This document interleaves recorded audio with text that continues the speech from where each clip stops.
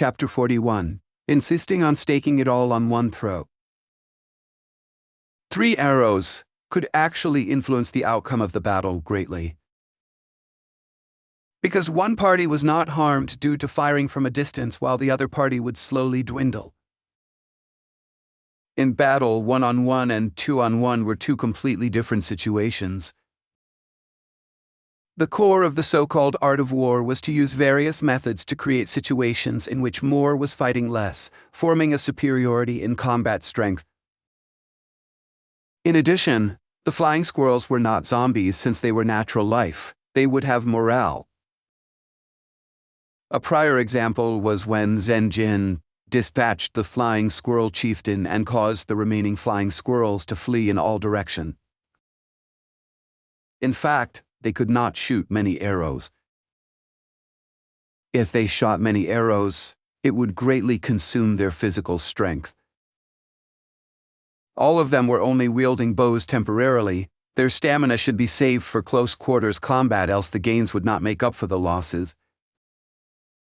The next task was bow fine tuning. Zhen Ren gave Bao Ya the responsibility of supervising it. Quan Zhao and Lan Zhao had limited leadership ability. At most, they could lead a squadron to assault the deck of a ship. As for Zhen Ren himself, he could not fine-tune bows. Kang, Xu, and Zidi even more so. The hunter Bao Ya only had ordinary strength. If they hadn't fallen onto this island, he would have vanished into obscurity. He was too mediocre. But in the current situation, he could rely on his abilities to blossom and shine brightly. Regarding him, this island possessed enormous danger, but it simultaneously also possessed enormous opportunities. In the end, I still have too few talented subordinates. Those who have a little talent like Bai Yai can even distinguish themselves from the others. Zhen Ren sighed secretly. Bao Ya led several people to fine-tune bows, of course. The remaining individuals wouldn't be idle. Quan Zhao continued hunting. His main target was not to acquire food, but to target wild birds and harvest their feathers. Lan Zhao continued to investigate the environment around the flying squirrels. Wooden shields, as well as hunting traps, were all made one after the other. Hemp rope was also being weaved from tree bark, the short ones used for bowstrings, the long ones used for bindings, like for shields. Hemp rope reserves continued to rise. These things were very unremarkable but very practical. No one could estimate how long they would be on this island for, so it was important to stockpile things like ropes as much as possible. According to Kang Xu, there were many uses for hemp rope. In addition to its function as rope, hemp rope could be coupled with itself to weave a net.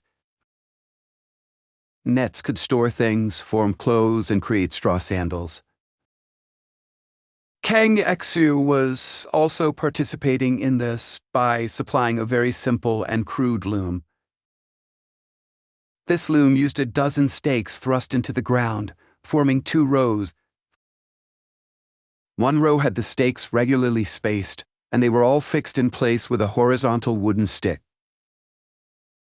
After the small wooden stakes were wound up, a pattern of 10 vertical threads formed.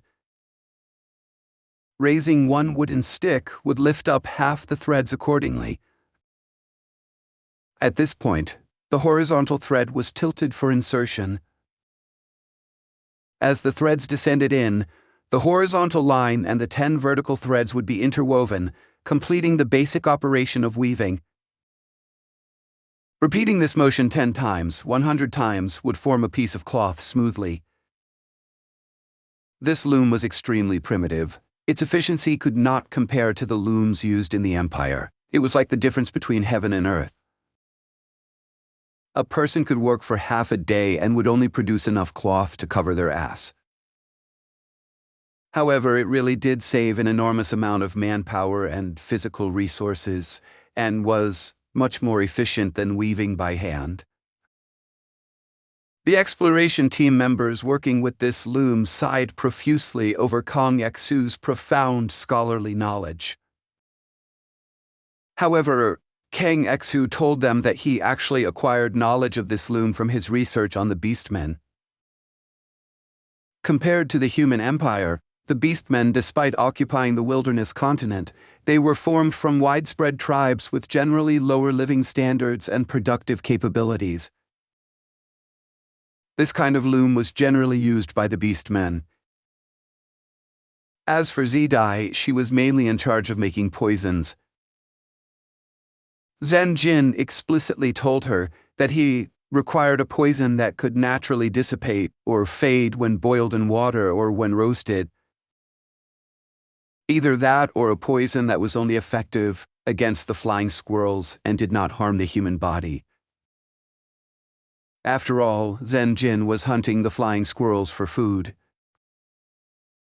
If the poison was too strong, even if the flying squirrels died from poison, they couldn't be used as foodstuffs. With regards to the entire exploration team, the losses would be far higher than the gains. The current environment was very simple and crude. Zidi could only give it an attempt as she issued a request. She wanted live flying squirrels to experiment on. Zhen Ren then secretly left together with Lan Ziao to probe the flying squirrel community. Kang Yexu remained in camp to command and supervise.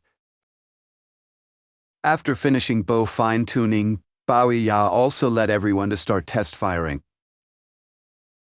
That evening, the leaders met again to communicate their respective gains. Zhen Ren and Lan Ziao captured 3 live flying squirrels, handing them all over to Zidai.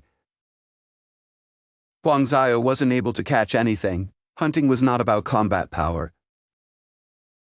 He also lost some iron arrowheads. These iron arrowheads were very valuable, and using one was to lose one. But he wasn't empty-handed.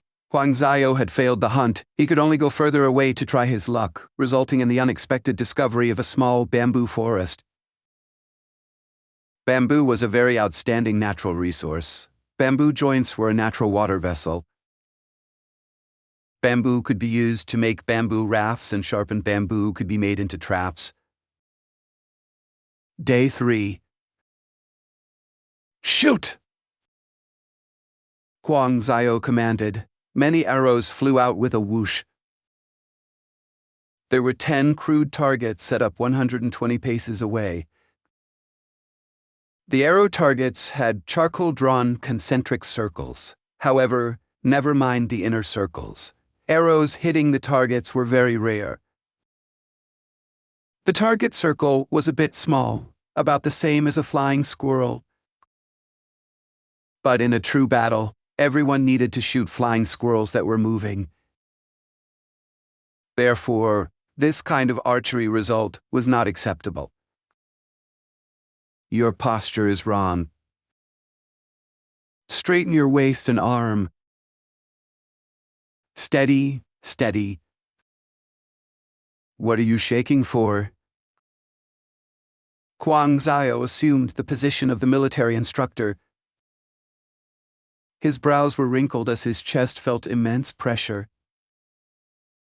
The best archer in the exploration team was, of course, Zhen Ren. The second best was Bao Ya. The youngster's archery was still above Huang Ziao's. After all, this craft was what fed him and earned him his livelihood year after year. Hunters would not risk their lives in combat when hunting. This was only one of their methods to make a living. Besides hunting dogs, hunters also relied on traps. Bows were also used a lot. Excellent hunters, upon encountering a large beast that they could not hunt, would choose to concede or retreat. Huang Ziao and Lan Ziao were experts in close-quarters combat, and when they were shooting at long ranges, crossbows were used more than bows. They lived on ships, therefore they deliberately practiced archery. Guan Zio's hunt yesterday was a total mess, so today Zhen Ren arranged for him to be the interim military instructor.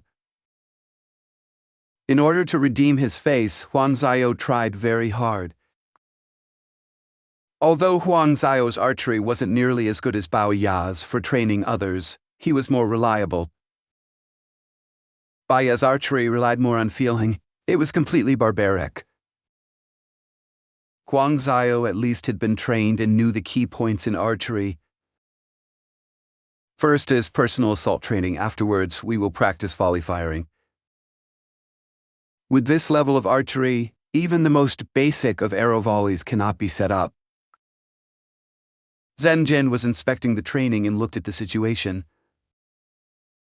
His heart was rather anxious, but his face did not reveal even a fraction of his emotion. Today, Bao Ya was hunting and replaced Huan Zio. The primary target was still fowls because the exploration team needed more feathers to make arrow tails. No one hoped that he could hunt sufficient food. Individuals hunting by themselves was very risky and their efficacy was quite low. Most of them could only pray for luck at catching their next meal. Throughout the empire, a hunter's life was very arduous. So as the proverb says, hunting was not as good as herding and herding was not as good as farming. Under normal circumstances, hunters could not fill their bellies. Compared to hunters and herders, the lives of farming peasants were the most steady and their quality of life was the most guaranteed. Hunters seemed like meat eaters, but in fact, the majority of hills and forests were noble territories who didn't allow hunters to poach and would severely punish them if caught. In this situation, the exploration team could only rely on large-scale hunting to meet their food consumption demands. Today's training continuously went from morning to evening. After supper, the exploration team members had no desire to speak or smile as they collapsed into their tents to sleep. In Zhen Ren's tent, Kang Xu respectfully reported the grim situation with an austere face. Lord Zhen Ren, we do not have much food. We are rapidly consuming our reserves. At this rate, we cannot last many more days. Zhen Ren's expression was calm. His mood was also tranquil. His reaction to this point was very odd. These 2 days he had originally been very fretful but had gradually calmed down. He had adapted to the pressure and instead consoled Kang Xu. We must train our archery expertise. This matter cannot be hurried. We can only grind our teeth and persevere. Without a foundation in archery, recklessly rushing to fight will not benefit us. This kind of training does indeed consume physical strength, thus raising our food consumption. However, using up food now will improve our archery skills and reduce the number of people we will lose when fighting close quarters. It is worth it. I understand, my lord. Kang Xu nodded, but right now we are running out of food. Everyone knows this, and everyone is very worried. Zhen Ren smiled. Tell them clearly how much rations we have left. If it is necessary, let everyone look at our food reserves with their own eyes. Kang Xu's look changed. He replied heavily, I understand, my lord. Day 4. The shooting range. Despite aching arms and obvious swelling, the exploration team members were solemn as they grit their teeth and relentlessly trained.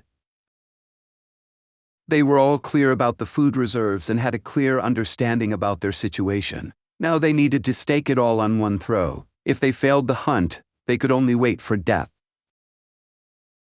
Under this kind of pressure, all of them were energetically striving to train their archery as much as they could.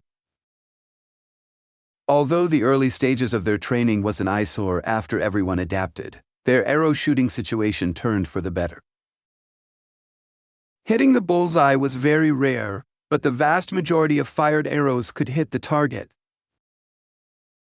Seeing the archery performance stabilize, Huang Ziyo immediately removed the fixed arrow targets and switched to moving targets. These moving targets were short wooden stakes fastened with hemp rope with the other end of the rope tied to a tall branch. After the stakes were pulled up and released, they would sway below the tree. Huang Ziyo demanded that the exploration team members shoot the stakes. Their performance immediately declined and became worse than before. No grumbling occurred as everyone knew that during real combat, the flying squirrels would be faster than the stakes and could move in different directions. Practice, keep practicing. Everyone cherished each moment. During lunch, the team members kept silent. The atmosphere was very heavy. The minds of many were tense as they constantly pondered and reviewed what should they do to improve their shooting ability. As they rested in their tents, they also tried to practice bow motions even if they didn't have a bow. After training, the team members pinched each other's arms. Many people could not raise their arms. Swollen arms were everywhere. Fortunately, ZD provided medicine. This potion was made at the last moment. The original potion was effective, even for practitioners, so when the diluted version was now used on these average team members, it still had a powerful effect. Both the externally applied potion and the orally ingested potion was provided and synergized with each other. After a night's rest, their arms were more or less recovered. Dinner greeted everyone with a meager fare soup. Bits and pieces of wild herbs were sprinkled as seasoning. One after the other, the looks of the exploration team changed, but no one said anything. All of them were clear about the grim situation. Kang Exu, come at once. Zhen Ren distantly sounded. Why are we having only this for dinner? Zhen Ren seemed to question Kang Exu. My lord, we don't have enough food. We can only do this. Kang Exu replied to Zhen Ren. Zhen Ren retorted, but I remember that we still have reserves. It is unlikely to reach this level. My lord, those remaining rations are kept for you and Lord Zidai. Take them out. My lord? Take them all out. Without eating one's fill, how can one train and fight? This dialogue shook the hearts of those who heard it, and many showed moved expressions on their faces. My lord, I ask you to let us attack. On the same evening, the team members actively looked for Zhen Ren to request that they attack. But Zhen Ren refused this request. Train. You all still need to train. Day 5. Train, still training. As evening fell, Zhen Ren examined the results. He was joyous to find that 5 out of 10 arrows could hit the target. The moving target was comparatively big, much bigger than a flying squirrel. But this kind of performance had already reached Zhen Ren's standards. He never wanted to cultivate the team members into marksmen. It was impossible in a short period of time. In any case, the team members' aptitude set an upper limit on their shooting ability. But a volley of arrows could make up for insufficient accuracy. This level of shooting technique was enough to form a standard arrow volley fire. That afternoon, Kang Exu also came to advise Zhen Ren. We should attack, my lord. Again, hold on. Zhen Ren was more firm. This kind of calm focus made even him feel somewhat surprised. Chapter 42, A Small Victory. Day 6. After breakfast, Zhen Ren faced everyone and said, "We have eaten all of our remaining rations." Everyone was silent as they stood straight. Their minds were fully prepared for this result. Zhen Ren sternly looked over everyone as his eyes swept past everyone in front of him. "Now, anyone who is unclear about our situation, step forward." No one budged as all stood motionless. Everyone had a grim expression as if boiling magma was within their chests. It was their fighting spirit built up after a long time. It was the intense thirst for survival. Very good. All of you are smart enough to understand what we will face if we lose. These past few days, Lan Ziyu has conducted a comprehensive investigation. Besides this nearby flying squirrel group, there are no other suitable targets. Today, if we defeat them, they will be our food. If we lose, we will be their food. I, Zhen Ren, as a Templar Knight and the sole heir of the Bai Zhen clan, will be with you all.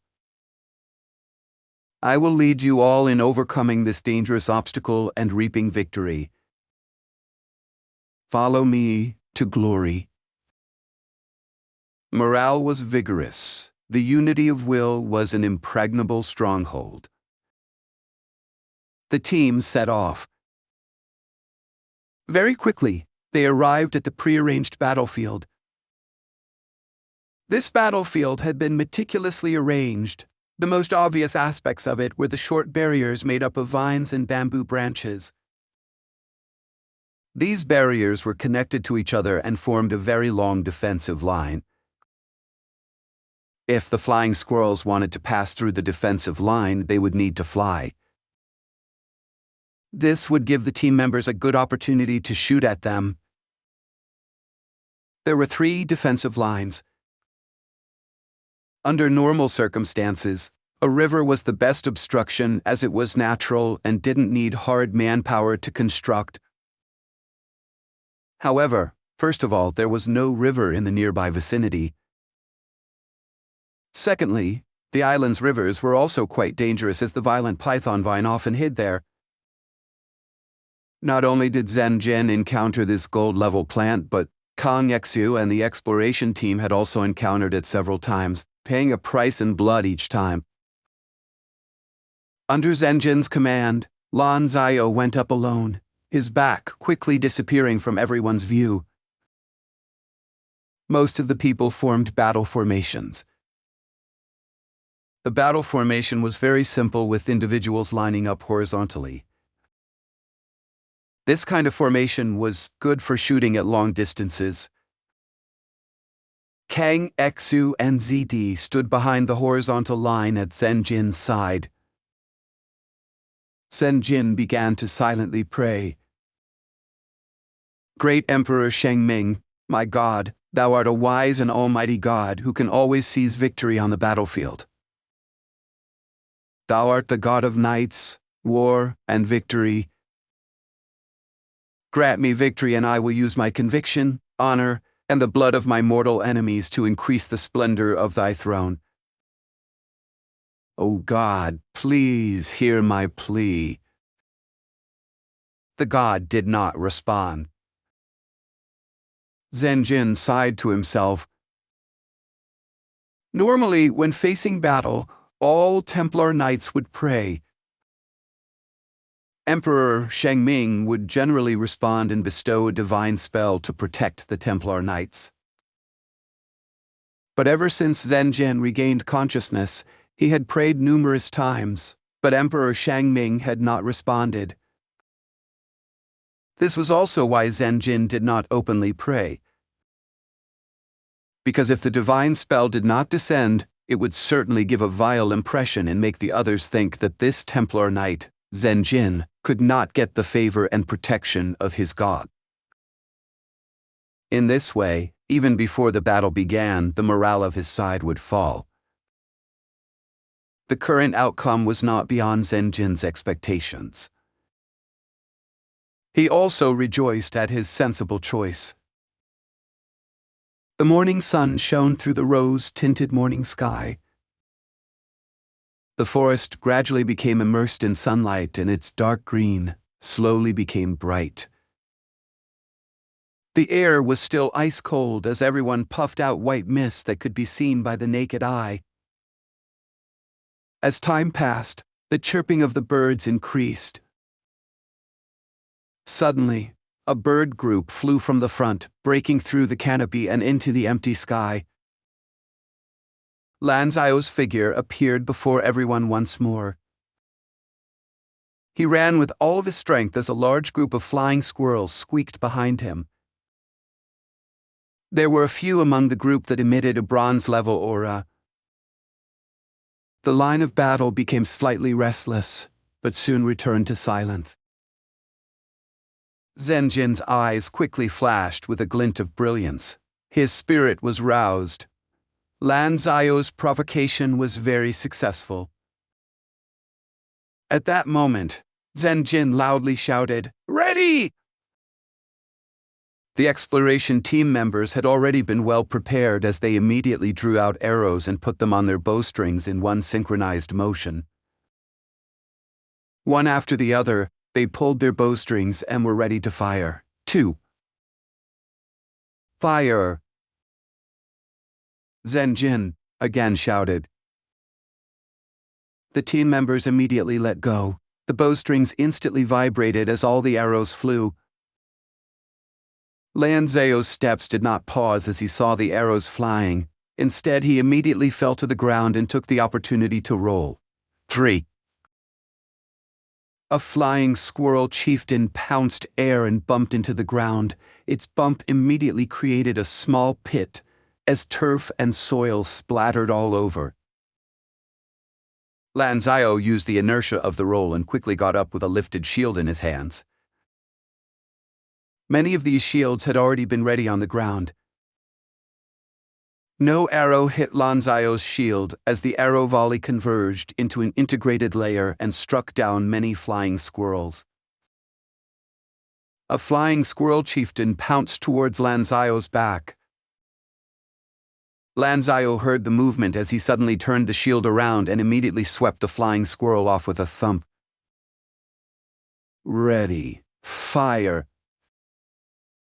Finding the opportunity when the flying squirrels were crossing the vine barriers, Zhen Ren shouted his commands again. Dozens of arrows formed a thin arrow volley once more. Among them were several iron arrows fired from crossbows. The arrow volley streaked across the air and precisely hit the flying squirrel group. Several wooden arrows shot Lan Zio's shield and his leather armor, but he was unharmed. The crossbows were all manned by those good at shooting. They would not hit Lan Zio. The remaining arrows were wooden and did not have metal arrowheads, and only had a wooden arrowhead which was burnt black and sharpened. It was only natural that these arrowheads could not deal Lan Zio any injuries, nor would they threaten a flying squirrel chieftain. However, they could kill ordinary flying squirrels. As the arrow volley descended, more flying squirrels fell to ground, with some dying on the spot and others screaming in pain from their injuries. After 2 rounds, more than a dozen charging flying squirrels had lost their fighting strength and had collapsed en route. The flying squirrel group started to become disorderly. The majority of them were still pursuing and attacking Lan Zio, with a few directly attacking their formation. Ready. Zhen spoke again. Fire. On the 3rd volley, everyone's movements started to be uneven. Although the arrow volley was formed in the air, it was clear its concentration was not as good as before. However, because the current distance between both sides had gotten closer, the arrows still caused the flying squirrel groups many injuries and deaths. Bao Yan and Huang Zhao simultaneously used their crossbows to target flying squirrel chieftains. Although the arrows hit the squirrel's head, it only knocked it back and didn't wound it. Instead, it aroused its fierce nature as it sped up. In all, there were 2 flying squirrel chieftains. One set its mind on Lan Zhao, the other faced the front line. Fight freely. After Zhen Ren gave his command, he immediately fished out 2 daggers and with both hands, he threw them with explosive strength. Almost immediately afterwards, both flying squirrel chieftains were pierced by a dagger and fell to the ground. They rolled over a few times due to inertia, and soon laid motionless. Scarlet blood rapidly flowed from the fatal wounds in their eyes and spread across the surrounding greenery. This distance was already within the range of Zhen Ren's throwing daggers. Zhen Ren's power was astonishing. The strength of his arms were far more formidable than a crossbow. With no squirrel chieftain, the squirrel group sank into chaos. The team members freely shot as the few flying squirrels that rushed them died from being run through by wooden spears. After a bit of a struggle, the few remaining flying squirrels were routed. Ah, we have won. Both of those flying squirrel chieftains died by Lord Zhen Ren's hand. Our Lord's divine strength. Lan Zhao returned with his shield. Wooden arrows had pierced his shield and shoulder armor. With one sweeping look, Zhen Ren knew Lan Zhao wasn't wounded. He clapped Lan Zhao's shoulder. Good job. Everything depended on your lordship's commands. Lan Zhao stooped and bowed respectfully. Everyone understood that the key to this victory was Zhen Ren. His throwing dagger skills had stunned them as he simultaneously resolved the biggest threat of the 2 flying squirrel chieftains and completely crushed the flying squirrel group's morale. Rest and reorganize for a bit and we will continue hunting, Zhen Ren ordered. Yes, my lord. The team members loudly agreed. Their morale rose above that prior to the battle. The way everyone regarded Zhen Ren was different than before. Before, there were still doubts and worries at the bottom of everyone's hearts. After all, everyone knew that Zhen Ren staked everything on hunting this squirrel group. No man knew what the outcome would be. Even if Zhen Ren had the status of a noble and a Templar knight, he could not guarantee a successful hunt. If they lost, the entire exploration team would perish. As for the leader, Zhen Ren, he could not avoid shouldering the primary blame. But the first hunt was a total victory, so everyone's hearts were cleared of worries. Heretofore, some doubted Zhen Ren's strategic decisions, however. Now they saw it as wise and decisive. After all, Lord Zhen Ren is a Templar knight. Bao Ya's eyes lit up. Yes, I am indeed lucky to be Lord Zhen Ren's subordinate. Huang Zhao sighed endlessly. If we follow Lord Zhen Ren, we can set sail once again. Everyone discussed in whispers as they looked at Zhen Ren with reverence. This small victory let them truly approve of Zhen Ren's leadership. Because Zhen Ren had achieved his initial promise and could genuinely lead them to victory and glory, proving that his mouth wasn't full of hot air. My lord, I knew all of this would not be a problem at all for you. ZD also smiled at his side, her amethyst eyes revealing a faint trace of endearment. Kang Xu coughed out some foul air and quietly said, "In this manner, the exploration team has averted danger." Their prior situation resembled hanging over a precipice, with one foot already in the air dangling. Now, with their complete victory, although their food hadn't been replenished much, the outcome still swept the worries from everyone. The exploration team all closely revolved around their only core, Zhen Ren. However, just as morale was rising and celebration was occurring, an unusual noise suddenly came to their ears from far off in the forest. Densely packed squeaking incessantly fell on the ear. The flying squirrels that ran away had actually arrived with a big army. A lot of flying squirrels are rushing over. What could disturb this many flying squirrels? We are only in the peripheries. In just one moment, the exploration team sunk into a panic. Zhen Ren suddenly laughed heartily. Chapter 43, A Great Victory. All of the frantic exploration team members were attracted to Zhen Ren's laughter. Zhen Ren then loudly shouted, "You have me! Why are you guys panicking?" More flying squirrels only means more food for us. Listen to my command, reorganize the formation, and kill all of these flying squirrels. Yes, my lord. Everyone loudly replied. The battle line was quickly restored. Zhen Ren looked into the distance with rapt attention. His pupils couldn't help but contract. His vitality was higher than ordinary people, and thus could see more distinctly than others. At this moment, as far as the eye could see, there was a swarm of over 100 flying squirrels with 6 flying squirrel leaders. Did the entire community move against us? Sure enough, these beasts are hard to predict. Zhen Ren had no thoughts of retreating. This kind of situation was also within his expectations. Before hunting, Zhen Ren and the others anticipated many situations.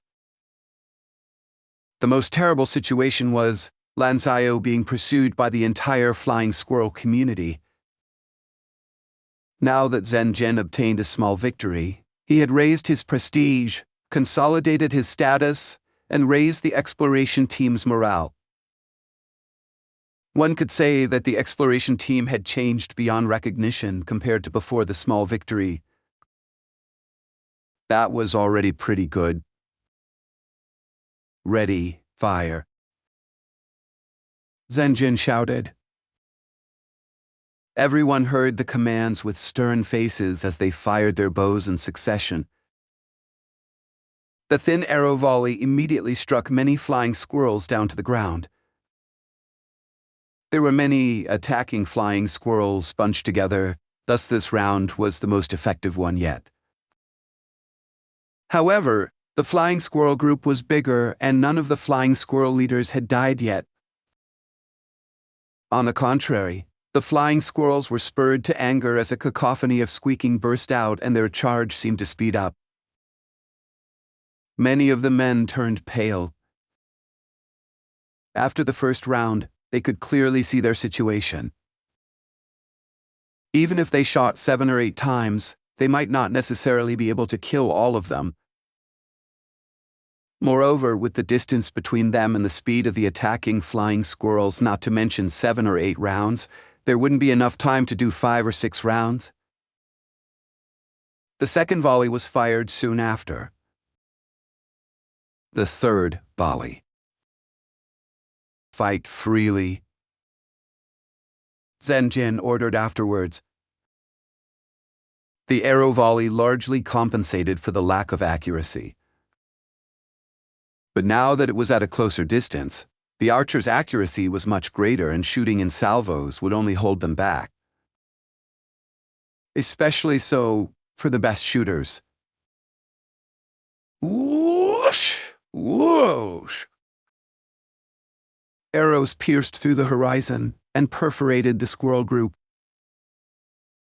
The squirrel group squeaked with abnormal ferociousness, as if they had taken no damage at all. The close proximity of the squirrel group brought about great pressure.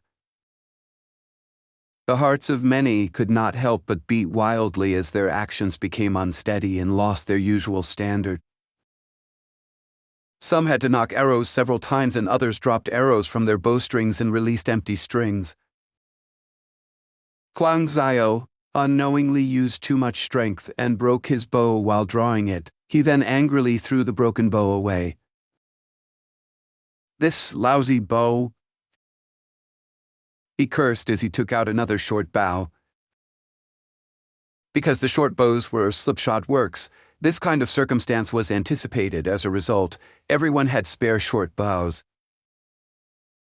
As for the crossbows, their firing rate could not be compared to short bows. After the battle started, there was not enough time to wind them up again. One could only set them to the side. Zhen Ren shot arrow after arrow with infallible accuracy. But the might of a short bow was very small. Its draw weight was too low. After firing many times, Zhen Ren clearly felt that his short bow had loosened. He immediately tossed it and changed to a spare one.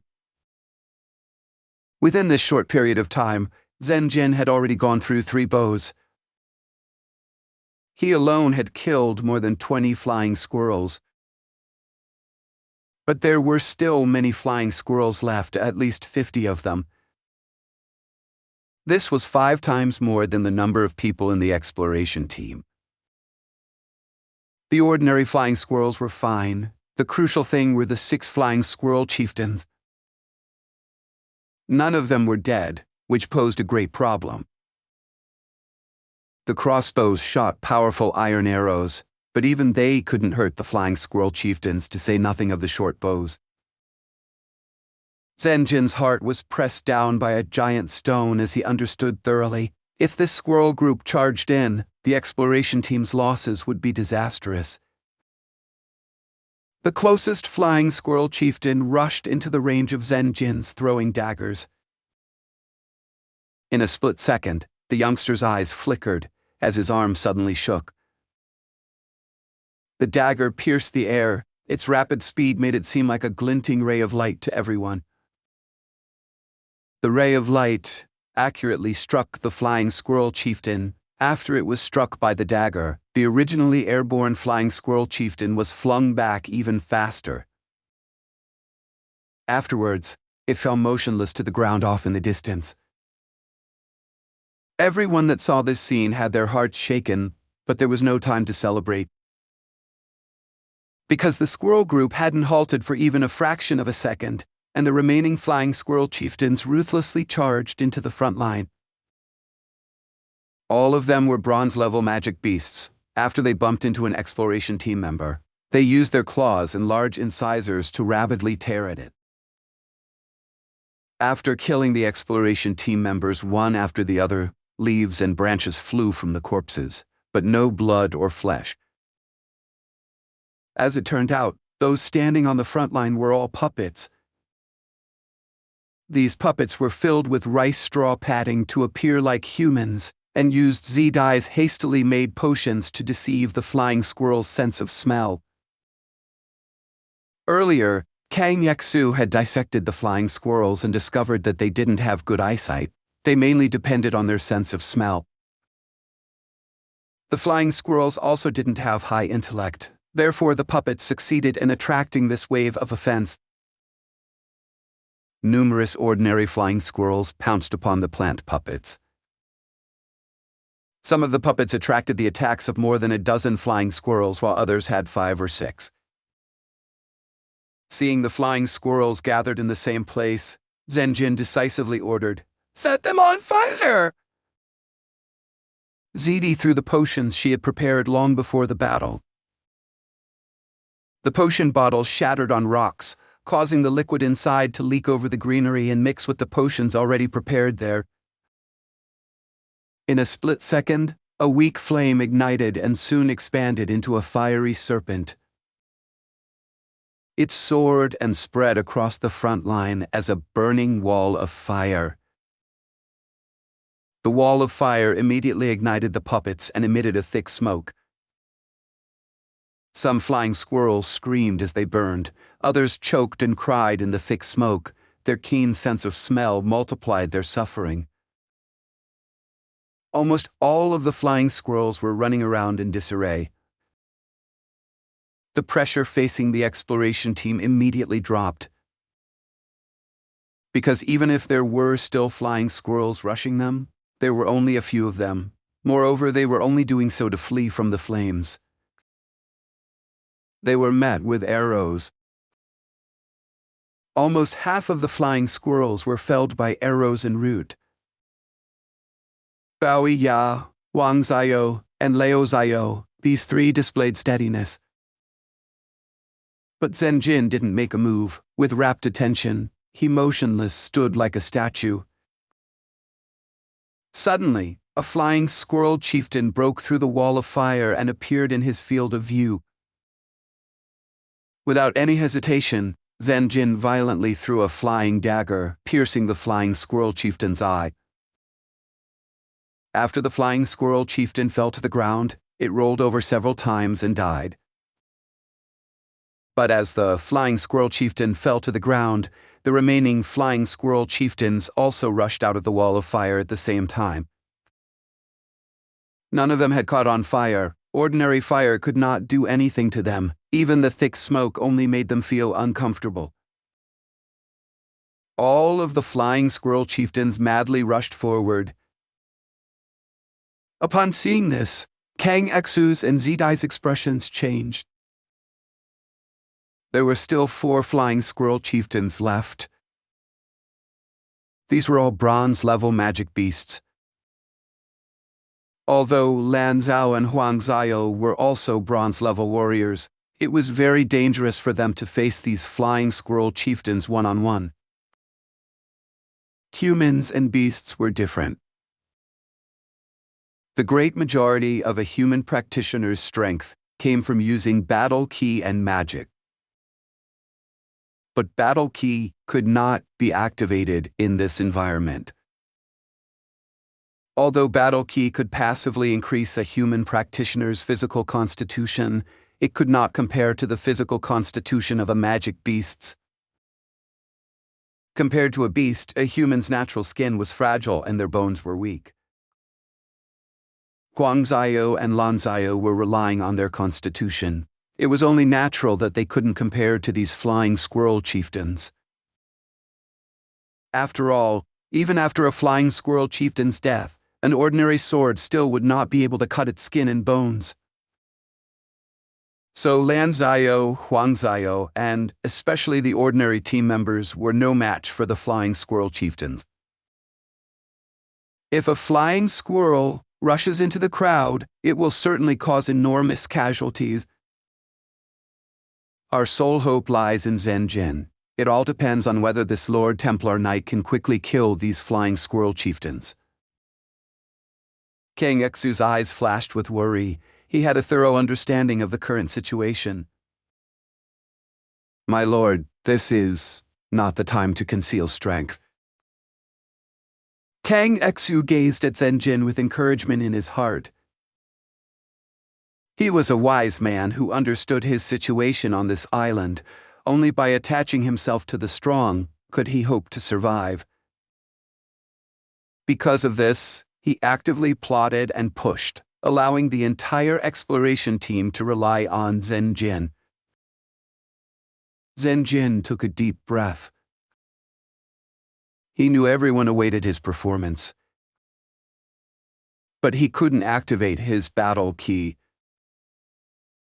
Zhen Ren did not have much time left on the imminent battlefield situation. He only had one chance to throw his daggers. Then I will dispose of all of you at once. Zhen Ren's gaze was fierce and steady. His hands went to his chest and he grabbed 2 throwing daggers in each hand. In the next moment, both of his arms shook and violently threw 4 daggers at the same time. The strength of these throwing daggers were far more ferocious than the crossbows. Simultaneously, with abnormal precision, every throwing dagger hit their respective targets in the blink of an eye. Kang Xu instantly cried as he saw the flying squirrel chieftains fall to the ground simultaneously. Zhen Ren had already won. That will do. Zhen Ren's heart stirred, yet his expression was still as firm as iron and didn't change. His arms' muscles faintly trembled. Zhen Ren had used up his full strength in that strike and sufficiently displayed the exquisite skill brought about from recalling his memories. A powerful feeling of numbness and soreness soaked his 2 arms. During the fighting, Zhen Ren had fired a great amount of arrows and thrown many daggers.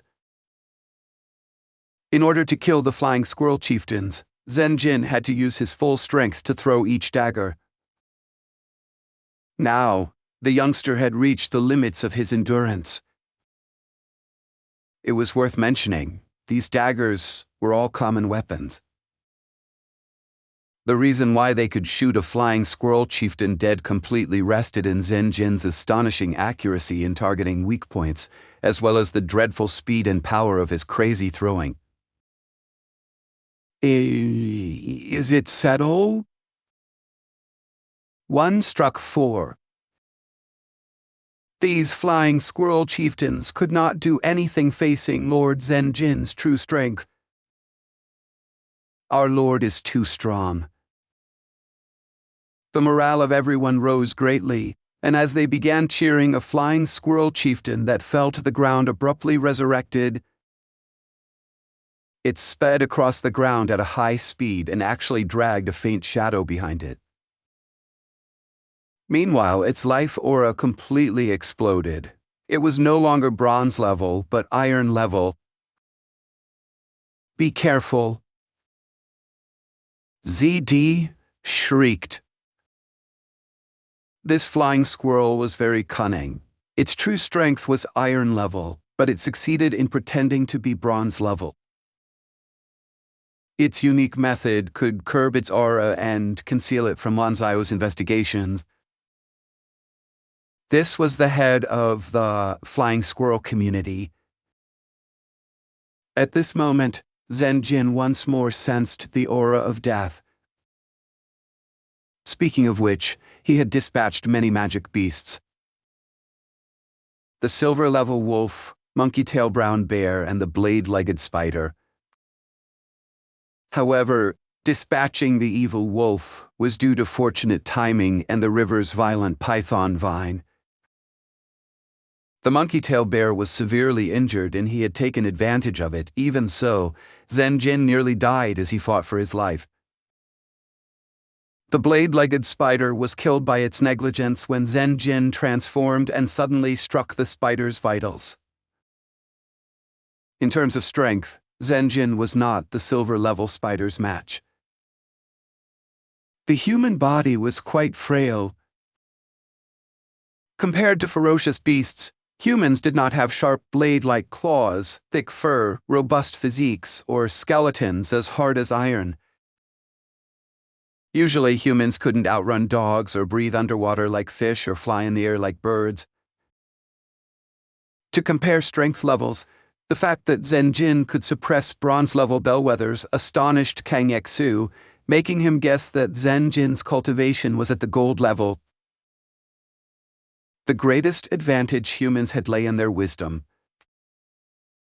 People could use their wisdom to create and use tools. Although humans forged swords to match the claws and teeth of beasts, they also studied magic and battle key to amplify their strength. However, this island prohibited the usage of low-level magic and battle key. Magic beasts could not use their innate abilities, however, they still retained their robust physiques. When humans didn't have magic and battle ki, the frailty of their bodies was immediately revealed. So it was only natural that the iron-level squirrel chieftain could fatally threaten Zhen Ren. It is faster than me, and while also being extremely nimble, even if an ordinary sword could hit it, the attack would be ineffective. But in this respect, I still have my blade spider sword. However, the most frightful thing is not its nimbleness or its claws, but its electrical discharge. Zhen Ren tensely scowled. When the crisis came, he discovered that he had some qualities of an experienced warrior. As the situation became more critical, his train of thought became faster and clearer. A throwing knife attempted, but failed to injure the iron-level squirrel chieftain. The blade spider sword in Zhen Ren's hand was the optimal weapon to kill it, but at the same time, the flying squirrel chieftain could discharge electricity and end Zhen Ren's life in an instant. If only I could activate my battle ki for a split second. With battle ki, I could defend against the electrical current. Zhen Ren's eyes flashed malevolently. Battle ki, he really needed battle ki. Great Emperor Shengming, mine God. Listen to thine believer's prayer. Let me rouse mine past memories so I can wield battle kai. Zhen Ren's heart shouted. But the god still did not respond. Abominable. Zhen Ren ruthlessly clenched his teeth. Without battle ki, he could not defend against the electrical current. Both sides had a strong offense but a weak defense. It all depended on who could initiate the fatal attack against their counterpart. Close. Even closer. More. As Zhen Ren prepared to charge, he suddenly heard the roar of a mysterious beast. There are still other magic beasts? Hold on, this beastly roar is somewhat familiar. At that moment, Zhen Ren suddenly froze. Zhen Ren sensed something unexpected. There was a small bead hidden within the depths of his heart. This small bead was only the size of a thumb, but it was entirely blood red. Its surface was not smooth and resembled a walnut with fine lines and curves running all over it. It also had a faint crystal-like transparency when looked at and seemed to emit light from its interior. The scarlet bead faintly quivered as it bursted with incorporeal strength. This robust power permeated through Zhen Ren's blood and spread across his whole body, constantly shaking his heart. The small bead's bloodlight rapidly weakened. Zhen Ren's arms were originally very achy, but following the influx of this power, his arms quickly recovered and his muscles rapidly expanded. Zhen Ren's clothes and arm guards cracked. Even if clothing was covering it, Zhen Ren could still feel the black fur. His bones and muscles had changed from human arms to bare arms. In only a split second, not only had Zhen Ren's arms recovered, they had become several times stronger than before. This feeling, Zhen Ren's heart violently shook. This feeling was undoubtedly the same one he felt when he ambushed the silver-level spider and both of his hands had transformed. Only this time, it was not his hands, but rather his arms that had transformed. There was not enough time to understand as Zhen Ren fished out a dagger and threw it with all of his strength. Bang! A light explosion echoed as the youngster's excessively fierce action actually created a shockwave in the air. The throwing dagger pierced through the air with a sharp whistle. Everyone only saw a bright silver line in the air permeating through the iron-level flying squirrel accurately, slowing down and embedding itself deeply into the grass. beyond the squirrel's head. The roving iron-level squirrel was thrown back and fell to the ground, motionless. Its entire skull was penetrated and blood quickly contaminated the surrounding greenery. The battlefield was silent. Chapter 44. Do I have a magic crystal inside my body? There were no flying squirrels left on the battlefield, as the flying squirrel group had collapsed, frantically fled, and scattered. Victory. This is a great victory. Zhen Ren, Huang Ziyo, and Lan Ziyo took the lead as everyone cheered. This is a Templar night. Kang Xu sighed, and yet he was curious, but what just happened? His whole arm inflated. Is this some kind of secret technique? Could it be that he could actually use his battle key? Does he have some method that can temporarily break through the island's suppression? What was the price? In the end, what is his level of battle key? Is it gold-level battle key? Although Zhen Ren had explicitly informed Kang Xu that he couldn't use battle key. At that time, Zhen Ren had only just taken over the exploration team. Kang Xu felt. Back then, Zhen Ren did not trust the others. Therefore, when he conducted inquiries, it was very possible that Zhen Ren concealed his true strength. ZD kept silent as she looked at Zhen Ren with worship and adoration. Everyone knew that if the iron-level flying squirrel rushed into them, it was sure to cause disastrous casualties. But Zhen Ren relied on his own power to save them all. Without a doubt, he was a hero.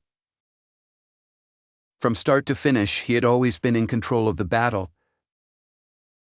He was a qualified leader. The entire exploration team praised Zhen Ren's leadership with joy and pride.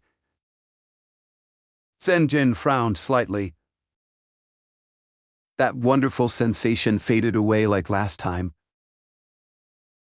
That mysterious and impalpable power had all dissipated, and the youngster's arms had regained their original form. At the same time, a fierce sense of nihility enveloped his entire body. Exhaustion came like the tide, washing over him unceasingly. Zhen Ren still preserved his unwavering appearance and masked his emptiness and exhaustion as much as possible. At the same time, his heart was somewhat glad. This time, his armor and clothes had hidden the transformation of his arms. Otherwise, he would need to explain to the others. His relief and joyous mood quickly dissipated, as subsequent doubts bubbled up more and more intensely from his heart. It seems like the source of my transformations is the blood-red bead in my heart. What on earth is it? Why does it look like a magic beast's crystal core? When he thought of this, the youngster laughed to himself. How could a person have a magic crystal? Only magic beasts have crystal cores. Hearing the enthusiastic cheers of everyone reverberating his ears, Zhen Ren swept his eyes over his surroundings, strongly pushed down the doubts in his heart, and ordered the battlefield to be cleaned. There was fire raging, but using the potion supplied by Zidai, it was quickly extinguished.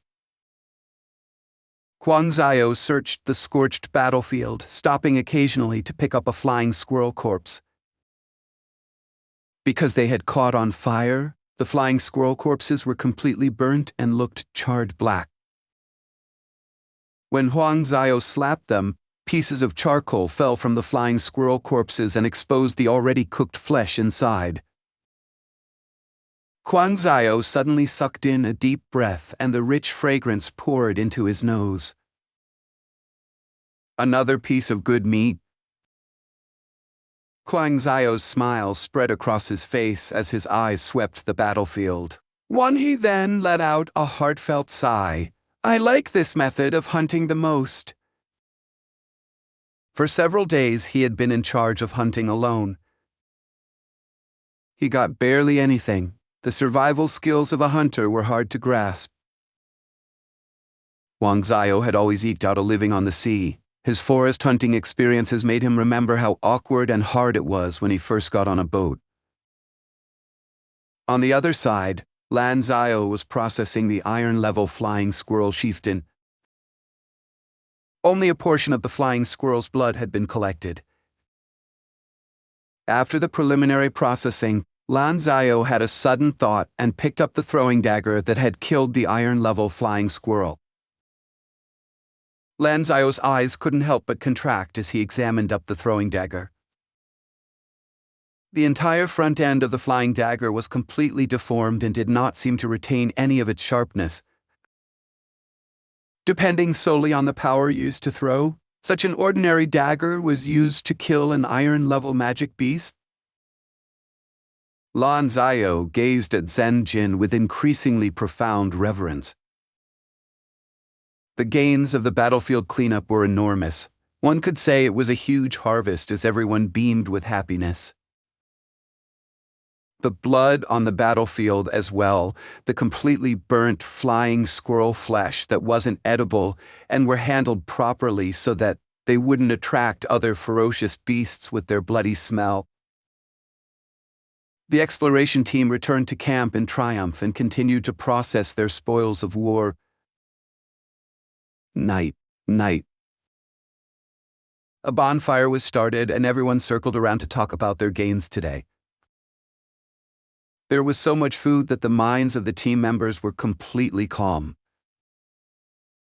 The deformed throwing dagger was passed around for everyone to look at. It really was an ordinary dagger that killed the iron-level magic beast. Lord Zhen Ren really is strong. I think he used his battle key at that moment. Otherwise, how could he produce such frightening strength? I really want to know Lord Zhen Ren's true strength.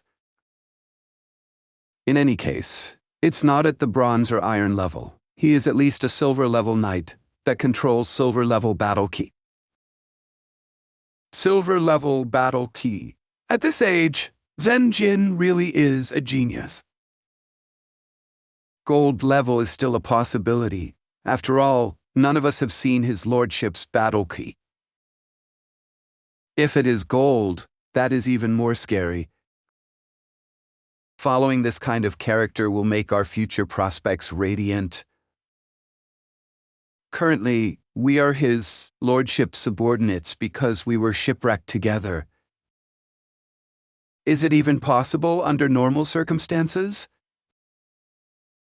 If we can continue to follow his lordship and Lord Zhen Ren becomes the future lord of White Sand City, perhaps we could become officials of White Sand City. Your grandmother, I don't want that. I just want to become a city gate guard. In the past, others often made things difficult when I entered a city. When I become a gate guard in the future, I will enjoy making things difficult for others, too. No one knew whose opinion that was as everyone burst into laughter. The successful hunt made everyone approve of Zhen Ren. Everyone in the exploration team had always believed that Zhen Ren's prospects were very bright. All people sought benefits and shunned trouble. Many people were beginning to show their desire to continuously follow Zhen Ren when there was no such desire before. There is another layer to this harvest. Kang Yixu was sitting in the corner as a spectator to the laughter and conversations with clear thoughts. His gaze focused onto the dagger being passed around. Recalling that scene on the battlefield, Kang Yixu guessed to himself. At that moment, Zhen Ren's arms clearly ballooned and exploded with terrifying strength. The Bei Zhen clan's bloodline originates from a legend-level magic beast, the Golden Needle Queen Bee. This bloodline is not venerated for its aspect of strength and power. Did he use some kind of battle key secret technique? The throwing dagger was finally passed into Bai Ya's hand. Bai Ya gazed at the dagger, his eyes flickering with rays of hope. This is a knight. I also want to be this kind of personage. Hey, youngster Bai Ya, if you are finished looking at it, give it to me. This dagger holds significant importance and will henceforth be my family heirloom. Huang Ziyo laughed. Bao Ya was forced to reluctantly part with the dagger and returned it to Huang Ziyo. Regardless of the continent, all races worshipped the strong. This kind of worship could also easily change into loyalty. Looks like Huang Ziyo and Lan Ziyo already want to completely enter under the umbrella of Lord Zhenjin and are striving to become his lordship's retainers. Kang Yagsu meaningfully said to Zidai. Zidi was sitting next to Kang Yezu. She swept a gaze at the people tightly packed around the bonfire and soon began to swirl the potion in her hand. The aptitudes of those brothers are no good if they don't have any opportunities in future. I'm afraid that the bronze level is already their limit. But according to my understanding of Lord Zhenjin, he will not treat any of his followers unfairly. Upon saying this, Zidi looked at Kang Yagsu and stressed, regardless of whether this follower is or isn't a practitioner. Kang Yagsu immediately understood Zidai's implication. He smiled and shook his head. No matter how many times an old rotten tree bathes in the sunlight, it is unlikely to bloom come spring.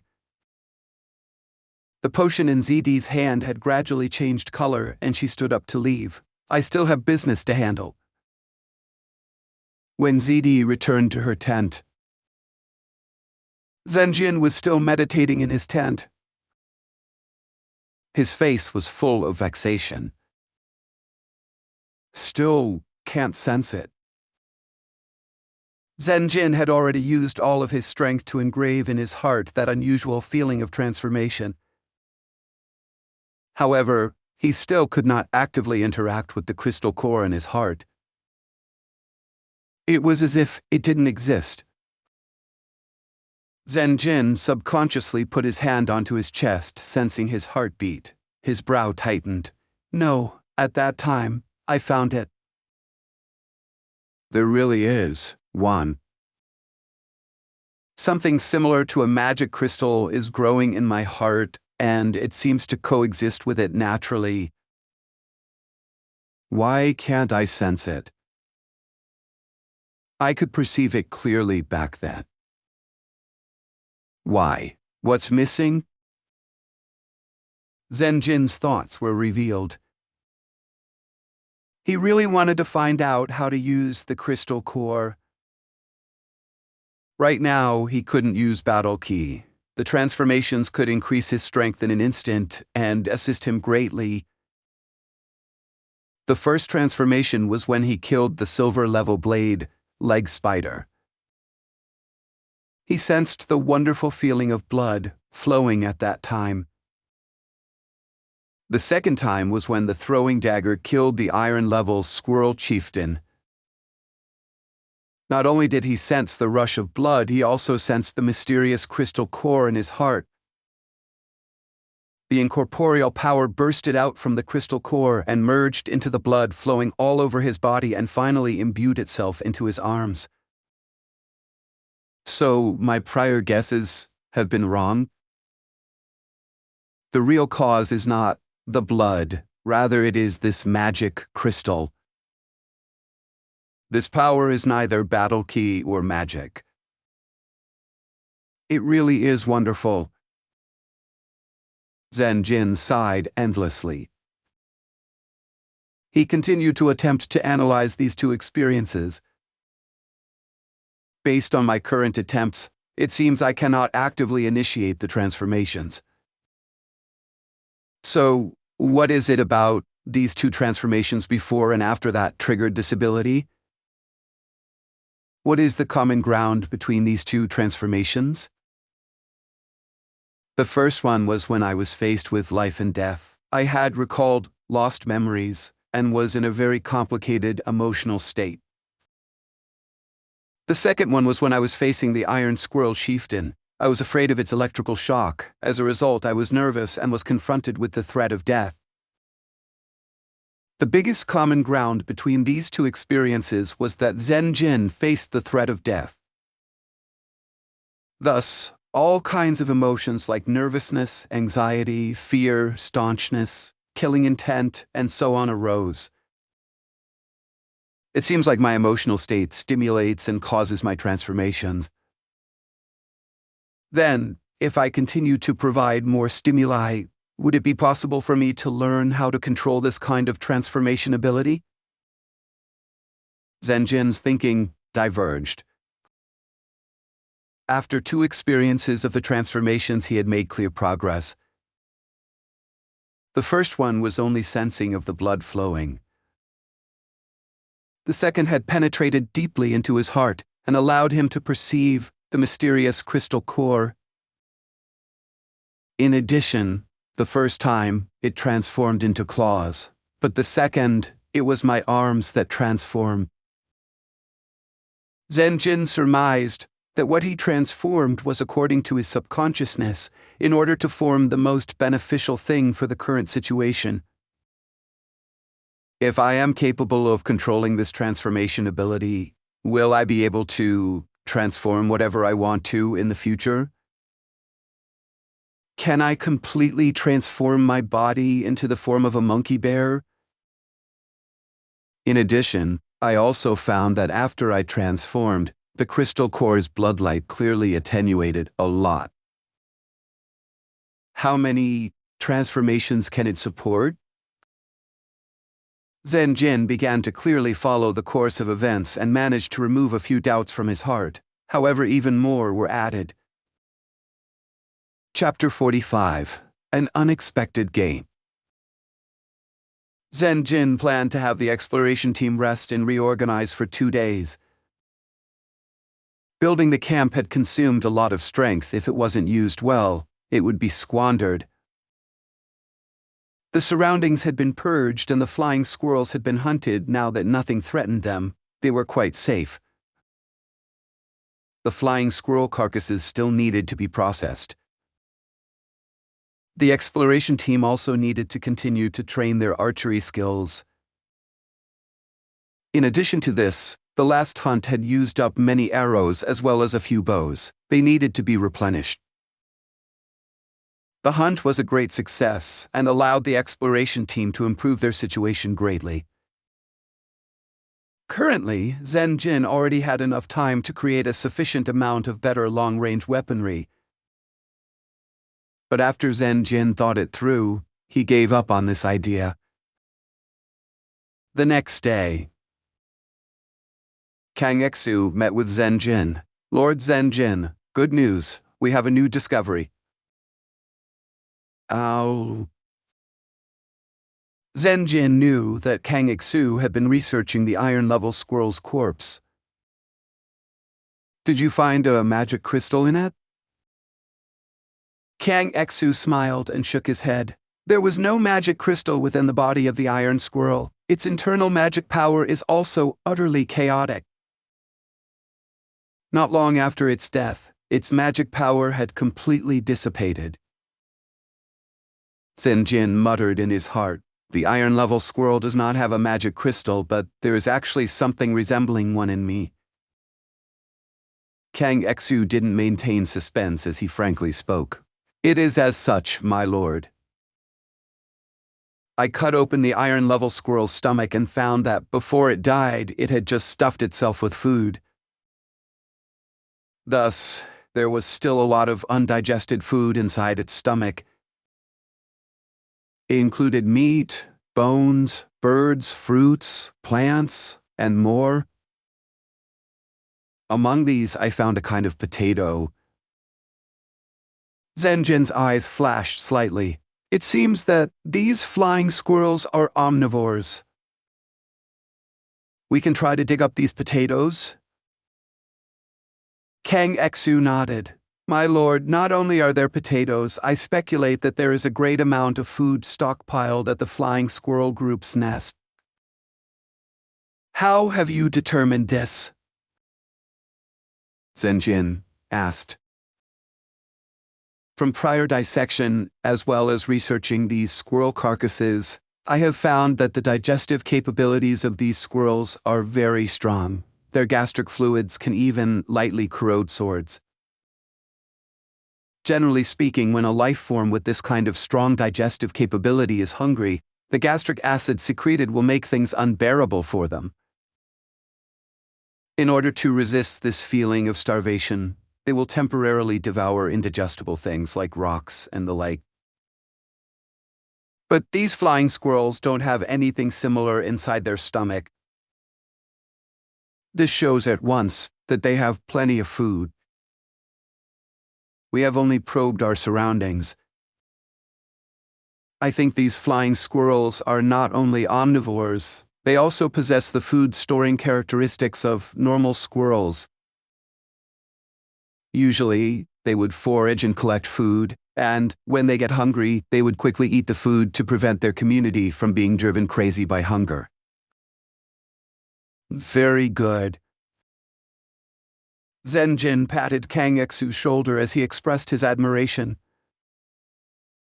I will have Lan Zhao handle this matter. My lord, I ask that you let me follow him. I am very interested in the structure of the flying squirrel's nest. Kang Xu timely raised a minor request. You can. Zhen Ren responded without hesitation. Although it would require a lot more manpower to protect the old scholar, ever since Zhen Ren had met with Kang Xu, the old scholar had repeatedly assisted him.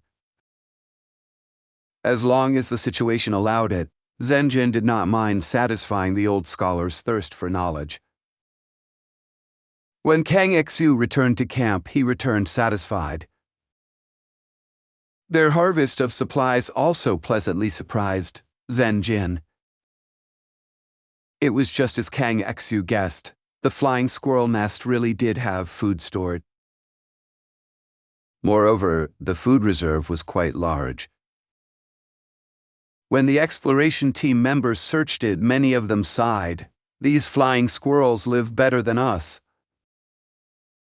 Even if humans couldn't eat the majority of the food, the amount of potatoes and fruits came up to about a third of the flying squirrel meat they had, and greatly replenished the exploration team's food. ZD also gained something new.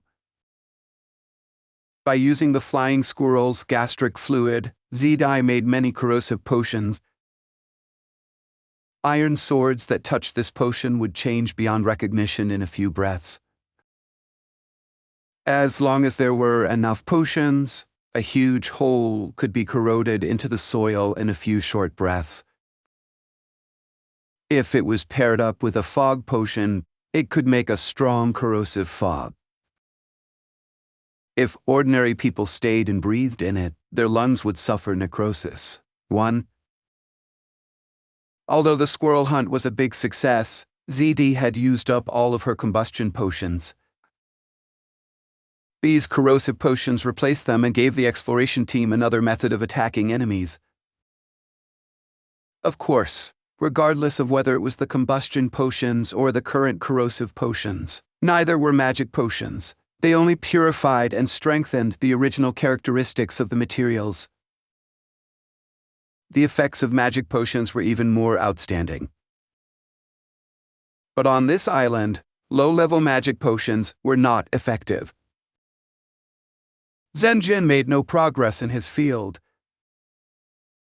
He could only abandon his original train of thought and change to another direction. He began to ponder, how did the mysterious crystal core in his heart come about? Was it due to that potion? Zhen Ren believed this was the most possible answer. If not, why were both transformations connected to the monkey bear? Night fell. Zhen Ren called ZD again to inquire about their situation. Zhen Ren did not gain anything new from Zidai's reply. Zhen Ren was caught up in muttering to himself, if Zidai did something by accident when she was treating me, it might have formed this crystal core. In that case, using potions could possibly stimulate the crystal core again and produce a transformation. What happened? Does your lordship still feel a hidden danger anywhere? ZD inquired. It's nothing. I only want to understand. Zhen Ren smiled and consoled Zidai. It's getting late and we will be departing tomorrow. You should go back and rest well. ZD nodded, her eyes flickering with radiance. Lord Zhen Ren, with you here, I am certain that we can leave this island. Zhen Ren nodded. Not only must we leave this island, but we also need to win over the people's hearts, gather some manpower, and form a preliminary team. If not, when we arrive at White Sand City, it will be hard to compete against the other two candidates in the future City Lord competition with just us two. Don't blame yourself, Zidai, you have actually done really well. ZD was stunned and then bitterly laughed. My lord, your vision is indeed sharp. To tell the truth, I detest the environment here. This place is not amicable to magicians. I can only assist you with potions. However, the current condition is very crude. If there were some alchemy tools, I believe I could have made a poison that directly targeted the flying squirrels on time. Zhen Ren sighed. This is a fact. We really are impoverished on this dangerous island. We are seeking survival and anything can happen. We can only do our best and only our best. Good night. Good night. Good night. Good night. ZD left. Zhen Ren still didn't tell ZD the truth. On one hand, Zhen Ren didn't want ZD to bear even more worries right now. She was blaming herself incessantly. Although their time together was short, Zhen Ren had found that this purple-eyed girl's heart had pride. With regards to this kind of person, Zhen Ren only wanted to console them and did not want to lash out. It was because this kind of person didn't need external pressure. They could work energetically on their own. On the other hand, Zhen Ren also knew the strength of ZD's potions. Even if he revealed the truth, ZD did not have the ability to solve his problem. Since he had hidden it from ZD the first time, Zhen Ren did not mind hiding it a second time. The mysterious crystal core produced a transformation ability. It seemed that Zhen Ren had a trump card that could help him cope with critical situations and powerful enemies. But at the same time, it was also a tremendous hidden danger. Do these transformations have any harmful effects? How can the human heart have a crystal core? Will the body and other tissue reject this kind of foreign organ? What kind of harm will recklessly transforming do to my body? Will it cripple my body or mix up my bloodline? I cannot sense the crystal core, nor can I control the transformations. Could it be that the crystal core was recently grown and hasn't completely harmonized with my body yet? How many times can I transform before?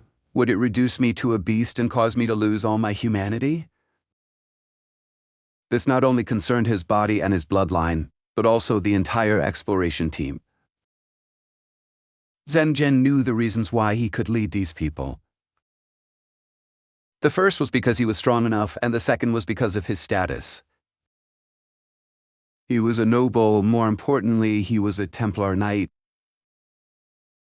Comparing them, the latter status could inspire the will of the people more than the former. If the people discovered Zhen Jin's transformations, they would view him as a freak and his advantageous status would be greatly impaired. Although the squirrel hunt was successful, Zhen Jin knew this success only reined the horse from the edge of the precipice and saved the exploration team from the brink of disaster, nothing more. 2. The upcoming journey was sure to run across untold dangers and difficulties. Whether or not the exploration team could cope with these trials and tribulations was still difficult to say. Zhen Jin did not wish for the morale of this team to be unstable. Therefore, he kept the secret in his heart and prevented the possibility of it spreading. The forest late at night was not tranquil. Beasts were often heard howling. These noises were bizarre. Indeed, some were howling, some were whimpering, and some seemed to be coughing. Zhen Jin knew that he needed to rest well. After all, they would be leaving at dawn tomorrow. However, as he was laying on his bed, he found it momentarily hard to sleep. He then simply summarized up the results of his pondering these days. Currently, it seems there are 3 major possibilities as to why my body transformed. The first one is that the pressure of being on the verge of life and death triggered an instinctual reaction from the crystal core in my heart. The second is that it is due to the intense emotions I produced under immense pressure. The third is that it is due to the presence of the potion in my blood. It is possible that the crystal core in my heart was created from the potion. Although my 2 transformations haven't absorbed any external potions, perhaps there is still some of the potion remaining inside my body. Zhen Jin faintly sighed. Although he had thought of many possibilities, his current situation did not allow him to rashly attempt any of them. On the one hand, he had no guarantee of safety. On the other hand, he shouldered responsibility and couldn't easily walk into danger. He wanted to lead the exploration team, protect his fiancée, and revitalize the Bai Zhen clan. He had a lot of important business to do. Besides, after transforming, the crystal core will consume a large quantity of magic power. In hindsight, it makes me feel intensely empty and exhausted. Full of thoughts, Zhen Jin dizzily fell asleep. Even after falling asleep, the youngster's brows were still creased as if he were strenuously pondering in his dream. After an unknown amount of time, the entire tent suddenly collapsed with a bang. Zhen Jin immediately woke up with a start. Although he was sleeping in camp, he still maintained vigilance. Thus he responded quickly. How could the tent suddenly collapse? What happened? Zhen Jin picked up the blade, spider sword at his side, and violently swung it. The sharp sword easily cut through the collapsed tent and allowed Zhen Jin to observe everything outside. At that moment, his body and mind shook. He looked horrified. Chapter 46. I am buried alive. The gale bellowing in his ears resembled a beast group roaring in chorus. Coarse sand filled the gale as far as the eye could see as it crashed into Zhen Jin's face like a knife. The huge wind pulled from all directions, left, right, up and down. An ordinary person would find it hard to stand still. The ground beneath Zhen Jin was also not solid greenery, rather it was sand. Sand was everywhere. Sand was even flying in the air. The verdant and lush forest was nowhere to be found. This was a desert. The middle of the night in a desert. The exploration team members in camp cried in panic as the gale bellowed in the desert and sand filled the entire sky. Zhen Ren was dumbfounded but soon reacted. His heart greatly shook as one word came to mind. One. Teleportation. The teleportation has activated again. This time we were teleported to the desert. The first time Zhen Ren experienced the teleportation was when the fire bees were pursuing him. After he teleported, he shifted from the rainforest to the forest. It had indirectly saved his life. Now he had experienced the teleportation a second time. It was like the first. There was no noise or any prior warning before the teleportation. But this time Zhen Ren's luck was quite terrible. Not only was he teleported to the desert, but he also happened to encounter a sandstorm. I need to bring everyone back together. Zhen Ren was just about to shout names when sand immediately poured into his mouth. Zhen Ren was forced to cover his mouth and could only barely cry out. His yells were obscured by the sound of the wind. The wind became stronger. Sand hit Zhen Ren with small but unceasing pain and caused bursts of numbness. The vile weather became frightening. Is this a sandstorm? Upon realizing this, Zhen Ren's heart fell to the deepest abyss. ZD, wait for me. He could only stop shouting and rush forward according to his memory. With a huff, a tent followed the wind and flew towards Zhen Ren.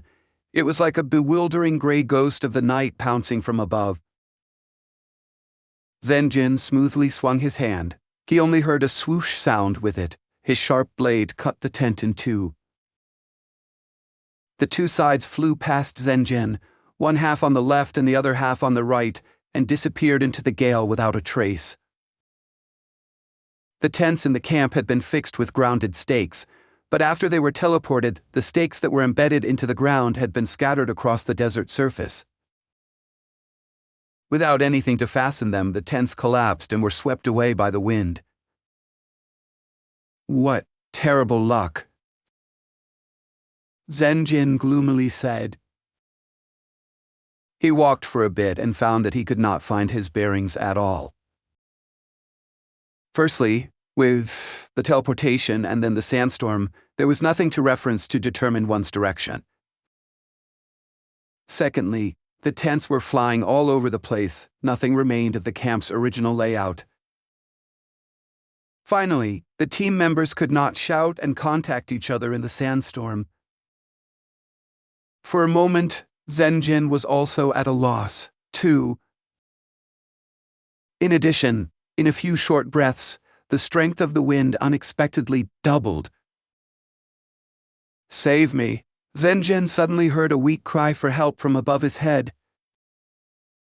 He quickly looked up and saw the dark sky above him.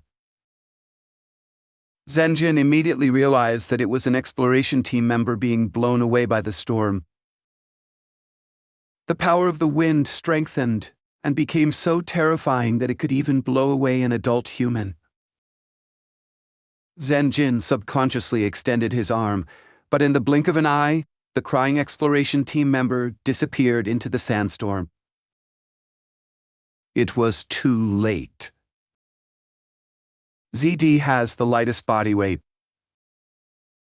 She is in immense danger? As Zhen Ren thought of this, he couldn't help but burn with anxiety. Z-Dai, where are you? As if responding to Zhen Ren's intense feelings, a sudden white light appeared in the sandstorm to his left. The white light resembled a fire igniting the dusky horizon with flames. On this island, low-level magic and battle ki were prohibited. According to Zhen Ren's and exploration team's understanding, this white light could only be produced by a potion. The blazing white ray of light clearly indicated ZD's position. Clever. Zhen Ren couldn't help but praise as he immediately gazed and ran towards the blazing white light. He ran strenuously through the gale that could blow away adult men. However, Zhen Ren was a battle key cultivator. Although he could not use battle key right now, his cultivation made his physical quality surpass ordinary men. In this current situation, Zhen Ren could still barely contend against this kind of wind. But as he gradually approached, the blazing white light suddenly dissipated. Did the potion stop working? Zidai, wait for me.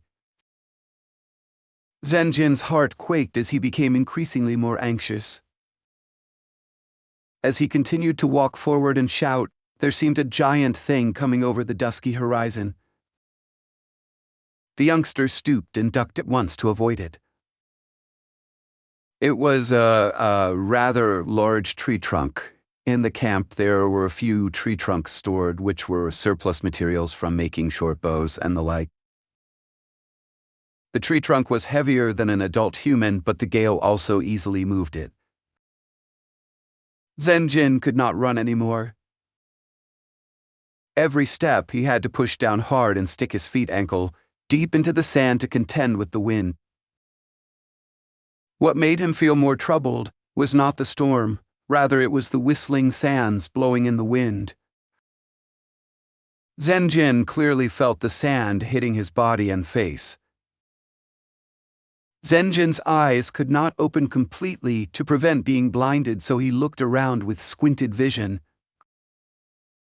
The surroundings became even darker. There wasn't a trace of brightness. It was nearly pitch dark. Zhen Ren could only rely on his memory to move forward. Whether it was the correct direction or not, he had no confidence. The power of nature was vast and majestic, and at this moment, the youngster sincerely felt how insignificant he was. As time passed, Zhen Ren's heart grew cold. I have walked at least 100 paces, but I still not found Zidai. Was she swept up in the gale, or am I going in the wrong direction? God, Emperor Shangming, what should I do? Hesitation and being at a loss were like a cloud of black smoke that choked the youngster's nose and eyes. But in the heart of the youngster, there seemed to be a raging fire. Of course, it was the fire of anger, unwillingness, and hatred. Obviously, I took control of the exploration team. I succeeded in the difficult hunt and gained abundant food for the time being. In the blink of an eye, it changed into this. Don't tell me that I will die on this island. Don't tell me I will hopelessly watch those close to me die one by one too. Don't tell me the Bai Zhen clan's fall to ruin is already here.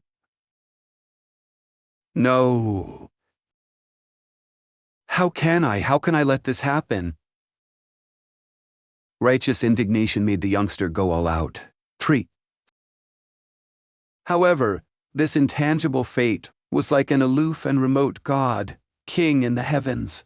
Sometimes it found that Zhen Ren seemed to be a rebellious ant and would press down its finger like a mountain.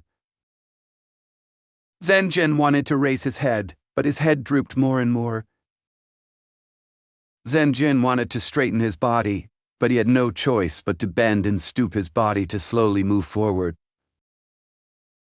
Zhen Ren wanted to vigorously open his eyes. He wanted to shout and yell, but he could only shut his mouth and eyes in the roaring darkness and blindly fumble ahead. The power of the wind continued to strengthen.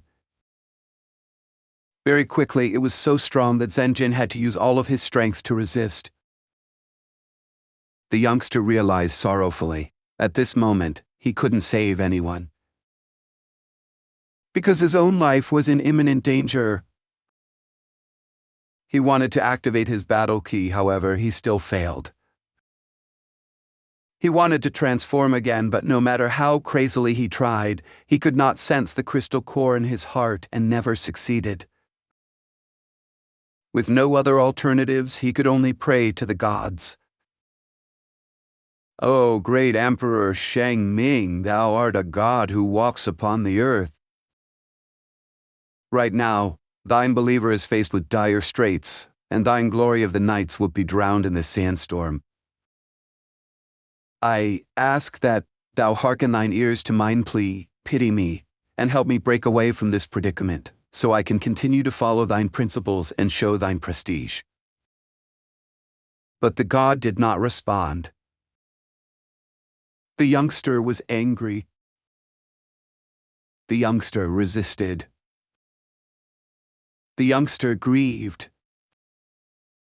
The youngster struggled. The youngster used up all his strength and finally lost consciousness. In boundless darkness, a mysterious beast roared and awoke the youngster once more. "Where am I? What is this place? Who am I again?" Darkness. No one answered him. There was only endless darkness. Hold on, did I just hear a beast roaring? Immediately afterwards, the youngster gradually remembered that he was a Templar knight and a noble. His name was Zhen Ren. His fiancée was Zidai, the dangerous island, the exploration team, the late-night teleportation, and terrifying sandstorm. Following this, the youngster's consciousness fully recovered and became completely sober. Afterwards, he sensed a heavy pressure squeezing his body from all directions that made it hard for him to breathe. So, perhaps I am buried in the sand? A feeling of instinctual horror attacked his heart. No one wanted to be buried alive like this. Zhen Ren was incomparably tense. However, he did not immediately open his eyes, nor did he anxiously get up, rather he kept calm. As a battle key cultivator, his strength far exceeded others. His perception did too. Compared to ordinary people, his sight was clearer, he could see further, and his hearing was more meticulous. Although he couldn't see right now and could only hear the sound of his heartbeat, he could still sense which direction had more pressure. Then, with all of his strength, he struggled using all of his limbs. Struggle as much as possible. Struggle at all costs. Because the youngster knew that this was his final chance for survival. Chapter 47 had no pity. An ocean of yellow sand. Silent and still. The large sun hung in the sky and glowed with boundless light and heat. Sand dunes lay one after the other in unbroken undulations, like unusual tombstones. Sand suddenly started rustling and tumbled down from the side of a sand dune. The activity increased more and more until suddenly, a hand extended upwards from the churning yellow sand. The hand was blood-stained and bruised. It seemed to be taken aback when it grabbed at the empty air.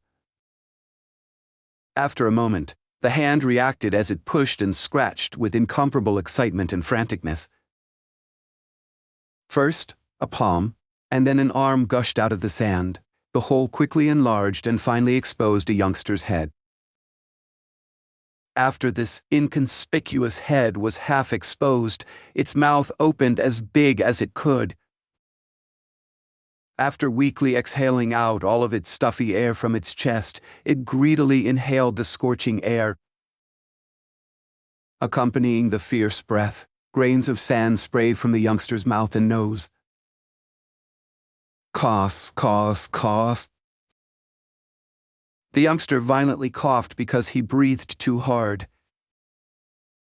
After coughing for a bit, the youngster slowly opened his eyes. Despite being in the overcast side of the sand dune, The burning sunlight stabbed his eyes and he subconsciously squinted them to a slit. As he saw his surroundings clearly despite expecting it somewhat, the youngster's heart still sunk. The desert, I really am in the desert. Is this the same desert that Kang Xu and the others had been to previously? The youngster was Zhen Ren. He had almost suffocated to death. After he breathed in the first breath of air, the most dangerous moment had passed. Zhen Ren gasped for a moment and recovered a bit of strength. Then, with difficulty, he pulled himself out of the desert sand. After no longer being buried alive, Zhen Ren didn't have the strength to get up as he knelt in the sand and constantly gasped for breath and coughed loudly. He coughed out saliva. The sand in his mouth dyed the saliva yellow. He picked his ear, puffed his nose, and shook out his hair, shedding bits of sand off him. These actions only lasted a short moment as Zhen Ren felt that his stamina was reaching its limit. He was so scared that he immediately switched from a full kneel to half kneeling. Because he knew this island was dangerous and that using up all of his stamina was stupid, half kneeling could also help him get up faster.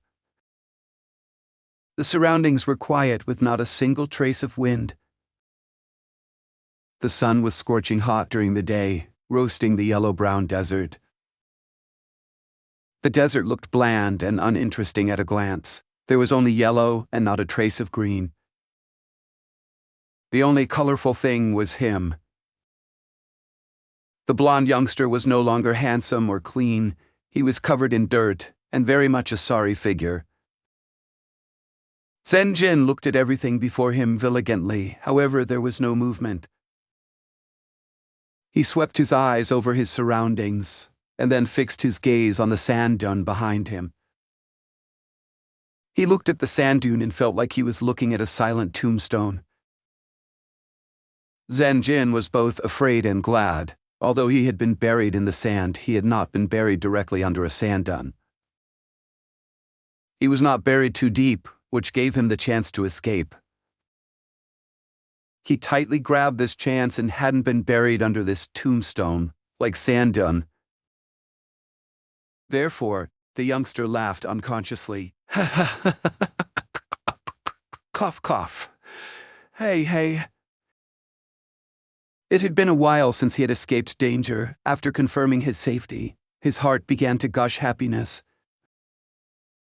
This feeling of joy increased in intensity, and in a few breaths, it was so intense that it flooded the youngster's thoughts. To such an extent that Zhen Ren's laughter grew louder, and he burst into tears laughing. Once again, he felt that life was beautiful. He felt that each breath had to be treasured, for when he was under the sand, he could not breathe. He felt his body becoming numb, the pain coming from an injury. It seemed that at least one rib bone snapped, which made Zhen Ren feel pain every time his chest undulated as he breathed. But this kind of pain also made him extremely happy. This was all joy from having a new lease on life. The joy of life was endless. It was like the huge waves of a tsunami drowning him. In fact, Zhen Ren had already experienced a new lease on life many times. Strictly speaking, the first time was when he woke up. Zhen Ren realized that within him was the awareness to fight, and he helped to indirectly kill a silver magic beast, the evil blue wolf. Everything happened too quickly. Of course, reflecting upon in retrospect made Zhen Ren feel all sorts of things, but he was more fearful than happy. The second time was in the mountain cave. Zhen Ren's body already had fire poison as he braved death to attack the silver-level monkey bear. Zhen Ren almost died, but ZD risked everything to save him. In the struggle between life and death, Zhen Ren slipped between consciousness and unconsciousness before finally surviving. That time, he found that even an ordinary wildflower showed that life had unlimited loveliness and beauty which he could appreciate for a long time. The third time was in the blade-legged spider forest. As Zhen Ren approached death, he was suddenly attracted by an emerging memory. Zhen Ren also thought he was going to die and didn't expect that his body would suddenly transform. This new lease on life gave him even more doubts and curiosities. The fourth time was when the goat meat caused chaotic magic corrosion in his body and nearly killed him. After being saved, the youngster's heart appreciated and admired his fiancée ZD even more. The fifth time was the current catastrophe. After narrowly escaping from the sands of death, Zhen Ren was the most happy he had ever been. Because of what? Zhen Ren savored this emotion.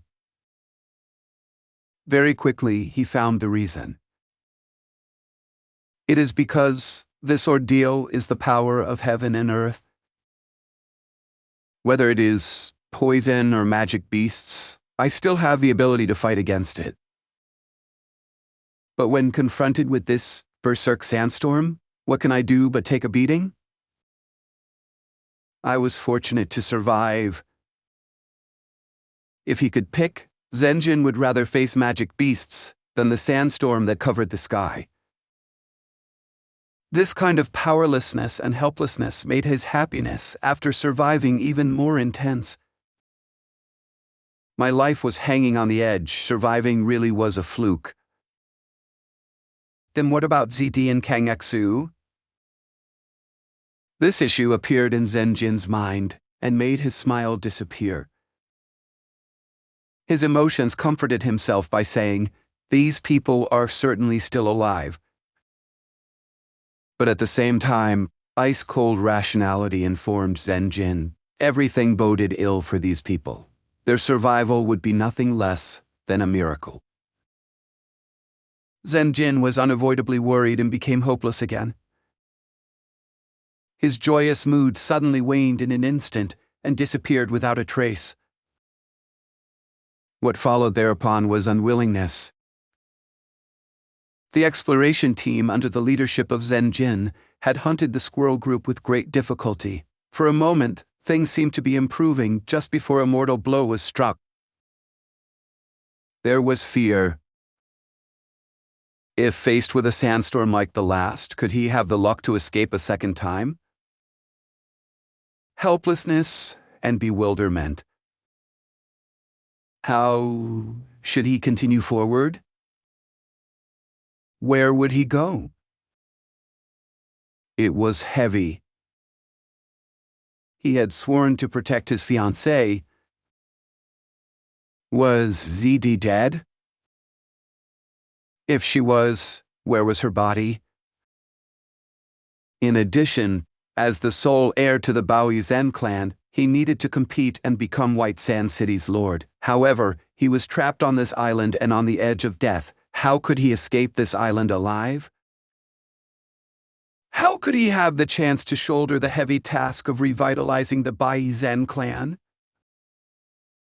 All kinds of emotions tangled together and made it hard for Zhen Ren to breathe once more. At this moment, he felt helpless and feeble. He tried to hold it back. He remembered his status as a Templar knight, but his tears still silently fell to the ground. Zhen Ren did not wipe away his tears. Rather, he let them fall onto the dry sand. He watched as the tears soaked the sand. Each one created a minute hole that tried to expand. But in the end, the moisture had its limit and was ultimately confined to a very, very tiny area. To such an enormous desert. No, compared to the entire sand dune, these tear holes were insignificant and pitiful. Just like me. Zhen Ren sighed bitterly. Once more he sincerely prayed, "O God, my great Emperor Shengmeng, thou art a living God, thou art eternally victorious." At This very moment, thine knight, thine believer, and thine child pray for thine response and for thine pity. I pray to thee to show me the correct path to follow and guide me to the road to courageously go forward on. In this prayer, Zhen Ren rambled with unprecedented verbose and abundance.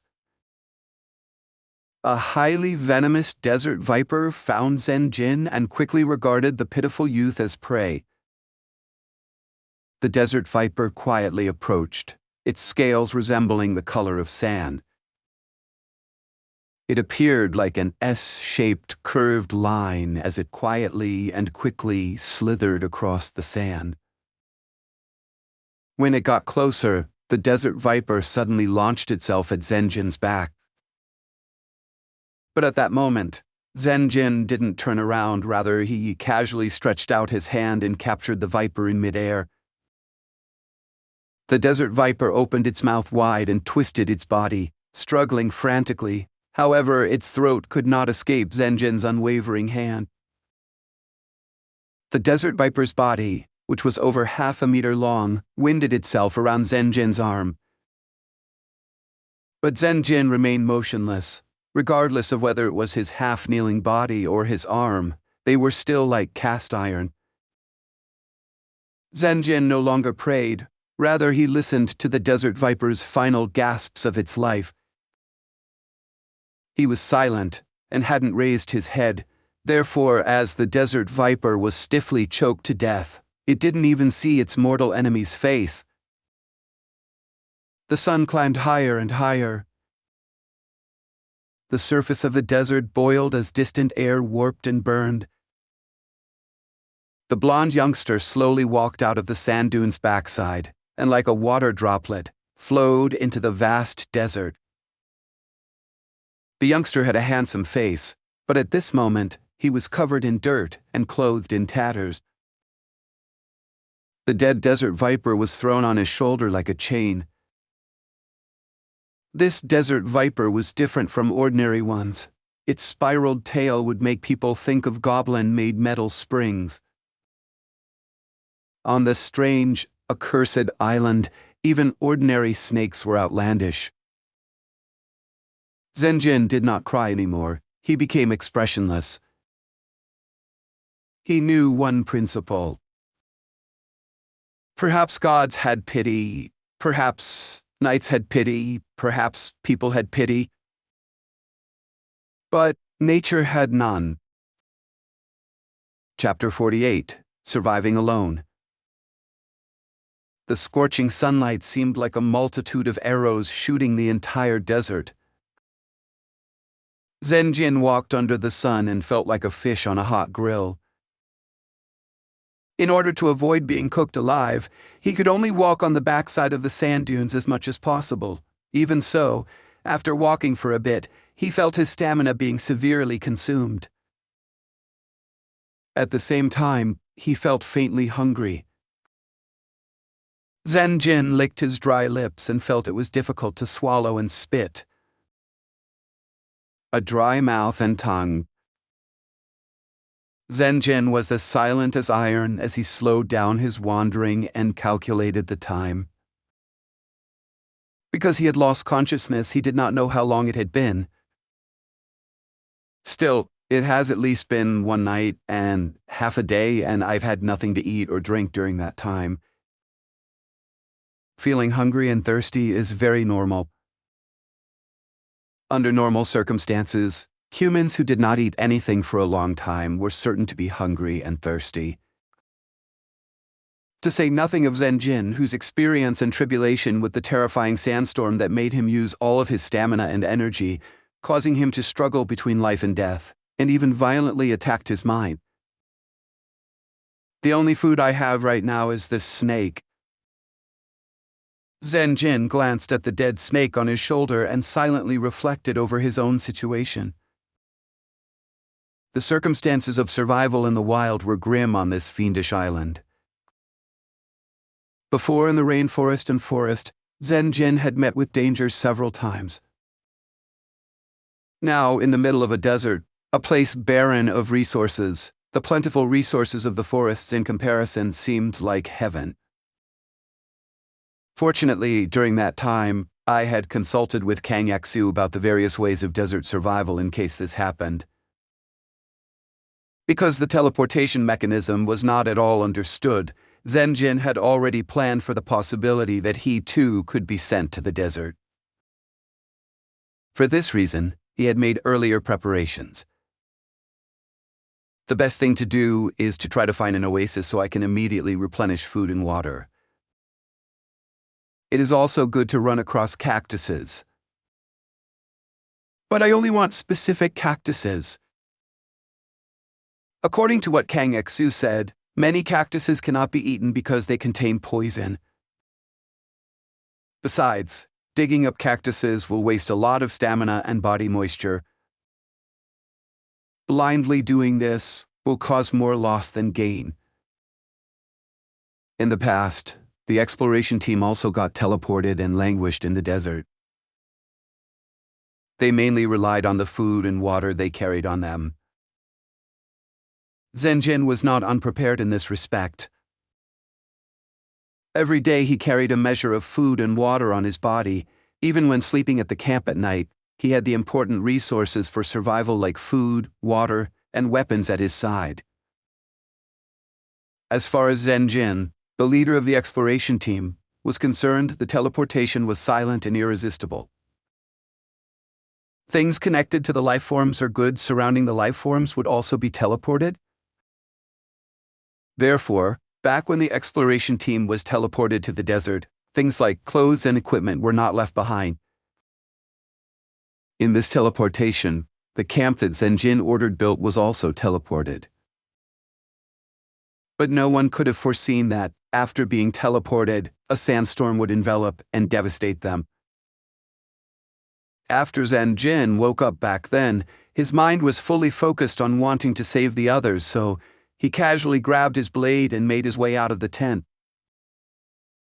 As a result, the food, water, and equipment in the tent were buried in the sand. Zhen Ren did not have time to put on his leather armor, and the only thing he now had was the weapon made from the limbs of the blade-like spider. This is worth rejoicing. Even though I was unconscious, I never let go of my weapon. At least I did not fall into the predicament of being unarmed and defenseless again. But I basically have no food or water. I ought to replenish these. Without them, I cannot survive.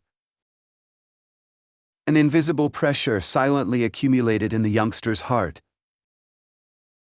And very quickly, this pressure grew stronger increasingly, as if his heart was shouldering an ever heavier boulder. Zhen Ren's breathing grew more and more brief. This was not only because of the desert's scorching air, but also because of his constantly declining stamina. Surviving alone is a completely different situation than before. The youngster's heart deeply sighed. He couldn't help but slowly come to a stop in the shadow of a sand dune. He put his both hands on his knees and gave himself a chance to breathe. How long has it been? Surviving alone had already made him feel that time was passing slowly and couldn't help be tense all throughout. A sense of loneliness firmly wrapped around him. There was no one to depend on, no one to count on. He could only rely on himself. He seemed to be the only one left in the world, as if all of humanity became extinct. He had to face all dangers and challenges alone. Perhaps I will die here and my flesh will be gnawed on by predators, with only my white bones remaining in this desolate desert, suffering under the scorching sun during the day and frigid chills in the nights, until they too are worn into dust by the sands and winds, and vanish completely from the face of this vast and different world. Such other similar thoughts constantly appeared in Zhen Ren's mind. Regardless of how he tried to hamper them, he couldn't stop it. A trace of panic spread through his heart and rapidly expanded. Zhen Ren gritted his teeth and revealed a pained smile. Kang Xu had once warned him. According to his research, humans are social creatures whose most primal instincts sought the accompaniment of others. If a human had to survive alone, especially when facing the immense pressure of having to survive in the wilderness, it was easy for them to become nervous and panic-stricken. If such emotions were left unchecked, they would become a fatal killer. Even if one possessed adequate food and water along with a safe environment, they would be unable to control their emotions and suffer from nervous breakdowns, hallucinations, and become insane. Now that the youngster personally experienced this, he recalled Kang Xu's theory and profoundly understood it. Keep calm, do not panic. Zhen Ren tried to force himself to keep calm but didn't succeed. O God, mine Emperor, thou who possesses the name Shang Ming, thine believer prays to thou here and asks thou to bestow mine lowly self the power of the Spirit, so that I will no longer be weak and confused. Let me courageously follow the road thou shows in order to manifest thy name. He once again prayed to the gods, but the expected happened. The god did not respond. He sat down in the sand. He gazed into the vast desert and looked at the monotonous dry yellow span outwards until it finally merged with the blue sky. The scorching sunlight caused the air to warp queerly. The youngster suddenly felt that the desert, which seemed calm, was actually incurably mad. Sitting here, sooner or later he would be melted and driven insane. Zhen Ren, how have you fallen into this situation? How have you fallen to this degree? You are the sole heir to the Baizhen clan. You are Zidi's fiancé. Why are you here right now? The youngster questioned himself angrily. The situation was so terrible that he couldn't even protect himself. But what could he do about it? Faced with this, he could only blame himself. He could only be silent. A long time later, the silent youngster spat out a foul breath and soliloquized. Indeed, it can't get any worse than this, could it? Then he laughed bitterly. In fact, he actually felt strange that he could still laugh under such circumstances. Along with his laughter, the anger and panic in his heart dissipated a little with a feeling of sorrow, helplessness, and self-mockery replacing it. Then, miraculously, the youngster burdened with complex emotions slowly became calm. Zhen Ren calmly surveyed his surroundings and soon realized he had made a huge mistake. Previously, he had paid too much attention concerning himself with food and water, so he had chosen a random direction to travel in this desert. This meant that he was destroying himself. Perhaps he was too nervous at the time to the extent that his emotions had flooded his brain, and he was forced to act on his body's instincts. I should look for the correct direction and always walk in a straight direction. Without a direction, my path in this desert might actually be a giant circle that is worse than spinning in place. It was noon now, so the moon and stars of night could not give directions. But Zhen Ren had another method that he had asked Kang Xu about, which could show the way. First, a stick has to be stuck into the ground and the top of the stick's shadow was to be marked into the ground. After roughly 10 minutes, the deviation of the stick's shadow was to be marked. After connecting the 2 points to form a line, a perpendicular line drawn from the middle of this line would be the north-south line. Why? As for which end pointed north and which pointed south, it all depended on where the sun was. From where the sun was, the bottom of the line indicated south, and the other end pointed north too. Zhen Ren did not know the map of this island, but he clearly remembered that when the exploration team was teleported into the desert previously, Kang Xu had decided to go south. So, without anything else as the basis to choose, he chose to gamble and decided to go south. As he set out again, Zhen Ren tried his best to avoid the sunlight and walked on the backside of the sand dunes. His speed fell again as he wanted to use his stamina sparingly to try and conserve it. Many times he actively stopped to rest. I must save my stamina. Trekking through the desert during the day will use up a great deal of stamina. More crucially is that my body will sweat and use up a large quantity of water. The more I sweat, the closer I am to death. All of this valuable knowledge had been communicated between Zhen Ren and Kang Xu. Zhen Ren kept calm. The loneliness and the pressure to survive stimulated him, making his mind alerter and clear-headed. Once again, he recalled an interaction he had with Huang Ziyo and what the other party had said. At that time, I was fresh on the boat and still a novice. Starting out was very hard. All day, I worked on the deck. The workload was massive, and I quickly got sunburned. In the beginning, it was just an itch. The kind that people couldn't help but scratch. Later on, the skin would sting and form tight groups of blisters. I began to have a low fever and had a befuddled mind all day long, and I could only helplessly lie in my hammock each day. Then my low fever became a high fever, and I began to smell bad. The other sailors did not dare approach me. Someone even suggested to the captain that I be thrown overboard because they believed that I had a plague that would infect the others.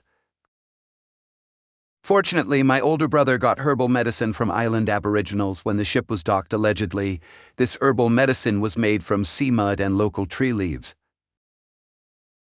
After smearing it, I felt refreshed, which was very miraculous. Finally, my fever came down. From that point on, I did not dare underestimate even the more ordinary of sunlight. I also completely respected the ancient medicines. As Zhen Ren thought of this, he took off his outermost clothes and decided to wrap them around his head. He was glad to find that his long-sleeved trousers blocked a lot of sunlight. Although I far surpass Huang Ziyo in strength and vitality, although this is not the Phoenix Desert, and although getting sunburnt is extremely unlikely, by doing this, I can preserve the moisture in my body as much as possible. Chapter 49. Hunger and thirst are difficult to endure. By afternoon, the sunlight was not as scorching as noon, but it still was not something that humans could endure. The youngster slowly climbed to the top of a short sand dune. He climbed the back of the sand dune and clearly wanted to surmount it. He had a sword with a wooden hilt and a strange blade that seemed crude. The youngster leaned on the sword like it was a crutch to help him walk forward. The youngster had a weak stature and was not at all healthy. He had a trouser and a long-sleeved shirt made from hemp, but he was barefoot. He also had some clothes covering his head with his nose and mouth tightly covered. However, his eyes as well as the golden hair on his forehead were exposed. This was Zhen Ren. A few steps from the summit of the sand dune, the sunlight shined through and Zhen Ren couldn't help but squint his eyes. He intentionally left his eyes exposed because he knew he needed to maintain a good field of view. At the same time, during his journey, he also used his sense of hearing, smell, and touch to be on guard from the possibility of ambushing predators. The sunlight was very harsh. Zhen Ren's narrowed eyes still had some spots from the sunlight's dazzle. Zhen Ren did not immediately go over it. Rather, he stopped near the summit and waited until his eyes adjusted before crossing over. After finding no dangers, Zhen Ren stood on the summit and gazed into the distance. The desert in front of him was almost flat and did not resemble the undulating sand dune-filled desert behind him. The youngster could not help but sigh. This immediately signified that he would have to trudge under the torture of the sun in the trek ahead. The youngster also had beautiful eyes with a blue color that resembled the sky after rain. The bewilderment in his eyes passed fleetingly and was replaced by perseverance. I must continue with haste, Zhen Ren said to himself. Suddenly his blue iris lit up. There is food. His battle key cultivation allowed his vitality to exceed ordinary humans. Now he discovered a spider close by, following the wind as it rolled down a sand dune. Zhen Ren descended at once and effortlessly caught the spider. This spider was only as big as an adult human's 2 thumbs combined. Its body was yellowish, brown like the sand, but Zhen Ren's keen sight still found it. The spider had 8 legs. Currently, all of them were curled up into its body to form a ball. By following the wind, the spider could easily roll across the sand dunes. If it opened its legs to walk, it would have to expend a lot more effort. In this barren desert, all life here had their respective and unique survival skills. The ability to save stamina was undoubtedly one of the most effective skills. Zhen Ren pinched off the spider's head and then shook his hand to clean off the sand.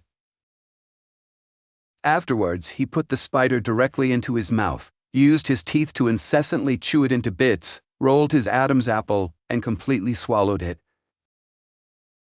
Pinching the head off the small spider was to detoxify it. Of course, this life form had a weak aura. The chasm between it and the bronze level was as great as the chasm between heaven and earth.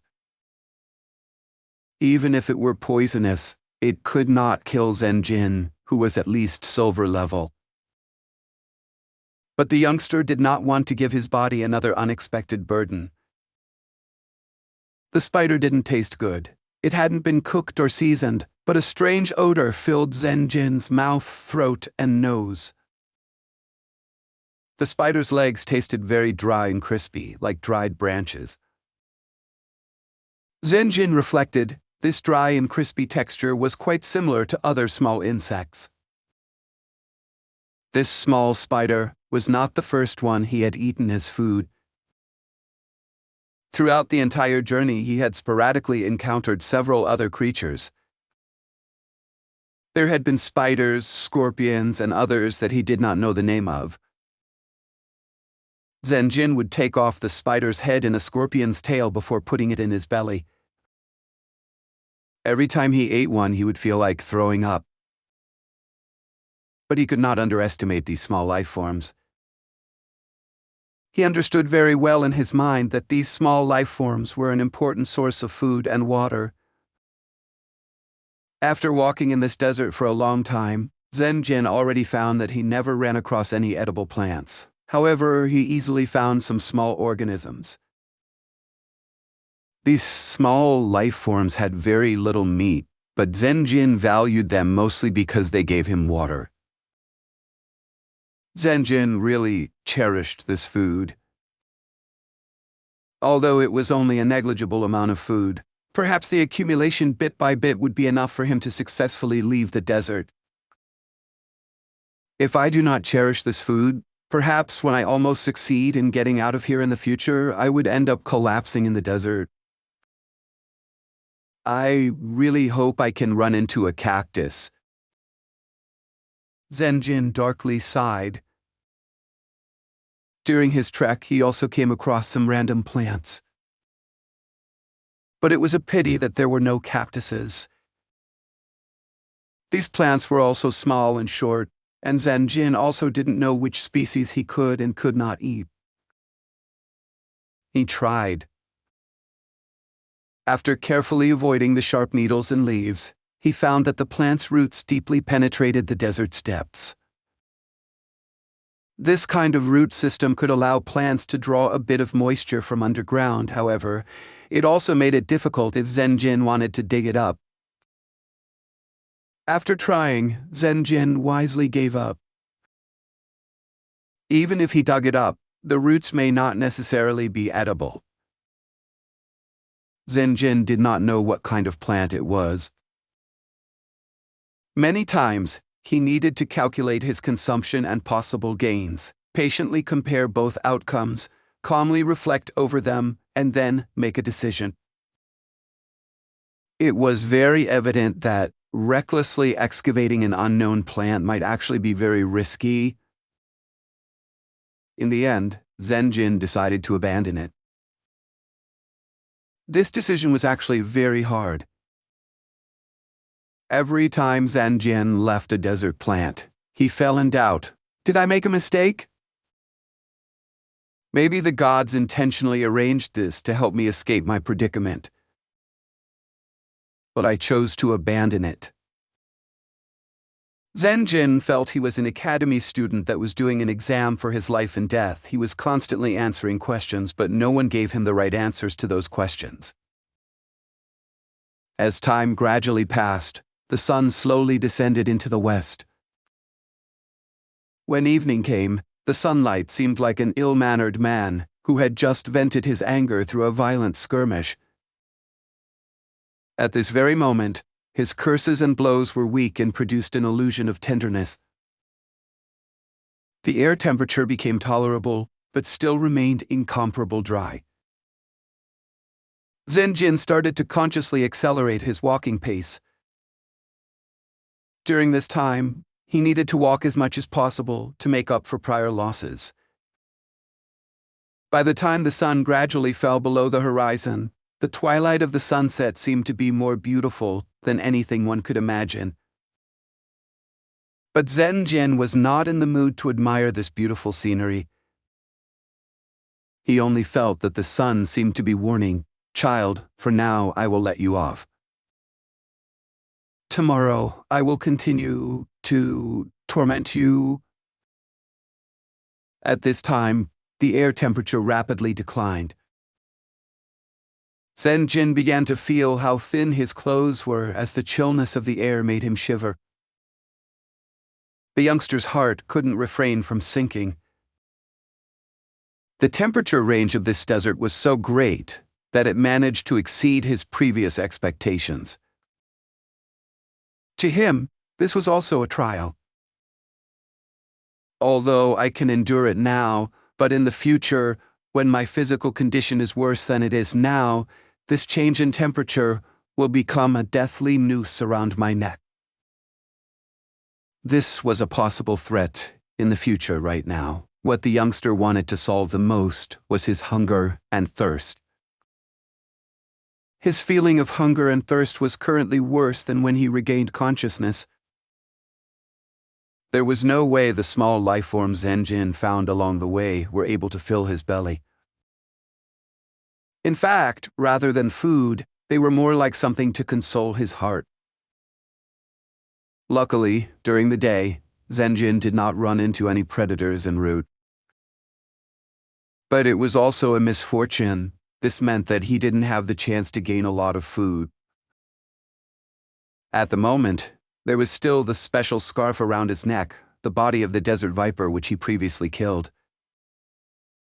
The youngster used his fingers to gently pet the snake's scales affectionately. A cold sensation was transmitted to his fingertips, but to his heart, this ice-cold feeling changed to warmth. The thing in Zhen Ren's hand was the only food he had left. It was also the thing he most painstakingly conserved. On one hand, as long as he had it, Zhen Ren's heart had hope. On the other hand, Zhen Ren had to guard against hazards. Recklessly eating too much food would also use up his body's water. As for the fact that the viper was poisonous, that was secondary. The structure of the viper's body indicated that its poison glands were in its head. Once the snake's head was pinched off, there would be no more poison. In light of Zhen Jin's constitution, even if he got poisoned, he had nothing to fear from a common beast's poison. But it's still best to light a fire and cook it. After all, this island is strange and dangerous. I cannot use common sense to judge it. Perhaps this kind of viper's entire body is poisonous? If that is so, in my current situation, that is as good as actively putting the Grim Reaper's sickle on my neck. As the sunlight completely disappeared, night fell. There goes one day. Zhen Jin looked at the vast sky, once more at a loss as panic emerged from his heart. Currently, he was in a dangerous and precarious situation. During the day, the sunlight he detested and loathed actually gave him a good field of view. However, in the darkness, there would be many predators emerging. Zhen Jin breathed deeply and tried to calm himself once more. Afterwards, he joyously discovered that he had succeeded. With the first tempering, his emotions had stabilized and appeared to have a qualitative leap. He no longer needed to constantly pray. Right now, he could only rely on himself to keep calm. Of course, he was well aware of the result of his prayers. Regarding Emperor Shengming, he no longer expected a response. It was extremely cold late into the night. Zhen Jin began to exhale puffs of white vapor from his mouth and nose. It was bone chilling. The pangs of hunger intensified, tormenting the youngster. His stomach had long been protesting with gurgling noises. But compared to hunger, thirst was felt even more. Zhen Jin felt his throat fume. If there was a lake of water, he wished that he could immerse himself in it and drink free from worry. There was not enough water. Zhen Jin initially placed his hopes on some desert plants, but those hopes were shattered. He didn't even see the shadow of a cactus. There was no moon tonight, and stars filled the entire sky.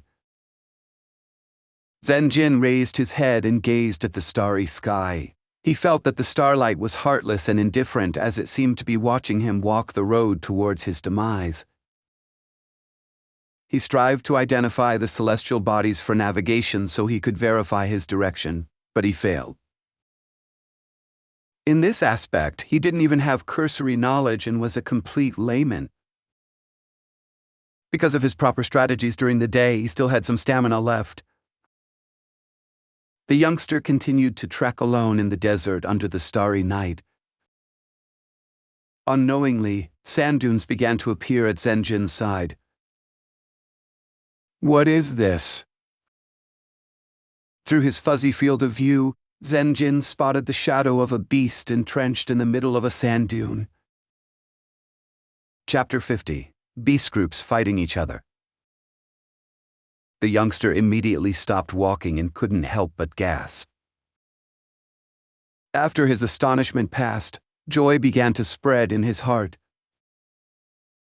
In the midst of the night, his eyes seemed to be shining.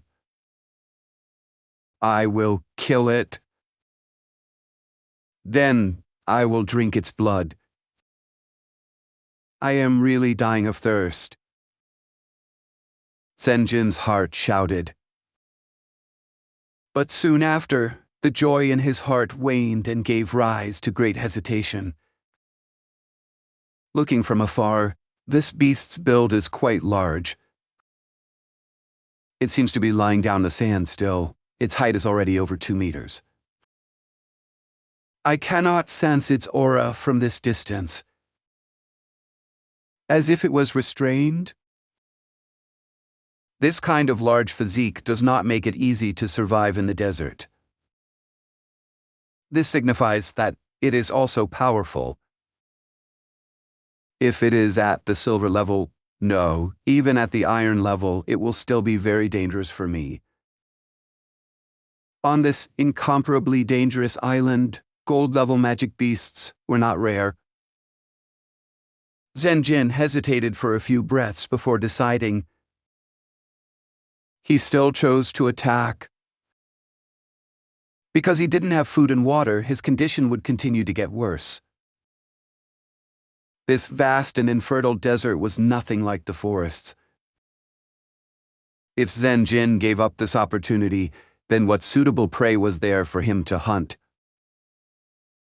This kind of opportunity did not come often. Therefore, taking advantage of this opportunity to attack while he still had the strength was the wisest move. If I encounter peril, I can only hope that my transformation ability will suddenly activate. Zhen Ren clenched his teeth, bent his waist, slowed his footsteps, and stealthily approached the giant beast. In the darkness, the giant beast's body seemed like a single, unmoving mass. After he got close enough, Zhen Ren's expression suddenly changed. Most of his nervousness and vigilance abruptly dissipated. It turned out to be just a boulder. Zhen Ren exhaled a foul breath as he wandered around what he thought to be a giant beast. Although his body's physical quality was outstanding, he was still human and his sight was greatly impaired in the night. If it were a dark elf, they would have seen clearly and not have made this kind of mistake. 1. Zhen Ren sized up the boulder before him. The boulder appeared to be oval and silently stood in the darkness. The boulder's surface faintly flickered with the vague luster of metal. However, it was bumpy and could not be called smooth, with its small and innumerable holes. What was strange was that from these sesame seed-like holes came a continuous aura of warmth. Zhen Ren stared at it blankly. The words Kang Su said before were recalled in his mind. Is golden granite too? Granite was a mixture of iron, metal, clay, and various other minerals. The composition and scale of granite was different depending on its origin. The exploration team had also encountered a large slab of golden granite. Based on Kang Xu's initial deductions, it seemed these golden granite rocks contained abundant gold. It's a pity that extracting gold from these huge and heavy golden granite rocks required a special method. The exploration team didn't have this extraction ability, of course. The most important thing for them was saving themselves, along with finding food and water for their camp. Golden granite is usually found in clusters, but there is just one piece here. Zhen Ren used his hand to brush the surface of the boulder, feeling both dejected and glad. He was dejected that he didn't gain any food and water, but he also felt glad that he found this golden granite rock. During the day, this boulder was exposed to the scorching sun and absorbed and stored heat in its core. Even if the desert was frigid late into the night, the granite rock was still very warm. This solved a big problem for Zhen Ren. His clothing seemed thin late into the night. He was worried that he didn't have the materials for a fire, but now he didn't need one as he could directly rely on the boulder's heat to resist the bitter cold. And so, one night passed like this, but when Zhen Ren opened his eyes again, he found the sun had already appeared over the horizon. It was dawn. Zhen Ren moved his limbs a bit. He was happy to find he had recovered a lot of stamina from last night's good rest. His body had fully recovered, and his mind also calmed down because of ample time passing. He felt a bit gratified that he hadn't slept deeply. Rather, he was able to maintain his vigilance and alertness. He had woken up 2 to 3 times during the night, all of them because of the whistles of the cold desert winds exceeding the warning level in his heart. After waking up, he fell quickly asleep again. This point made him feel very satisfied. It seems that I have received such training or have had previous experiences of maintaining the ability to sleep and be alert simultaneously. Accomplishing this really wasn't easy. Zhen Ren had a new understanding of himself. But this time when Zhen Ren woke up again, it was because he heard a strange noise. Sounds of activity came from the northeast. These sounds are very weird, as if there are snakes. The golden granite boulder that Zhen Ren perched on was at the waist of a sand dune. An idea stirred in Zhen Ren as he slowly and carefully stepped towards the top of the sand dune. At the peak, he slowly extended his head and quietly observed. It was only daybreak and there was not enough light. First, a piece of golden granite appeared before his eyes. There were several hundreds of stones at varying distances and sizes. They seemed like chess pieces arranged on a chessboard of sand dunes. This undoubtedly confirmed Kang Exu's words. When golden granite rocks appeared, they covered an area in clusters. The golden granite boulder Zhen Ren was previously perched on was located at the fringe, nothing more. After that, Zhen Ren's pupils then slightly constricted. He saw two beast groups confronting each other among the golden granite boulder cluster. One group was green-skinned lizards, the other was golden scorpions. The lizards were as big as a warhorse, while the scorpions were a bit smaller. The lizards let out something similar to a snake hiss, and the scorpions produced a rustling sound as both sides threatened their counterpart. These cacophony of noises were the ones that woke Zhen Ren up. Zhen Ren's heart was tense. He perceived the aura of these two beast groups. Both the lizards and scorpions groups were iron level with a silver level leading them. Not factoring the transformation, just one silver level magic beast is a fatal threat to me. A certain number of iron level magic beasts can also kill me. Zhen Ren still did not understand clearly the principles of his transformations. Currently, he could not use battle ki, his prayers were also unanswered, and he didn't have any armor. The only thing that comforted him was the weapon in his hand. It was a silver-level weapon, however. It was also constantly being worn out by time and use. The blade-legged spider's limbs really were good material to make weapons from. However, this material needed to be processed to stabilize its magic power and retain its sharpness. Therefore, Zhen Ren did not act blindly without thinking as he squatted in place and continued to quietly observe. Currently, he still did not understand why these two beast groups were confronting each other, and he was unwilling to provoke either party. The youngster stealthily looked from side to side as he prayed to himself. If these two beast groups fight each other, maybe they can give me the chance to gain some food. As if hearing Zhen Ren's prayer, the two beast groups grew restless. They started to cross swords as they ran out of patience. But it was not a large-scale battle. Rather, the beast group leaders went out alone into the battlefield to battle a one-on-one duel.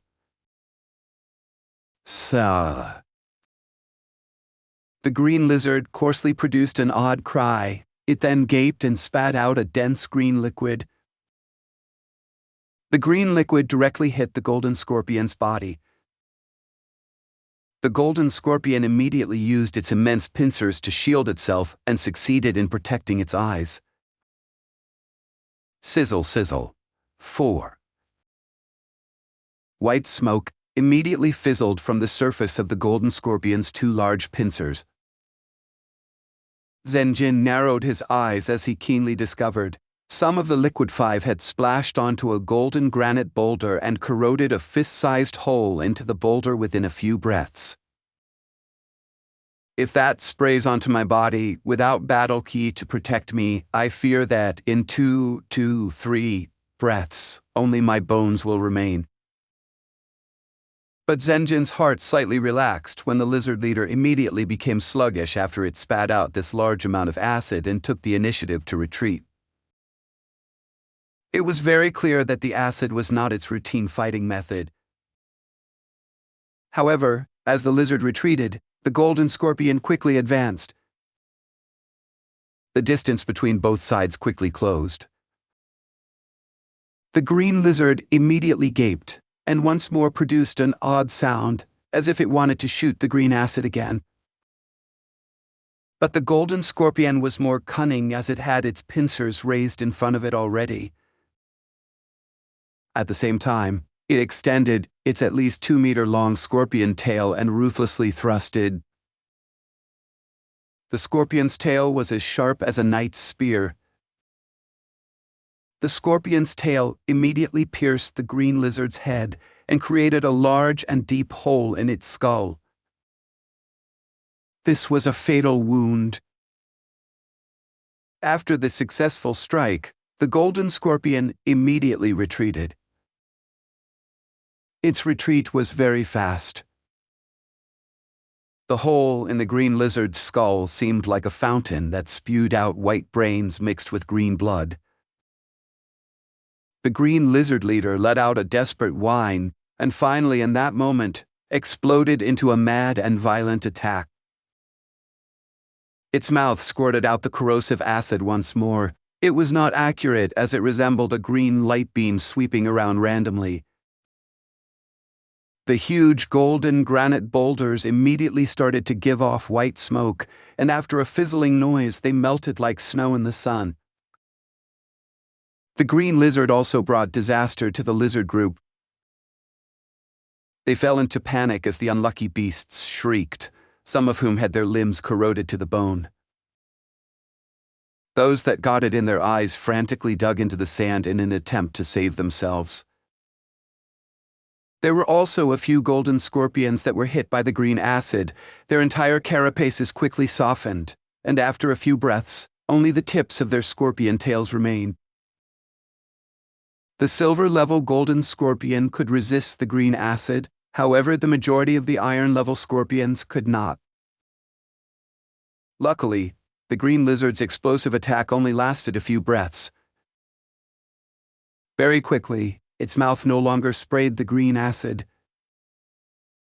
After losing their leader, the green lizards retreated one after the other. The golden scorpions obtained their victory, however. They did not pursue their retreating enemies like Zenjin calculated. After the golden scorpions drove off the green lizards, they ignored all of the carcasses and instead surrounded some golden granite boulders in 2s and 3s. What Zenjin saw amazed him. These golden scorpions first used their tails to poke and pierce the golden granite boulders and then cooperated with each other to shatter the boulders open. After that, they used their large pincers to smash the golden granite pieces into smaller fragments. Finally, they put all of the fragments into their mouths and continuously chewed them. As it turns out, these golden granite boulders are the golden scorpion's food. Zenjin looked thoughtfully at the scene before him. Zenjin could not help but roll his Adam's apple. As he saw the scorpions gobbling their meals, he felt his own unsatiated hunger and thirst cravings being stimulated even more. He waited patiently. The golden scorpions ate for half an hour until they finally swaggered off with a rustling noise and left behind their remains. After verifying his safety, Zenjin's heart grew excited as he rushed to the former battlefield. The magic beasts hit by the acid could not be eaten. However, the lizard leader that had sprayed out the acid bled its blood and brains out, and its flesh was in good condition. Zhen Ren used his weapon to cut apart the lizard and obtained its meat. Zhen Ren had only been sleeping and watching the battle, yet food became sufficient all of a sudden. However, I still lack water. Can I still come across this kind of luck again? The youngster's happiness and excitement gradually calmed down. There was still some acid remaining, so Zhen Ren carefully tested a bit of it with his weapon. Zhen Ren waited patiently for a moment and found that the silver-level spider sword retained its hardness and sharpness. Seeing that, he felt relieved. By this point, the sun began to appear over the horizon. With it, Zhen Ren's field of view became better. The air temperature also began to rise again. Zhen Ren knew that this was a rare opportunity to hasten his journey. He was just about set off when his pupils suddenly contracted. This is... A pink smear appeared in his field of view, something that shocked him endlessly. Chapter 51. Did not rescue. A group of people were fleeing through the desert. Faster, just a bit faster. Keep up, don't fall behind. They are coming after us. Someone shrieked in panic. Soon after, there was a blood-curdling screech. The people at the rear end of the group could not help but look back. They then saw their comrade being pinned to the ground by a green lizard. The lizard opened its large mouth and directly bit the man's head. While this green lizard was eating, another one ran ahead. The lizard erupted with astonishing speed and knocked down 2 people at the back of the group in the blink of an eye. No! One of them shouted. His heart was full of horror, but his face showed a fierce expression. At this moment of life and death, he reached out and pulled down his comrade. His comrade was yanked down to the ground and found it hard to get back up. He opened his mouth and wanted to curse, but was pounced upon by the lizard and could only let out a wretched scream as he was killed. The scream made the survivors' hearts tighten. A young girl glanced at the scene behind her. She clenched her teeth, opened a potion from her bag, and scattered it into the sky behind her. This potion was like fine powder, but after it was scattered into the air, it suddenly turned into a dense green smoke. Hold your breath. The girl loudly warned. This was ZD. The survivors seemed familiar with this green smoke as they immediately held their breath and made their way through the smoke. The pursuing green lizards inhaled the smoke into their nose and lungs as they respired normally. As a result, shortly afterwards, some green lizards shrieked, some fell into panic in the green smoke, some fled erratically. The entire group of pursuing lizards fell into complete disarray. Taking advantage of this opportunity, the surviving exploration team members successfully widened the distance between them and the lizards. Faster, run faster. We must succeed. Lord ZD is truly formidable thanks to her potions. Is there any more? Quickly scatter some more. Everyone was shouting and screaming as the joy from escaping desperate straits flooded everyone's hearts. How could you do that? Just now, I saw you kill your fellow comrade. Bao Ya's question seemed especially ear-piercing amongst the cheers. The man he denounced seemed ashamed at first. However, he quickly turned irate and cursed. Fuck off. Mind your own business. You. Bao Ya was shocked and at a loss for words. The denounced person was raging. His former friendly temperament had completely vanished and he seemed like a different person. Okay, Right now, we are still not out of the danger zone. Everything that happens here will be for Lord Zhen Ren to arbitrate. An old man opened his mouth to stabilize the group. This was Kang Xu. Meanwhile, to the northeast of the survivors was a sand dune. Two heads protruded out from the top of a sand dune. Their complexions were similar. These were the brothers Lan Ziao and Huang Ziao. Older brother, I found them. Huang Ziao was very excited but soon restrained himself. They're being chased by green lizards. Sure enough, there they are. Lan Zhao nodded. Oh. Why don't I see Lord Zhen Ren? I fear he is still separated and hasn't met up with them yet. We also had found pink marks on these lizards and followed their trail to find them here. Huang Ziao guessed. It turned out, when the exploration team was teleported, they immediately encountered a sandstorm. ZD relied on her potions to rapidly melt a tunnel through the sand and helped many exploration team members. The tunnel was not sturdy and collapsed as the sandstorm raged. However, it unexpectedly connected to another cave. In order to survive, everyone had no choice but to enter the cave. They found that the desert underground cave did not form naturally. It had been created by the green lizards.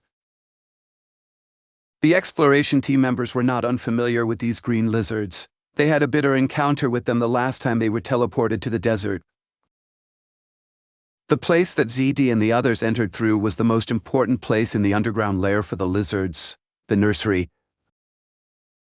The nursery had many lizard eggs and special female lizards guarding over them. After both sides met, they immediately fought each other. There were only 2 female lizards, and under the effects of ZD's potion, they were quickly killed by the exploration team. However, this commotion alerted the other green lizards, who swiftly carried out their vengeful attack on the exploration team. Fortunately, the nursery entry tunnel was very narrow, allowing everyone to entrench themselves. The green lizards were endless, and the exploration team began to suffer casualties. Through dissection, Kang Xu found that the green lizards did not go into oestrus very often. Each female lizard only laid 1 egg at a time. The cave had many lizard eggs. It was natural to conclude that the scope of the lizard group outside was very large. It was without a doubt that they couldn't leave this place by simply holding the fort stubbornly. After realizing this point, everyone started to plan how to break out of the enclosure. During that period, ZD had splashed a pink potion onto the lizards and hoped it would serve as a signal. As for the present, the group had already broken out of the enclosure and had temporarily escaped from the pursuing lizards. Let's go and meet up with them, Lan Zhao said, getting up to leave. But at that moment, his younger brother Huang Ziao grabbed onto his arm. No, older brother, you need to see this. Lan Zhao followed where Huang Zhao's finger pointed and saw the many green lizards blocking the path ahead of ZD and Kang Xu. However, ZD and Kang Xu did not know of this, for there was a sand dune blocking their field of view. As outsiders who could see things clearer, Lan Zhao and Huang Zhao found what the real situation of the conflict was. Not good. They're going to be surrounded by lizards. They will surely run into a dead end if they keep going down that way. We must quickly warn them. Lan Zhao's expression changed drastically. Wait. Huang Zhao blocked him again. What are you doing? Lan Zhao glared. Saving people is important.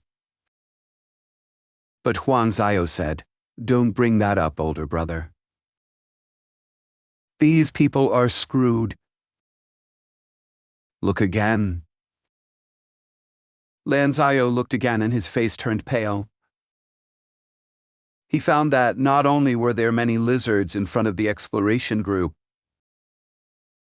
there were also many lizards flanking them from both the right and left. Even so, Lan Zio was trembling and gritting his teeth when Huang Zio interrupted. "Lord Zhen Ren is not here. They are only relying on Ms. C.D.'s potions to struggle on.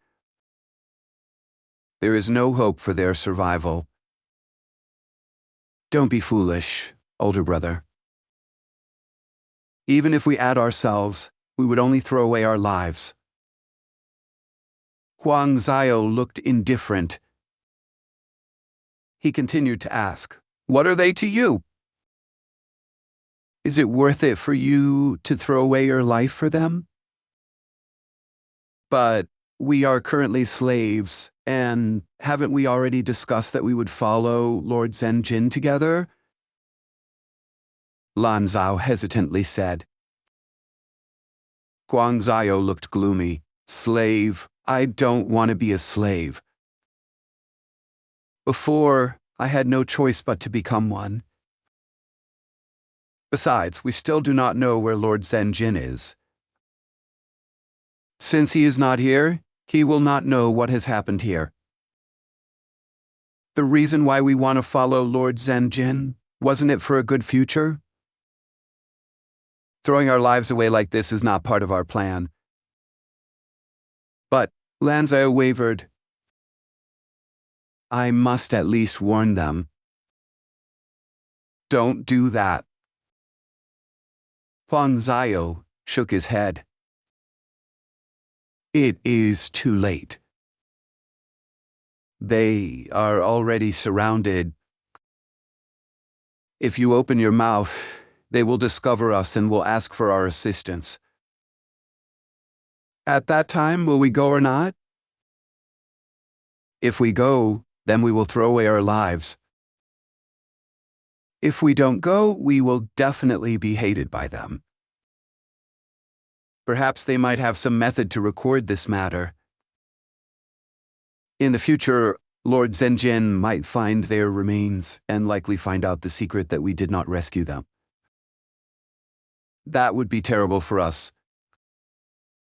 Lan Zio did not reply. He only looked at the distant exploration team members. Their faces were still full of joy, and they were unaware that they were trapped.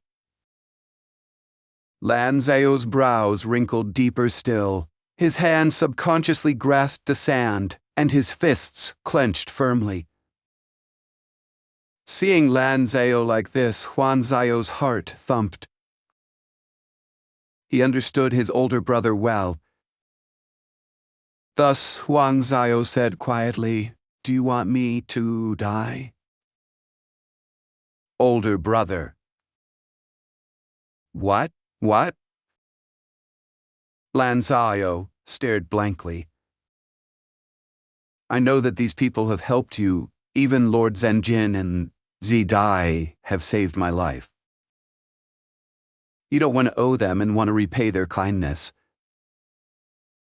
You must be pondering whether you should leave me alone and assist them by yourself."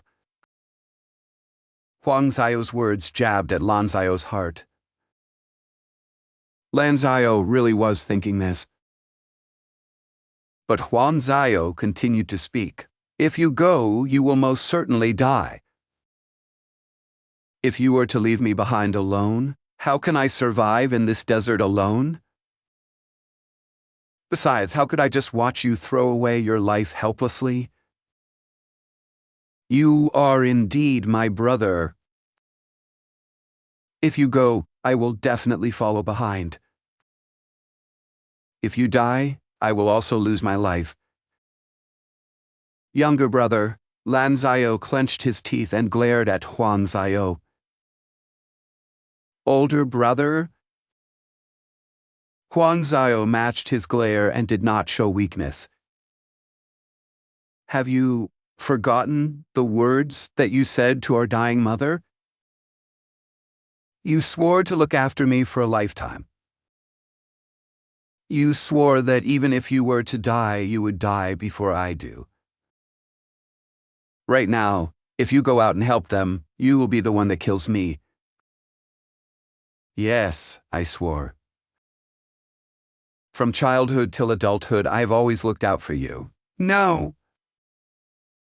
But you are already an adult. You are a seasoned sailor. You even have bronze-level strength now. So what? In the spider forest, wasn't I still abandoned by you? Huang Zio ruthlessly interrupted Lan Zio. I thought you were dead back then. Lan Zhao roared quietly. His face had seemingly turned red from anger.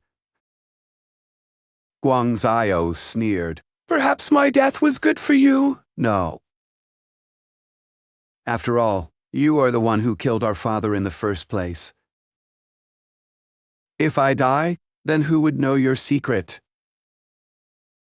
You would be free? No. How could you think like that? Lan Zio painfully and lowly howled. His face twisted and veins protruded out from his forehead. Huang Zhao suddenly raised his voice. Then let's leave. We will both leave this place together and escape this wretched island together. You should prove yourself through your actions. Huang Zio's words were like an icy lance that pierced into the deepest parts of Lan Zio's heart. The robust man half knelt on the ground. He unwaveringly looked at his younger brother like a statue for a moment. The brothers looked at each other face to face for a few breaths until the movements of the green lizards disturbed them.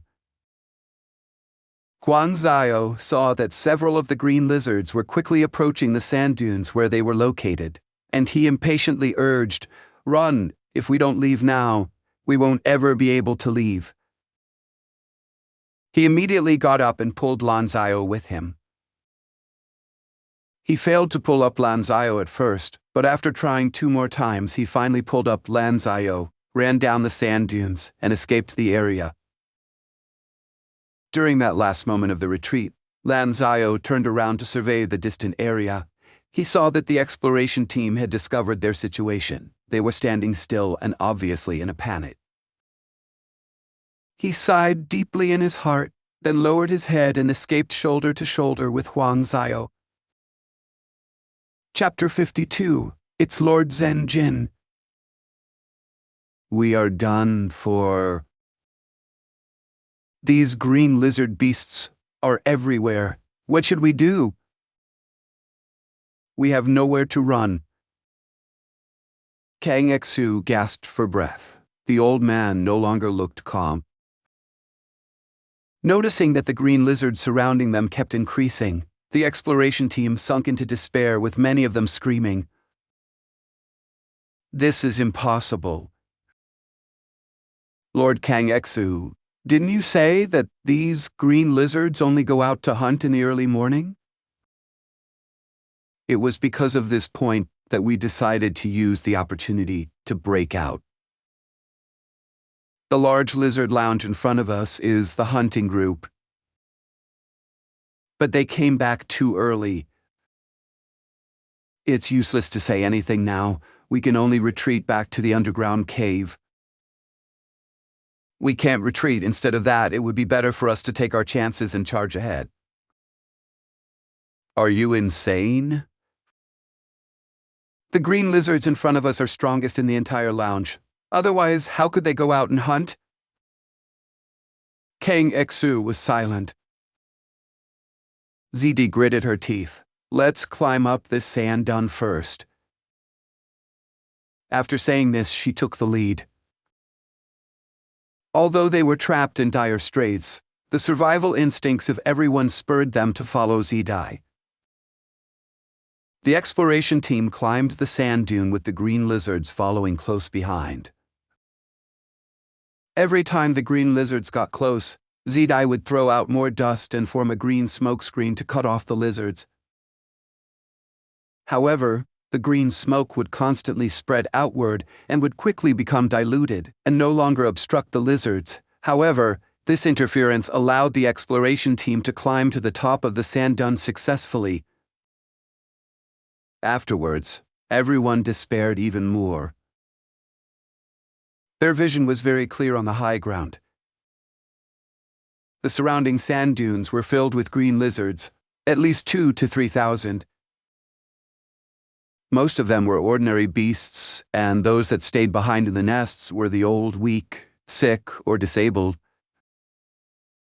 The elites that had returned early from hunting almost all had an iron-level aura. Why are we still struggling? Let's just wait here to die, someone said as they sat down enervated on the sand. Rather than being devoured by these green lizards, I would have been better off if I died in the sandstorm, another said as they bitterly smiled. More and more lizards gathered under the sand dune. Soon after, some lizards charged up the sand dune. Zedai fished out a potion and scattered it from above, immediately making a thick green smokescreen again. The cloud of green smoke formed a temporary barrier all around that could repel the charging green lizards. Upon seeing this scene, Baoya wholeheartedly exclaimed, "Yeah, we didn't have Lord Zedai with us. We would have died long ago." Someone saw the packed potion bag at Zedai's waist. Their eyes brightened and proposed, "With so many potions, we can wait for a strong gale, scatter these potions into the wind, and completely kill these green lizards. Even if they don't all die, it could still kill enough for us to pave our way out." But Zedai shook her head. The smoke cannot gather together in the wind. It would only drift away into the air faster. In addition, these lizards are not foolish. They will flee when they encounter the green smoke. The most crucial point is that we are weaker than these lizards. The green smoke would cause more harm to us. Everyone was flabbergasted. What else can we do? Zedai deeply sighed and gazed at the endless green lizards surrounding them on the sand dunes. We can only hope that these lizards are unsuccessful in their attacks and will scatter by themselves after a while. The girl had no expectations that this would happen. The lizards continued to surround them and were always attacking the dune, despite each attempt being repelled by the green smoke. When one part of the green smoke weakened, Zedai would promptly replenish it. The special powder was being used up quickly. Even if Zedai had made a lot, according to the rate it was being used up at, it would be completely used up in a day or two. Seeing the lizards hissing in frustration from not being able to kill those on the sand dune, many of the exploration team members relaxed. However, Kang, Exu, and Zedai were still worried. They understood clearly that they were in a very dangerous situation. These lizards were only retreating from the green smoke due to fear. The smoke's coverage was also very limited.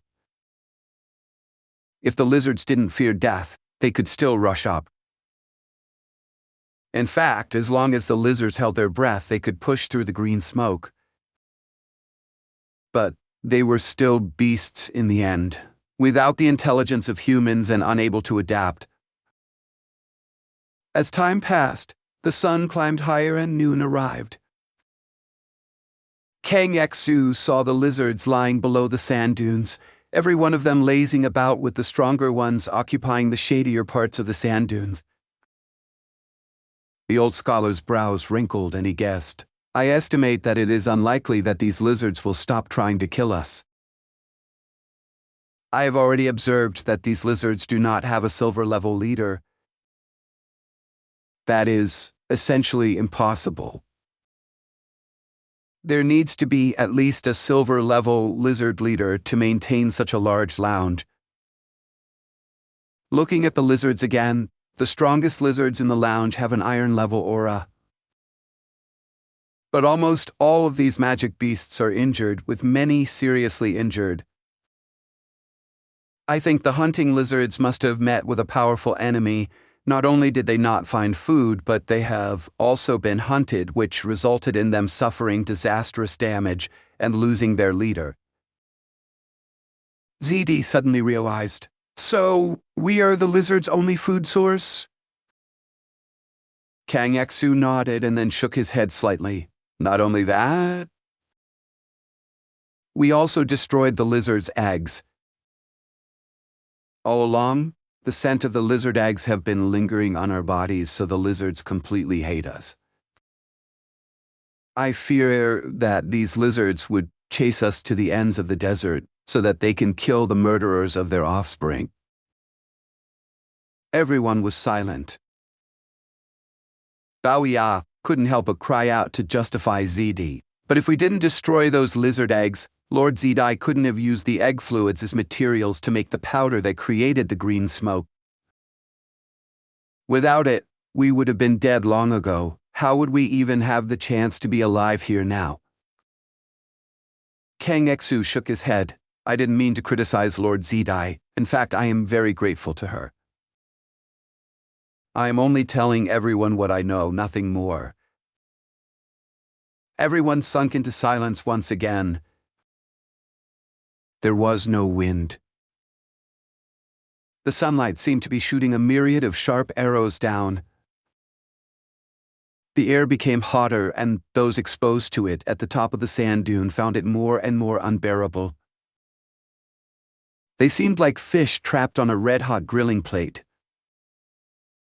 It was like being cooked alive. Many people took off the outer layer of their clothes and propped them on top of their heads like small tents. They did not dare to sit down because the sand below their feet was scalding. If a lizard egg broke on the sand now, it would immediately be cooked into a fried egg. It would be great if we had enough bows and arrows.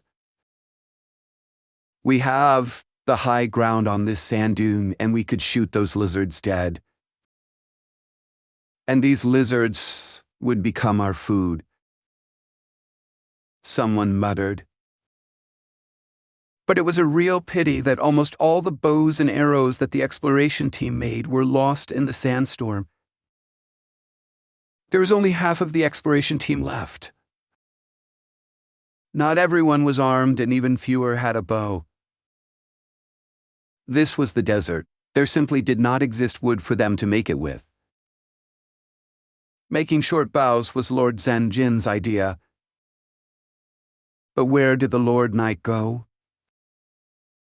If he was here, maybe he could think of a way.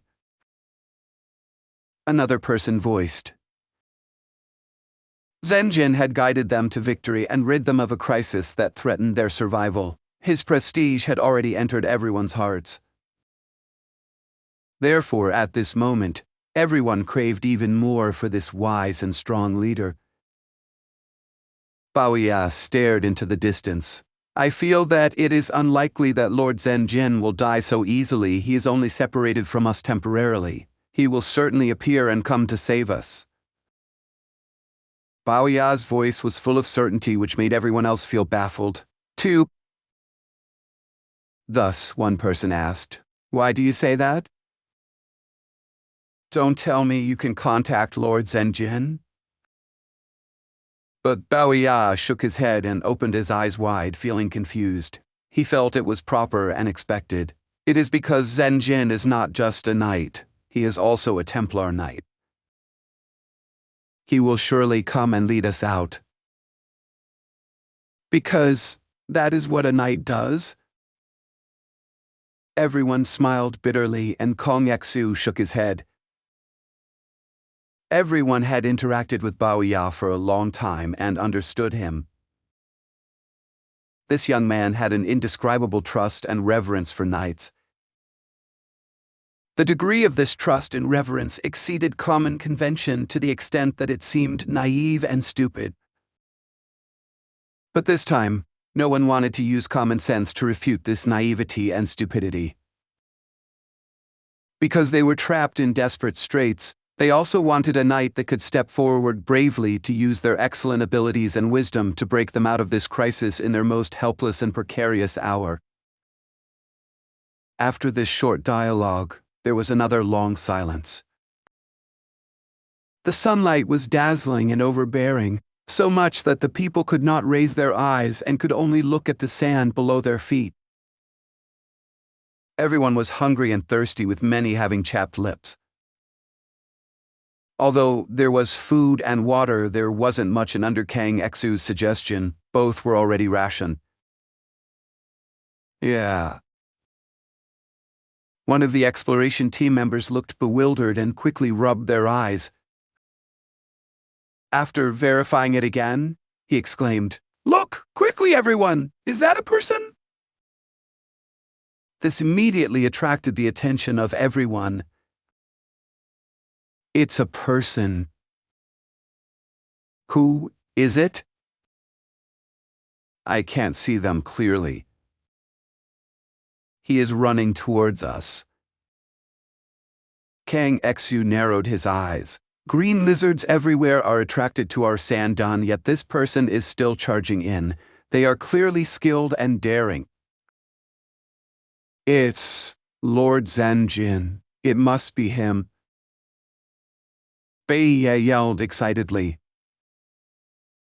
As the person got closer, everyone could finally recognize the man's face. At once, cheers erupted. It's the Lord. It really is Lord Zhen Ren. I knew I was not mistaken. Baoya laughed heartily.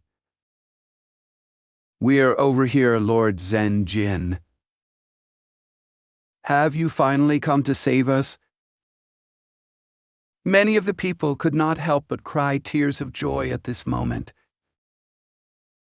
ZD was also hyperventilating. Her crystal-like eyes revealed that she was pleasantly surprised and full of expectations. However, the girl soon frowned as her heart tensed up. He is wounded. The faces of the crowd who were jumping in joy also changed subsequently. They also discovered that, as Zhen Ren was rushing over, his left arm was dangling like it was broken. At the same time, there were bandages wrapped on his body. These bandages were clearly Zhen Ren's clothes torn into long strips. The Lord is actually wounded. That fierce sandstorm really was terrifying. Do we know if the Lord's injuries are serious or not?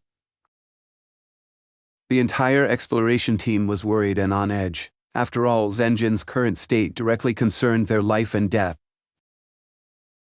Of course, the lizards also found out that Zhen Ren was rushing in, with several lizards in the outermost periphery going over to kill Zhen Ren. Zhen Ren held the spider blade in his right hand and, without dodging or fleeing, rushed into these lizards and chopped bilaterally. Whenever the blade light slashed, it would be accompanied with the splash of green blood. These ordinary lizards were completely beheaded and died on the sand. Zhen Ren's slaughter immediately caused a ruckus amongst the lizards. More lizards went to kill him, this time not just ordinary lizards but also bronze-level magic beasts. Zhen Ren's momentum immediately decreased considerably. Not only did the bronze-level lizards have a larger physique and greater strength, but, more crucially, they could spit out acid faster. If ordinary lizards wanted to spit acid, they would have to sit still and stiffen their necks for about 2 breaths before they could open their mouths and spit out the green liquid. This duration was completely enough for Zhen Ren to counter, attack, and kill them. Ordinary lizards trying to spit acid at Zhen Ren made for a good opportunity to kill them. Bronze lizards only took 1 breath to spit acid. If Zhen Ren was fighting a single opponent, that time would be enough for him to dodge and proceed to counterattack and kill. But in the current situation, Zhen Ren was only one person in a dozen lizards attacking him from all sides.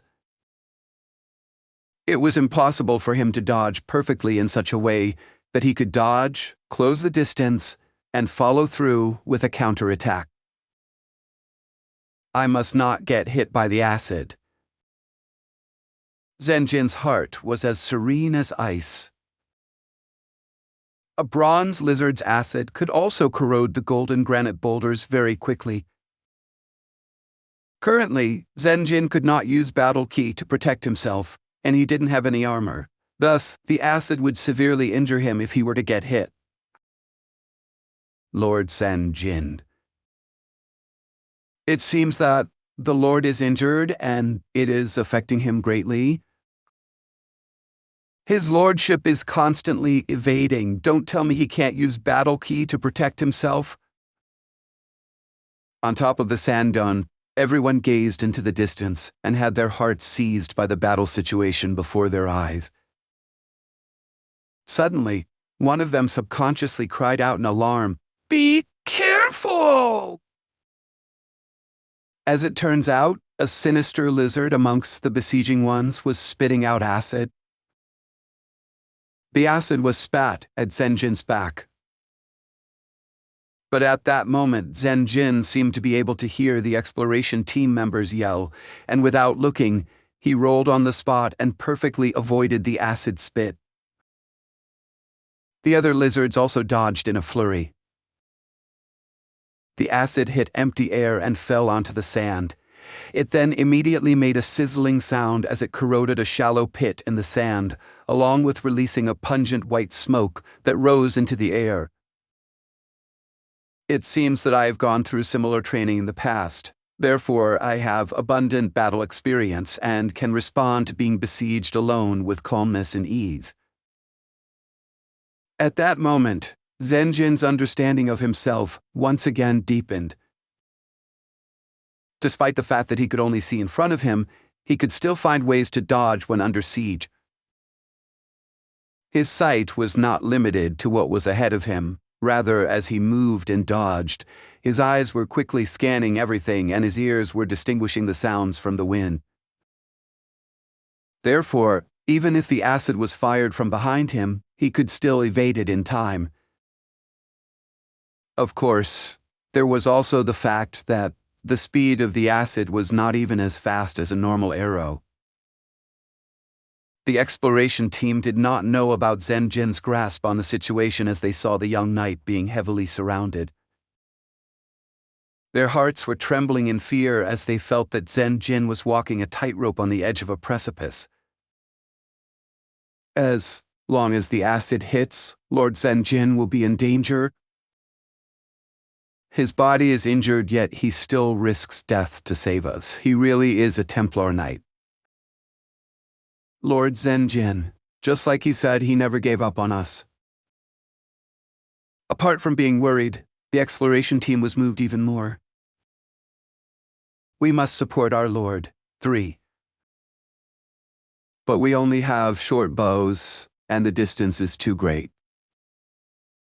We can't shoot the lizards around the Lord, and we are unable to help him. The exploration team members clenched their teeth. The range of long-ranged weapons were separated into maximum range and effective range. Long-range weapons were the most lethal in their effective range, while maximum range was just the farthest a weapon could fire to. The short bows were rough and slipshod works. Be it the effective or maximum range, neither were sufficient to reach where Zhen Ren was. The exploration team was trapped on the sand dune summit. At this moment, they wanted to help but could only watch helplessly. Oh no. Everyone's complexion dipped again as they saw the third batch of lizards charging towards Zhen Ren. This batch included 3 iron-level lizards. Chapter 53. I have returned. A lizard opened its mouth and sprayed out acid. But it was already too late. The lizard picked the perfect opportunity. Huang Zhao's face distorted, but he couldn't avoid it and could only close his eyes and bite the bullet. Huang Zhao's field of vision was thrown into darkness as he got knocked down to the ground. The next moment, he opened his eyes and saw his brother's face twisting in pain.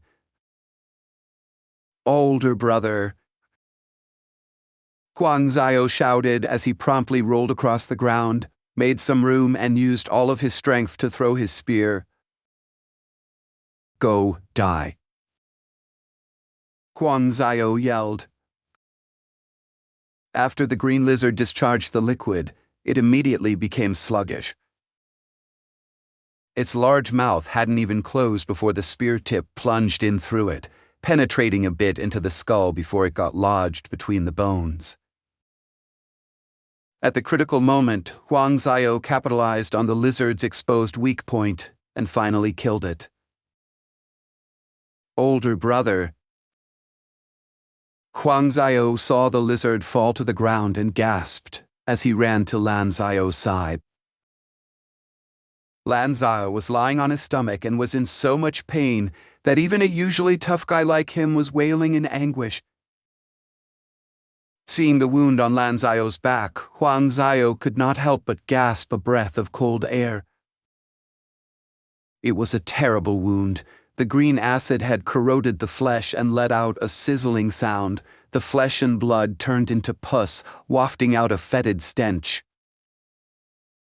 The injury was rapidly deteriorating, and Huang Zhao was certain that he would see Lan Zhao's bones in a few breaths. This was just a bronze-level lizard. Huang Zhao did not dare touch the wound as he quickly took out his water canteen and poured all of it out. The water diluted the acid greatly and alleviated Lan Zhao's wound. Huang Zhao grabbed Lan Zhao's arm and supported his body. He then poured another water canteen onto Lan Zhao's body to quickly wash out the acid onto the sand. Save the water. Lan Zhao's pain had been greatly relieved, and he used his remaining rationality to warn Huang Zhao. "We can't keep it." Huang Zhao gritted his teeth. Lan Zhao's injury was too grave, and he had no choice but to use all of his water on it. Meanwhile, green acid nearly hit Zhen Ren's ear as it streaked across the sky. Zhen Ren's face was solemn. There were more than a dozen lizards attacking him from all sides. There was no lack of iron-level or bronze-level magic beasts among them. Relying on his agility and abundant experience, Zhen Ren constantly evaded while killing lizards. However, he could clearly sense that it was getting increasingly harder to move forward. He couldn't help but look at the path behind him as he shouted in his heart, "Why haven't they come yet?" "Oh." A light sound. An arrow flew over the heads of countless lizards and landed in the sand. "I tried my best." Baoya gasped heavily on top of the sand dune. As he gazed at the short bow in his hand, he couldn't help but shake his head. Using his shooting technique, he displayed the short bow's maximum range, yet the arrow was still more than a dozen paces from Zhen Ren's position. This short bow had also suffered from the sandstorm, and after a lot of fights, it was teetering on the edge of collapse. "Lord Zhen Ren, the potion. Inhale it with your nose." Everyone roared together. Zhen Ren hesitated. He had his own plan, and Baoya's arrow was beyond his expectations. What to do? Zhen Ren clenched his teeth and suddenly jumped up. In that crucial moment, he chose to believe in his comrades. The lizards in front of him did not anticipate this. As a result, Zhen Ren stomped on their heads, soared into the sky, and leapt into the distance. This was a very dangerous action because it would be very hard for Zhen Ren to dodge the acid while he was in the air. Zhen Ren landed on the ground with a thump. 3 lizards opened their mouths, and some waved their claws in order to kill Zhen Ren. In an instant, Zhen Ren took a hastened glance and found the only escape path. He rolled over and over, tumbling dangerously close between 2 lizards. He stretched out his hand, grabbed the arrow shaft and kicked the ground hard with his right foot, using it to lift his whole body up and stand up. Without staying in place, he quickly ran as hard as he could. While running, he pulled out the arrowhead and looked at the yellow fumes it emitted. Zhen Ren fiercely breathed in the fumes through his nose. Cough, cough, cough. He immediately coughed and spat out a cloud of gray mist. At the same time, his ears and nose also emitted the gray mist. He even shed tears of a light ashen gray tinge. After a few breaths, Zhen Ren found that he had lost his sense of taste and smell. He could not feel his tongue and nose. Even his vision and hearing were weakened to a certain degree. This was very detrimental to him.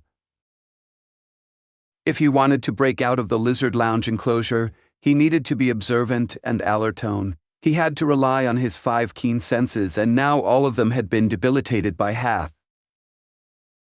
Immediately, the pressure on him from the lizard lounge had doubled. The sand dun peak. Use these as the arrowheads. Zidai took out 5 to 6 arrowheads from her handbag at her waist. Baya immediately took them and placed them on arrow shafts.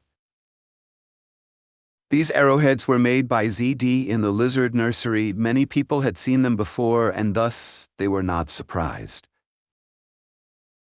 Whoosh. Baoya focused for a few breaths before drawing his bowstring and shooting out an arrow. The arrow streaked across the air while constantly emitting a green smoke. It then hit the sand and the green smoke gushed out of it. The green smoke slowly subsided on the sand and formed a brief smoke wall. The entire exploration team once again shouted in unison to warn Zhen Ren. Zhen Ren immediately rushed into the green smoke and followed its trail. The surrounding lizards tried to break into the green smoke, which resulted in them wailing in anguish and quickly retreating from it. The green smoke was the same powder that Zidai had sprinkled before. The lizards that breathed in the smoke would have their respiratory tracts corroded. But Zhen Ren had breathed in medicinal fumes before and could breathe freely. There is actually such a fantastic medicine. The eyes of the exploration team were wide with pleasant surprise. But Zidi shook her head. To be honest, this is a failed product. The medicine is toxic, and only Lord Zhen Ren's body can handle it. After inhaling it, it can corrode the green smoke for a certain period of time, allowing one to breathe freely. If it were us, we would have already been choked to death. Zhen Ren was at least a silver-level cultivator and could possibly be a gold level 1. Although his constitution could not compare to most magic beasts, it far exceeded the average human. In this manner, Baya shot arrows again and again, first the medicine and then the green smoke. With this aid, Zhen Ren's journey was no longer hindered, and he successfully ascended and reunited with everyone on top of the sand dun. My lord. Lord Zhen Ren. The exploration team encircled Zhen Ren, each of them emotionally moved. Baoya looked toward Zhen Ren with his face full of admiration. My lord, what should we do next? Someone asked. Get ready. Everyone will follow me and charge out. I will charge at the forefront. Zhen Ren answered. Kang Yaksu shook his head. Lord Zhen Ren, I fear this plan will not work. ZD told him the particulars of her medicine. Zhen Ren smiled but did not respond. Rather, he turned around and looked at the direction he had come from. His eyes slightly squinted as he looked into the distance for a moment before he suddenly smiled. This time, the sight he had seen did not disappoint him. He finally got what he had waited for. Thus, he said, of course you cannot rely upon me alone. However, I have been here before. At that time, I hadn't found you guys yet. But the pink compound trail gave me clues of your whereabouts deep in the lizard nest. I couldn't rush into the lizard's nest by myself, so I provoked and attracted a scorpion group. My injury was from provoking the scorpion group. Look, everyone, they are here. Everyone looked hastily and saw a large scorpion rushing in from the distance. These scorpions were huge, no less than the lizards. The leader of the scorpion group had a strong silver-level magic beast aura. Your lordship is wise. Excellent. We are saved. Everyone was exalted as they finally saw the chance of escaping with their lives. However, the scene of the two beast groups fighting each other did not happen. The scorpion group stopped at the edge of the lizard's domain. After the lizards panicked for a spell, the iron-level lizards all hurried to the front of the scorpion group. The two beast groups did not directly fight, rather, they stood off in confrontation. Don't tell me the scorpion group saw through our plan. Curses, just fight already. Everyone was irascible. But Zhen Ren was still smiling. Don't worry, early this morning I witnessed the lizards and scorpions fighting. First, they will provoke each other, and if neither side concedes, the strongest of either group will come out to fight alone. The current situation is like so. Give me some water and food. I need to replenish myself. Zhen Ren requested. Water and rations were immediately given to Zhen Ren. Zhen Ren had already used up the food he had on hand. After he investigated the lizard nest for the first time, he had eaten the viper and then ran back to find the scorpion group and attracted them over. Zhen Ren chewed. His Adam's apple bobbed as food and water entered his stomach. The medicinal fumes he had breathed in were still affecting him. As a result, the youngster could not taste anything. But just the act of eating made his heart feel spontaneously satisfied and happy. Zhen Ren right now was really hungry and thirsty. After finding the pink compound, he had trekked long and hard to arrive at the fringe of the lizard nest. Afterwards, he withdrew and looked for the scorpion group. He did not hesitate to suffer injuries when provoking the scorpion group. Finally, he made the round trip back. Thereafter, under the intensely shining sunlight, he single-handedly charged at the lizard lounge. Regardless of stamina or spirit, this was a huge ordeal that had consumed a lot. Eat a bit more, my lord. The exploration team crowded around Zhen Ren and watched him gulp down food. Many of them were also subconsciously swallowing their own spit. Although they had eaten, their hunger clearly hadn't been satisfied yet. Yes, Lord Zhen Ren, you have formidable strength and you need to eat more food than us. My lord, put on this leather armor. We still have spares. Someone saw Zhen Jin's hemp garments and immediately contributed his equipment. The exploration team members all knew that he was the key person for their safety. All of their hope was entrusted to Zhen Jin. "How much food do we still have?" After hearing the answer, Zhen Jin shook his head and voluntarily stopped eating. The group's food was already too low, and with an uncertain future, he needed to save as much food as possible. He got up with a straight waist and spat out some foul air. Although he only ate until he was half full, he was satisfied at this moment. He took the leather armor and donned it on himself. It was a little too big, and Zhen Jin did not have much expectations that it could resist acid. But having something was always better than nothing. As for blades, since he had the spider blade, he took a dagger. After being crudely armed, he swept his eyes over those nearby and saw 5 to 6 exploration team members. The thing that surprised him the most was that there were so many people alive. This was beyond his expectations. Zhen Jin was not a thief and did not have the ability to move stealthily. Therefore, when he had found the medicine trail, he did not enter and investigate the underground lizard nest the first time. At that time, Kang Exu and ZD were still in the cave. Both parties hadn't found each other.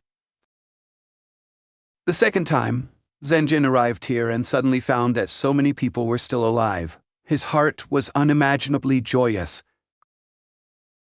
After seeing these people, he didn't hesitate and instantly resolved himself to use all of his strength to save these people.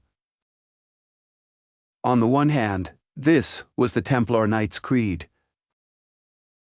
On the other hand, the pressure of surviving alone was tremendous, and Zhen Jin had already felt it deeply.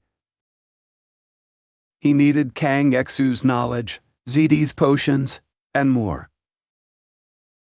Even people like Bao Ya and the rest were precious manpower. Looking into the future after he escaped this island, he would still need to compete in the White Sand City Lord competition and needed subordinates to aid him. Chapter 54. I will not abandon even a single person. The roaring of the two beast groups were increasing. The Scorpion group was gradually gaining the upper hand because they had a silver-level leader and more stamina. The lizards did not have a silver-level leader, but under pressure from the external enemy, the lizards were closely aligned and coordinated.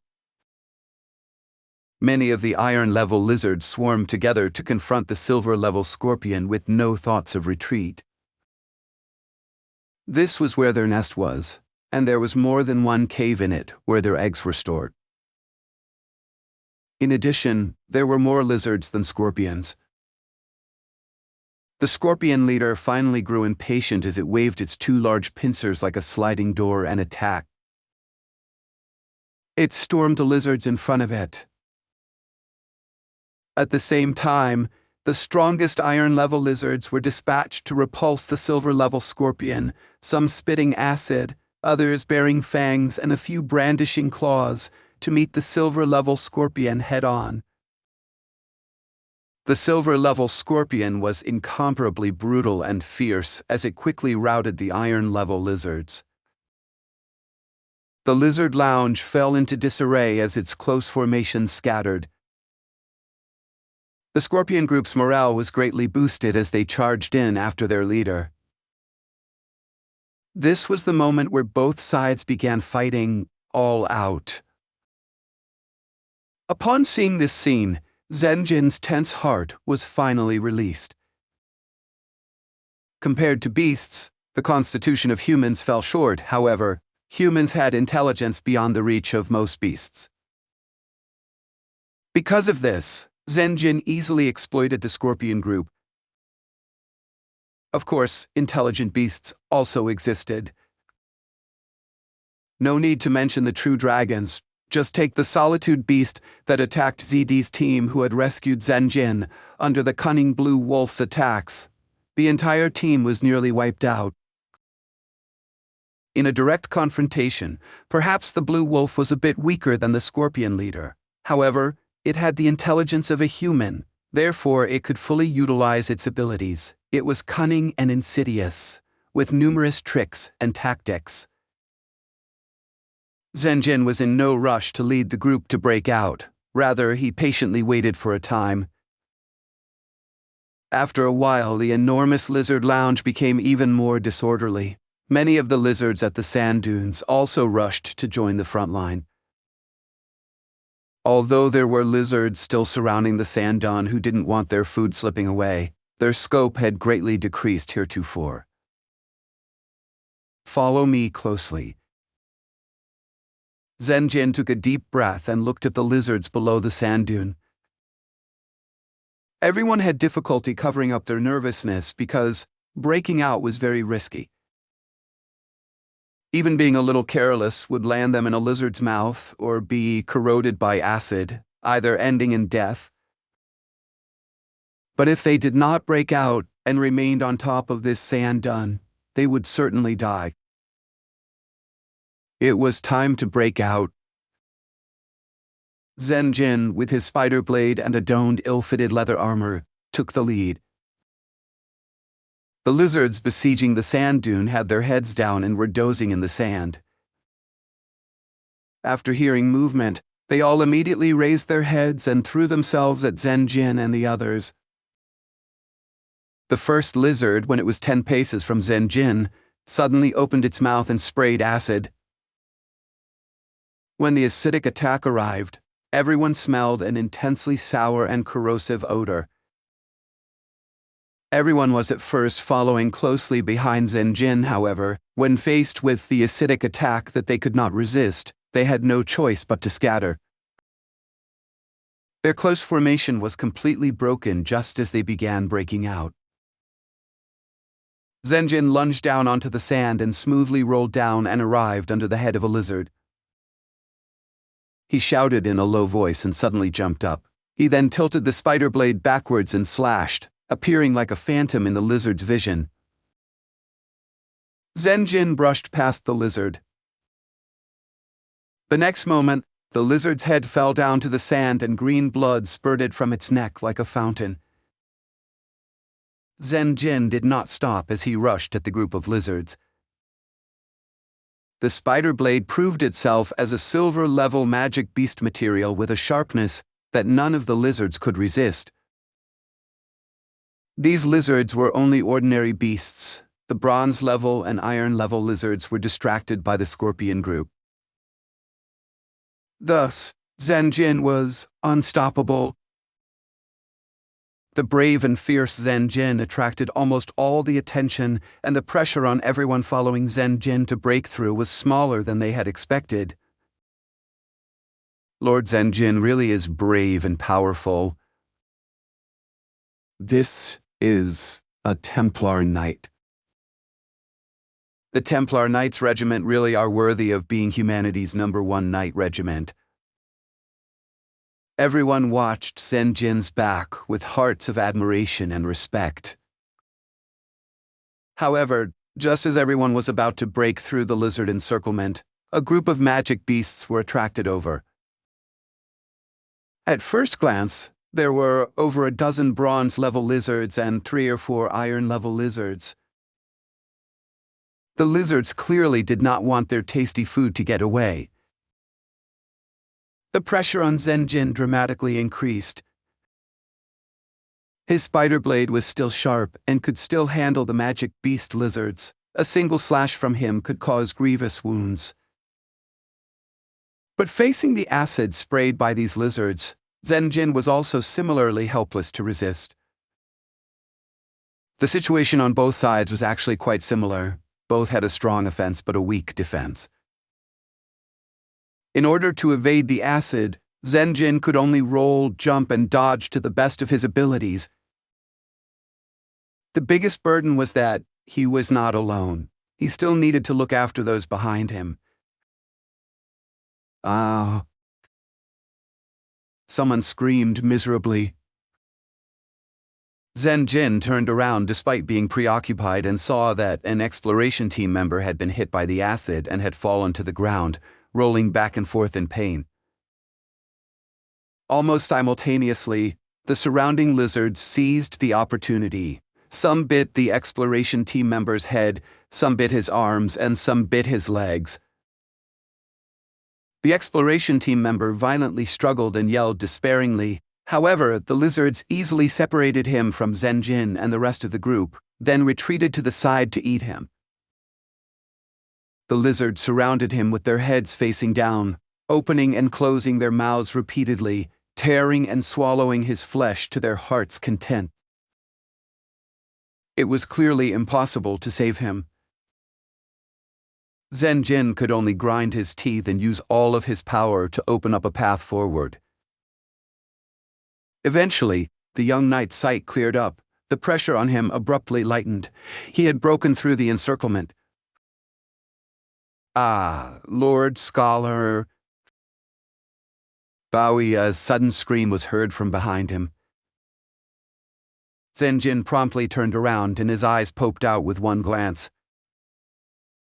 Kang Xu had tumbled to the sand with a lizard just 5 to 6 paces behind him. The old scholar's constitution was lacking, and despite being protected during the breakout, he still fell behind to the rear of the team. "Run quickly." Against Zhen Ren's expectations, Baoya suddenly turned around and ran back to give Kang Xu a hand. The lizards behind him were so close, their hissing sounded like it was straight in his ears. Kang Xu understood his situation and furiously shouted at Baoya, "Go, leave me!" But Baoya did not listen as he clenched his teeth and reached Kang Xu's side.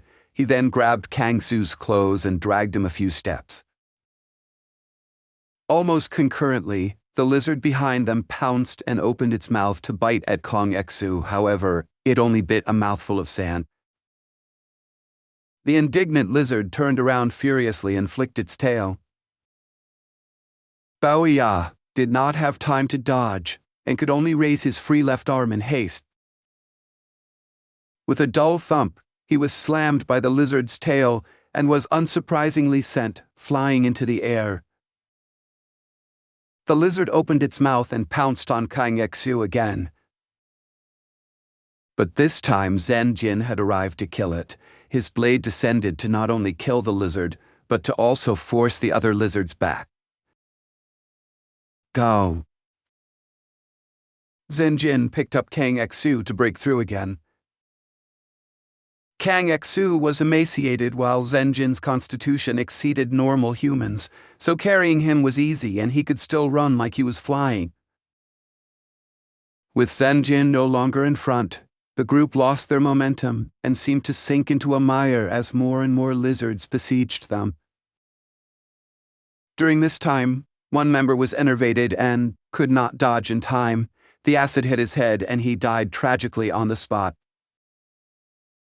Zhen Ren carried Kang Xu and reunited with them. He charged forward and easily broke through the lizards encircling them, allowing the team to advance once more. After battling a while, not many lizards remained in front of Zhen Ren as they scattered. "We killed them." Everyone was ecstatic. Zhen Ren turned around. Almost everyone was gathered around him, but Baoya was now surrounded by lizards. It turned out that after the lizard tail had swept Baoya into the air, he had suffered fractured ribs and arm, and his speed had greatly decreased because of the severe pain. The lizards did not dare deal with Zhen Ren, so they looked for the weakest to attack. Zhen Ren was about to return to save him, but Kang Xu shouted in a low voice, "My lord, don't run after him!" "If we don't leave here, the lizards will surround us again." Everyone looked at Kang Xu. Kang Xu was just in desperate straits. If Baoya did not buy time for him, it would have been too late for Zhen Ren to save him. One could say that Bao Ya was also Kang Xu's lifesaver. But now, Kang Xu was blocking Zhen Ren and wanted to abandon Bao Ya.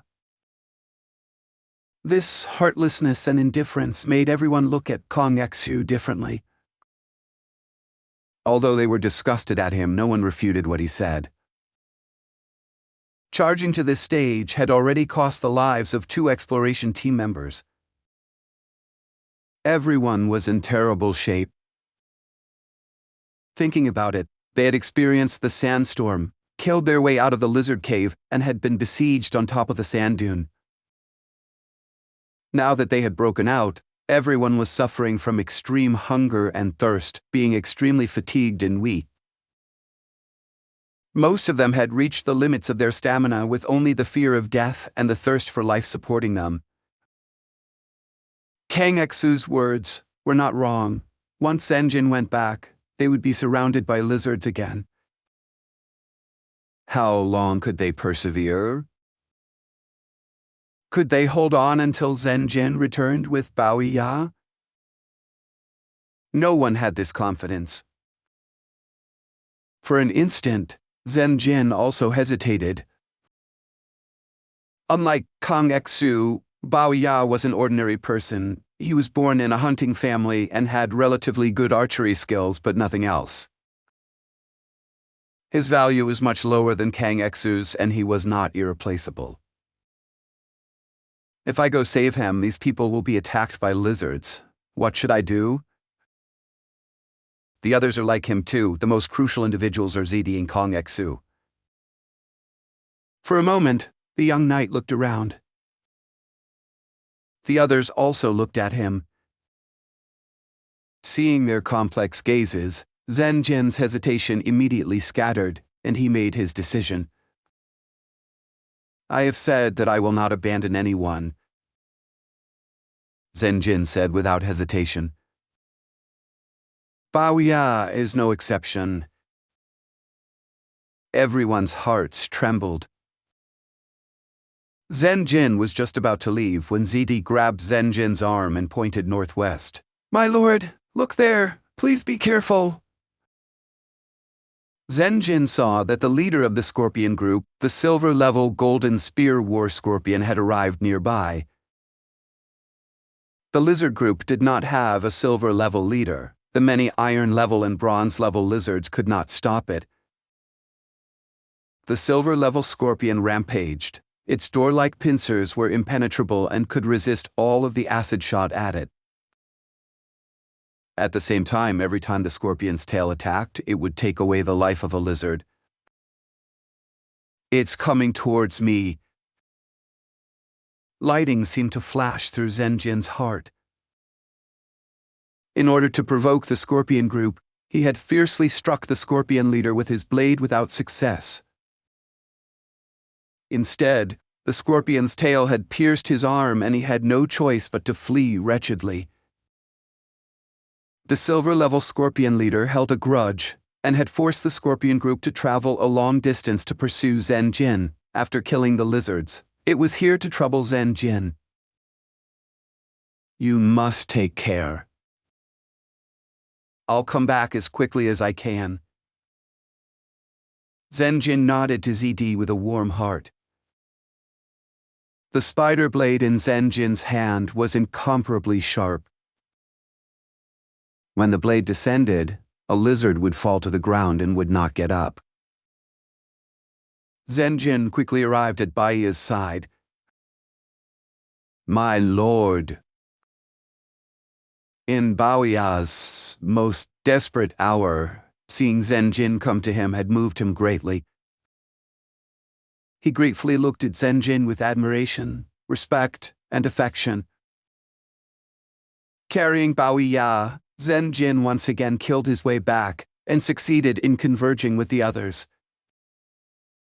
Zhen Ren's previous worries did not come to pass as Zidai, Kang Xu, and the others were fine. Follow me closely out of here, Zhen Ren flatly said as he charged ahead once again. Yes, my lord. Everyone responded together. The fact that Zhen Ren carried Baoya back made the exploration team's morale rise dramatically. At this moment, the youngster in front of them seemed to be radiating with brilliance to everyone's eyes. Zhen Ren had once said that he would not abandon anyone. Zhen Ren had saved Kang Exu, and under the threat of the Scorpion leader, he had saved Baoya. He had fulfilled his promise. And he had also let them understand his determination. There was nothing more convincing than real action. At this moment, everyone was completely convinced by Zhen Ren. After finally breaking through, Zhen Ren turned around and saw that the lizard group was in chaos and no longer pursued them. When he had saved Baoya, he was still worried about the Scorpion leader. He didn't expect for the lizards and the silver-level Scorpion leader to fight each other so fiercely. Both groups were too busy to care about Zhen Ren and the others, which finally let Zhen Ren and the others escape to live another day. As he let out a foul breath, Zhen Ren's heart still had some concerns. He did not know why. He just felt that it was too easy to break away from the Golden Spear Scorpion group. Chapter 55. The Scorpion Group Pursues. The sun fiercely baked the tawny desert. Under the torture of the sunlight, the sand dunes were soft to the point of melting. As the air warped from the scorching heat, a man slowly walked across the burning sand, slowly moving forward step by step. This man was thin, had swollen eyelids and listless eyes. He panted roughly like a mechanical puppet as he walked. He was not alone as he carried an unconscious man on his back. The eyes of the man being carried were tightly closed. Although he was soporous, his brows were still tightly frowning and pinched into a knot. It was because his back was injured and the pain had been tormenting him. Comparatively speaking, the unconscious man's physique was more well-built than the thin man walking. Although their physiques were somewhat different, their facial features were very similar to each other and showed their blood relationship. It was the brothers Huang Ziyo and Lan Ziyo. When they spotted Zidai, Kang Exu, and the others being besieged by the lizards on the sand dunes, at Huang Ziyo's insistence, the two brothers covertly fled from the green lizard's nest. But en route, they still encountered some roaming lizards on the outskirts. In order to save Huang Ziyo's life, Lan Ziyo dauntlessly dashed on to block an acid spray from hitting his younger brother. As a result, Lan Ziyo was gravely injured and fell into a coma. The desert stretched as far as the eye could see and seemed to be endless. Huang Ziyo had been trekking while carrying Lan Ziyo on his back for a long time already. He was thirsty and hungry, and his belly had been grumbling for a long time, with his thirst being the thing that tormented him the most. His throat seemed to be smoldering, his closed lips were dry and chapped, and every time he breathed through his nose, the scorching air seemed to pour magma down his throat. Water, water. Lan Ziyo's whisper, like feeble calls, rung in his ears. Lan Ziyo was still unconscious. His calls came entirely from his survival instincts. The calls broke Huang Ziyo's daze. He blinked and stopped walking. Afterwards, he supported his older brother with one hand and caressed Lan Ziyo's forehead with the other. Lan Ziyo's forehead was hotter than the sand under their feet. Huang Ziyo's heart sank with it. Lan Ziyo was in a coma and had a fever. This was not a good omen. Under normal circumstances, if a patient was severely sick, they would need to seek divine spells for treatment. The sacred temple of life's priests from the Sheng Ming Empire were experts at treating illnesses. But now, the two brothers were in this dangerous island's desert, with no signs of people. How could they find a sacred temple of life's priest? Maybe I and my brother should have tried our best to save Miss CD. She has potions even if she doesn't. She could have made them. When Huang Xiao thought of this, he started to feel regret. But shortly afterwards, he shook his head. No, Miss Zidai, Kang Xu, and the others are certainly dead. They definitely died. They were divided up, entered the bellies of the lizards, and were excreted out. No matter how good-looking, noble, wise, or young those people were, they would only all end up as a pile of excrement in the end. I don't want to end up as a pile of shit. Older brother, you have to endure, Huang Xiao silently said in his heart. He started walking once more. Water, water. Lan Zhao still cried out from time to time, each increasingly more feeble than the last. Huang Xiao wanted to smile bitterly, but he didn't even have the strength to move his facial muscles to force a bitter smile. I also want water. I would even trade everything I have for it. Huang Xiao shouted in his heart. But wasn't our water used to clean out your wounds? My older brother. I swear that if I find water now, even if it is a lake, I would dare to drink it dry. The next moment, the inwardly determined Huang Xiao was stunned on the spot. The sand dunes before him vanished. His field of vision suddenly opened up, and he saw an oasis. Huang Xiao was stupefied. He immediately reacted, turning completely wide-eyed, his jaw dropped, and his face revealing an ecstatic expression. He bellowed. Oasis. It's an oasis. Older brother, we have water. We have water. Just like how we found an oasis the last time we were teleported. Now, we stumbled upon an oasis again.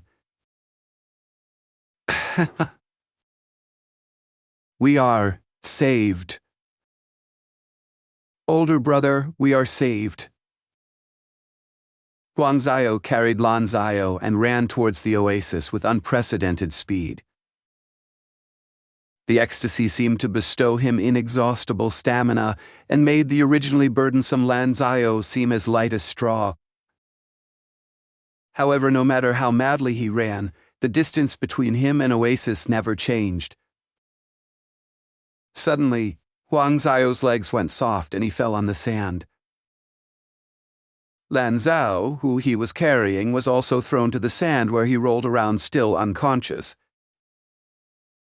Huang Xiao lifted his sand-covered head, but the oasis in his vision suddenly vanished. Huang Xiao was stunned. Because of his wild rush just now, his chest was unceasingly undulating and he was heavily gasping incessantly. No, no. Huang Xiao knelt in the ground and grasped his head with both hands. His hope that had turned into despair pained him even further. This can't be real. This can't be real. He extended his hand and spread his fingers towards the direction of where the phantom oasis had been, but grabbed nothing. It was fake, all fake. Huang Xiao had no more strength. His prior mad dash had used up his final bit of stamina, but because of his emotional state, he ignored his true condition. Finally, he fell to the ground due to his body being unable to endure. There was never an oasis, only a mirage. It was all in vain. The sun was still blazing and threatening, and in this boundless and endless desert, Huang Xiao was just a small insect within it. Insignificant, pitiable, laughable. He once thought that he could rely on his brother, the brother who was currently lying unconscious and motionless in the sand not too far away. At this moment, Huang Zhao's body and mind were wrapped up in an unprecedented feeling of helplessness. He finally understood the pressure of surviving alone with an incomparable clarity and could no longer resist falling into the dazed state from before. Breathe. Breathe. Don't be afraid, Huang Zhao told himself. Breathe. I can't seem to breathe. At that moment, Huang Zhao grabbed his clothes in front of his chest. His fear, helplessness, misery, sorrow, and other emotions were so strong that they seemed to block his chest, throat, mouth, and nose, almost suffocating him. I don't want to die. Finally, Huang Zhao burst into tears. Huss, huss, huss. Zhen Jin's chest fiercely undulated as he gasped heavily for breath. Currently, he was not in a good situation. His arm's injury hadn't gotten better under Zidai's treatment. Pus had formed in the wound, and he had a low fever. Although he had priority for food and water, eating and drinking to his fill was out of the question. Therefore, he was still hungry and thirsty. Regardless of whether it was his cravings or his injury, both made his limbs feel soft. But these things were thrown to the back of Zhen Jin's mind because he had to concentrate on the huge enemy before him. The one that confronted him was the silver-level magic beast, leader of the Golden Spear Scorpion Swarm. After breaking out of the encirclement and shaking off the green lizards, Zhen Jin's concerns quickly became reality. After killing the lizards, the scorpion leader led the rest in pursuit of Zhen Jin and the others. The speed of the exploration team could not compare to these horse-sized scorpions, and they quickly caught up. Zhen Jin could only bravely step forwards and confront the scorpion leader. This was the 5th time they had a confrontation. Both sides were still equally matched. The silver-level scorpion chittered and slowly retreated. After a certain distance, it turned around to leave. Its body had several new scars created by Zhen Jin. But the scorpion's carapace was really too hard. Even if Zhen Jin slashed with his utmost power, he still could not completely cut through the carapace. If I could activate Battle Key, whether to increase my strength or increase my weapon's sharpness, either would be enough to kill this scorpion. Zhen Jin's heart sighed. Upon seeing the scorpion leader retreating, the others did not cheer, rather each of them looked grave. The first time they saw Zhen Jin force the scorpion's retreat, they were jubilant. But soon after, they discovered that this silver-level magic beast didn't really leave. Rather, it followed Zhen Jin with its scorpion group. Every so often, the scorpion leader seemed to be refreshed and would charge up and fight Zhen Jin again. Battling over and over 3 extremely enervated Zhen Jin. He had used up too much of his stamina and energy, and ever since he had joined up with Zidai, Kang Exu, and the others, he never had a real rest. But he did not dare show even the slightest degree of weakness, for fear the scorpion swarm would attack them upon seeing weakness. Zhen Jin could barely take on the scorpion leader, however. If an all-out battle started, he would not be able to protect himself, let alone protecting the others. My lord, please let me inspect your injuries. Seeing that the battle had finished, Zidi immediately arrived at Zhen Jin's side and carefully examined Zhen Jin's wounds. Most of the wounds on Zhen Jin's body were new, some were from acid, but most of them were from the scorpion swarm leader. She took out a potion and poured it onto Zhen Jin's wounds. However, she could not do anything about Zhen Jin's arm injury. The girl frowned and kept shaking her head. My lord, your arm's injury has gotten worse. My potions have no effect on it. Alas, if we had enough materials, perhaps I could make a potion that could alleviate your injury. Zhen Ren patted the back of the girl's hand and gently smiled. Miss CD, you have already done your best. My strength gives me a far greater body than ordinary people. If I get injured, I would need more effective medicines to treat my wounds. But here, low-level magic medicines are useless. The effects of your herbal medicine are already amazing. You have already done your best. The girl was silent for a moment, but soon seriously analyzed. In fact, the scorpion's golden tail isn't poisonous, and although your lordship's injury on your arm is large, your natural recovery ability is enough to heal it. Only now, we can't break away from this scorpion group. My lord, you have already fought the scorpion leader several times, and you have constantly squeezed out the energy and stamina from your body. Every time you fight, you get injured and you don't have time to rest or recover at all. Yes, my lord, if this continues, I fear we will die at the hands of these scorpions. Someone interjected. The rest were also deeply worried and heavy-hearted. Everyone could see Zhen Ren's situation was getting increasingly worse. In the present situation, everyone was relying on Zhen Ren to survive.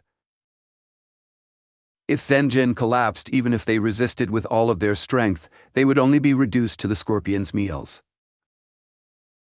Chapter 56. Optimism and Hope. Zhen Ren looked around and immediately saw that everyone was uncertain. The young knight knew what they were thinking. As their leader, he had to disregard his injuries for now and first attend to the entire team's welfare. Zhen Ren knew that in these desperate straits, where they were slowly sliding towards death and could do nothing to stop it, most people would collapse or even go mad. Therefore, he gently laughed and consoled them. Everyone, you all should be glad that this scorpion group treats us as a beast group and only I and their leader are dueling. Unless the outcome between us is determined, the scorpion group will not launch an all-out attack. Indeed, the reason why we are all still alive is due to your contribution, Lord Zhen Ren. But if what you say is correct, sooner or later we will also... The exploration team members hesitated with their words as they concurred. Zhen Ren said again, as long as we are still alive, there is still plenty of hope. For instance, if we find other people to assist us, we will be saved. Or if another sandstorm strikes and disrupts everything, or if we get teleported again away from here. Everyone looked at each other in dismay. Wasn't Lord Zhen Ren being a bit too optimistic? Soon after, everyone began to talk. Lord Zhen Ren, the time between two teleportations is roughly half a month. It has only been a few days since we were teleported. Such a possibility is impossible. If there is another terrifying sandstorm like the last, it will be a disaster for us. We are currently trapped in a desert of unknown size and in an unknown location. Who can come rescue us?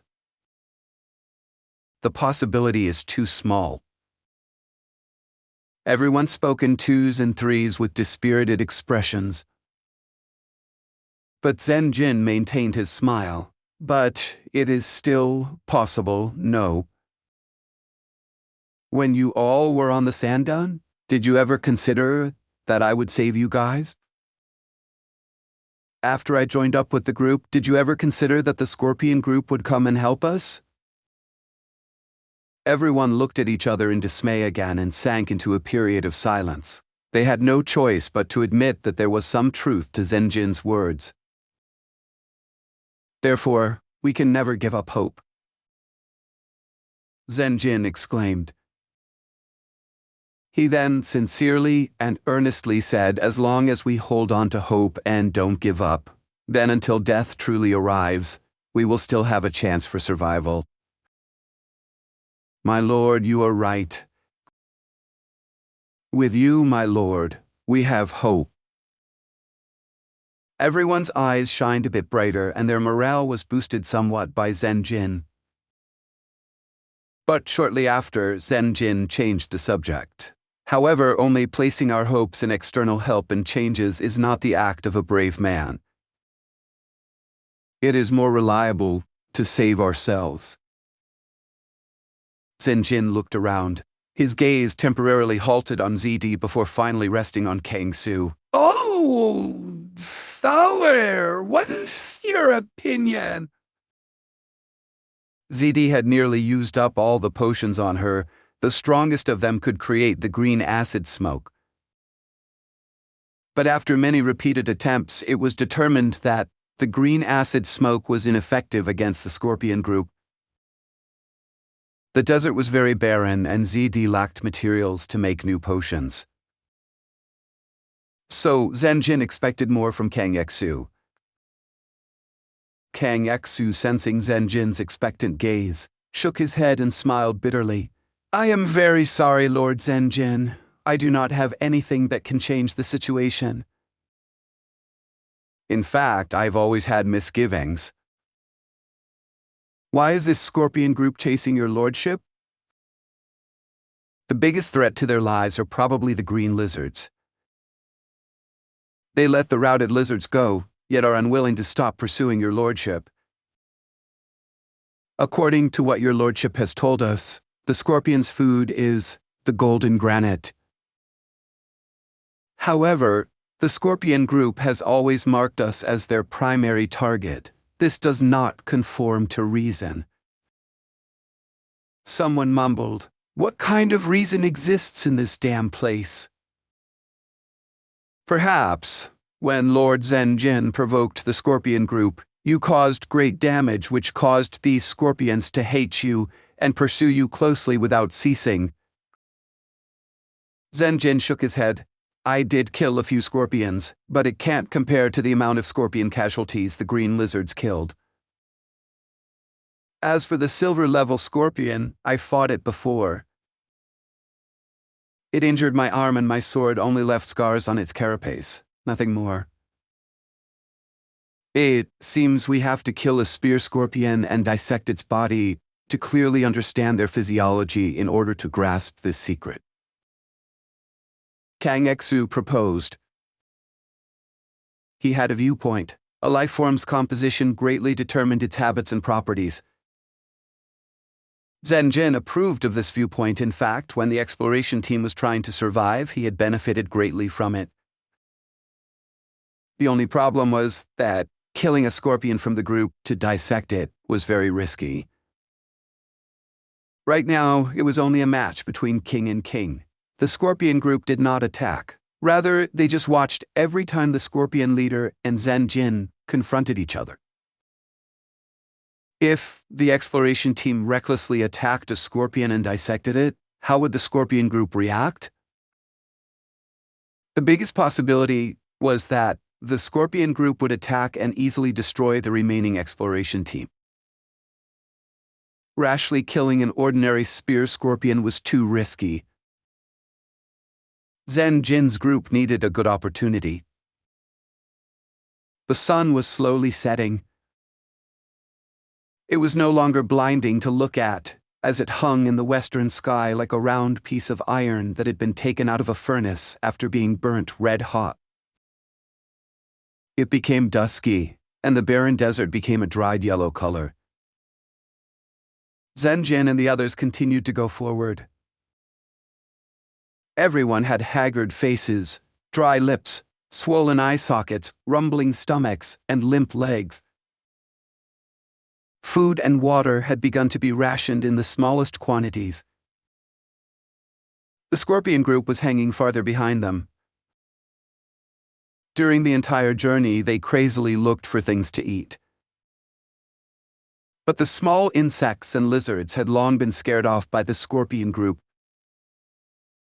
Even when they encountered plants, the exploration team had to leave them behind after Kong Xu's warnings. These sporadic plants grew alone in the desert, had shriveled branches and tiny leaves, and had deep roots that ran into the depths of the earth. None of these plants could be eaten, some of them even carried toxins, and if pricked, they would be poisoned. Kang Xu identified these plants so no one would dig them up and waste stamina. As night fell, Zhen Ren and the others saw some massive boulders. It was a patch of golden granite boulders. The exploration team was not surprised. During Zhen Ren's journey, this place had once been a natural camp for him, and it was also the first location of their fleeing. With the golden granite boulders, Zhen Ren and the others could keep warm during the bone-chilling desert night. They could even put rations on the golden granite to eat them warm. If they were in a region without the golden granite, they would need to light a fire to keep warm. Fire required fuel, and there was no wood in the desert. If they wanted to make a fire, perhaps they would have to burn their own clothes as fuel. Here, they weren't troubled by having to light a fire and could save their survival resources. Food and water were the most important resources for survival. Clothes were also important because they could prevent sunburns and help keep one warm. The night wind slowly blew across the surface. The moonlight illuminated the desert. On top of the biggest golden granite boulder, Zhen Ren retracted his gaze from distance. Although the scorpion group also entered this golden granite patch, they were like Zhen Ren and decided to pull back and occupy a corner to quietly rest. They had no intentions of attacking. Zhen Ren sighed in relief. This situation was more favorable to him. The vision of an ordinary human was very limited at night, and without Beta Key to help, Zhen Ren was no exception. Compared to humans, beasts, and especially predators had far better night vision capabilities. As for how far these spear scorpions could see into the night, Zhen Ren did not know. Just in case, there was always one man on night watch. Hopping down from the golden granite boulder, Zhen Ren found Kang Xu kneeling in the ground and squinting at the map in his hands. Although there wasn't a fire, the light of the bright moon hanging over wasn't too bad. From time to time, Kang Xu used his finger to draw lines on the sand. Sensing Zhen Ren had come over to his side, Kang Xu raised his head and continued to draw lines in the sand. "My lord, I was just speculating about our location, the size of this desert, as well as the direction of the oasis," Kang Xu explained without looking up. Zhen Ren nodded. "Have you made any progress?" "Alas, my lord, you have to understand that this is a difficult task." The old scholar sighed. "We do not have enough information. We do not know how big this island is, how big the desert is, and where the desert is on this island. The last time we were teleported into the desert, we were really lucky to find an oasis. But there were no landmarks in the desert, and we do not know how far we are currently from the oasis without any ways of judging distance. If the sun and the moon are not artificial, and what we observe is real, and if our path of travel hasn't changed, at least our direction can be determined. If the island master did not meddle too much with the island, then it should still have a natural topography. Most islands have high topographic contours at centers and low topographic contours at edges. Therefore, if we find a river and follow it down, we could, in theory, arrive at the coastline. But we are in a desert right now. After talking about this, the old scholar sighed again. I am very sorry, my lord, that I cannot help you more. Our current circumstances are too terrible. I think we need luck, a great deal of luck. Indeed. Zhen Ren sighed as well. The youngster looked worried as he recounted their current situation. Our food can only support us for 2 days at most, and that's if everyone uses the minimum amount. What's more troublesome is the Scorpion group. It is very difficult to break away from them. I must still remind you of one point, my lord. Kang Aksu added. The threat brought on by the Scorpion group is not just death. Them continuing to follow us is a crafty and sinister hunting technique. It is like the red arrow-haired hog from the Red Sands Gobi Desert who, when attacking larger prey, will shoot arrows at them and then chase them vigorously until their prey dies of blood loss. Constantly being in weak health will destroy any resistance. Maybe the Scorpion group is using this exact tactic. Even if the Scorpion group doesn't launch an all-out attack without food supplements, we will become increasingly weaker. Not only will our bodies weaken, but also our mental states. The longer we suffer the Scorpion group's pursuit, the more the pressure will accumulate and the more vulnerable we will get. For ordinary people to survive in this extreme environment, they absolutely need to maintain hope and a tranquil heart. I know from many records, desert mirages might seem to be harmless, however, they are actually very dangerous. If a desert survivor can't discover the truth of a mirage, falling down that deep chasm of despair after experiencing hope would make it easy for them to collapse, thereby causing them to renounce their everyday principles and even giving up on their life. Chapter 57, Metamorphosis of Mind Frame. Zhen Ren nodded. I understand what you are saying. Thank you for your reminder. He slowly walked away from Kang Eksu. This time, although the old scholar could not provide an effective stratagem, and was also helpless in the face of these pursuing scorpions, he still helped Zhen Ren a lot. The young knight knew Kang Eksu was urgently reminding him that he needed to make a decision as soon as possible. Because as time passed, the exploration team would get increasingly weaker, not only physically but also mentally. If this situation was allowed to persist, it was likely that Zhen Ren's group would collapse before the Scorpion group launched an all-out attack. Zhen Ren and ZD talked again. My lord. ZD's tone seemed weak as she sat against a golden granite boulder.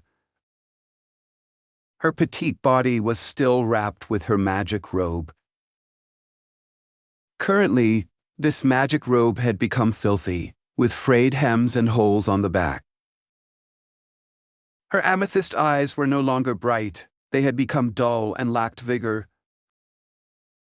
By her own volition, she requested to eat less than the other exploration team members. In order to maintain her body temperature as high as possible, she wore her hood. Under the night breeze, the fringe of her hair on her forehead fluttered gently. Zhen Ren softly sighed in his heart and couldn't help but feel affection and pity. He extended his hand and gently brushed aside ZD's hair to avoid blocking his view. ZD's eyes flickered. My lord, do you think that we can still escape from this island? Zhen Ren immediately became startled because ZD was so weak at this moment. The young knight suddenly realized that if one put aside abilities and status, the present ZD was just a weak young girl. She needed encouragement, consoling, and something to rely on. Of course, we can. As long as we try our best. Zhen Ren encouraged. despite knowing his words held no weight. ZD nodded and asked, "My lord, when do you think we should hunt a spear scorpion?" Zhen Ren went silent for a moment, then said, "No need to rush, we will wait and see." The discourse with ZD was much the same as the one with Kang Iksu. ZD stated that it was very difficult to be more helpful to Zhen Ren. After talking with the other members, Zhen Ren finally found himself alone. Both ZD and Kang Iksu were wise people. They were both very clear about the current situation and knew that if they delayed unnecessarily, they would eventually die. Even if they didn't explicitly state it, they tactfully advised Zhen Ren to take his chances, kill a spear scorpion, dissect it, and make potions from its body. But Zhen Ren had his own thoughts. He had seen the lizards and the golden scorpions clash in this golden granite patch. He believed if the environment is the same again, then the scorpions and lizard groups would encounter each other again, and when neither retreats, they would fight each other, causing a chaotic situation. This will be an opportunity. Zhen Ren had led everyone to this place to create that opportunity. But Zhen Ren did not reveal this plan to the others. Why didn't he? Because Zhen Ren was not certain of the outcome. Recklessly speaking would undoubtedly give the people hope. But if the plan failed, everyone would become even more disappointed. In light of the team's present morale, Zhen Ren felt that following hope with disappointment would test the limits of what everyone could mentally endure. Kang Iksu had admonished him to understand the will of the people and to prevent a nervous breakdown. Actually, Zhen Ren did not need Kang Iksu to raise this point, for he had long understood it secretly. Very late into the night, on a golden granite boulder, the young knight retracted his gaze that was cast into the depths of the night and shifted it to the spider blade in his hand. Under the moonlight, a clear crack was visible on the surface of the spider blade. The sharp weapon already could not endure constant use. Zhen Ren was not surprised. This was very normal. Strictly speaking, the spider blade was only a material. It was not a real sword. It was from the silver-level blade-like spider's body. Although it was hard and sharp, it was still only a piece of the blade-like spider's body that the main spider body was constantly nourishing. Only then could the blade-legged spider's leg remain healthy and sharp over a long period of time. After Zhen Ren killed the blade-leg spider, he cut off its legs. After becoming a completely dead object, there was no longer any nutrition being given to it. Subsequently, the blade saw constant usage and was being worn down. Under normal circumstances, the spider blade leg was a fine material for weapons. An alchemist or a foundry master could use a range of magic, alchemy, smelting, and other methods to preserve the spider blade's abilities for longer. Creating a true alchemy implement or a magic weapon required even higher-end and more complex craftsmanship and technology. All kinds of materials were combined into one entity in magical harmony. Even if an alchemy implement or a magic weapon was made, it would still need to be maintained. Even divine artifacts needed faith or the infusion of divine power. The spider blade leg in Zhen Ren's hand had not received any maintenance from the start. The leg was just attached to a hilt. This was as crude as it got. To be damaged was its inevitable fate. During these last 2 days, Zhen Ren used the spider blade to confront the spear scorpion leader, which accelerated the spider blade's degradation. The scorpion's carapace was extremely hard. Zhen Ren could only leave scars on the carapace of the silver-level spear scorpion even when using his uttermost power to slash at it. Even other scorpions required much effort to cut through their carapaces. At this very moment, Zhen Ren looked at the cracked spider blade in his hand alone and couldn't help but ponder, how much longer can this weapon last? Could he depend on it to kill the silver-level spear scorpion? Subsequently, he thought about himself. What about myself? How long can I last? Ever since they were teleported a second time, the young knight was just like the sword he held.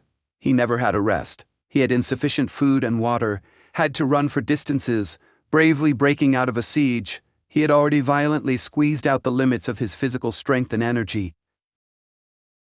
This spider blade is already unreliable. So, what else can I rely on? At this point, Zhen Ren began to no longer reach out to the gods. He knew it was too extravagant to hope for a divine spell. The only trump card he had was transformation. He had relied on the transformation to kill the silver-level blade, leg spider, and the dangerous flying squirrel. But the transformation ability was very unreliable. After the teleportation, it had never triggered. Zhen Ren did not know the reason for this. He guessed that there were two likely possibilities. The first was that he was not on the verge of life and death and did not have any extreme emotions, thus he could not achieve the conditions to trigger it. The second was that the magic crystal in his heart lacked enough magic power to allow him to transform a third time. Carefully thinking back, the first time he transformed he had sharp claws, the second he had arms as thick as a bear's. The degree of transformation of the second time was less than that of the first. Moreover, the second time he transformed, Zhen Ren sensed that the magic crystal in his heart weakened substantially. As for Battle Key, Zhen Ren, who was sitting on top of the enormous golden granite boulder, frowned slightly. Even if I can recall the crucial memories and understand how to mobilize my Battle Key, the island's suppression does not allow me to activate Battle Key. If I had the aid of Battle Key, killing the silver-level spear scorpion would be very easy. Of course, this assumed he possessed silver-level or higher Battle Key. As dusk gathered, the cold night wind slightly blew Zhen Ren's blonde hair. The young knight no longer gazed at his sword as he fixed his gaze on the moon high above him. Moonlight sprinkled down resembling a thin gauze, covering Zhen Ren's handsome face. It then permeated through his golden hair, making the youth gradually relax his slightly furrowed brows. The corners of Zhen Ren's mouth slowly perked up into a silent smile. At this moment, as he stayed in the vast sea of sand, with his surroundings absolutely silent, it seemed like he was the only one left facing the vast expanse of heaven and earth, the cosmos, and nature. Boundless emotions rose up in the youngster's heart. Compared to nature, what am I? My struggles, my resistance, my ambitions, and my duties are all important to me. They are even more important than my life. But in the vastness of the heavens and the earth, they are as insignificant as a grain of sand. The battles between me, the Scorpion group, and the Lizard group are just one of countless struggles for survival and reproduction amongst countless species and groups in nature, just something minor. Zhen Ren deeply perceived it, however, he was not discouraged or dismayed. He found that his heart was very tranquil, very calm, without any traces of worry, anxiety, or sorrow. Instead, he was serene and unperturbed. This was completely different from before. Not long ago, he had led the exploration team through a food shortage. He had decided to deal with the squirrel group by making short bows. He had bravely assumed the responsibility as a leader, but during the entire course of the event, despite him seeming calm on the surface, his heart was actually filled with franticness, helplessness, anxiety, concern, and other emotions. The situation currently was much worse, but this time, the young knight's heart was tranquil. Trials and tribulations were wealth gifted by fate. Zhen Ren accepted this wealth and grew tremendously. This was not an increase in cultivation nor growth in combat power, but an elevation of one's mind frame. It was like a butterfly that had broken free from its sturdy chrysalis. Chapter 58: The Origin of the Magic Crystal in My Heart. Night passed. The sunlight of early morning peeked across the horizon and caused faint shadows to appear behind the granite boulders. The exploration team members were already awake.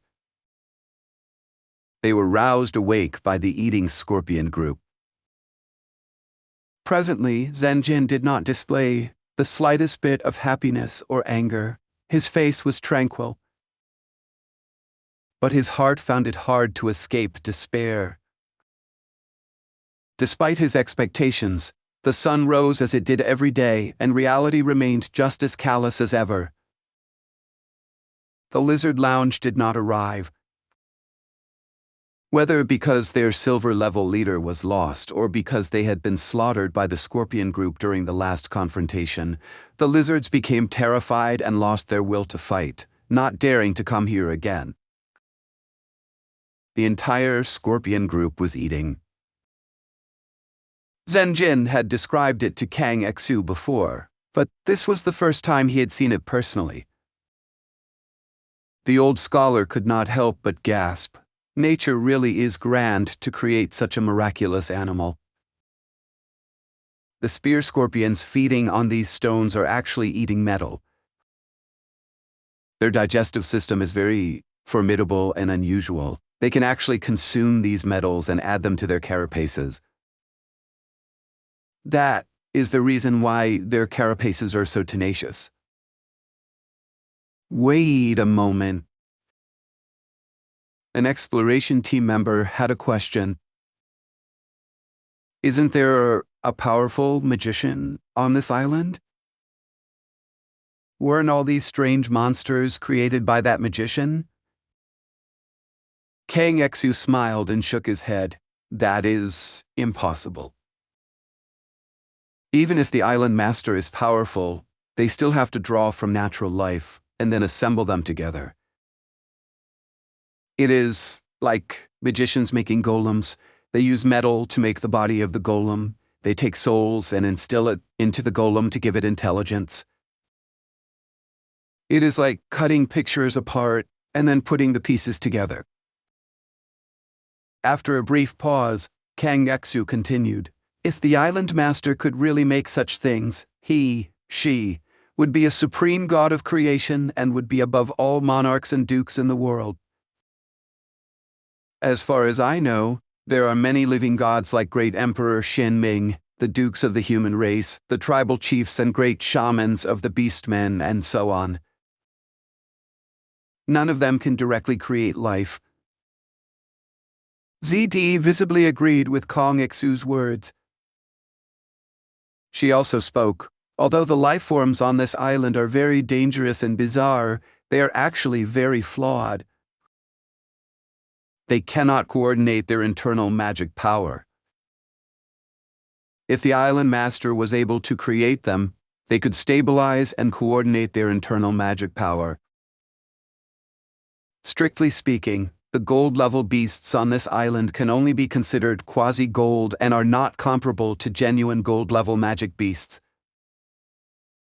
They do not have a gold-level magic beast's quasi-spells. No one objected. Magic beasts usually had quasi-spells, but none of the magic beasts they had seen on this island had quasi-spells. The flying squirrel had an electrical discharge because its body composition was similar to an electric eel's. The lizards could spray acid because they had an acid gland. Vipers could spray venom because they had a venom gland in their heads. The essence of quasi-spells came from magic beasts using their magic crystal to create something out of nothing, to ignore and rise above a life form's body structure. Like battle key and magic, it could allow one's body to exceed the limit of their species and individuality. But silence did not persist for long. An exploration team member mumbled to himself, "Even if these monsters cannot coordinate their magic power, they are still very strong. If we can't think of a way to break away from this scorpion group, we are all going to die at the hands of this scorpion group. Even if these scorpions do not eat meat, they will still grind us into mincemeat. I curse the island master, regardless of how powerful they are. To have created such things, they must surely be malicious and dangerous. These scorpion tails were made to be as sharp as spears. The lizard's acid can even corrode steel. No matter how famous they are or what research they are doing, if I die here, I will become a vengeful ghost and seize him so he can taste the pain I felt when alive." When Kang Xu heard this, he suddenly sighed and turned to face Zidai. "Miss Zidai, I now approve of your previous conjecture." Everyone was puzzled. But Zidi understood what Kang Xu had said and smiled. "You mean you now also believe that the island master is trying to create living weapons?" "Yes." Kang Xu was still squatting on the ground. He nodded slightly and swept his eyes over everyone and the surroundings. "Based on the many artificial vestiges, we guessed before that the island master is most likely a magician. I had previously believed that she made these monsters to research some magical research. Perhaps they are searching for the profound meaning of life so they can facilitate some kind of breakthrough. But after going through so much and seeing so many magic beasts, I am more inclined towards Miss CD's conjecture. If they are researching a certain magic domain and looking for the meaning of life, they should have made the artificial life forms more stable. But the artificial life forms here are fierce and battle-hardened. The scorpions are the size of war horses, and the scorpion tails have been remodeled into spear tips. The lizards spit acid that can corrode swords. The flying squirrels can discharge a strong electric current as if they were deliberately made to target metal armor. The organisms here are made in pursuit of combat strength.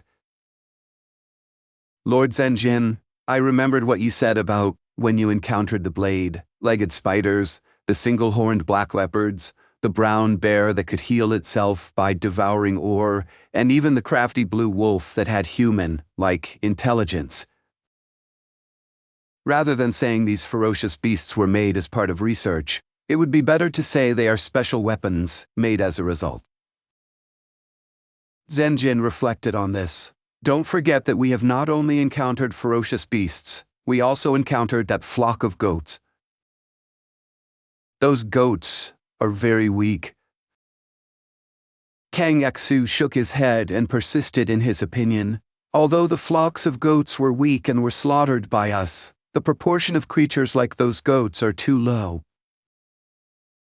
A more important point, I believe, is those flocks of goats are more powerful than most magic beasts.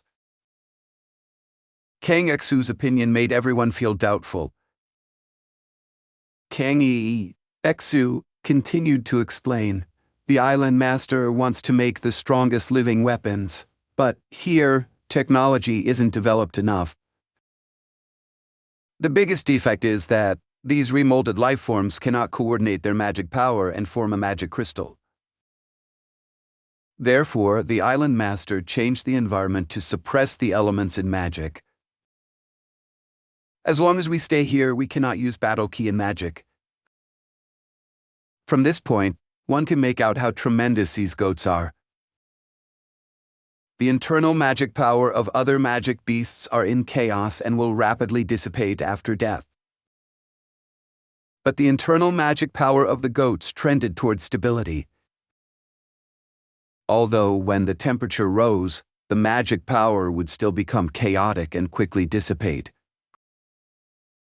But in low temperatures, the internal magic power would converge and be hidden, making even us unaware of it.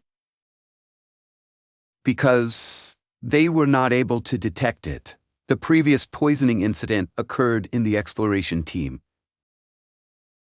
From this, we can see that the island master is thinking of every method possible to make a magic crystal. Although she cannot directly make one, it seems they can make use of the natural food chain to indirectly produce a magic crystal. In order to produce a magic crystal as quickly as possible, as well as test and train the fighting strength of these living weapons, the island master arranged a teleportation magic formation.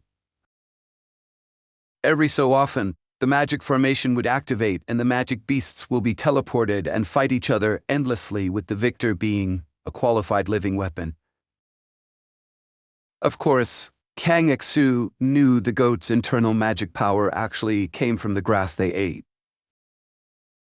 But this had to be still kept a secret, facing everyone currently. He said this deliberately, so it would not hinder his expressed conjecture. To be frank, Zhen Ren was immediately frightened by this conjecture. My heart has a magic crystal. How can a human have a magic crystal? It is very possible that the magic crystal was unexpectedly produced by ZD when she imbued my body with bear blood in the monkey bear's cave in order to save my life. So, the solution to the island master's difficult research problem? Is the magic crystal in my heart actually an artificial magic crystal indirectly made by the island master's power? What will happen to me if the island master finds me? Kang Xu's guesses also made the others take in a breath of cold air. What should we do? Maybe the island master has already found us and is only letting us struggle here. Yeah, perhaps she is looking at us and is using us to test the power of their creations. Are we gonna die anyway? Why bother struggling? Surrender? Right, we can surrender. All right. Zhen Ren suddenly spoke with a strong calmness and a solemn look. It is too early to say anything, as they are all guesses. We should set off now. Everyone still looked panicked and at a loss. Zhen Ren sighed. Have you guys seen the island master? Do you have any evidence to prove Kanexu's conjectures? If you guys want to give up, believe you are screwed, or want to surrender, then go and do it. But if you guys want to still follow me, then you should start walking.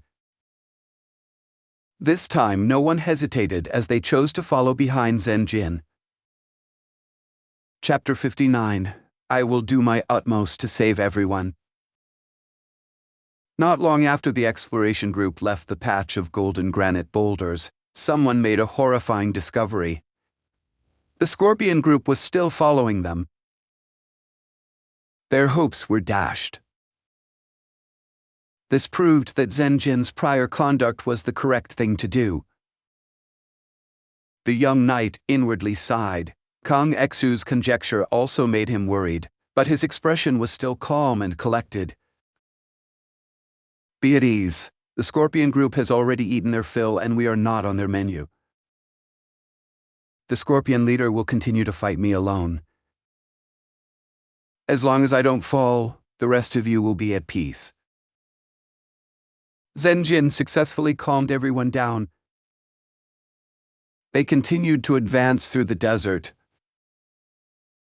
They had to cherish the early morning as a good chance to hasten their journey. After all, this was, in the end, just an island.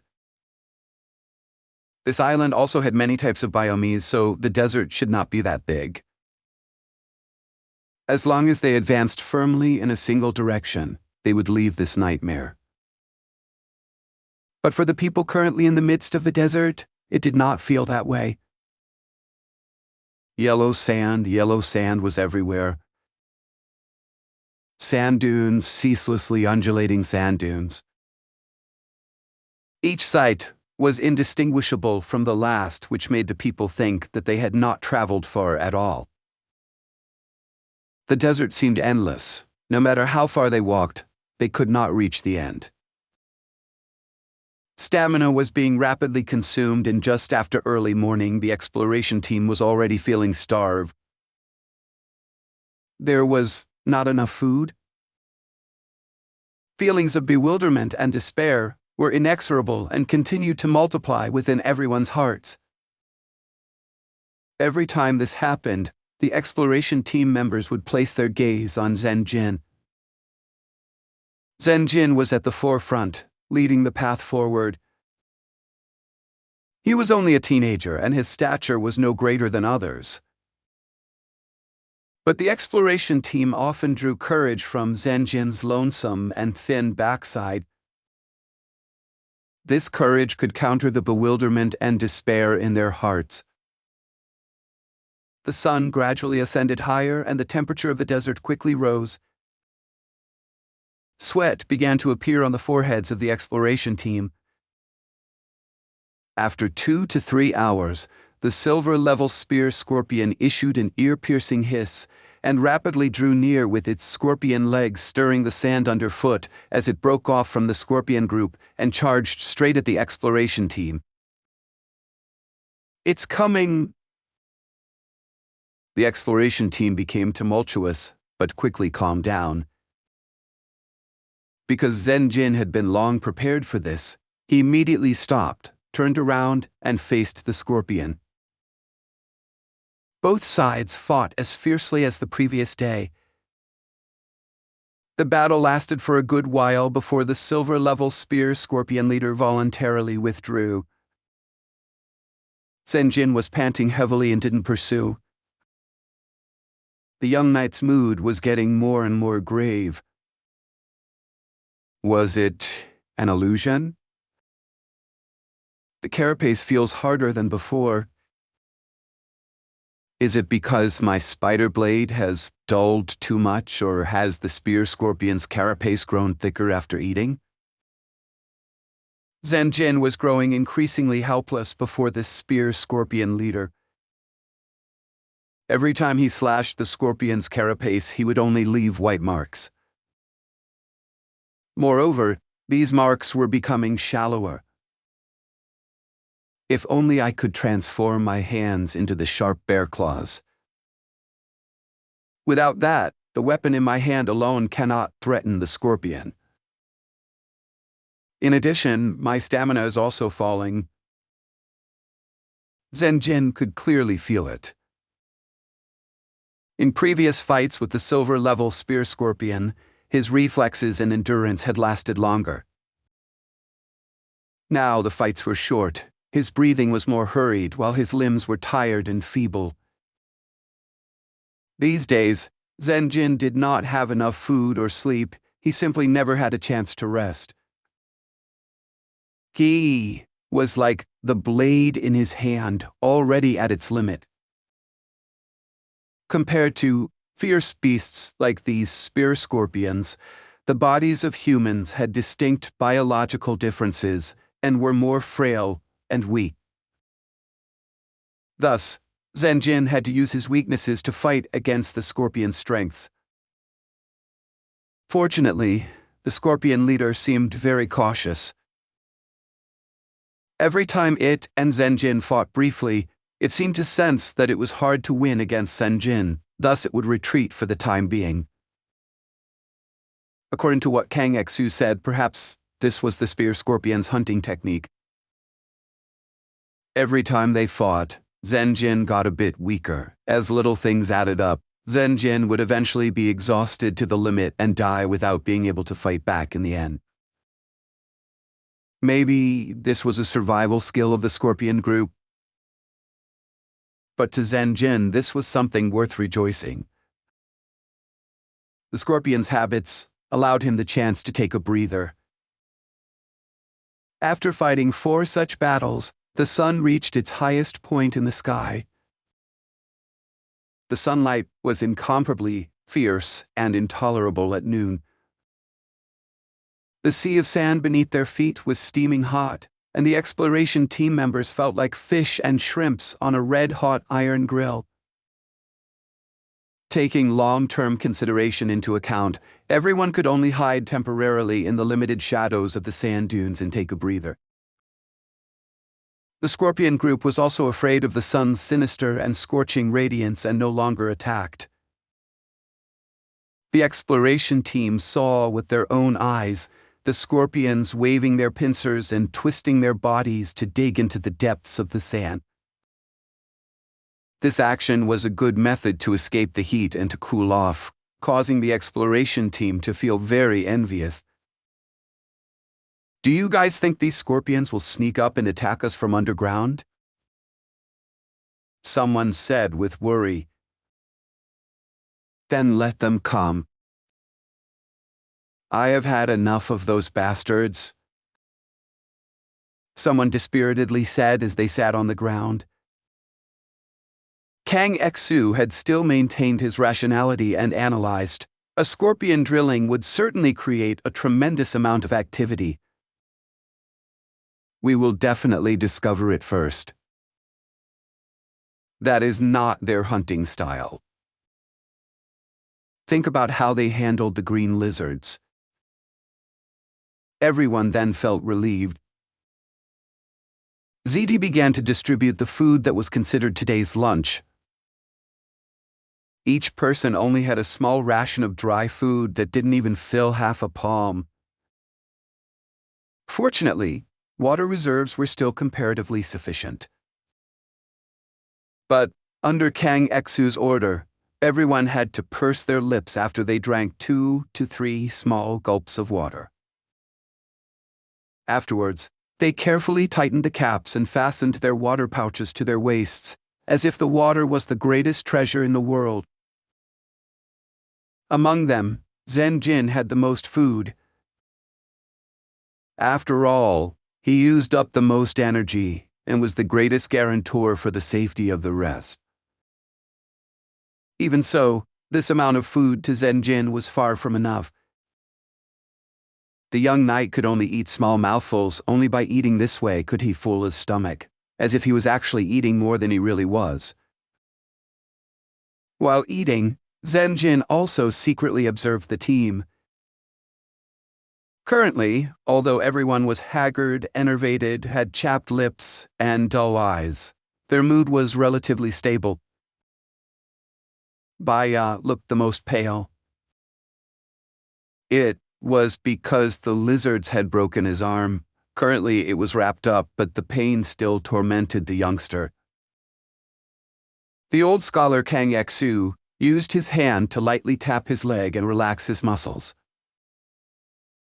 Truth be told, his body persevering until now was already beyond expectations.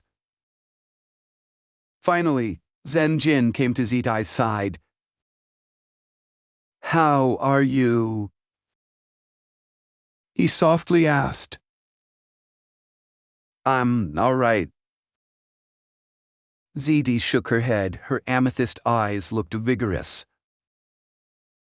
She was donning a magic robe, and according to convention, it should have the ability to regulate temperature. But on this island, it seemed to have lost its power and could not isolate itself from the heat. This led to many drops of sweat forming on Zidai's forehead. Her beautiful hair was wet from sweat, and condensed into strands. This was not a good sign.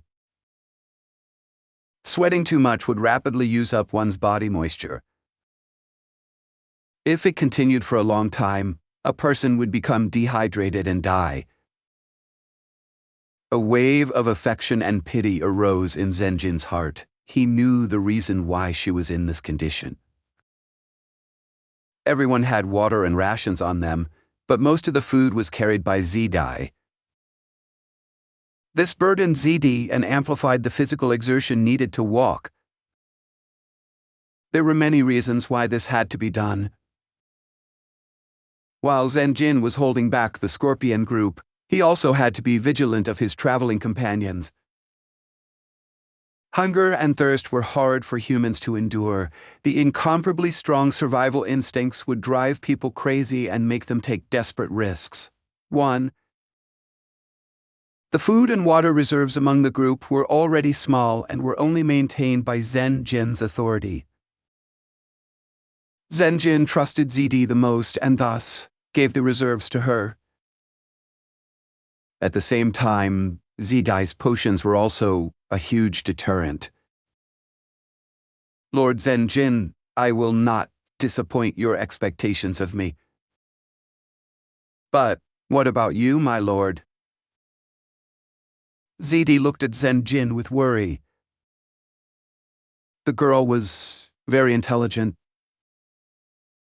She knew that when they were traveling together, Zhen Ren had always carried most of the luggage. But now, Zhen Ren had given these things to her because fighting the silver-level spear scorpion clearly exhausted him. I'm fine. I can still persevere. Zhen Ren smiled and slightly raised his voice. Don't overlook my strength. I will only fall when the rest of you fall. I am certain that I will be the last one to fall. When the crowd heard this, they were naturally certain of this in their heart. But at this moment, an exploration team member suddenly fell to the ground and did not get up. Everyone became alarmed and went over at once to take a look. The one who had fallen unconscious was Bao Ya. Bao Ya. The nearest exploration team member quickly ran over and tried to wake him up. He touched his forehead and immediately shouted, "Hide!" He has a fever. Fevers were not good, especially here where they lacked divine spells and medicine for treatment. The group surrounded Bao Ya. Bao Ya had a good relationship with them. In fact, he was the most popular member of the team. This hunter's son had assisted everyone when they were poisoned. Not only that, but when they were hunting the flying squirrels, he had also greatly assisted everyone with his archery skill. But now he had lost consciousness and would not wake up no matter what. Excuse me, make way. As Kang Xu walked over, everyone immediately stepped aside. Let me test something. Very quickly, Zidi also joined. It wasn't until Zhen Ren poured a lot of water from his water pouch down Bai Ya's mouth that Bai Ya's eyes finally cracked open slightly. He did not have the strength to speak, but he did reach out and point to his chest. He seemed to be in poor health. Kang Xu was the first to realize Bao Ya's meaning. He immediately reached out his hand and took out a few letters from a pocket in Bai Ya's clothes. After seeing Kang Xu take out the letters, Bao Ya's eyes seemed to have a sparkle of luster. He then used his finger to point again at the letters, and then sank into unconsciousness again. Bai Yao! Bai Yao! No matter what they did this time, Bai Ya remained completely unresponsive. Is he dead? Damn it, to have this happen at this moment. I reckon that This boy also knew he was dying. Those letters are surely his last words. This boy unexpectedly knows how to write. Is he not a hunter's son? Generally speaking, only nobles, magicians, clerics, and scholars learned how to read and write. These people were only a small part of the empire's population. Most people were illiterate. Everyone discussed with worried, doubtful, and hesitant faces. Baoya's body is very strong. He only fainted because of his injuries. It was because of Kang Xu that he got wounded, someone said. Thus, many of them focused their line of sight onto Kang Xu. Kang Xu remained silent. He seemed to not sense the surrounding anger. It's fine. Zhen Ren wanted to end the conflict before it started. He raised his head and looked at the sky. Although the sunlight is still strong, we better start shifting our position now. We must not stay too long in the same place since the Scorpion group is still concealed underground. Yes, my lord. Understood, Lord Zhen Ren. What do we do about Baiya?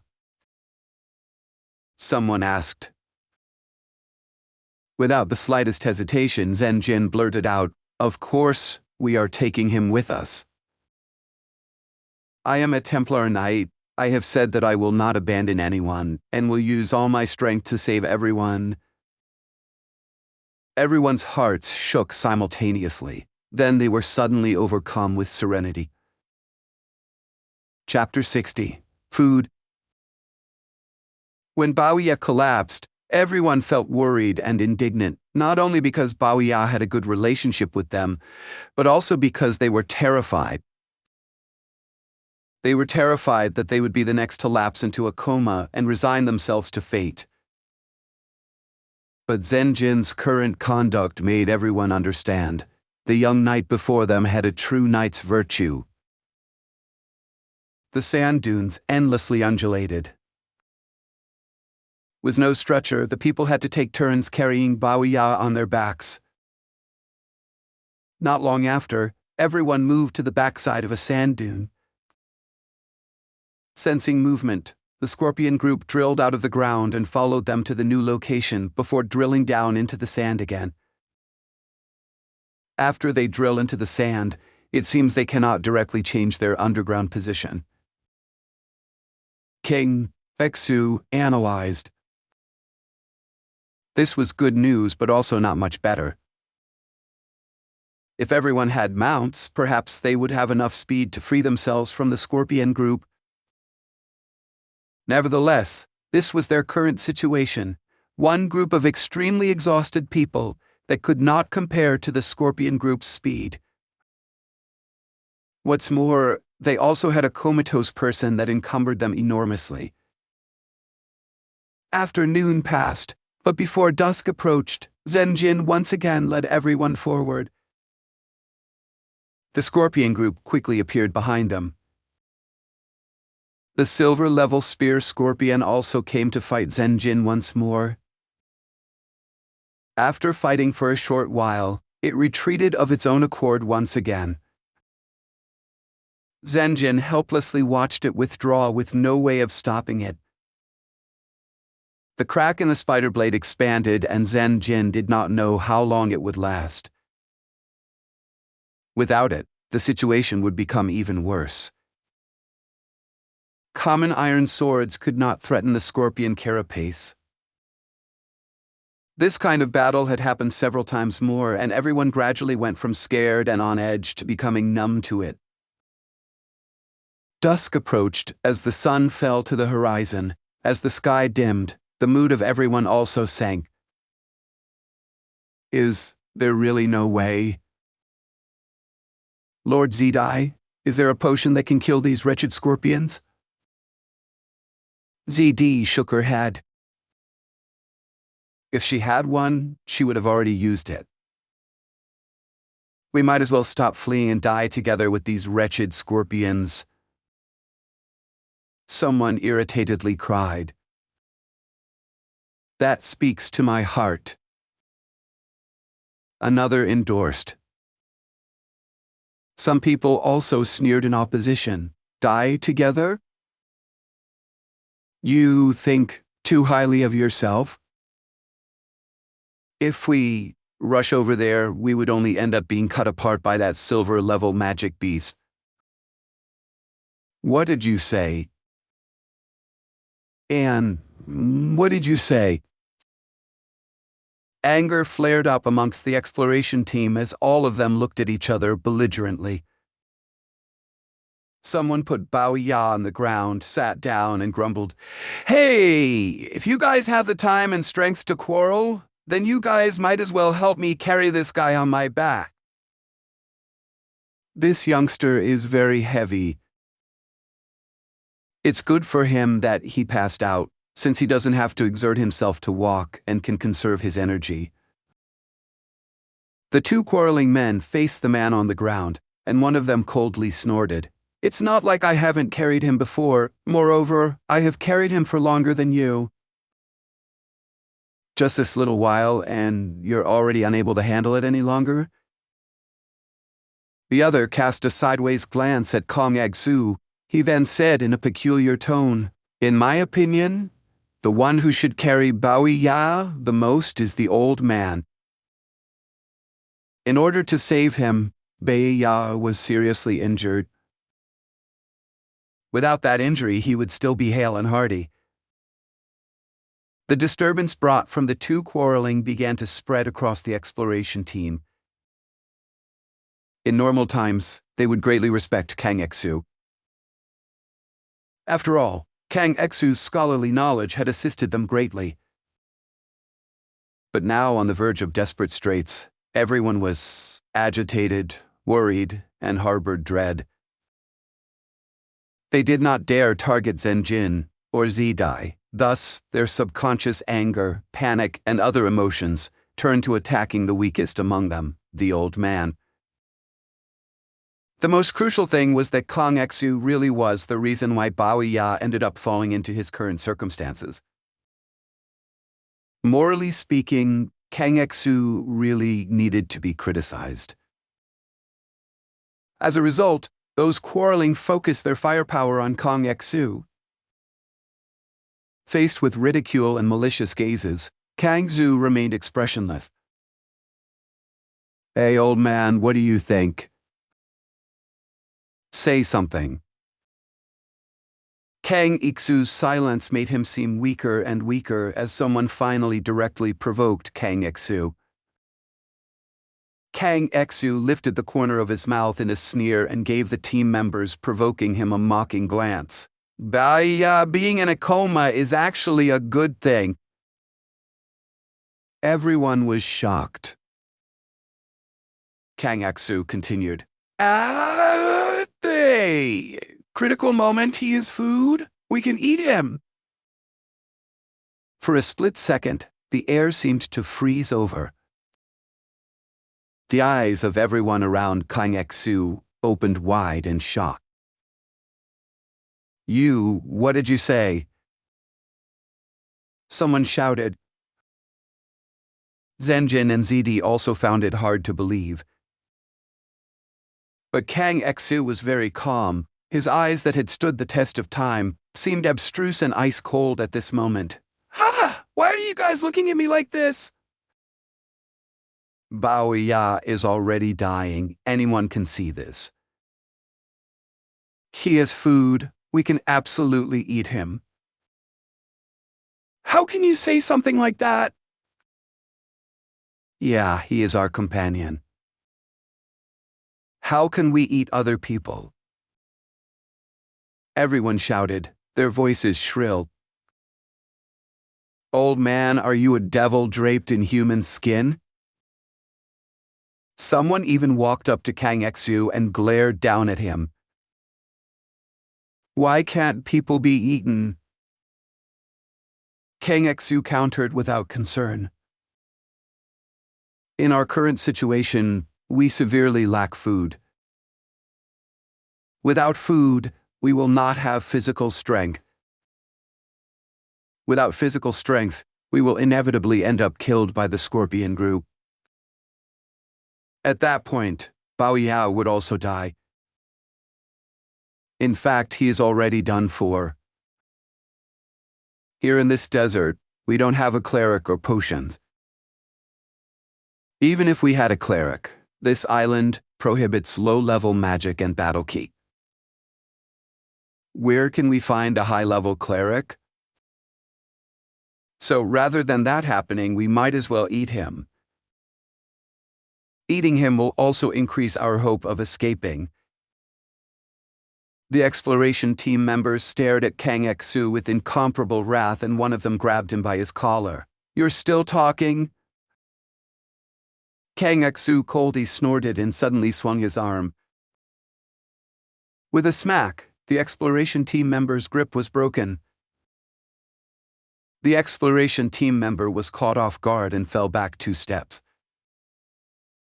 He looked at Kang Xu with surprise. The old man's strength seemed to go beyond his expectations. While Kang Xu was straightening out his collar, he also calmly said, "You all have not studied enough books. I will now tell you a truth. Similar beings can eat each other. There's a type of insect known as the praying mantis. When a male and female mantis mate, the female mantis will eat the male mantis when night comes to nourish itself and produce offspring more successfully. A few years ago, there was famine in the northwest part of the empire. There, people exchanged their children to cook and eat them. Don't let morals and laws chain you. Those are only to maintain our everyday lives. With regards to any life forms, all of them, at the basic level, exist to survive and reproduce. If we cannot ensure our survival, what is the point of mentioning laws or morals? Besides, even if others are unclear, do you all not understand what kind of people you all are? We were on a ship to the Beastmen continent. There is a war ongoing there. What kind of person would go there at such a time like now? Kang Xu sneered and finally summed it up. Survival is more important than anything else, isn't that so? No one spoke as the entire exploration team sank into deathly silence. Many people were still glaring at Kang Xu, but their gazes were no longer as angry or hateful as before. Kang Xu, I ask that you take back your words. Bao Ya is not food, rather, he is our companion. I will not allow the atrocity of eating our companion to happen. Zhen Ren's brows creased with a stern expression. As you wish, my Lord Knight. After Kang Xu straightened out his collar, he faced Zhen Ren and saluted him with proper and flawless etiquette of one that served nobility for most of his life. The extreme heat made Huang Xiao open his eyes. His eyes were bloodshot and his head was muddled. It took most of the day for him to come to and react. He was lying at the base of a sand dune next to an unconscious man, his brother Lan Xiao. Lan Xiao was motionless and still unconscious. His condition was anything but reassuring. Originally only his lips were cracked, but now his skin was also peeling away under the sun. Although he was still breathing, the strength of his undulating chest was clearly weaker than yesterday. Huang Xiao tried to raise his upper body. He immediately felt a violent dizziness and had to promptly use his hand behind him to support his body. I also have a fever. He stroked his forehead and his heart suddenly dropped. He recalled. The desert night was incomparably cold, and he could only sleep on the ground due to exhaustion. He leaned on Lan Zhao and used his high body temperature from his fever to resist the bitter cold. But he still failed. He fell asleep, and when he finally woke up, it was already noon. Huang Zhao felt a burst of lingering fear. He was very glad that no preying beast attacked him while he slept. But what do I do now? Huang Zhao still had some rations on him, but he had no water. The majority of his water had been used on washing out Lan Zhao's wound, and the other part he had already drunk. He was not only concerned with his survival as he was still carrying a man heavier than him. After Huang Zhao blankly sat on the sand for a while, he then slowly picked up Lan Zhao and continued traveling. However, Huang Zhao's heart increasingly amassed emotions of bewilderment, panic, vexation, and despair without any method of catharsis. A beaten body, starvation, and a dizzy spell came together like brambles to bind his body. These thorns deeply pierced into his flesh, blood and bones, such that every time he stepped forward, those countless wounds were involved. Water, water. Lan Zhao began to unconsciously murmur behind him. Huang Zhao abruptly stopped walking. He didn't know why, but his heart birthed intense emotions of anger and hatred. Don't speak, you are bothering me. If you weren't injured, we definitely would have water right now. Where am I going to find water for you in this situation? I also want to drink water. In spite of his dry and smoldering throat, Huang Zhao continued to vent his feelings loudly. But Lan Zhao could not hear them. He still murmured and thirsted for water. Huang Zhao glared, and from his heart gushed an evil tendency that seemed to rise to his forehead and cover his face in an instant. He suddenly let go and dropped Lan Zhao to the ground. Stop barking. He shouted at Lan Zhao with anger in his gaze, as well as cruelty and icy viciousness. His chest moved up and down rapidly and his breathing grew more and more heavier. The killing intent festered in Huang Zhao's heart, growing strangely and quickly. For a long time, Huang Zhao glared at Lan Zhao. His Adam's apple subconsciously gulped and his eyes seemed to shine with a green light, like that of a starving wolf. Hunger flooded his heart, and his mind did not allow him to ponder. His survival instincts were constantly reminding him, and made him overlook Lan Zhao's identity. It made him see clearly that Lan Zhao's body was a piece of meat that was flowing with fresh blood. This is food. Huang Zhao slowly approached, slowly leaning over and half knelt on the ground and extended his hands. His hands stretched towards Lan Zhao, moving very slowly as if they were hanging iron hammers. His hands were still shivering. At first, it was a slight shiver, but the closer he approached to Lan Zhao, the deeper the shiver became. Suddenly, Huang Zhao found that Lan Zhao's eyelids were faintly twitching. Soon after, Lan Zhao slowly cracked open his eyes. "Older brother, you woke up." Huang Zhao shouted. A joyful, mad surprise rushed forth like an overwhelming tsunami, encompassing and drowning his body and mind. His previous hunger, thirst, savagery, despair, madness, and other emotions now seemed like a mirage and an illusion. Lan Zhao looked to be in a daze. His eyes within the crevice of his eyelids imperceptibly turned and finally saw Huang Zhao kneeling in front of him. The blinding sunlight was eclipsed by Huang Zhao's body, and Lan Zhao's head was just inside Huang Zio's shadow. Lan Zio's lips opened and closed. "Older brother, what did you say?"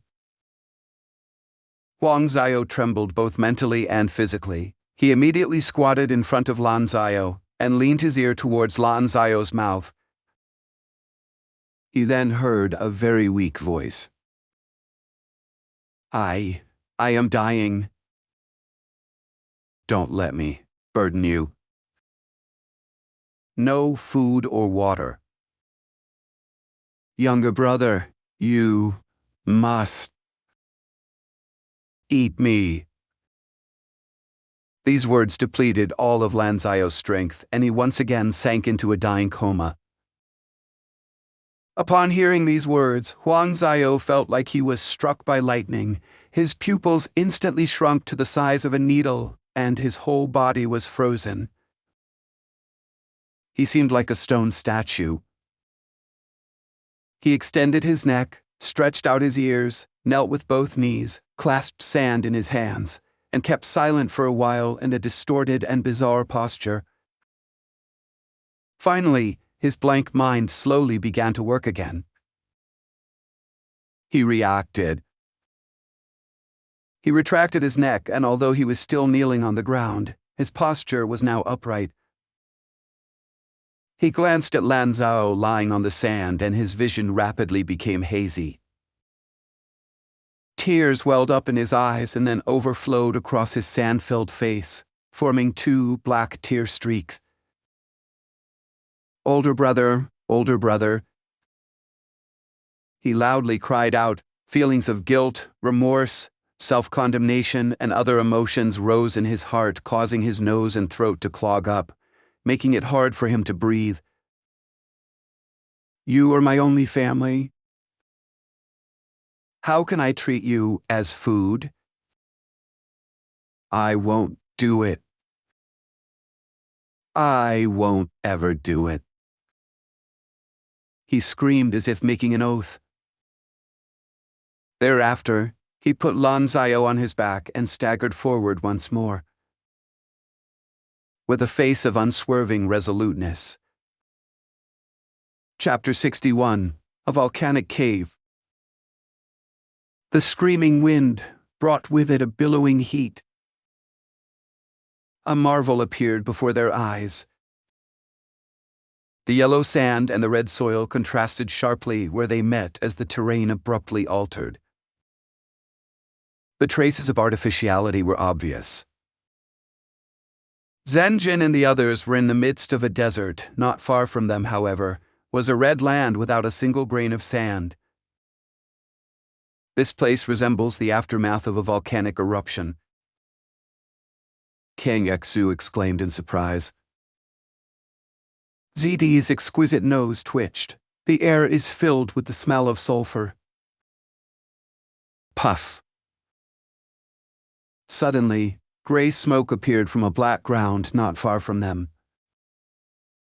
Then, a jet of red lava surprisingly burst forth from it like a fountain. Like molten iron, the lava sprayed across the surroundings as thick clouds of smoke began to plume. Everyone frowned. The smell of sulfur in the air became stronger, bringing a great deal of irritation to their nasal passages. If the lava splashes on us, won't we die? A look of apprehension appeared on everyone's faces, including Zhen Ren. I thought that the desert was the most arduous and hazardous region. I didn't expect that the island would still have such a perilous place. Compared to this place, I feel the desert is more tolerable. Lord Zhen Ren, what should we do next? Everyone was out of their wits, and the young knight had always been their backbone. The original plan was to leave the desert. Although their goal was achieved, it seemed that the result was even worse. Their direction shouldn't be wrong. Before, when the exploration team was trapped in the desert, this was the direction they chose, which allowed them to eventually escape. It seems the place where we originally teleported is far from where we thought it was. The desert terrain is bordered by a forest terrain as well as a volcanic terrain. Kang Xu analyzed. Zhen Ren nodded, and a gleam of light flashed in his eyes.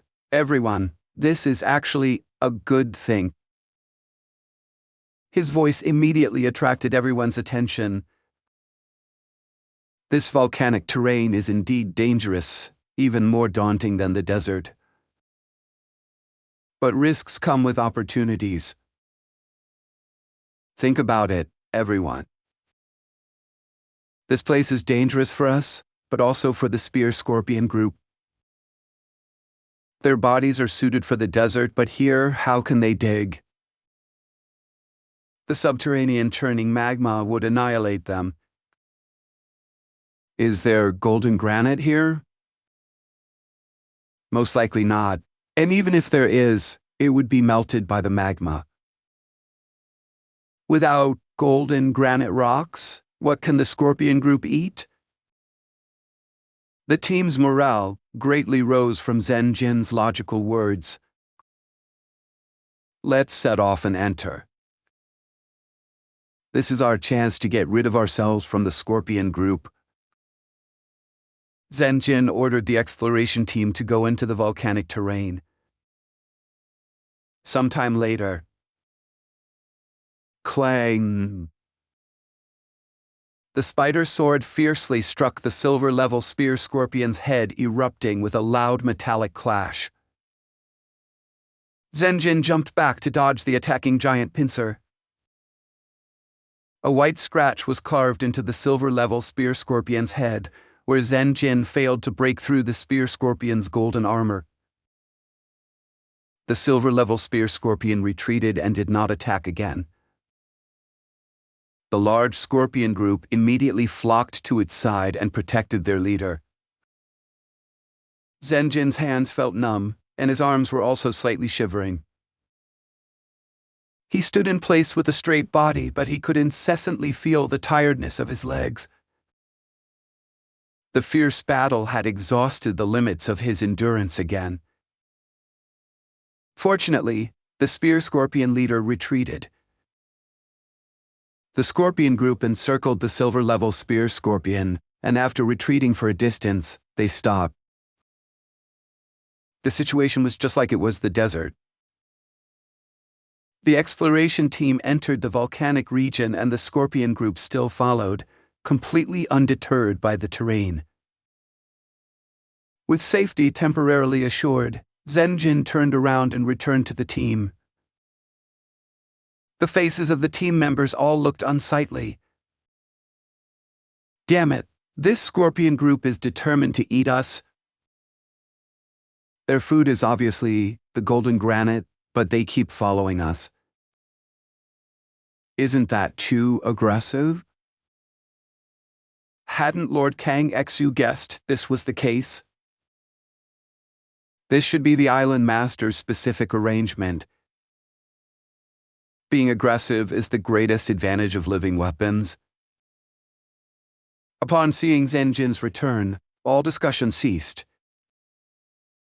Someone immediately went up to greet him. My lord, the scorpion group is still on our heels. What should we do? Zhen Ren's face was grave and stern. He reached out with his finger and pointed northwest to a large and dark shadow. We are going up that mountain. It was a short mountain that was black and dark green. It was very likely to be an active volcano. No one opposed Zhen Ren. At this moment, in the exploration team, the young knight's words were absolute. 1. After all of their lives hung on his shoulders. The more they approached the mountain, the hotter the air temperature got. The ground beneath them was spongy. Even with boots on, it still scalded their feet as if being placed in water that was 50 degrees Celsius. Many of their feet blistered. The land here was black, with some parts bulging up and others becoming craters. According to Kang Exu's guess, this terrain was formed after a volcanic eruption where lava flowed, spread, and cooled, forming this kind of ground. The Scorpion group was clearly more heat-tolerant than the humans as they continuously followed the exploration team up the mountain.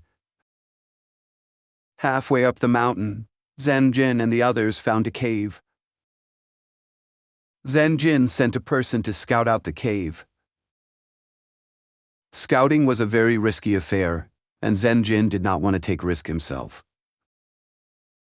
If there was a monster living in the cave that could survive in such an environment, it would no doubt be more dangerous than the Scorpion group.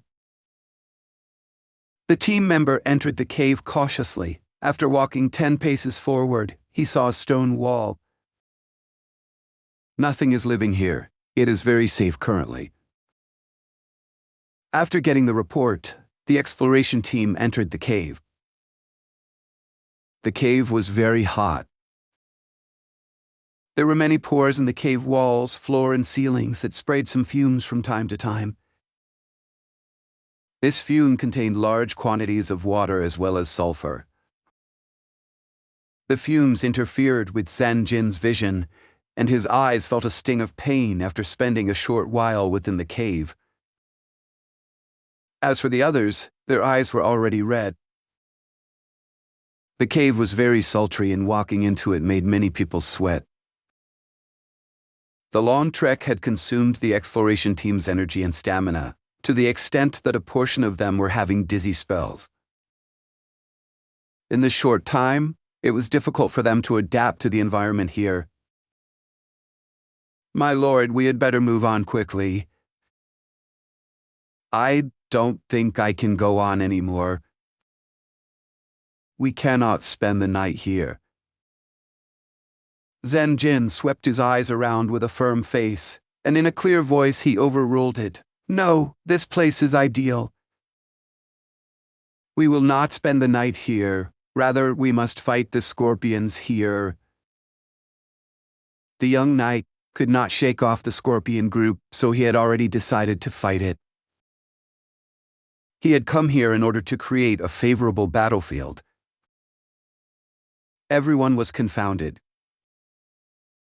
Zhen Ren turned his head and smiled. "Don't tell me that you all didn't notice during our journey here. Those scorpions seem to fear the fumes here." Everyone recalled their memories one after the other, and their spirits were lifted. Someone blurted out, "That's right, all of them kept far from the fumes as they traveled. Perhaps the fumes are very harmful to them. Thus, they never went close to it." But Kang Exu pursued his brows. "According to common understanding, scorpions and spiders have respiratory organs on the sides of their anterior abdomens. They have a pair of air sacs, like structures, called air chambers. They have about 15-20 air chambers in a thin sheet that can fold and overlap, like book pages, and are thus called as book lungs. When blood flows through the book lungs, it exchanges gases with the air inside, absorbing new air while expelling waste gases from the body, completing the process of respiration. However, based on how much they avoid the fumes, one cannot determine how harmful the fumes are to them. It is also possible that they just dislike it and the fumes are not a fatal threat to them. That is indeed a possibility." Zhen Ren sighed, "But we have already reached our limit. Who can still continue trekking forward?" Everything went silent. Zhen Ren spoke the truth. Everyone's physical capacities had already reached the edge of collapse. For the last 5 to 6 hours, they had relied on the fear of death and the thirst for life to support themselves. If there wasn't a scorpion group behind them, the exploration team would have long collapsed to the ground lifelessly. Zhen Ren paused, then continued, "We are also running out of food." The youngster turned his gaze toward Zidai. ZD immediately understood and opened the bundle in front of them all. The food reserves in the bundle were even fewer than what everyone expected. "Can you use a potion to corrode the cave wall?" Zhen Ren asked again. "I should be able to. It is not difficult. But I still need to test it to make sure." ZD replied rigorously. Everyone attentively watched the young girl take out a potion and splash on the cave wall. The cave wall immediately resembled a burning candle as it rapidly dissolved. Zhen Ren saw this bizarre scene and knew that this was the potion that had allowed ZD and the others to evade the sandstorm. The air became more unpleasant to breathe and almost to the point of making them vomit. But after 10 breaths, the original cave wall was gone, and the cave had extended deeper by more than a dozen paces. Zhen Ren finally relaxed. Using this potion, they could create a favorable terrain for battle in this cave. Chapter 62. I will protect you till my life's demise. All of the food was allocated. There was also only a small portion of water left. Almost all of the sustenance was consumed.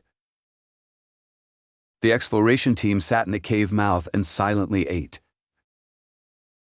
Some of them looked solemn, and some looked at the spear scorpions with murderous intent.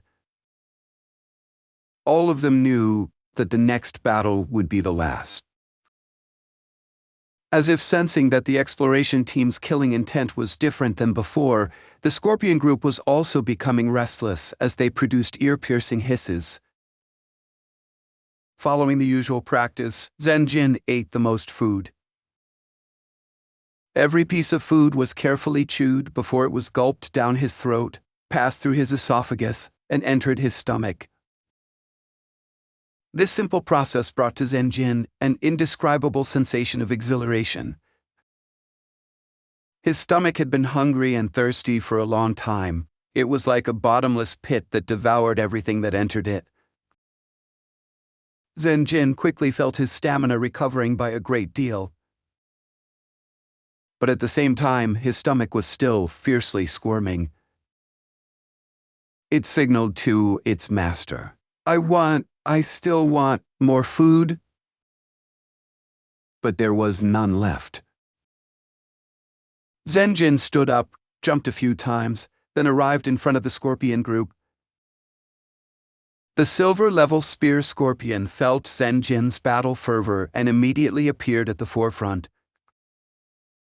But this time, Zhen Ren did not entangle himself with it. Rather, he suddenly leapt directly into the scorpion group.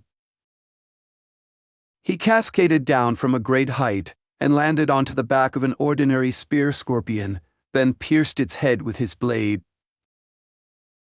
The unlucky spear scorpion let out a mournful hiss, and its body frantically contorted like a feral horse with an extremely violent temperament. Soon after, tawny blood spread over the ground and it shortly became motionless. The scorpions were at a standstill for a split second, seemingly stunned by Zhen Ren's sudden assassination.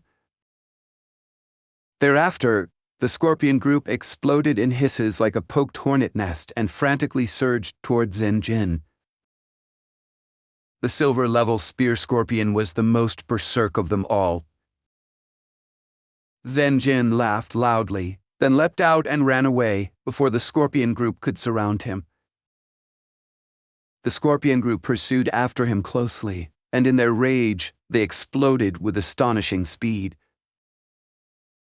If it were a flat terrain like a desert or a prairie, they would have quickly caught up with Zhen Ren. But this was a volcano where Zhen Ren could jump to higher places. Due to the scorpion body being too flat and low to the ground, they could only climb up on flat inclines, which gave Zhen Ren many opportunities. Seeing that they could not catch up with Zhen Ren for the time being, a portion of the scorpion group shifted their attention to the exploration team members in the cave mouth. Zhen Ren had broken their tacit mutual understanding of his own volition, so the Scorpion group wanted to attack his vengeance. Into the cave? The exploration team was already prepared and quickly entered the cave behind them. The spear scorpions were unwilling to let them go and chased after, only to immediately get stuck in the small holes in the cave walls after entering. These holes were specifically corroded with potions so humans could pass through, but molded such that the enormous size of the spear scorpions would be too great. Taking advantage of this opportunity, the exploration team members within the cave raised their swords and stabbed ruthlessly at the spear scorpions. The scorpions' tough carapaces resisted the pierces. Their brandished, hulking pincers were also constantly slamming the cave walls, causing loud bangs. More and more cracks began to appear in the walls of the small cave hole. Retreat. Sensing that the small cave hole would not last, the exploration team immediately retreated deeper into the cave. After roughly 10 breaths, the first small cave hole collapsed with a bang. The scorpions then let out a hiss as they charged in. But they soon found that there were 5 to 6 more holes that each had the scent of humans. The scorpions lacked intelligence and did not hesitate to pick holes randomly to smash with their large pincers.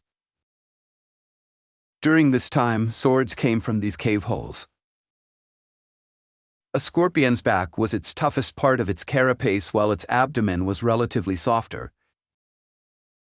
The swords continuously pierced at the scorpion's abdomen. One scorpion was quickly stopped as its carapace was pierced, with yellow-brown blood flowing from its wounds. It wanted to retreat, but it was very difficult to turn around in the cave. Furthermore, some of its comrades blocked its rear, hindering its retreat. It died from the swords not long after. Seeing their comrade die, the spear scorpions behind it became more berserk. They immediately waved their huge pincers to knock the dead scorpion's carcass away and charged forward. The exploration team repeated the pattern and killed a second one. In a direct confrontation, the exploration team would have already all died, but by using proper tactics they surprisingly managed to not lose a single man. Just like this. We can kill them. The exploration team's morale rose. A third scorpion that charged forward quickly fell into the prior plight of its comrades. It was quickly wounded and painfully hissed. Subsequently, it lashed out its scorpion tail, easily piercing the cave wall. The exploration team member in the small cave hole did not anticipate this. His entire chest was skewered, splattering scarlet blood, dying on the spot. The pungent scent of blood provoked both sides even further. As it turns out, the battle and struggle of the two spear scorpions beforehand had caused the cave wall to collapse quite a bit and opened it up more space, giving the third spear scorpion enough space to maneuver his tail. The tail was the scorpion's strongest weapon, and the lengths of the exploration team's swords were limited. For a scorpion to be hit, it needed to be close to a cave hole. Every stab of a scorpion tail could end an exploration team member's life. Die for me. Kill, kill. Go to hell, drop dead. The exploration team members' eyes were bloodshot and filled with intent to kill. Not a single one of them ran away. Even if they wanted to, they would not be able to escape in this sort of terrain. They did not have Zhen Ren's physical constitution, and in an open area or even a mountainous area, they could be easily chased down by the spear scorpions. There was no running away. The only possibility of survival was to kill the scorpion group in front of them. In addition, the exploration team knew they had no food left, and the only viable source was to kill these spear scorpions. desperate straits. There was no way out. The only way forward was to carve out a bloody path. One. This was everyone's consensus. The battle was gradually tilting towards the Scorpion group. The exploration team had gone all out, and as time passed, they quickly weakened. Their attacks grew feebler, and it was getting increasingly difficult to resist the Scorpion group's mad attacks. Of course, the strength of an ordinary scorpion far outstripped a human's. Although the corroded walls were firm, but under the unceasing bombardment of the mammoth pincers, it would not last long. In order to create a favorable terrain, ZD had used up all kinds of potions. The favorable terrain was finite and there seemed to be more scorpions. The exploration team constantly retreated, as the small cave holes were destroyed one after the other until where they finally had nowhere to retreat to. The team members died one after another. 2. Casualties of the exploration team sharply increased with severe fatalities. ZD's pupil suddenly shrunk to the size of a pin. A scorpion tail pierced through the seemingly frail cave wall like a knight's charging spear, arriving before the girl in the blink of an eye. At the moment of life and death, the shadow of a sword flashed. The scorpion's tail was directly cut off. It grazed ZD's ear and shot obliquely towards the cave wall behind her, close to the cave floor. The dying and unconscious Bai Ya was laying there, and the scorpion tail landed only 1 or 2 centimeters away from his head. "My lord, you're back." ZD's narrow escape and thrill from being on the verge of death made her grab onto Zhen Ren's hand. Before she could bloom with pleasant surprise, concerns emerged. "Ah, you are wounded, my lord?" ZD cried out in alarm. Zhen Ren's body was covered in scarlet bloodstains, and since the scorpion blood was tawny, its source was obvious. Zhen Ren patted the girl's hand. "Be at ease. It is only a small injury. 1. He looked around him and was horrified at the casualties the exploration team had taken. The only ones left of the entire team were Zidai, Kong Xu, as well as the dying Bai Ya. If he had been a moment late, perhaps there would have only been corpses for him to collect. Zhen Ren had already used up all his strength. In order to break away from the silver-level spear scorpion leader, he did not hesitate in paying with his blood. But when he returned to the cave, the casualties of the exploration team still made him sorrowful and disheartened. "Quick, we need to seize the moment and leave this place." Zhen Ren put Bao Ya on his back as ZD and Kang Xu followed closely behind. However, just as they reached the cave mouth, they saw the silver-level spear scorpion leading the scorpion group to surround the cave.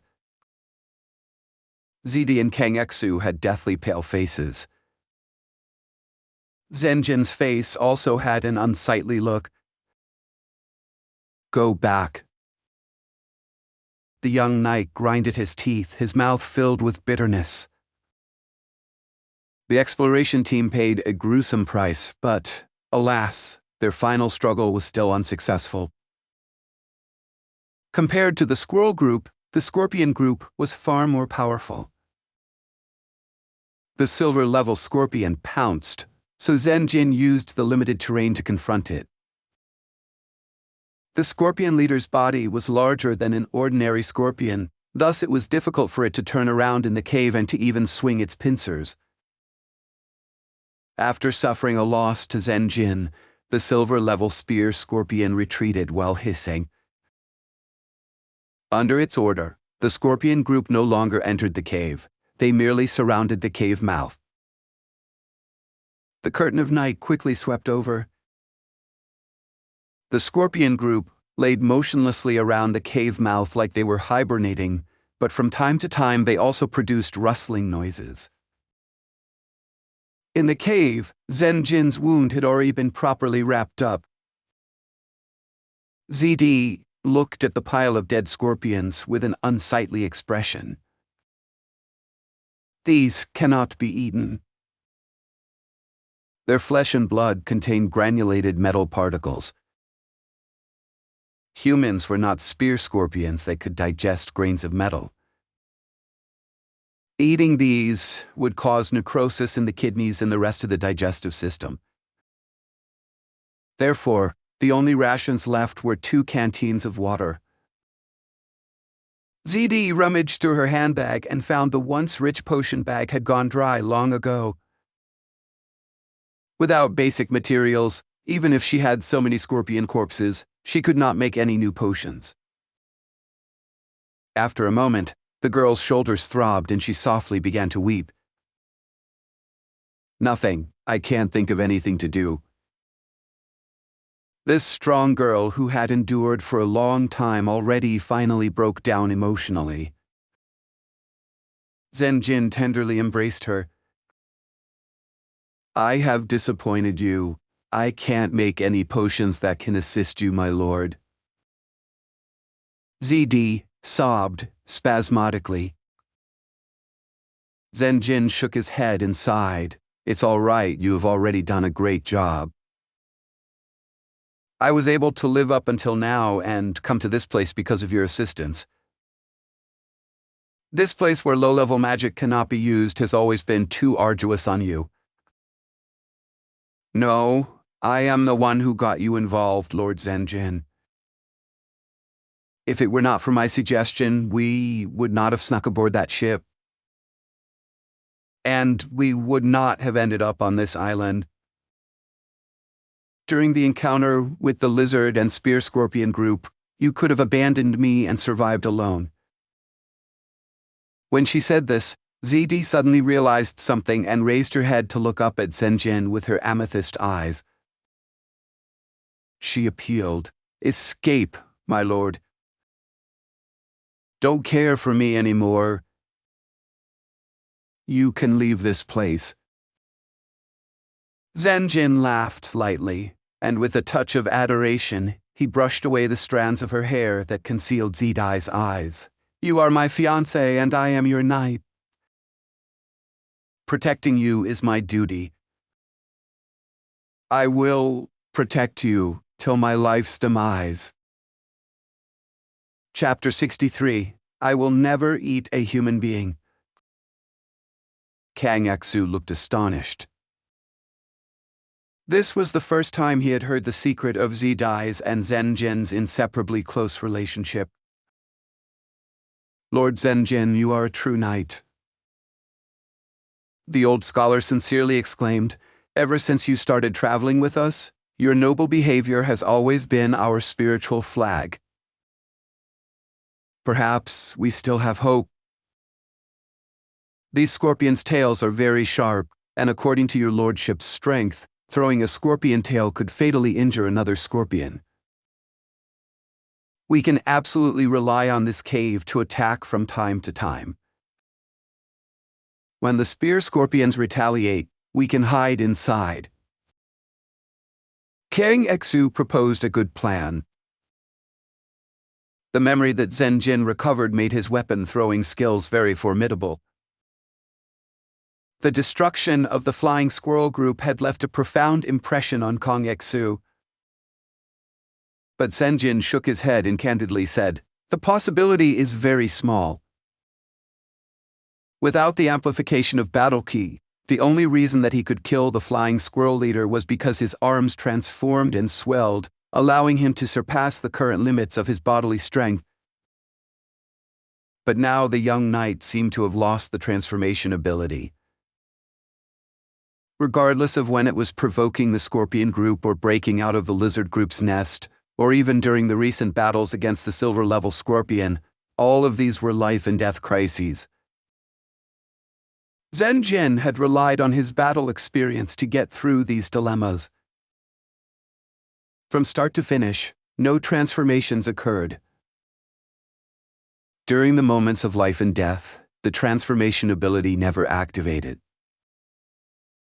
It seems that the magic crystal in my heart does not have enough magic power. There were actually some ways of replenishing magic power, such as eating magic beast meat and drinking magic beast blood. However, although ZD processed the monkey bear blood, only a few bottles had been saved and they had all been given to Zhen Ren.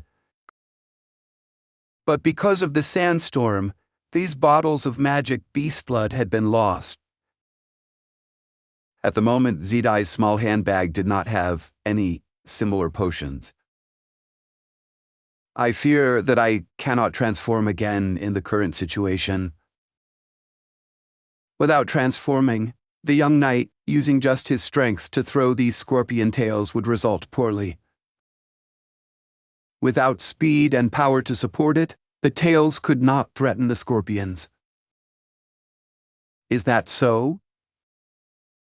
Kang Xu sighed, disappointment spreading across his face. Zhen Ren gave a water bag to ZD, and the young girl gradually stopped sobbing as she drank small mouthfuls of fresh water. The motion of drinking gradually stabilized her mood. The cave sank into a deathly silence. It really was the end of the line. A long while later. "My lord, you should also drink some water." The young girl handed the water bag from her hands back to Zhen Ren. Zhen Ren drank a mouthful and moistened his throat that was as arid as a desert. The cave air was no longer as stinging as before.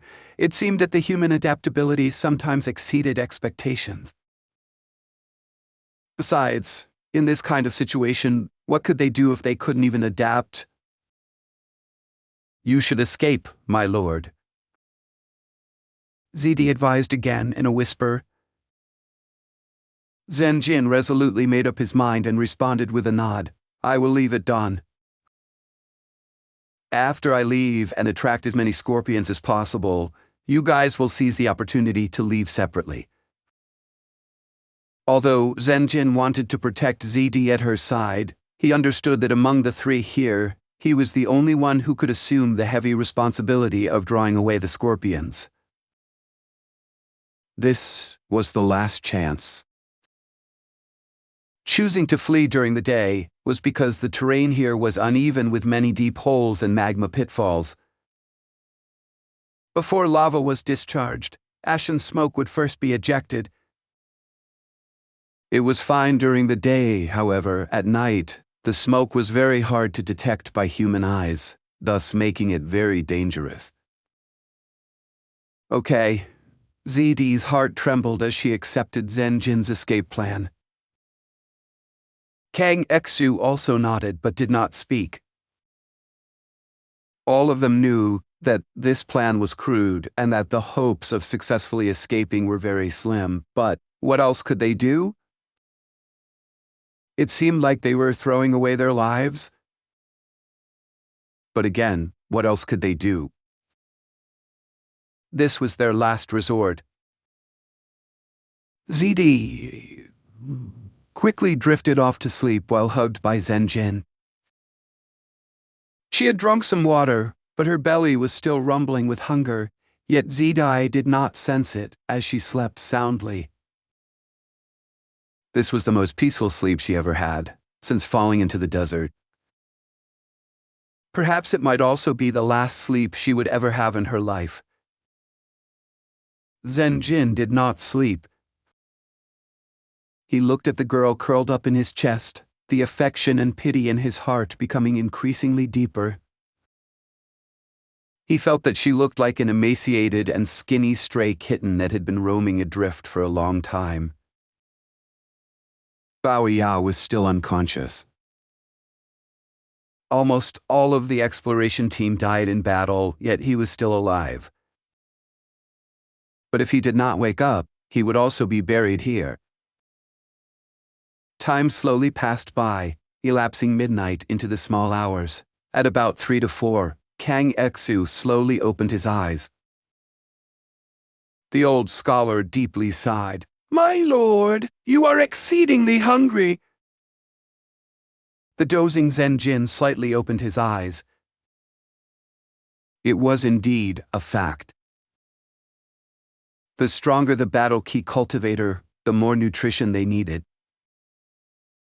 Archduke Gang Jia, in the Empire's north, ate 3 meals of lesser dragon meat every day, and Prince Hu Huanggan of the Elven Empire ate 2 kilograms of white frost spirit deer every day. Currently, Zhen Ren was sitting against the cave wall and did not dare to move.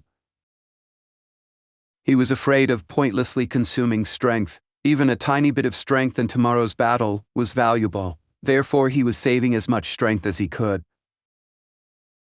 "Lord Zhen Ren, you need food immediately." Kang Xu intoned again. This time, his tone was several degrees heavier than before. Zhen Ren opened his eyes fully and saw the grief and indifference reflected in Kang Xu's gray eyes. Zhen Ren coldly snorted. He knew what Kang Xu meant. The food that the latter was alluding to was Baiya, too. But could a Templar knight eat a person? That was simply a fantasy. A most repulsive suggestion. "My lord, if you are too hungry, how can you have the strength to fight? Baiya is our only food, and his blood can also substitute water." "Shut up." Zhen Ren softly berated, his gaze filled with fury. "I will never slaughter the innocent on account of myself." "If you were Baiya, would you want to be treated as food?" Kang Xu went silent for a moment. Then he suddenly smiled. His smile was bitterful. There seemed to be some relief within it as well. Kang Xu raised his head, took a deep breath, and said something astonishing. "Then, I ask my lordship to eat me first." Zhen Ren was stupefied. Seeing doubt appear on Zhen Ren's face, Kang Xu smiled and said, "Perhaps you misunderstand me, Lord Zhen Ren. I do not fear death. Having lived to my age, what can I not see through? I am only afraid that my pursuits and dreams cannot be realized. Therefore, I understand the value of my own life more than those youngsters because I know I do not have many days remaining and that my time is very precious. But if fate bestows my end, what can I still do? I have fought with all my strength to make a stand and wrangled with my life. Perhaps my struggles could be considered ridiculous, pitiful, lamentable, but I have no regrets. Lord Zhen Ren." Kang Xu gazed deeply and solemnly at Zhen Ren. "Although I have not traveled with you for long, I still understand you are a noble and true Templar knight. You are brave, strong, and rises to face difficulties. No matter how powerful the foe is, they cannot topple the flag in your heart. Although you are far stronger than an ordinary person and have outstanding talent, you have always remained humble while filled with the thirst for knowledge. Although you are young, your adaptability is exceptional and your growth is astounding.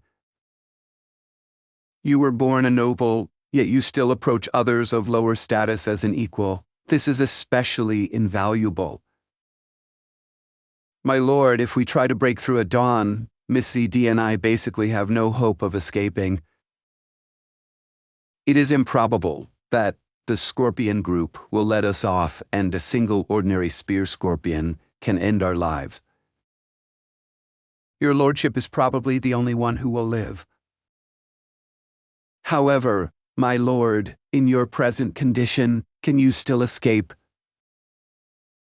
Kang Xu shook his head. "You do not have faith in yourself." Before that happens, any food can raise your lordship's probability of survival. If we throw out morality and emotions, then eating beiyai would be the wisest decision. Can you deny this point, my lord? Zhen Ren did not speak. Kang Xu continued, I have once studied the notes of ogres. According to their food standards, the meat quality of young Baoyi Ya is more tender and nutritious than mine. But I could also serve as food. The most crucial difference between me and Bai Ya is that I am willing to offer myself.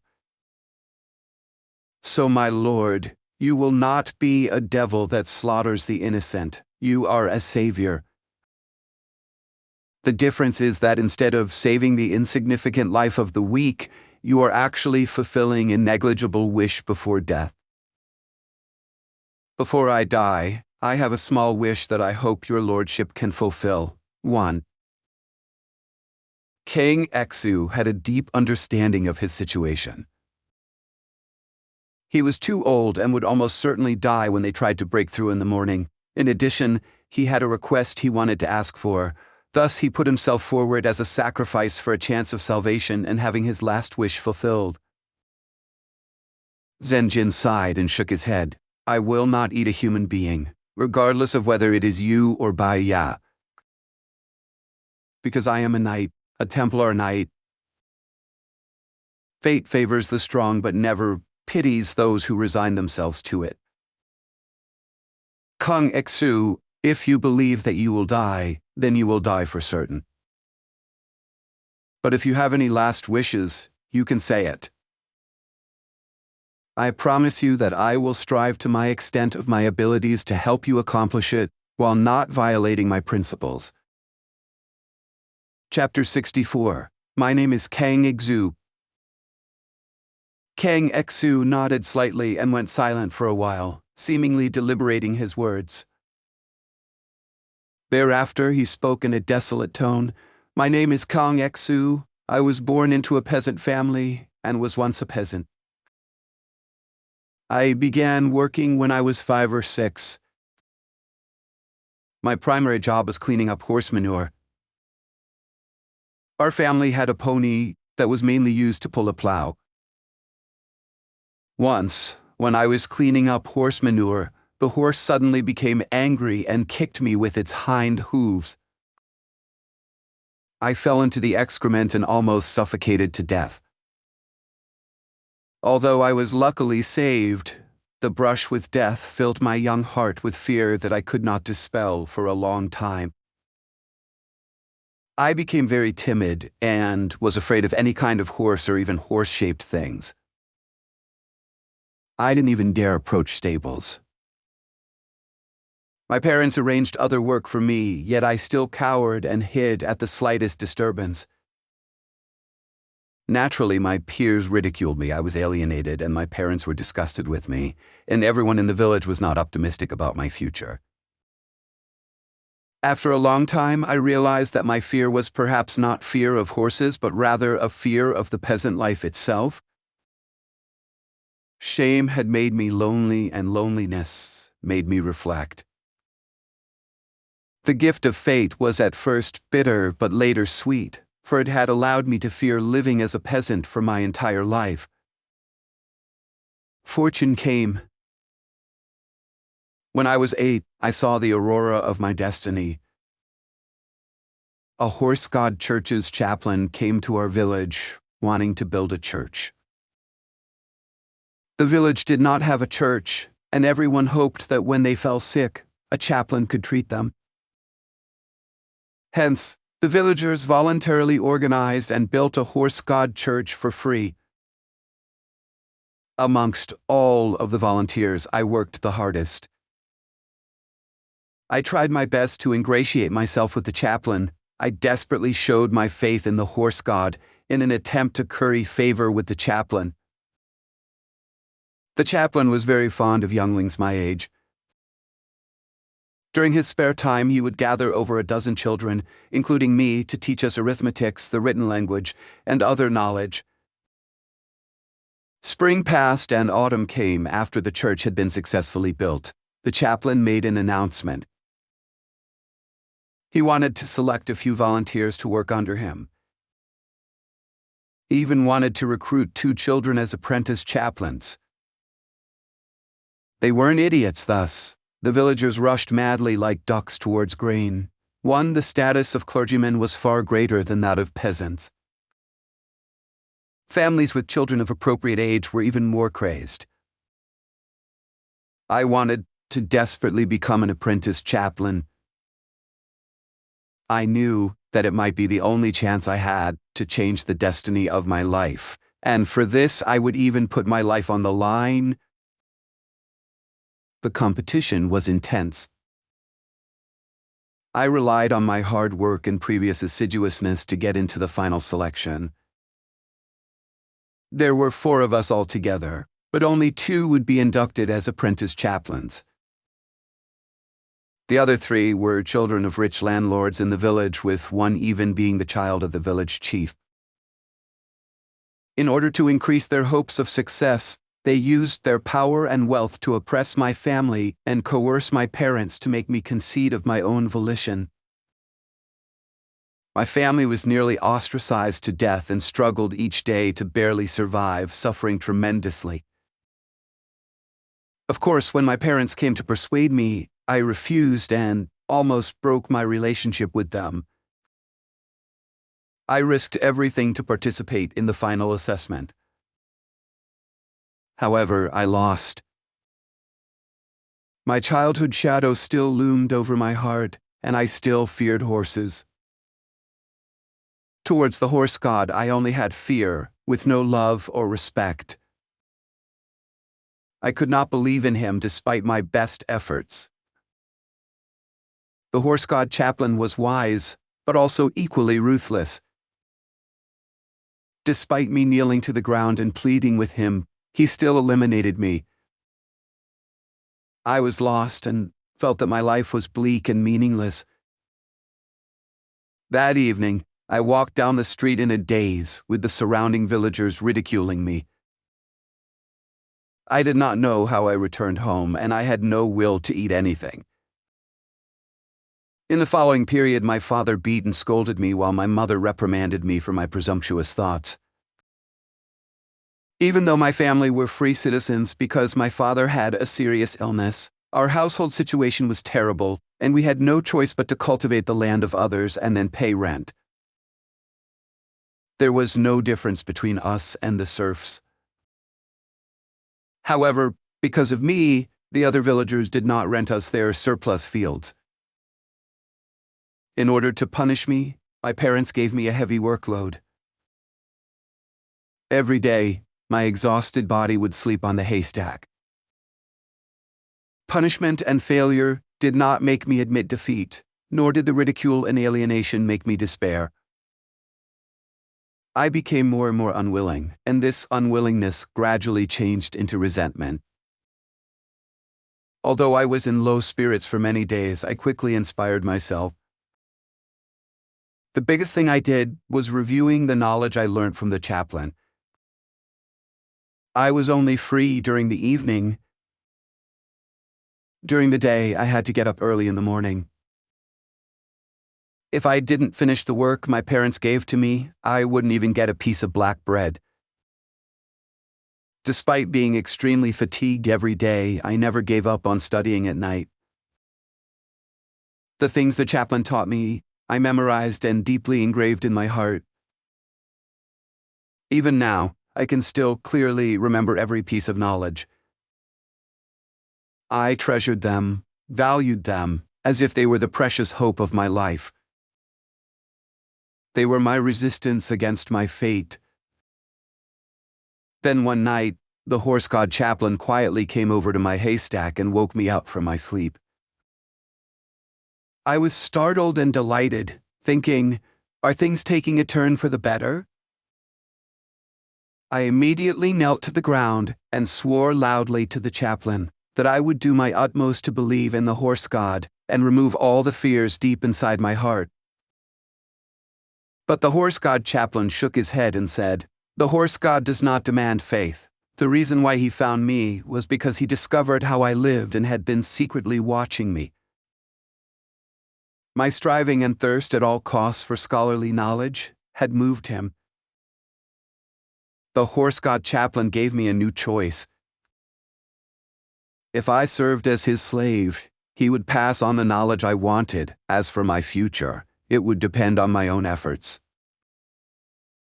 I convinced my parents to sell me off. Of course, it was mainly because the horse god chaplain used many coins to purchase me. The chaplain did not deceive me. He even treated me better than I thought he would. He even kept the transaction a secret and allowed me to serve as a servant in the church. I did my best to serve him diligently each day, and he imparted precious knowledge to me. I gained a greater understanding of arithmetics, literature, astronomy, and geography. Amongst all that I gained, the most precious thing was the horse god chaplain's inquisitiveness of knowledge and his assiduous attitude. This attitude influenced my entire life. After saying this, Kang Ixu paused for a moment. The long narration had left him breathless. Kang Ixu continued once more. The competition of religious beliefs is sometimes more intense than wars. The horse god originates from the wilderness continent and is a god of the beastmen race. In the Xinming continent, this god's influence is very small. So, as the Church of Life was proselytized, belief in the horse god wavered and was quickly crushed without competition. The horse god chaplain was forced to leave. Before leaving, he relieved me of my slave status and announced that I had regained my freedom. In addition, he also suggested that I continue to seek knowledge. I went to Silverbridge College and participated in its examination. The horse god chaplain's teachings gave me a solid academic foundation. Thus, I smoothly passed the exam and became a poor college student. After 3 years, I swimmingly graduated from college and became a scholar. I held a teaching position for 3 years at Silverbridge College and then relied on faculty contacts to become a minor nobles manager. Afterwards, I circulated between many nobles and held small positions that supervised the fief. I was not a noble, nor was I a noble servant nurtured from childhood, but most importantly, I did not have a natural aptitude for cultivation. Because of these reasons, I repeatedly suffered contempt, alienation, and could never hold a high position. After 5 years passed in such a manner, an opportunity appeared in front of me. A rebellion broke out in a village and the tax collector official sent there was killed. The manager in charge of levying taxes hid the details and was fearful his lord would discover it. He offered a large sum of money to the person that could successfully collect the taxes. I knew the villagers well and believed that this was an opportunity, so I volunteered to go. I was hung up, beaten, locked in a cell, and continuously tortured. Just as they were about to kill me, they asked if I had any final words. I smiled, merely shook my head, and did not say a word. This confused the villagers. I informed them that I was their friend and never had any enmity towards them. I was there to save them. If they complied and paid their taxes, then the manager would act as if it never happened. If they chose not to, the knights would come and eliminate them. The villagers became afraid. All of them knew that they could never resist the knights. But if they paid their taxes, all of their stockpiled food would be collected and they would starve to death. I lied and told them that the manager had secretly lowered the tax payments. If they paid taxes, they would still have enough grain to survive. However, they needed to maintain strict confidentiality, else other villages and towns would try to imitate them. The villagers talked it over and agreed. I secretly made up the deficiency and then reported that the taxes had been paid. In doing so, I received the manager's favor and was finally promoted. I occupied a position of power, and at first, no one thought highly of me. They believed that I was extremely feeble, that I was only a simple scholar, and that one assassination could end my life. But in reality, I held the position for over 30 years. My position gave me an opportunity to perform. My erudition allowed me to display my value and gradually formed a deep impression on the feudal lord. During this process, I never gave up my pursuit of knowledge. It was precisely because of my constant acquisition of new knowledge that my value continued to grow more and more. Although the horse god chaplain had left early in my life, his spirit of pursuing knowledge had already fused with my blood. I previously thought that I would always serve the feudal lord until my death. However, fate once again had a new plan in store for me. As time passed, I was growing older and older. This allowed others to see opportunities. At the same time, I loved pursuing knowledge more than power, and tried my best to avoid internal factional struggles of the fiefdom. This made those in power dissatisfied. They incited a youngster. He was called Lan Tu, and he daydreamed all day of becoming a knight. He was my most trusted aide and assistant. After being seduced by the feudal lord's third young miss, the youngster decided to betray me. He accused me and claimed that I was a dangerous criminal who had been hiding for many years, that I had malice towards the fief and the feudal lord's entire family, and that I had been secretly conspiring against them. In order to preserve my life, I could only escape. The youngster smoothly succeeded my position and was recruited by the third lady. The act of absconding in fear of the crime served only to undoubtedly confirm the youngster's accusation. At the beginning of my escape, I felt very sorrowful, angry, and drowned in all kinds of negative emotions that I could not extricate myself from. After a long time, I got over it. Destiny had given me a new path. I asked myself, I am already so old. There was not much time left, so how should I spend what remained of my life? Finally, I decided to seek after what I truly yearned for, knowledge. Of all the knowledge, the thing that interested me most was the field of biology.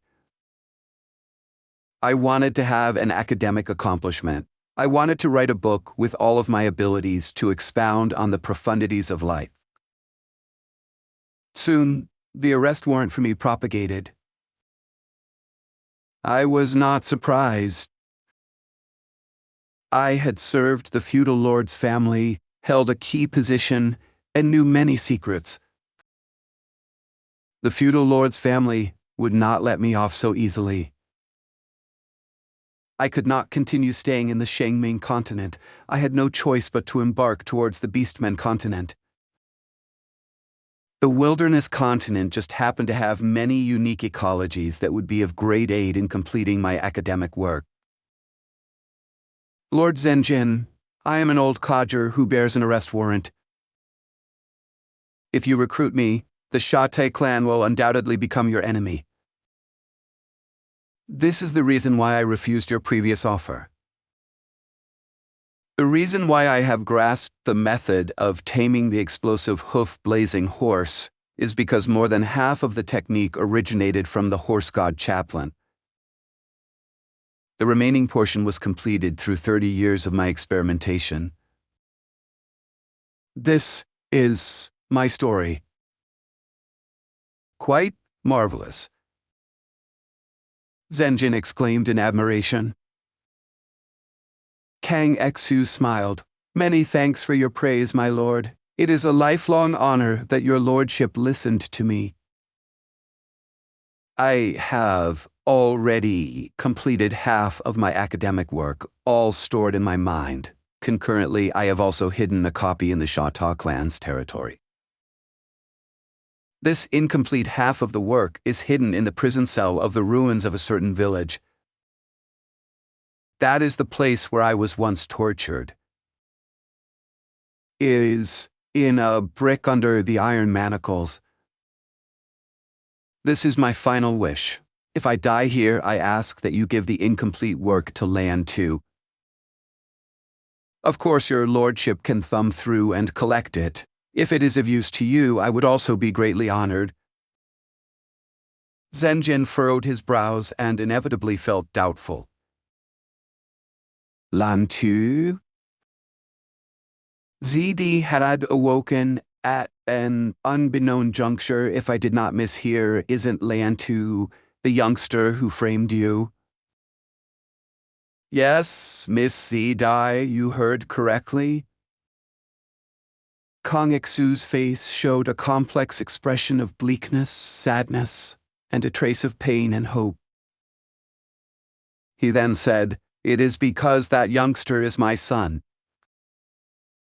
Chapter 65, Teetering and Suffering. There was a spell of silence in the cave. It was obvious that his son's betrayal was a massive blow to Kang Xu as a father. However, when Kang Xu was facing death, he still thought of his son. Kang Xu hoped his writings could help his son to some extent. Of course, he concurrently also hoped his writings would be passed on. There was both love and hate, in addition to helplessness and vicissitudes. There were many complex emotions. Zhen Ren and ZD finally began to understand the old scholar before them. It was no wonder he cherished his life before and was now willing to sacrifice himself. If I can escape, I will help you realize this final wish. ZD vowed. Many thanks, Miss CD. Kang Xu verbalized sincerely. Then, Lord Zhen Ren, Kang Xu once again gazed at Zhen Ren. Although Zhen Ren did not speak and only shook his head, he still revealed his steadfast attitude. In the deadlock, ZD took out some letters. Actually, I think Bao Ya also gave us his final wishes. Zhen Ren glanced at it and recognized the letters. These letters had been on Bao Ya's body. For a short while, Bao Ya seemingly struggled out of his comatose state and used his finger to point towards his chest, as if he was indicating these letters to us.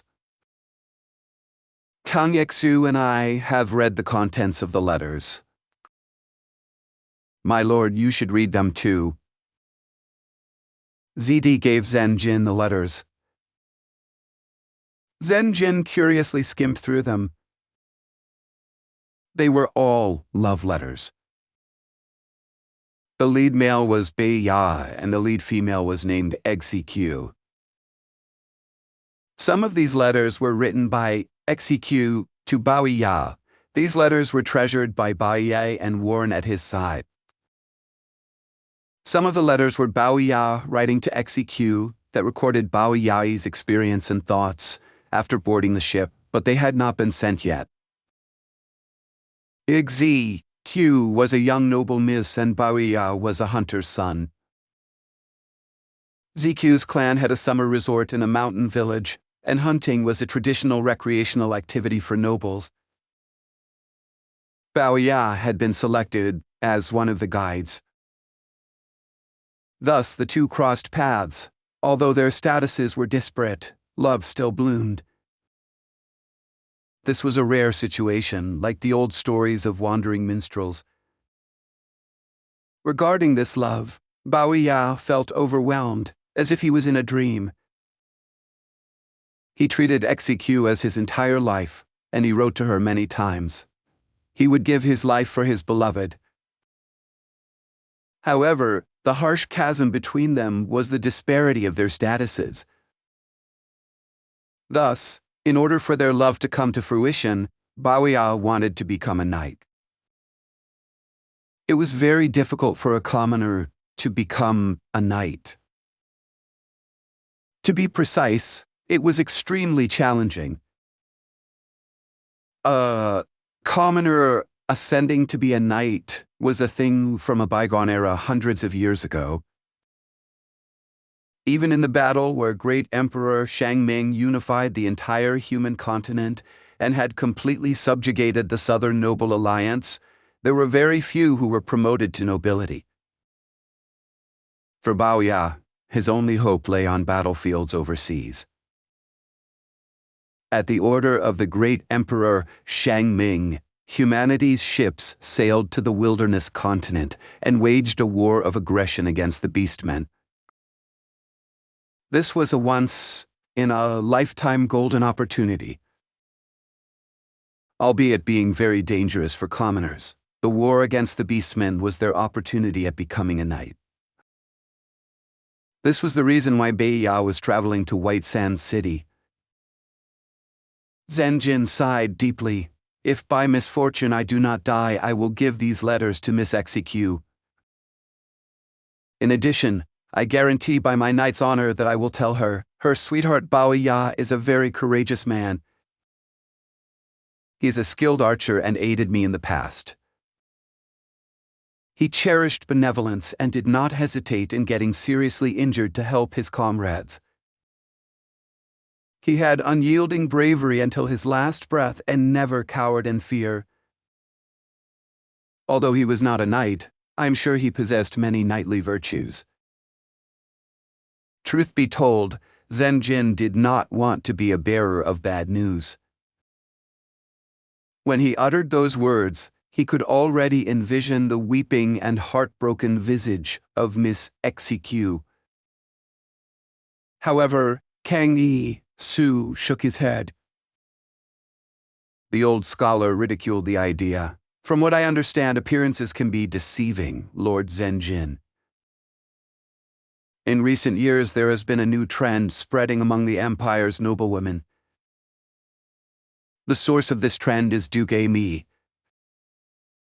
This duchess chased after love and beauty. She had continuously proclaimed that she wanted to raise the power and status of women in the Empire. She was formidable, as one of the living gods. Her lifestyle was extravagant and self-indulgent, and she was also an infamous great liar that toyed with men. Taking Duke Aime as an exemplar, many noble women followed suit. They used love as a lure to tease men, so they groveled at their skirts, or watched them fight amongst themselves for their favor, or even manipulated them into their puppets. Zhen Ren frowned and pinched the letters. So you believe this is also the case between Baoya and Execu?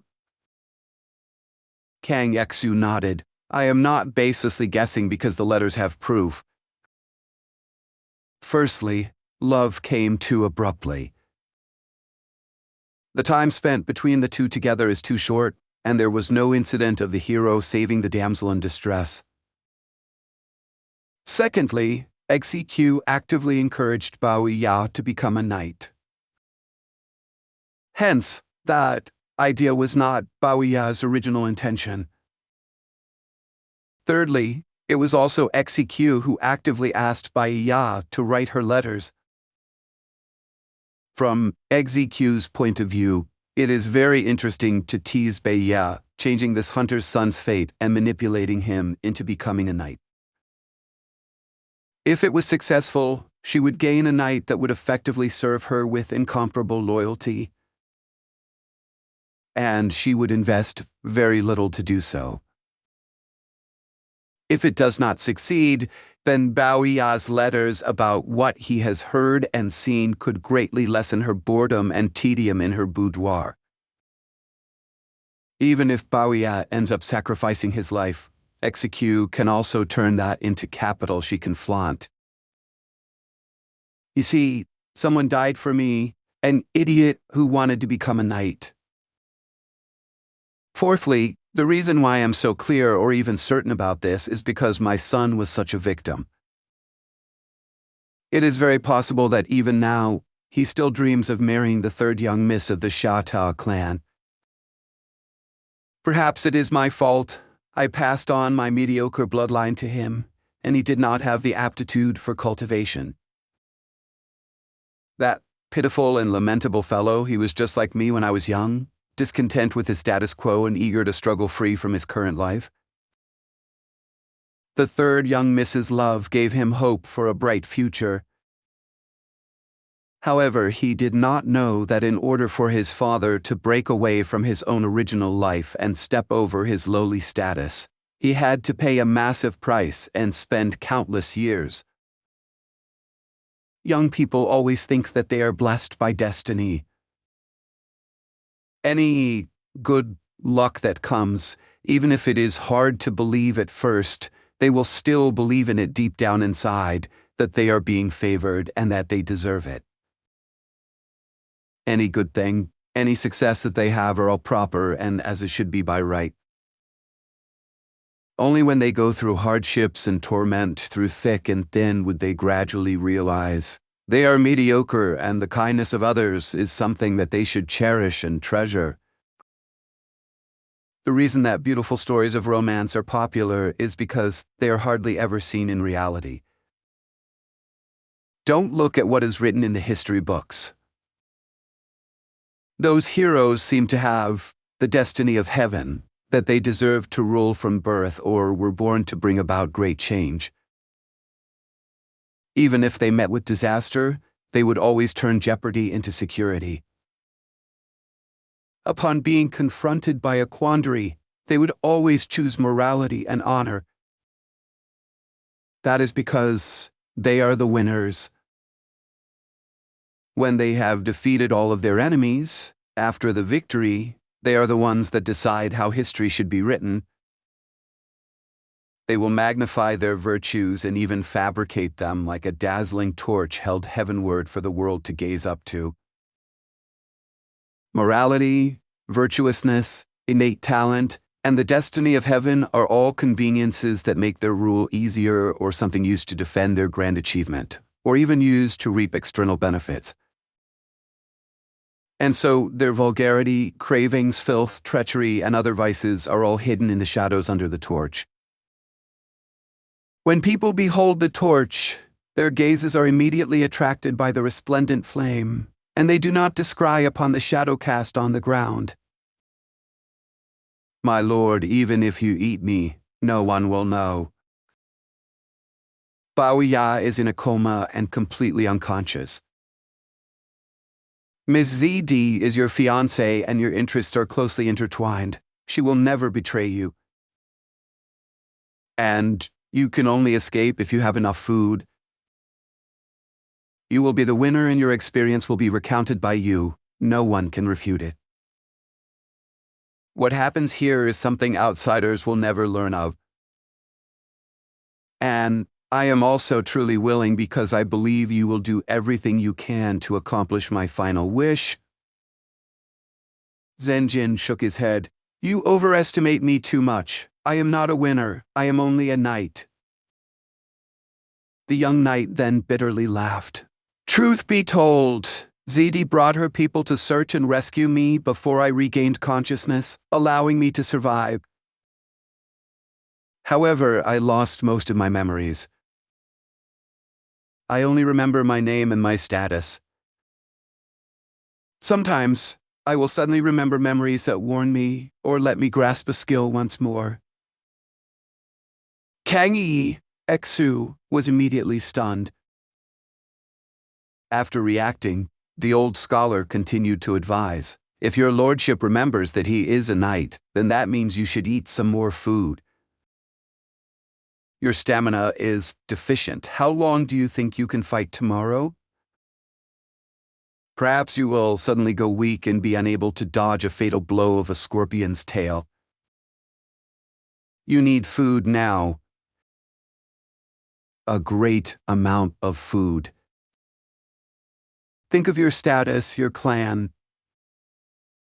as a defeated party. Although the Bai Zhen clan has joined the great Emperor Sheng Ming's faction, your circumstances are not good, correct? You are their sole heir, and the entire territory needs you to lead and revitalize it in the times to come. Apart from the responsibilities you inherently carry, you still have to protect your fiancé's life. Eat food and you will gain stamina. Not only will it increase your chances of survival, it will also help you protect your fiancé. Perhaps she will luckily survive tomorrow's breakout because you ate a piece of meat. Are you forcing me? Zhen Ren was furious. Kang Xu smiled. Yes, I am forcing you. But I ask you to forgive me, Lord Zhen Ren. I am at death's door, and a dead man does not fear worldly authority. I want to accomplish my final wish, and in order to do so, my life is but a bargaining chip. Zhen Ren unconsciously clenched his fists. He glowered at Kang Xu with great anger. He was angry that Kang Xu was coercing him. He was indignant that he fell into such a situation, that fate had mistreated him. He resented his weakness, that the Scorpion group had forced him into desperate straits, that he was incapable of shouldering his responsibilities anymore, and that he could not protect his fiancé's life. And the thing that enraged him the most was, he found himself teetering. Zhen Ren was fully aware Kang Xu was a wise man. He also knew that Kang Xu's words were reasonable. From a purely rational perspective, it was indeed advisable to follow Kang Xu's proposal. Then, what about his morals? What about his conscience? Where should he place them? What would happen if he treated people as food? He would no longer be a human being. He would be a malefactor. He would drift and live life without purpose. All honor and fame would forever escape him. However, wasn't thinking like this too selfish of him?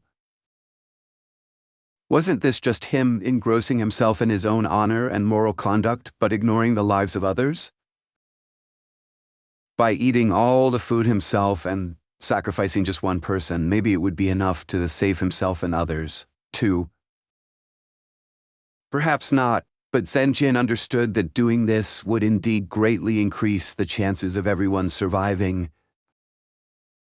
If he obstinately persisted in his views, wouldn't that also be a form of stupidity? Just as Kang Xu had said, history was written by the winners. If he didn't eat a human being, perhaps he would really die under the silver-level scorpion. Then what would his father think of him?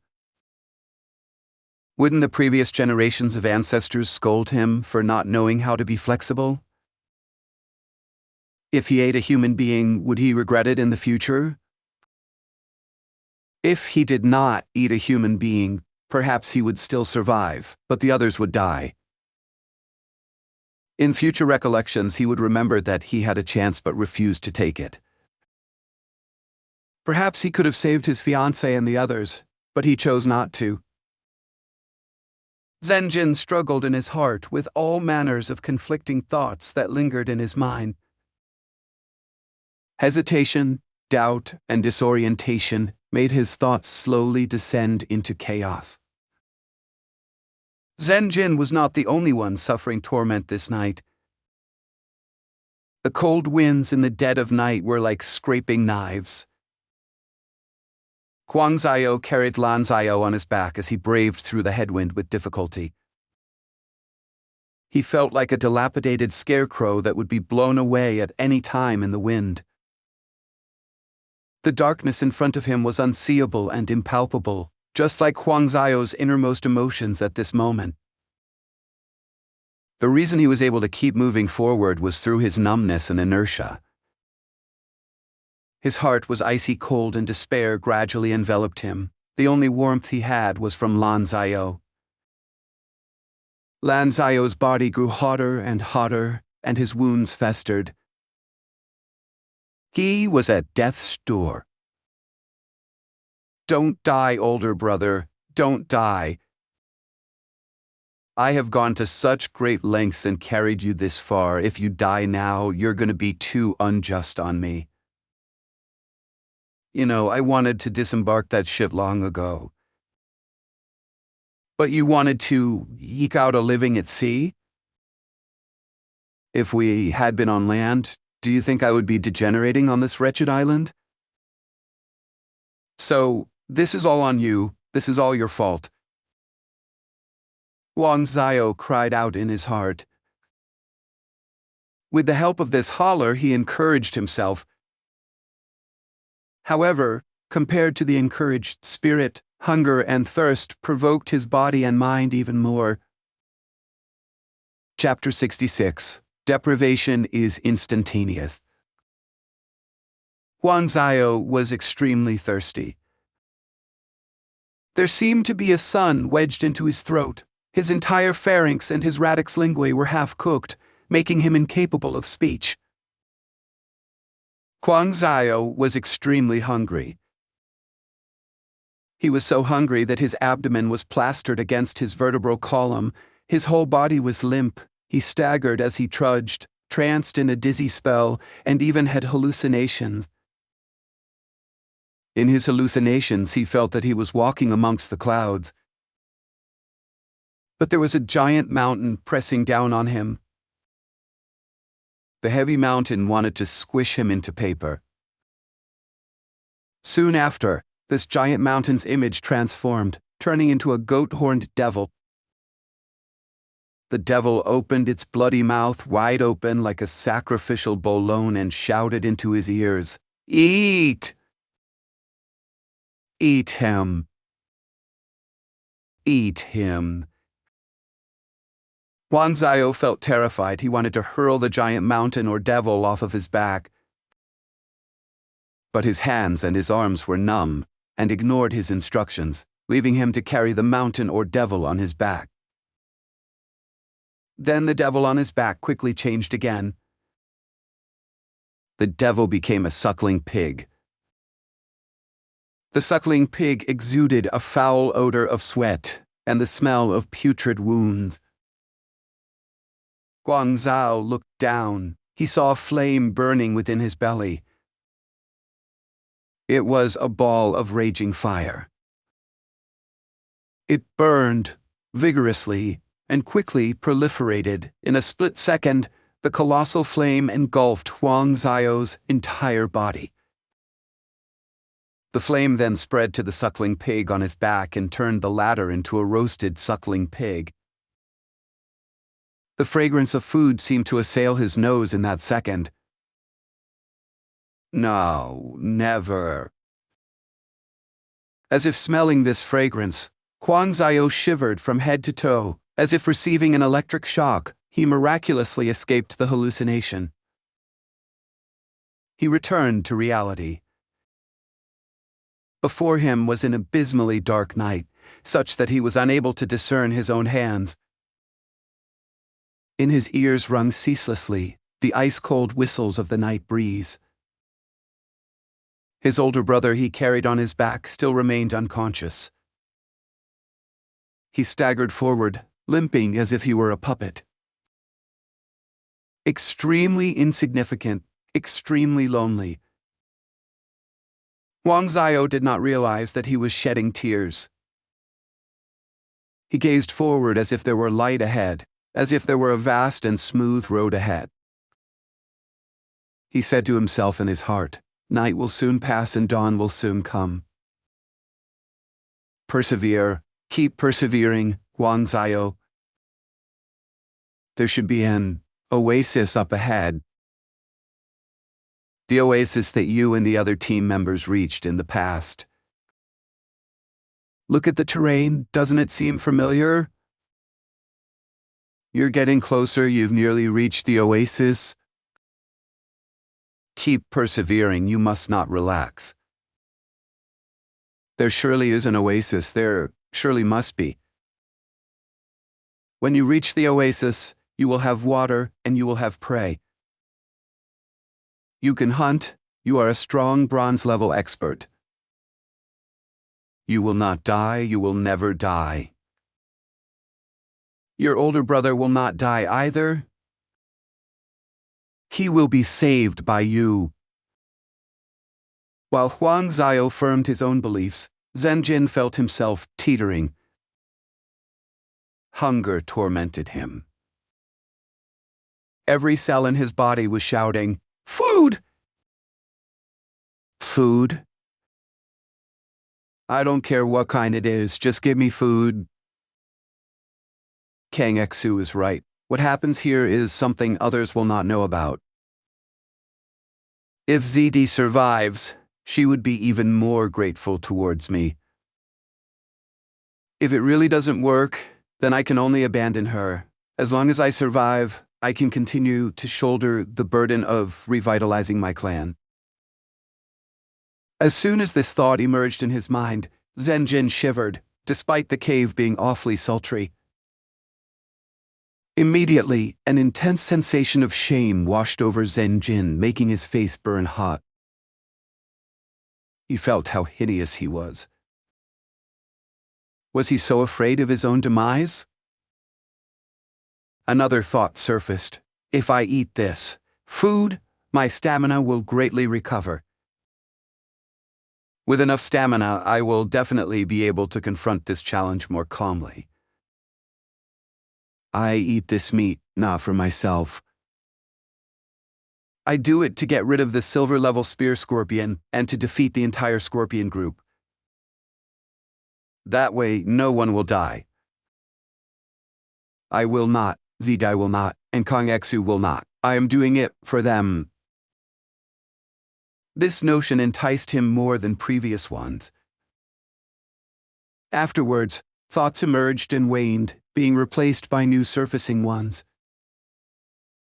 Zhen Jin knew he was vacillating. The cave walls he relied on were incapable of giving him firm support anymore. Although Kang Xu and Zidi remained silent while Bao Yao was motionless, their mere existence itself seemed to be oppressing the poor youngster. I am a Templar Knight. Could a Templar Knight do such a thing? Zhen Jin asked himself. He began to reflect on himself. Did things fall to this point because I made mistakes as the leader? On how many occasions did I fail to act correctly? Was I overreaching when I set up a battlefield here to deal with the Scorpion group? If I had known this, would I have chosen a different path? Zhen Jin began to doubt himself, and the doubt increased his indecision. Zhen Jin dithered. If I eat them as just food, will it torment me when I reminisce of yore in the future? Or will I not have a shred of regret? If I don't eat them, how can I fulfill my responsibilities? Am I gonna have to watch my fiancée die? In order to save me, she did not hesitate to risk her life so many times. She only barely made it out alive. My father, too, expects that I will bring hope for the clan. I am the Bai Zhen clan's sole heir. What about myself? I suffered ostracism and accumulated in silence, all in order to one day rise up and humiliate my rivals. Would my past self hold me in contempt for my choices? At this moment, a memory appeared in his mind. It was a meticulously adorned, luxurious and extravagant room. Paintings drawn by famous maestro artists hung on the walls, Expensive perfume wafted through the air and rose-gold curtains were pulled up to block most of the sunlight, causing the room to appear dusky and ambiguous. There was a female dancer wearing exotic clothing from the northwestern part of the empire. The purple veil she wore made her beautiful visage more enigmatic and alluring. Her body was seductive and enchanting, voluptuous on front and back. Her dancewear was mostly red laced with gold threads. They were short and close, fitting, exposing her slender arms and snow-white navel. As the dance music ended, she stepped onto the thick carpet with one foot and slowly raised the other in sync with the melody of the music until it was up to her waist. She clasped her hands together and remained motionless. Presently, the toe of her footwear was curved over the upper, exposing most of her instep. Under the candlelight, it had a crystalline luster, throbbing the hearts of men and causing them to wish to nibble at it. Her visage was dignified, her beautiful eyes were like amber, and her motionless posture fully exhibited her beautiful feminine body. The room also had 3 gaping youngsters. After a moment, the youngsters responded by applauding one after the other. The dancing woman slowly lowered her leg, stood upright, and then made a slight bow. This is dancer Ji Sai, who recently became all the rage in the capital. She really does deserve her reputation. One of the youngsters complimented sincerely. Zhen Ren was one of the 3 youngsters. His attention was mainly focused on another youngster who possessed an extraordinary identity. Zhen Ren laughingly asked, "Ji, didn't you ask me to show you Ji Sai's dance? How is it?" "I get to call the shots here, and I can give Miss Ji Sai to you. You can use her to warm your bed tonight."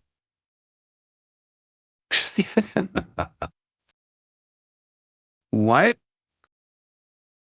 The youngster who spoke previously immediately shook and stared at Anji with envy. Anji's appearance was vastly different from that of Zhen Ren.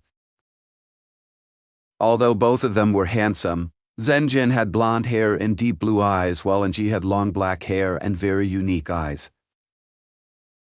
His scleras were pitch black and seemed to wrap around his white pupils, delineating a light of indifference. No matter when he sat, his body was always upright. But at this moment, Anji gazed at dancer GC on the stage and subconsciously leaned forward. As long as he spoke a word, this alluring dancer would be his. A temptation, a great temptation. Anji's Adam's apple rolled, swallowing a mouthful of saliva. He gazed at Ji Sai, his gaze full of desire to seize and possess her. As if his gaze was too scorching, dancer GC bashfully lowered her head, revealing her snow-white neck. The submissive attitude made Anji's nether regions rise with a hot sensation. 2. Seeing Anji's current demeanor, Zhen Ren revealed a smile that implied smugness. Anji ordinarily followed the rules and maintained discipline. He was the most respected and hardest-working individual in the 5th Templar Regiment. But the youngster lusted after beauties. As long as he was a normal man, it was unavoidable. Even people who normally suppress themselves would become very terrifying once they released their desire. However, much to Zhen Ren's surprise, as time passed, Anji's demeanor became ferocious, and then he gradually calmed down to his usual serenity. "Anji, you?" The other youngster also noticed the change in Anji's demeanor and became perplexed. Anji smiled and calmly stretched out his arm to wipe away his cold sweat. "Difficult, it is indeed difficult to resist the temptation of beauty." He seemed to have some lingering fears, however. This beauty has no value to me. I do not want her. Zhen Ren was puzzled. What do you mean? Angie said, Zhen Ren, thank you for helping me with this matter. Truth be told, cultivation is not only about cultivating one's body, it is also about cultivating one's mind. Do you know the clan motto of Mayan Hui clan? Zhen Ren nodded. The clan mottos of great noble clans were always widely circulated. Angie continued, my clan's bloodline originates from an abyss demon. This bloodline is powerful and grants my clansmen a strong cultivation aptitude.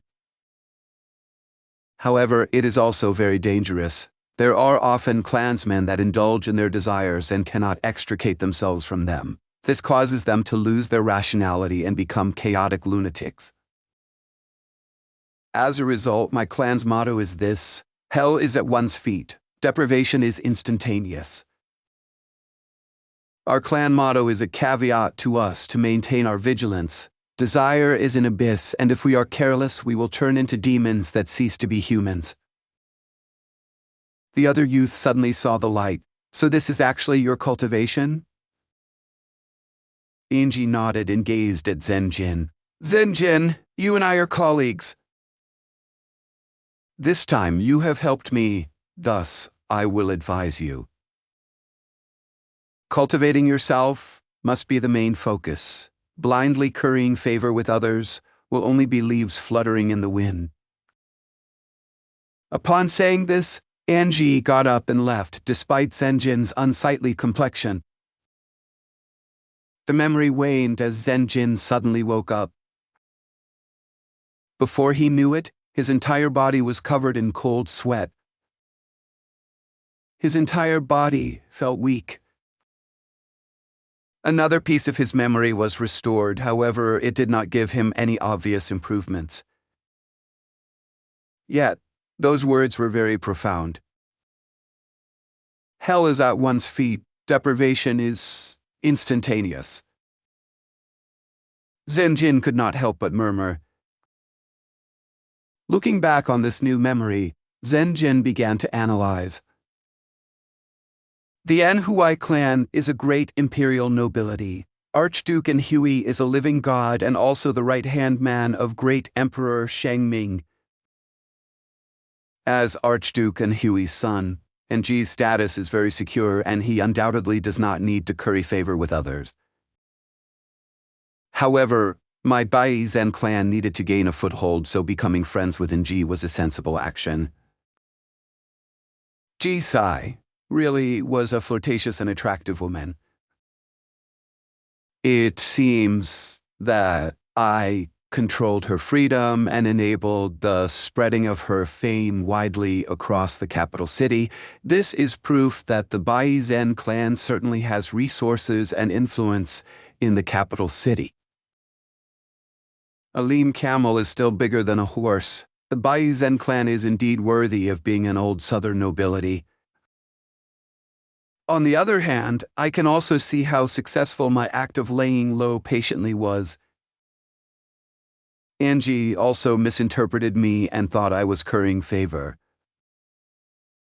I am a bit curious, how is the relationship between me and Ng after that event? Did I ever make any headway in becoming friends with him? Perceiving the deluge of thoughts surging in his mind, Zhen Ren shook his head slightly and ceased making stabs in the dark. Now was not the time to ruminate over these things. Although the recovered memory did not increase Zhen Ren's battle strength, it unexpectedly solved his quandary. Hell is at one's feet. Deprivation is instantaneous. I on the brink of depravity? What a close call.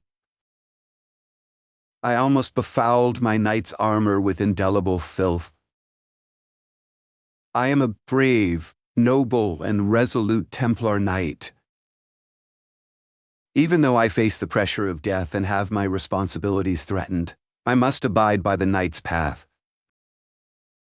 Zhen Ren spat out a breath of turbid air as if he were unloading a heavy burden from his body.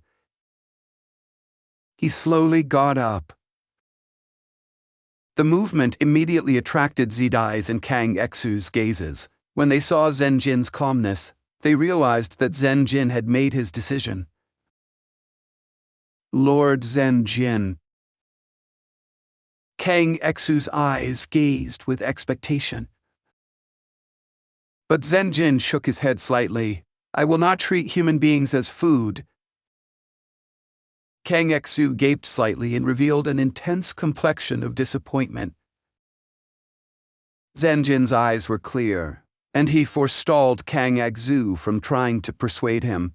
Don't try to persuade any longer, I have already made my decision. He shifted his gaze to Zidi, with a trace of apology. Zidi was understanding and shook her head. My lord, you and I are one. Your decision is my decision. Zhen Ren smiled. Let's go. Based on the time, when we reach the cave's mouth, we will greet the light of dawn. Chapter 67. My name is Lan Xiao. A glimmer of light began to appear on the horizon. The light was very faint, but nevertheless distinct in the darkness of night. Closely following it, as if accompanying a pulsating heart, the glimmer gradually increased in grandeur.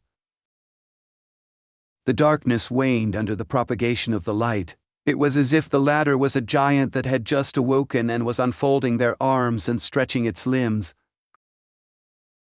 Daybreak. Dawn, dawn.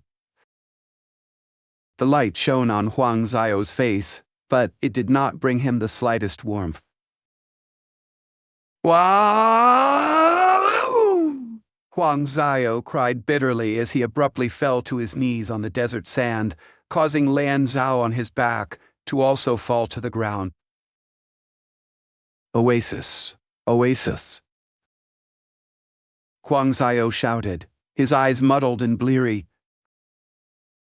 The only thing in his vision was an empty desert with no sign of the oasis that encouraged him. But I definitely heard the sound of water. I know I heard it. Huang Zhao hissed without regard for damaging his throat.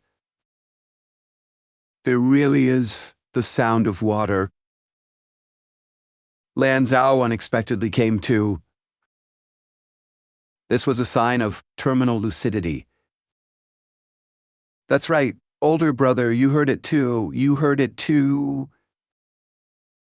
Huang Xiao crazily shouted like a perplexed child who suddenly found his views verified. But Lan Xiao did not respond to him, rather he kept murmuring, I hear it, the sound of the sea, the sound of waves. Huang Xiao was suddenly petrified. He realized with a jolt that Lan Xiao was hallucinating. Stuporous and shaken, Lan Xiao felt wonderful. Hunger had left him and he felt as light as a feather, like he was doing the thing he liked the most. It was diving. He liked diving into the sea and then floating, letting the currents pull him in whatever direction, or perhaps slowly sinking into the water while looking at the vast azure sky. It was such a pure blue, devoid of all impurities. Originally, the blue of the sky seemed aloof and aloft, but through the seawater, the blue became gentle, graceful, melancholic, and even approachable. Lan Zhao loved this blue the most. 1. Immersed in such ethereal blue, he could forget himself. In such a beautiful scene, did it matter who one was? It did not matter. Just stay like this, Lan Xiao's heart sighed contently. Then, a huge shark appeared stealthily. It had a snow-white belly, knife-like fins, rows of sharp, terrifying teeth, and blue eyes that glittered like glass. The shark and the stuporous Lan Zio stared at each other, observing those pair of eyes up close. A wisp of horror rose up from the depths of Lan Zio's heart. As if he'd been electrocuted, he woke up with a jolt and remembered who he was. That's right, my name is Lan Zio. I was born in a seaside fishing village. I love diving into the sea the most, and I almost didn't grow up. When Lan Zio was 10, a famine occurred in the village. Of course, it was not only in the fishing village, but throughout the entire territory. However, the territory master still levied a heavy tax. The fishing village's surplus grain was all forcibly plundered. In a crude, thatched hut, Lan Zio's family sat at the dining table. Before the others were large bowls. At the bottom of each bowl was a small handful of dark green paste for food. But the bowl before Lan Zio was half full. Lan Zio looked at his bowl of food. It was an unprecedented amount. In the same way, unprecedented terror also enveloped his entire body and soul. Eat more. Lan Zio's father spoke in a gentle voice, like undulating waves lapping against the seashore. Lan Zio raised his head but could not see his father's face. The barren fishing village could not afford candles. In the tenebrous room, most of his father's face was hidden in darkness. He could only see his blue eyes that glittered like glass. Late into the night, Lan Zio could hear the sound of breathing. The sound was becoming increasingly ragged.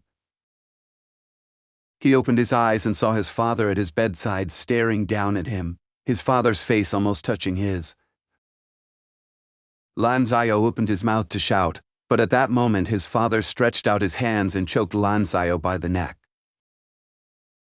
Lan Zio struggled frantically. The sound of thuds woke up his mother and younger brother, Huang Zio.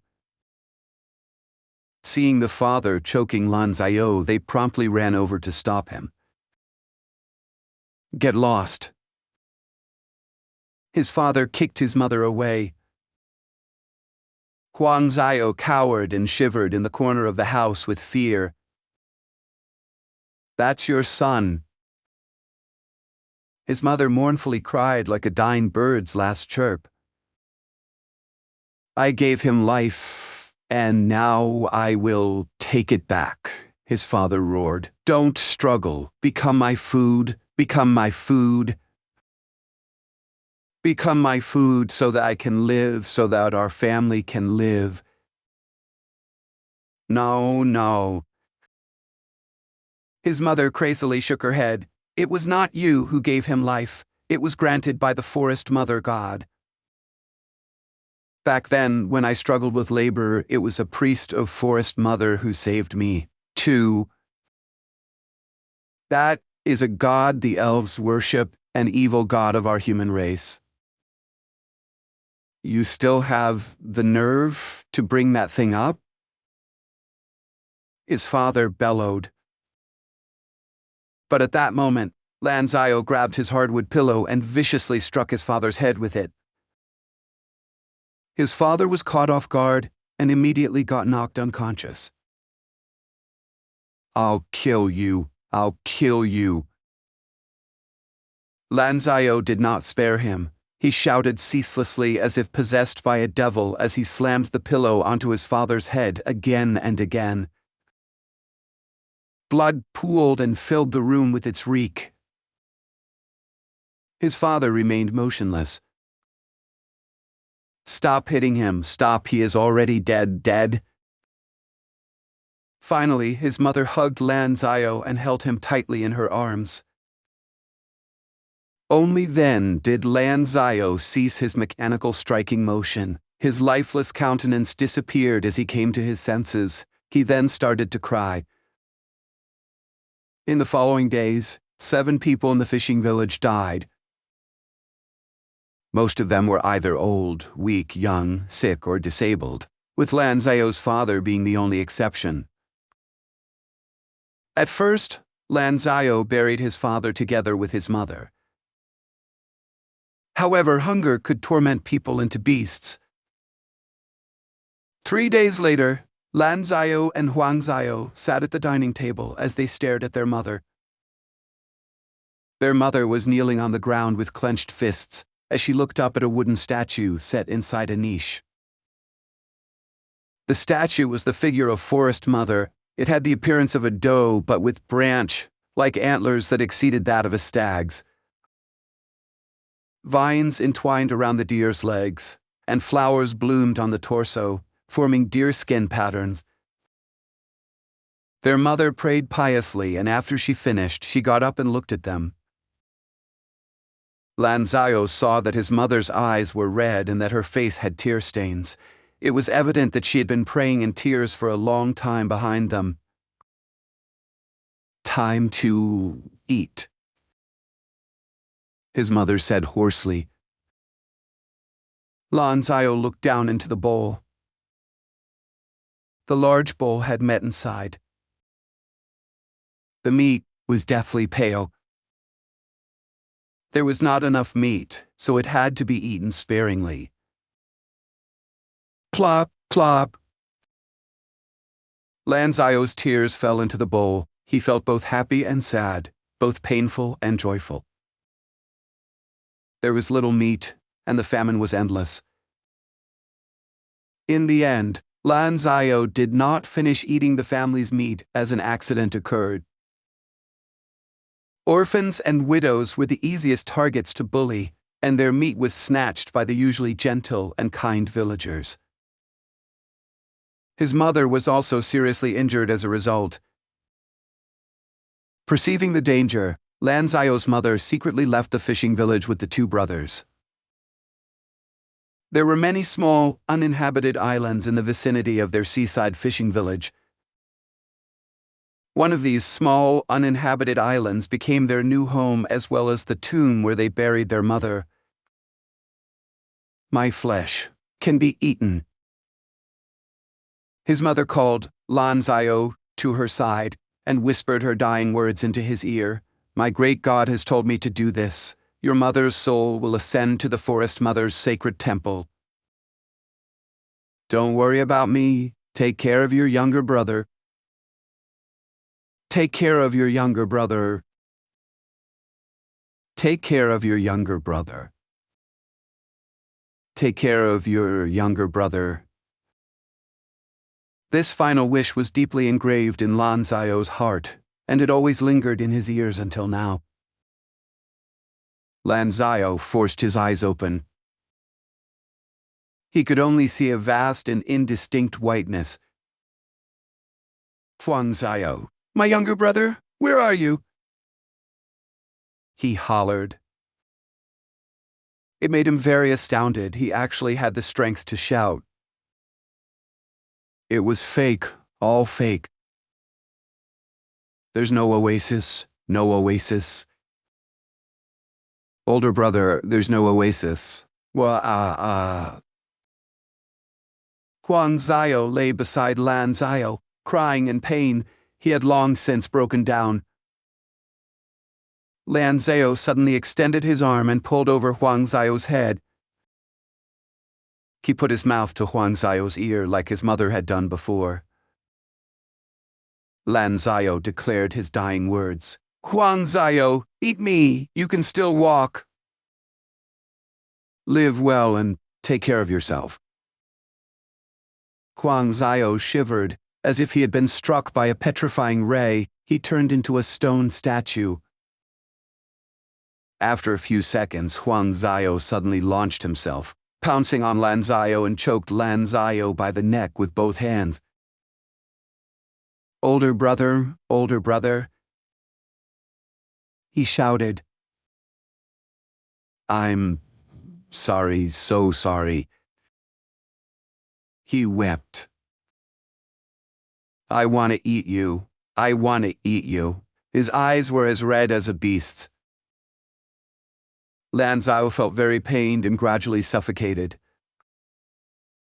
The corners of his mouth twisted as he tried to smile. The sound waves flowing and ebbing seemed to echo in his ears. Swish, swish, swish. His body felt like it was immersed in the sea, as if he was diving into the sea, sedate and serene. Chapter 68. I Want to Live.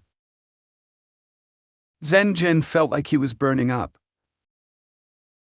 After leaving the cave, he proactively stormed the scorpion group and beheaded 3 spear scorpions in succession. The silver-level scorpion was provoked into a rage. It led the scorpion group to encircle and kill Zhen Ren.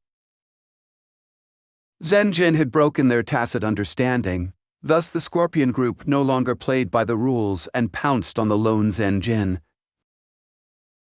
Zhen Ren dodged bilaterally as he nimbly and dexterously scaled the rocks. The mountainous terrain was unfriendly to the scorpion group, thus the ordinary spear scorpions were greatly hampered. Only the silver-level spear scorpion could keep up with Zhen Ren. Every time Zhen Ren fought it, he mainly defended himself. After exchanging several blows, he would see that the scorpion group was starting to surround him and would then retreat. Good, just like that. Although the pressure on Zhen Ren was great, he was jovial in his heart. It was because the battle before him was what he wanted most. He had attracted the entire scorpion group, thus ZD and Kong Xu could quietly flee. I need to stall for time. The longer time drags on, the better their chances of escaping. However, good times were fleeting as Zhen Ren's movements turned sluggish. He was panting, and, albeit the fullness of his fighting spirit, his limbs were limp and weak. On the craggy mountain, he barely dodged a spear scorpion tail as another attacked from the rear to his left with its pincers. Zhen Ren wanted to dodge them, but because he had inadequate stamina, his movements were too slow. With a dull thud, Zhen Ren was sent flying by the large spear scorpion pincer. Zhen Ren was slammed onto a boulder on his back.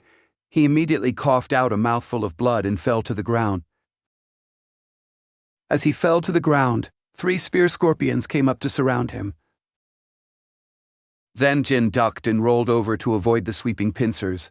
Then he sprang up onto a scorpion's head and leapt towards a boulder.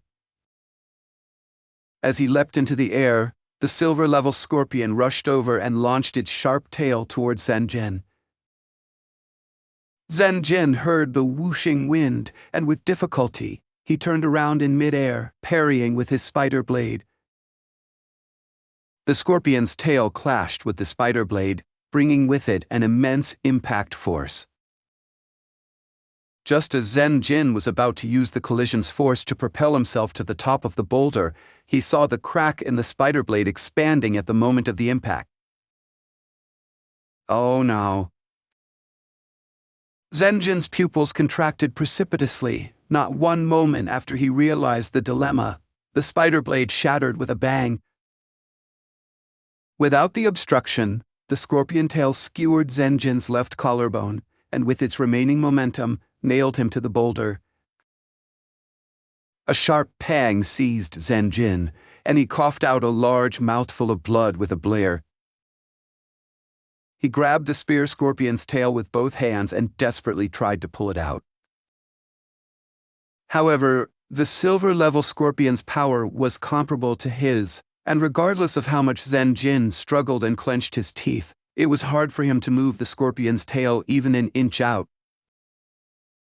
For a moment, Zhen Ren was helplessly immobile. Taking advantage of this moment, the silver-level spear scorpion used its legs to climb the boulder. However, the boulder was steep and its surface smooth. It was almost vertical. Even though the silver-level spear scorpion leant on the boulder and was nearly upright, it could not reach Zhen Ren with its pincers. The scorpion's tail was long, so it could stab Zhen Jin and nail him to the boulder, but the scorpion could not climb the boulder, so it could not deal a mortal wound to Zhen Jin with its pincers. The battle sank into a strange deadlock. For the time being, Zhen Jin could not escape, and the silver-level spear scorpion could not kill Zhen Jin. Blood from the wound on Zhen Jin's left shoulder trickled down his legs and feet and dripped onto the silver-level scorpion's pincers and head. The silver-level scorpion tried for a good while but could not reach Zhen Jin. It became so furious that it produced an ear-piercing shrill screech. However, it seemed to fear that Zhen Jin would jump and flee again, thus it never moved its tail and continued to firmly fix Zhen Jin on the rock wall. Zhen Jin began to feel dizzy as he lost more and more blood. He had also exhausted all of his strength, unarmed and defenseless. The rock wall was as steep as a sharp knife, and the surface had no protrusions to grasp onto. Once the scorpion's tail was released, Zhen Jin would fall to the ground and be ripped apart in an instant. I'm going to die. Death had truly come for him. When Zhen Jin realized this, fear engulfed his entire body and mind. Have courage. I cannot be afraid. I am a Templar Knight. Even though he shouted this in his mind, vehement fear still emerged from his heart, and like a flood, it quickly deluged his mind. If he met death instantaneously, he would not have had time to ponder, and this powerful dread would not have kindled. However, death was approaching slowly but surely, and the tremendous pressure was not something one could feel by simply imagining it. Only through direct experience could he know how terrifying it was.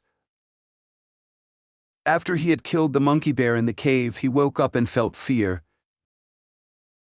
However, the degree of that fear could not compare to the intense fear at this moment.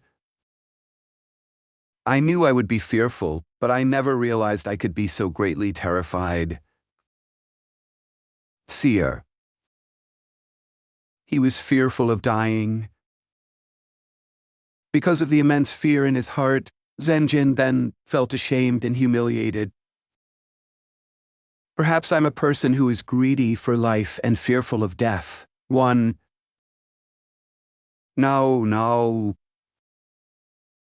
The young knight's heart was in pain. To realize that he was greedy for life and fearful of death was far crueler than calmly facing death with open arms. His blood quickly pooled on the silver-level spear scorpion's head and dyed it red. Zhen Jin's vision grew dark, his strength waned, and his struggling grew feebler. It is still good, although I will die. ZD and Kang Exu will have saved themselves. He seemed to see the scene of ZD and Kang Exu escaping from the cave. At this time, Zhen Jin felt another surge of absurd thoughts arising in his mind. Those weaker than me can escape? Am I, the stronger one, going to die? Were they able to save Bai? Ya? The possibility is very small. If I had listened to Kang Exu's advice and ate human flesh, perhaps I would also have survived. As soon as this thought emerged, Zhen Jin immediately repudiated it. But the more he denied it, the stronger the thought became. Ergo, the young knight felt regret. Extreme regret. If I die, will my soul have the fortune of entering Emperor Shangming's sacred temple to become a heroic spirit? It is a tiny possibility because here, my prayers cannot reach Emperor Shangming. In other words, once I die, nothing will be left, My duty, my clan, my ambitions, and my future will all go up in smoke. If I could make the decision once more, I would not be obstinate. I would eat. Why did I recall that memory of my peers and listen to hell is at one's feet, deprivation is instantaneous? Bullshit. I am truly moronic. The answers of others are not my answers. I thought about it almost all night, but did I truly reflect on it? I want to survive. I really want to survive. I realize that nothing is more important than survival. Even if others die, what does that have to do with me? I want to live. Huang Zhao screamed these same words. I want to live. Older brother, you're right. You're gonna die anyway. If I sacrifice you, I can live. Don't blame me. Don't blame me. It is all on you. If you didn't get wounded, how else could we have run out of water so quickly? It was you. It was you who killed father and made me an orphan at an early age. It was you who ate mother. It's all on you. It's all your fault. Huang Zhao yelled as he watched his older brother and only living relatives gradually waning breath. Escaping his trance, he released his hands, drooped his head onto Lan Zhao's chest, and wailed. But at that moment, Lan Zhao suddenly opened his eyes. His arms, muscular, his fingers like iron clasps, and they firmly grasped Huang Zhao's head. Then Lan Zhao swiftly turned over, pushed Huang Zhao down into the sand, and sat atop him. Huang Zhao's eyelids gaped, and his pupils shrunk to the size of a needle. For a moment, the startling change left him unable to respond. He wanted to scream, but the next moment, Lan Zhao struck his eye with his fist. For a moment, he felt heaven and earth spin as his ears buzzed intensely. Subconsciously, Huang Zhao attempted to reach out to push his older brother away. However, Lan Zhao grabbed his arm and snapped it. Lan Zhao had a bizarre increase in strength. It simply surpassed the limits of the human body.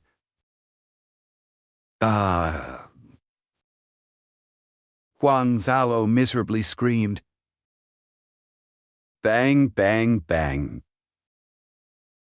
Lan Zhao swung his fists and ruthlessly beat Huang Zhao like a boxer, devastating a weak and small sandbag. Huang Zhao was resistless as he was pummeled. He sprayed out blood and his teeth were shattered. Stop, stop. Spare me, I am almost dead. Older brother, I won't dare again. Lan Zhao, I am your younger brother. Your blood brother. Older brother, don't hit me, don't hit me. The terrified Huang Zhao could only loudly beg for forgiveness. However, it was as if Lan Zhao went deaf as he ceaselessly pummeled. Gradually, Huang Zhao's movements and struggling ceased. Finally, Huang Zhao's arms limply fell to the ground. His eyes, wide open, his face deformed beyond recognition. He had been beaten to death by Lan Zhao. Bang, bang, bang. Lan Zhao nonetheless continued. His eyes spiritless, his lips pursed, and he maintained his deathly silence. His punching motions made him seem like a mindless machine undertaking repetitive movements. Zhen Ren's vision gradually darkened. Upon facing death's door, his mind had become abnormally active, but as his body approached death, his rationality muddled. Once more he found himself in the darkness. It was an infinite darkness. Where is this? I dead? Wait, who am I? Even though there was no frame of reference in the darkness, the youngster nonetheless found himself incessantly sinking. He had already forgotten almost everything, but at this very moment, an immense sensation of crisis enveloped his heart. The youngster realized that if he did not do something, he would be consigned to eternal infinite perdition. But he did not know what he should or could do. What did I forget? What am I forgetting? What should I be remembering? Damn it, someone answer me. The youngster felt powerless, as if he was trapped in a nightmare. His mind was both sober and fuzzy, and he knew he was in a perilous situation in which he needed to wake up, but could not. This feeling of powerlessness made him furious. This fury seemed to be a spark that ignited something. Roar, roar. A beast suddenly roared through the darkness. The roar was incredibly vast and unparalleled that it immediately sundered the entire dark space of consciousness. Zhen Ren, whose eyes were closed in reality, suddenly jolted awake. His eyes gaped, but his pupils shrunk to their limits. His mouth opened as wide as it could, and he violently gasped like a man who had been rescued after nearly drowning to his watery grave. A ferocious and strange power began to stir in his heart. Graced with hope, Zhen Ren immediately activated this power. The power was like a fierce tiger whose gates had been opened as it rushed out from his heart. Zhen Ren's originally powerless palms that had rested limply beside his waist now reached out and tenaciously grabbed the silver-level spear scorpion's tail. Thereafter, the ferocious and strange power deluged into his palms and made his hands shine blood red. The blood-red light overflowed and transformed into 4 blood threads. Each blood thread was as thick as an adult's finger. The blood threads attacked like venomous snakes and quickly moved down the silver-level scorpion's tail and swiftly entwined around its entire body. The silver-level scorpion looked as if it had been superficially tied up. The silver-level scorpion, however, did not seem to feel anything. The blood threads quickly dimmed noticeably, as if they had penetrated into the interior of the silver-level scorpion's body. However, the crisscrossed blood threads soon recovered their previous luster. Wait, it seems that the bloodlight became more radiant and monstrous than before. Just as Zhen Ren noticed this change after narrowing his eyes, he found that all of the blood threads were suddenly shrinking back. Almost instantly, the spear scorpion's body was left bare. The blood threads flowed back into his palm and reverted back to their prior nature as a power. However, the extent of this power was clearly much greater than before.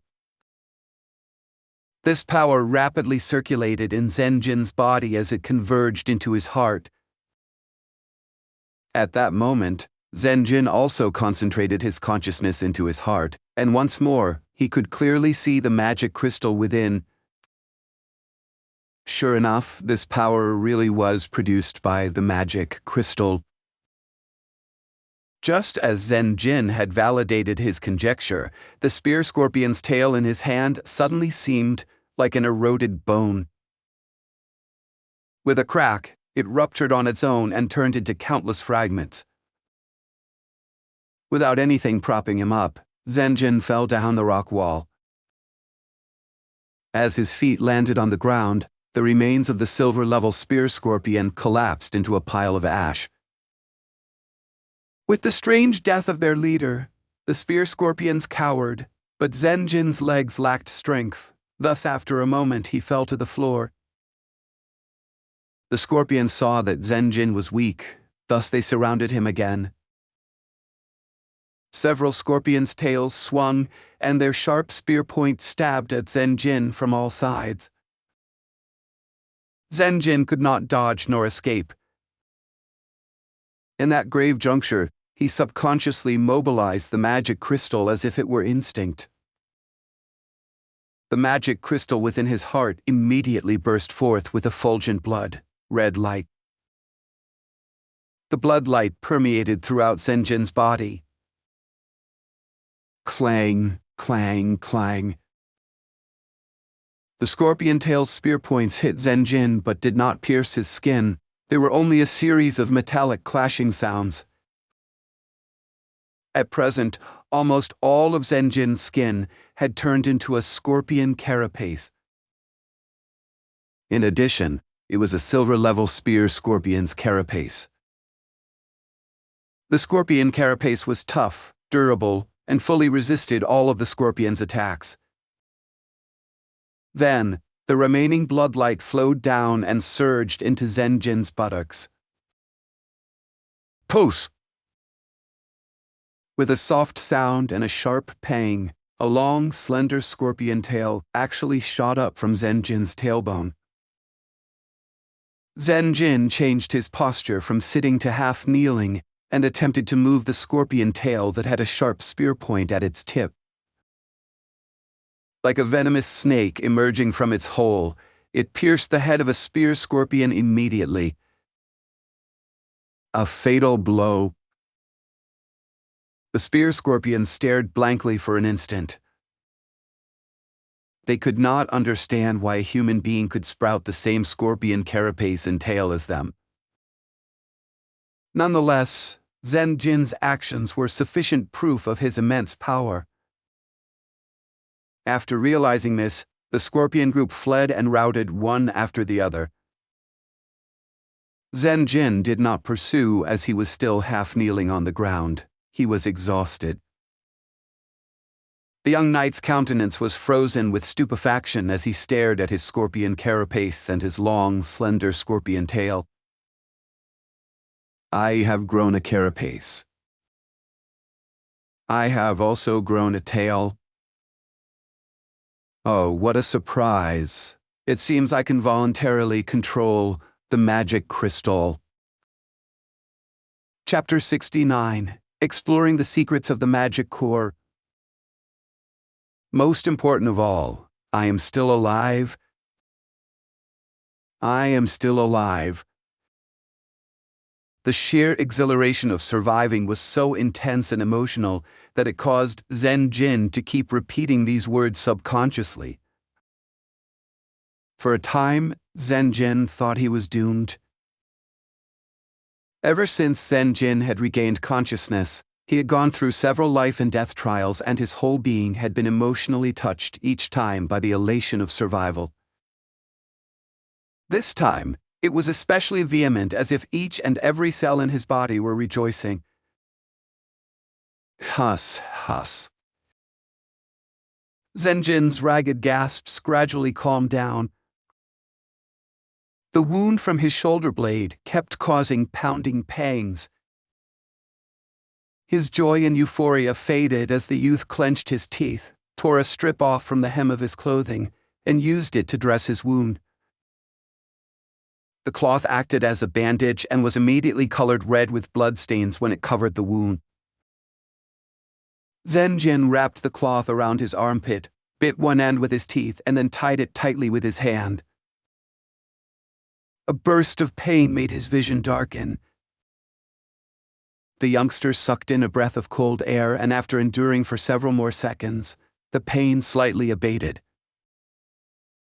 He wiped the cold sweat from his forehead while constantly gasping for breath. After a long while, his eyes refocused once more. The erect tail in front of him then attracted his gaze. The scorpion tail seemed to glitter like gold. When Zhen Ren had fought with the spear scorpions, he had suffered much because of their tails. But now, he actually had one of his own. It was a fantastic feeling. As soon as Zhen Ren willed it, the tail straightened out and bided motionlessly as if it were a bamboo pole. Willing it again, Zhen Ren made the scorpion tail bend and undulate like a wave. It was as fluid as moving his own fingers. 1. Although this is the first time I have grown a tail, it feels as if it were originally a part of my body. Zhen Ren reached out his hand to touch the scorpion tail. The hard and ice-cold feeling was subsequently communicated to his mind.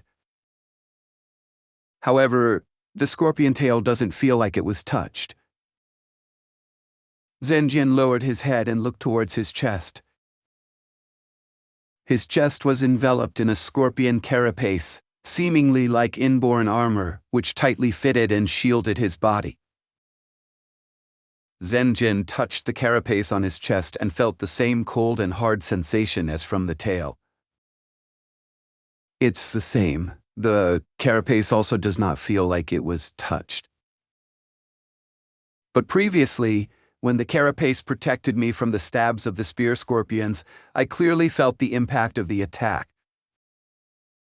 In other words, the tactile sense isn't absent. It's just that my touch was too light for me to even feel it. Humans had many senses. The main ones were vision, auditory, olfactory, gustatory, and tactile. Most beasts had carapaces or fur or feathers or others. In comparison, the human body had sparse hair and delicate skin. As such, the defensive capabilities of humans were weak.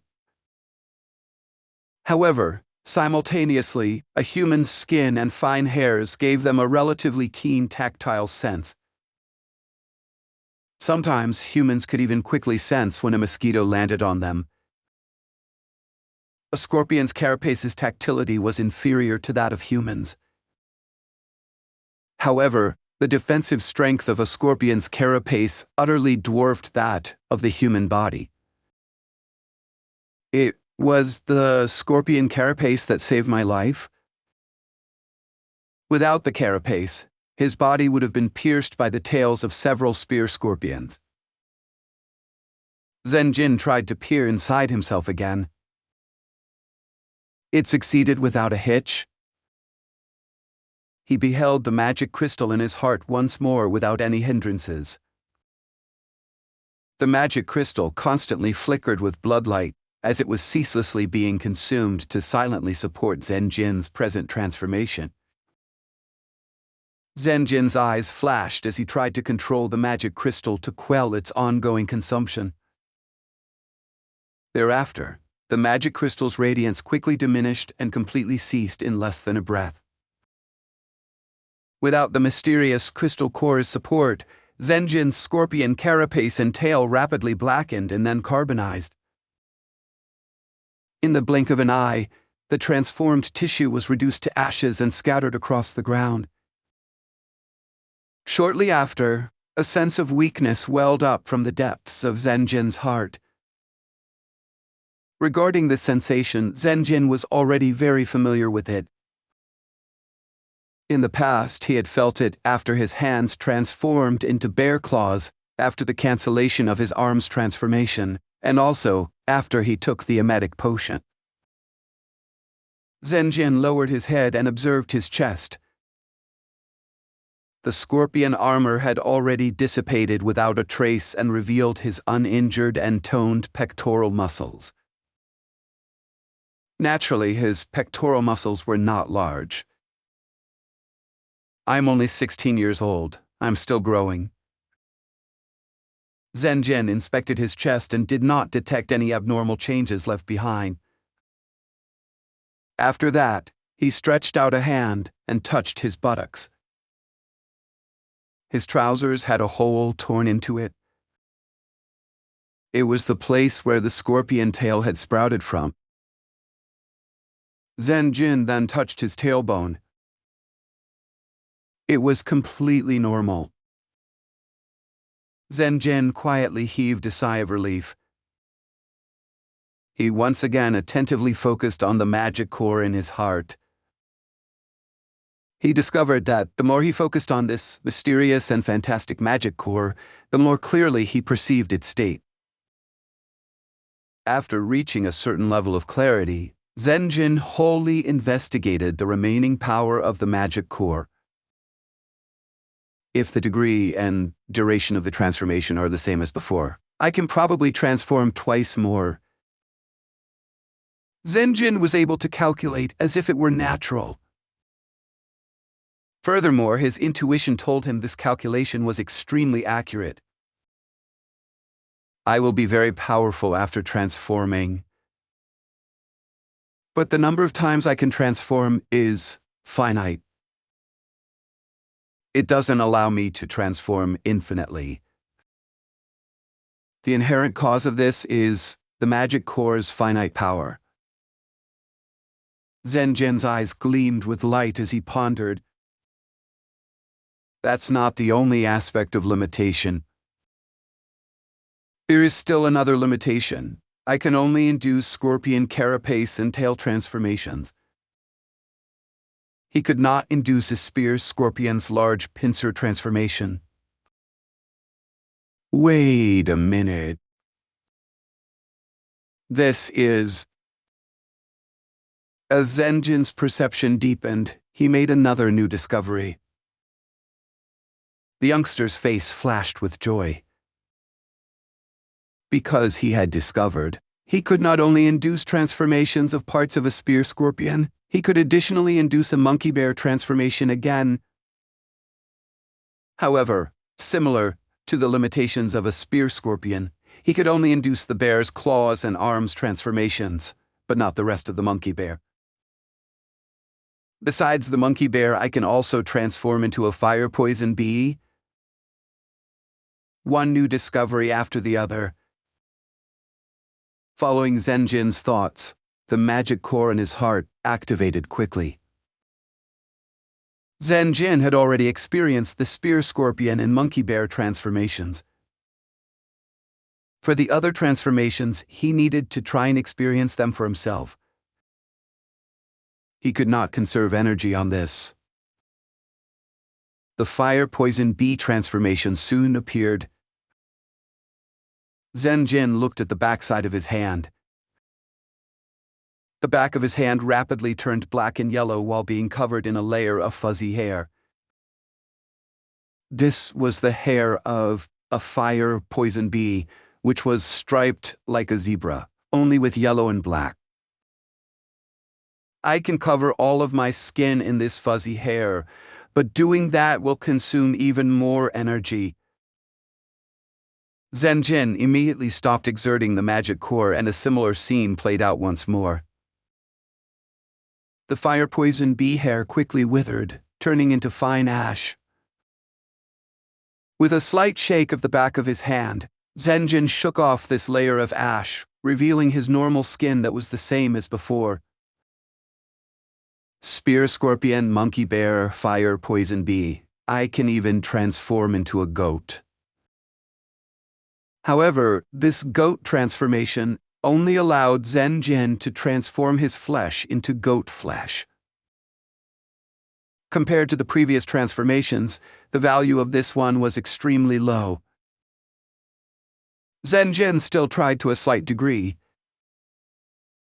The transformed goat flesh does not contain the chaotic frost magic power from before, but that is normal as the goats only had it because they ate that grass. After stopping the magic core, the transformed goat flesh parts turned back into normal human flesh. If I transformed a part of my body into goat flesh and dug it out with a dagger, could I use it as food? Could I eat myself, too? Zhen Ren thought once more and shook his head. Prior practice had already proved, once the support of the magic core's power was withdrawn, the transformed parts would quickly gray and turn into ash. Therefore, the plan of eating himself would not work. As Zhen Ren reached the limits of his investigation, he discovered he could transform into two additional things.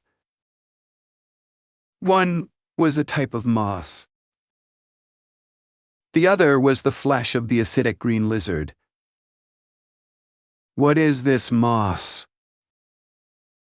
After seeing the back of his hand transform, Zhen Ren immediately felt a familiarity with it. In the next breath, he recognized it. Isn't this the moss that poisoned me? It had been when he and Zidai were exploring outside the monkey bear cave, during which he had gotten poisoned because his skin had brushed on this moss. Zidi had tried to detoxify him but could only alleviate the symptoms. Finally, they searched for the source of the poison and used this moss as an ingredient to make medicine which completely eradicated the poison from Zhen Ren. Let's just call it green, spotted poisonous moss. 3. Zhen Ren remembered that after he had gotten poisoned, small and round green spots started growing on his face, although he himself felt nothing different. Lastly, Zhen Ren slightly transformed into the flesh of the acidic green lizard. It was basically the same as goat flesh and did not have high practical value. After fumbling about a bit, Zhen Ren's understanding of the magic core in his heart deepened. It seems that after the magic core absorbs external life forms, the energy is converted and stored in the magic core as a universal medium for all transformations. But why can I change into these, but not into the evil blue-furred wolf, or python vine, or single-horned black, scaled leopard, or blade-legged spider? After reflecting upon this, Zhen Ren came up with an answer. The spear scorpion. Is it because I activated my magic core to draw out all of its life? The monkey bear. Is it because when ZD treated me, she imbued me with large quantities of the bear's blood? I ate some goat meat. Likewise, with the lizard meat. Recently, lizard meat has been my primary food. However, I also ate viper meat, flying squirrel meat, as well as some arachnids like spiders and scorpions. Maybe I didn't eat enough of them. As for the fire poison bee, I had been poisoned. My body once contained a large quantity of fire poison, to the extent that I was at death's door. Both poison and flesh entered my body. From that point of view, both are indistinguishable. Therefore, they were all being quietly absorbed by the magic core. As for the other magic beasts, although I have encountered them, I did not come into close contact. The evil blue-furred wolf, the gigantic lava turtle, and the python vines are all like this. Thinking of this, Zhen Ren received another valuable conjecture. Currently, it seems that the things the magic core absorbs and converts into are all living creatures. The magic core cannot absorb pure magic power. Zhen Ren had been poisoned by cold poison previously and had a large amount of chaotic frost magic power in his body. However, that magic power was not absorbed and converted by the magic core, or else he would not have been poisoned. So the function of my heart's magic core is roughly this: to forcibly absorb and convert living creatures into a special and mysterious magic energy. Once activated, this magic energy can transform the human body to a certain extent, altering it into the structure and tissue of previously absorbed life forms. Chapter 70. I have not fallen into depravity. So, how can I replenish this magic energy? Almost instantly, Zhen Ren recollected the scene from earlier when he had dispatched the silver-level spear scorpion. That matter of life and death, that moment of truth had created a deep impression on Zhen Ren such that it was almost imprinted in the youngster's heart. Zhen Ren immediately stood up and walked towards the carcass of a dead spear scorpion. The silver-level spear scorpion had already been reduced to ashes, and the other spear scorpions had fled, but there were still some spear scorpions that were killed during the battle. Zhen Ren activated the magic crystal in his heart, and his palm flooded with red light. However, the red light could not be directly radiated. Does it need physical contact for it to be effective? Zhen Ren frowned slightly. He did not rush to place his palm on the scorpion's carapace, but stopped. Zhen Ren carefully perceived the magic core and quietly mumbled, "The magic core can be activated and deactivated at will and without suffering any backlash. Additionally, because this operation does not transform the human body, the consumption is minute and negligible. Then, I'll test it with blood first." This spear scorpion died when Zhen Ren pierced its head with his tail, and its blood had continued to flow from the puncture wound since then. A lot of the scorpion's blood on the ground had evaporated on the hot volcanic surface, rapidly pervading the pungent stench of blood to the surroundings. The red light enveloped Zhen Ren's palm. Zhen Ren plunged his palm into the small pool of blood on the ground. The red light instantly permeated like lightning. What was originally a small pool of blood immediately turned into a pile of carbon ashes. As the scorpion's blood continued to flow down, the carbon ashes mixed with the blood. As long as it is a part of a life form, the magic core can convert it. Zhen Ren waited patiently for a moment. When the small blood pool accumulated to its previous size, he once again activated the magic core's absorption. This time, the magic energy that was converted and stored was a bit more than last time. Is it because the scorpion's blood had only just accumulated, and the degree of magic power dispersion was lower than before? Although the magic core cannot directly convert magic power into this magic energy as long as it targets a life form, then the more magic power there is contained within that life form, the more special magic energy there is converted. Under normal circumstances, a life form with a stronger life level has a higher quality of magic power. Therefore, there will be more magic energy in the core after absorption and conversion. So what, then, is the upper limit? The magic core can, at the bare minimum, absorb silver-level life forms. Finally, Zhen Ren placed his palm that exuded red light on the spear scorpion's corpse. A similar scene from before played out. The red light propagated out from Zhen Ren's palm and turned into 4 blood threads. The blood threads wrapped around the corpse of the spear scorpion like snakes, then quickly turned dark, seemingly having penetrated into its body. After 2 breaths, the 4 blood threads cleared up again, with its blood-red color becoming more vivid and dense. The blood threads quickly returned, and a lot of new magic energy was added to the magic core. Simultaneously, the spear scorpion's corpse also turned into a pile of carbonized ashes. It cannot compare to the amount I absorbed from the silver-level spear scorpion. This proved Zhen Ren's previous conjecture. Hold on, I can now induce a spear scorpion pincer's transformation. Originally, Zhen Ren could only induce spear scorpion tail and carapace transformations, but after absorbing a second bronze-level spear scorpion, He had gained a new transformation.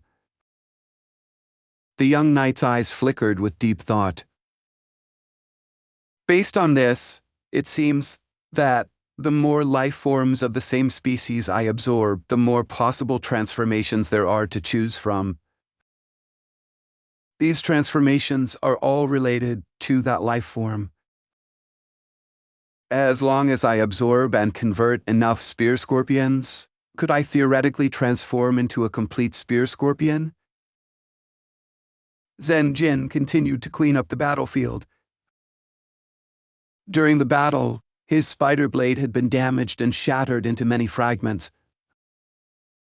He carefully collected these fragments from the battlefield.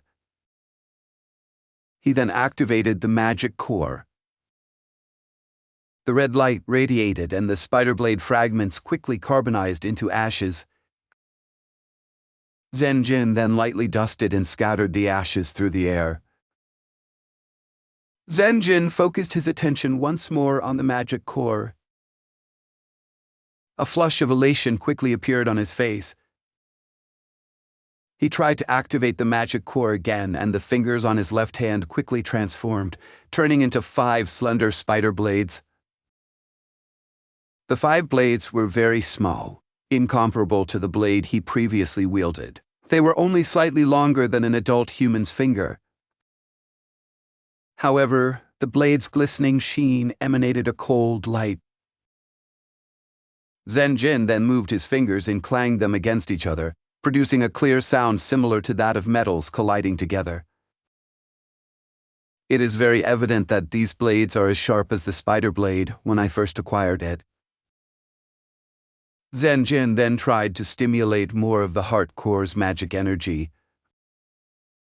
The transformed spider blade fingers grew increasingly longer and leaned to emulate the spider blade that had shattered previously. However, accompanying this was an increasingly growing consumption of magic energy. Zhen Ren quickly stopped the test. I must conserve the heart core's magic energy. My repeated attempts today have already used up enough of it. It is indeed powerful, the youngster sincerely exclaimed with admiration. With this formidable trump card, he could now calmly face many dangers. Existences that could previously endanger him now had their positions inverted, having to face the danger of the youngster. By mastering this mysterious and wondrous magic core, I will surely leave this island alive. From the moment he had awakened, the youngster had never felt so much confidence about escaping as he did now. Zhen Ren finally looked around him. This was the place where he first controlled the magic core in his heart. Perhaps this place was where the wheel of fate had turned for me. Zhen Ren smiled. Without hesitation, the youngster turned and left the battlefield. He smoothly returned to the cave. Kang Xu and ZD were nowhere to be found. The Spear Scorpion group lost and routed, but if they encountered ZD and Kang Xu, the two of them would be in a terrible situation. I must find them without delay. But before that, Zhen Ren concentrated his gaze on the dead spear scorpions in the cave. Red light constantly flickered from the cave. The exploration team had made their last stand here and killed many spear scorpions.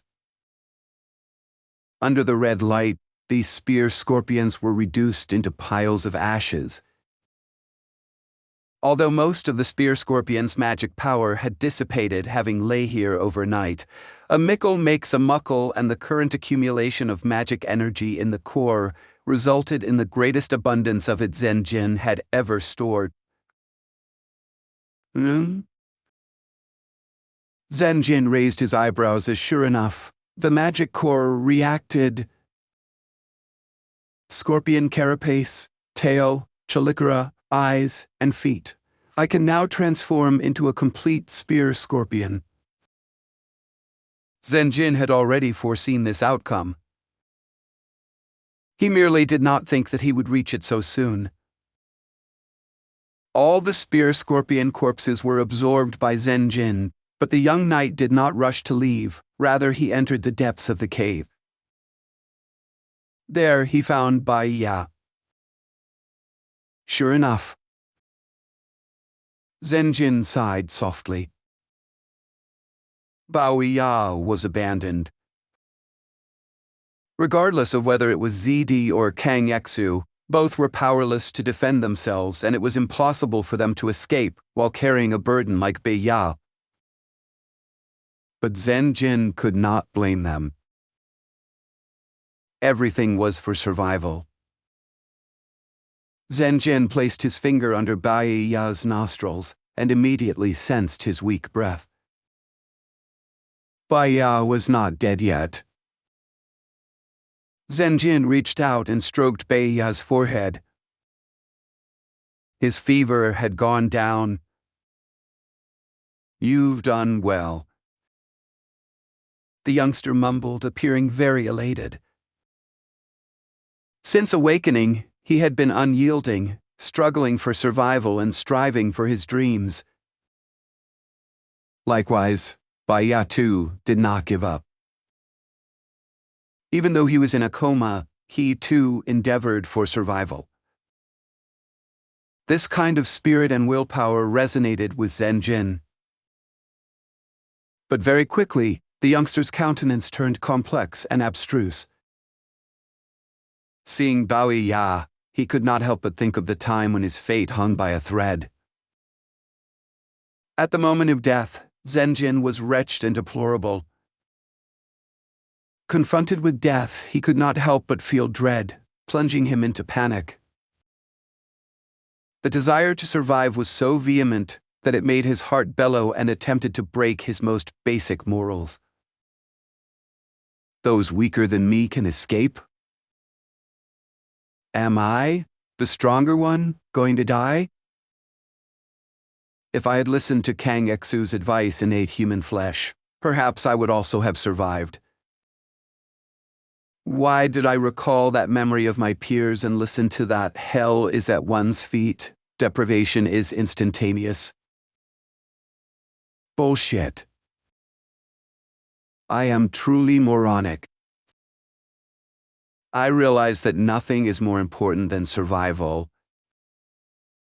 Even if others die, what does that have to do with me? I want to live. These were all genuine thoughts that manifested from the depths of his heart. And these were thoughts that would never manifest under normal circumstances. Although it happened not long ago, it still seemed as if it were a dream. It was indeed a nightmare.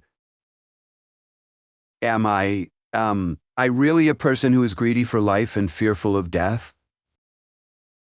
Am I a despicable and unscrupulous person? Zhen Ren now besought himself in his heart. After the jubilation of surviving had waned, and the curiosity of exploring the magic core's secrets concluded, Zhen Ren finally had no choice but to confront himself. The life and death battle against the silver-level spear scorpion had allowed him to see an ugly aspect of himself. Was that really me? Do I really think that way? The youngster half knelt next to Bao Ya, and his downcast face seemed to be shrouded by a shadow. He had his head hung low, his posture was no longer as upright as before, and he even seemed somewhat hunched. No, I am a Templar Knight. I am truly a Templar Knight. Even though he told himself this, in Zhen Ren's heart still arose shame, self-reproach, and self-doubt. Cough, cough, cough. At that moment, Bao Ya coughed, and thereafter he slowly opened his eyes. Lord Zhen Jin, Bai Ya weakly called when he realized that Zhen Jin was half kneeling beside him. Zhen Jin's body shook and promptly leaned over to Bai Ya. I'm here! Yeah! You have to, persevere! My lord, you must have been the one who saved me. Thank you. Baoya looked at Zhen Jin with utter gratitude. Upon saying that, his eyes closed as he sank into a coma once again. He was very weak and in poor condition. Yes, I saved you. I will definitely save you. Zhen Jin murmured continuously as he stared blankly at Bai Ya. It was as if Bai Ya were a light, a pure, white dawn that illuminated the youngster's heart and dispersed the shadow upon his face. In the abject darkness, it seemed as if some power entered the young knight's body. The young knight raised his head and his posture no longer seemed hunched. His eyes scanned the cave and the scene of the previous night replayed before his eyes. His ears seemed to hear the voices that echoed here. At the break of dawn, the young knight had powerfully and resolutely said, I will not treat human beings as food. He was very staunch then. Don't try to persuade any longer. I have already made my decision. Even though the situation was dire, he still remained optimistic and hopeful. Let's go! Based on the time, when we reach the cave's mouth, we will greet the light of dawn. The young knight's mind once again recalled the Anhui clan's motto, Hell is at one's feet, deprivation is instantaneous. Zhen Jin's eyes gradually became clear. I have not fallen into depravity. I adhered to my bottom line and to the knight's code. Don't worry. He gazed at the unconscious Bai Ya. I will save you. And I will not eat you. The youngster put Baoya on his back and slowly stood up. Carrying Bai Ya, he left the bitter cave battlefield. Dawn had long since come. Chapter 71. Regrouping. The black rocks were twisted and had folded layers. This was what cooled lava looked like. The steam hanging in the air was accompanied by a pungent, sulfurous smell. On the empty black ground, two people kept together as they walked. One was a young girl wearing what seemed to be an apprentice magician robe, the hood of which did not cover her head, revealing her elegantly delicate yet haggard visage. The most attractive part of the young girl was her eyes that shone translucently like the finest purple crystal.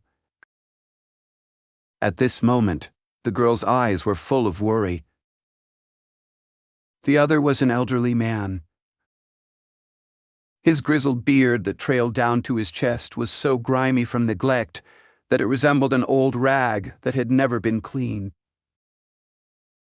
On his nose bridge lay a pair of spectacles with broken lenses.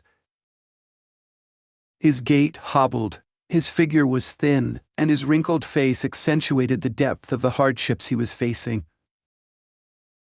The old and young individuals were Kang Xu and Zidi, respectively. According to Zhen Jin's plan, after he broke through the encirclement and lured away the spear scorpions, they both seized the opportunity to escape the cave. Currently, they were retracing their path as they tried to depart from this volcanic area and return to the desert. Rambo. Suddenly, a muffled sound, like thunder, resounded from the distance. Zidi and Kang Xu stopped walking and turned around. They saw the volcano in the far distance spewing massive quantities of red lava. The lava was spewed to an estimated 800 meters. Pitch black smoke benighted half of the sky. Glowing scarlet lava rose to its peak point and began to descend to the earth omnidirectionally. ZD and Kong Xu were shaken both mentally and physically. Fortunately, we are still at the periphery. Let's keep going, Kang Xu urged. Zidai, however, paced increasingly slower and turned to look back from time to time. Kang Xu knew what the girl was waiting for and immediately advised, "Lord Zhen Ren will certainly converge with us. We must have faith in him. We were only able to flee because his lordship lured away the spear scorpions despite the dangers in doing so. We were able to escape this far largely because of luck, and we cannot disappoint Lord Zhen Ren's efforts and sacrifice." ZD clenched her teeth as she gazed at the ashes scattering through the sky. "Although I have left the pink compound along our trail, the volcanic ash will soon cover up those traces. Just wait a bit more. Kiss." Just as ZD said that, the ground near the two suddenly started to spurt dozens of yellow gas. As the gas quickly rushed out, the scent of sulfur in the air became much stronger. Billy. As the ground quaked violently, ZD and Kong Xu could not help but stagger as if they were on a small boat that was being rammed by a great white shark. "What's going on?" As ZD and Kang Xu were bewildered, the streams of gas rapidly thickened. The crevices in the black volcanic rocks dilated quickly, and then red lava poured out from these vents. In an instant, the temperature rose rapidly. ZD and Kong Xu promptly fled from this hazardous area to a relatively stabler volcanic rock area a few hundred meters away. The cracks in the ground where they had been had already expanded to over 10 meters wide.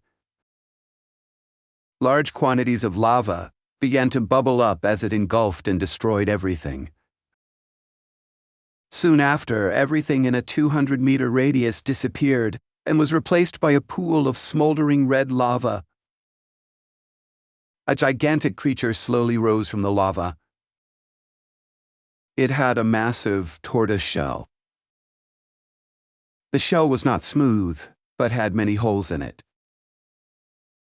The gigantic tortoise's head was as red as the earth beneath. Two thick, prominent tusks grew from either side of its cheeks as well.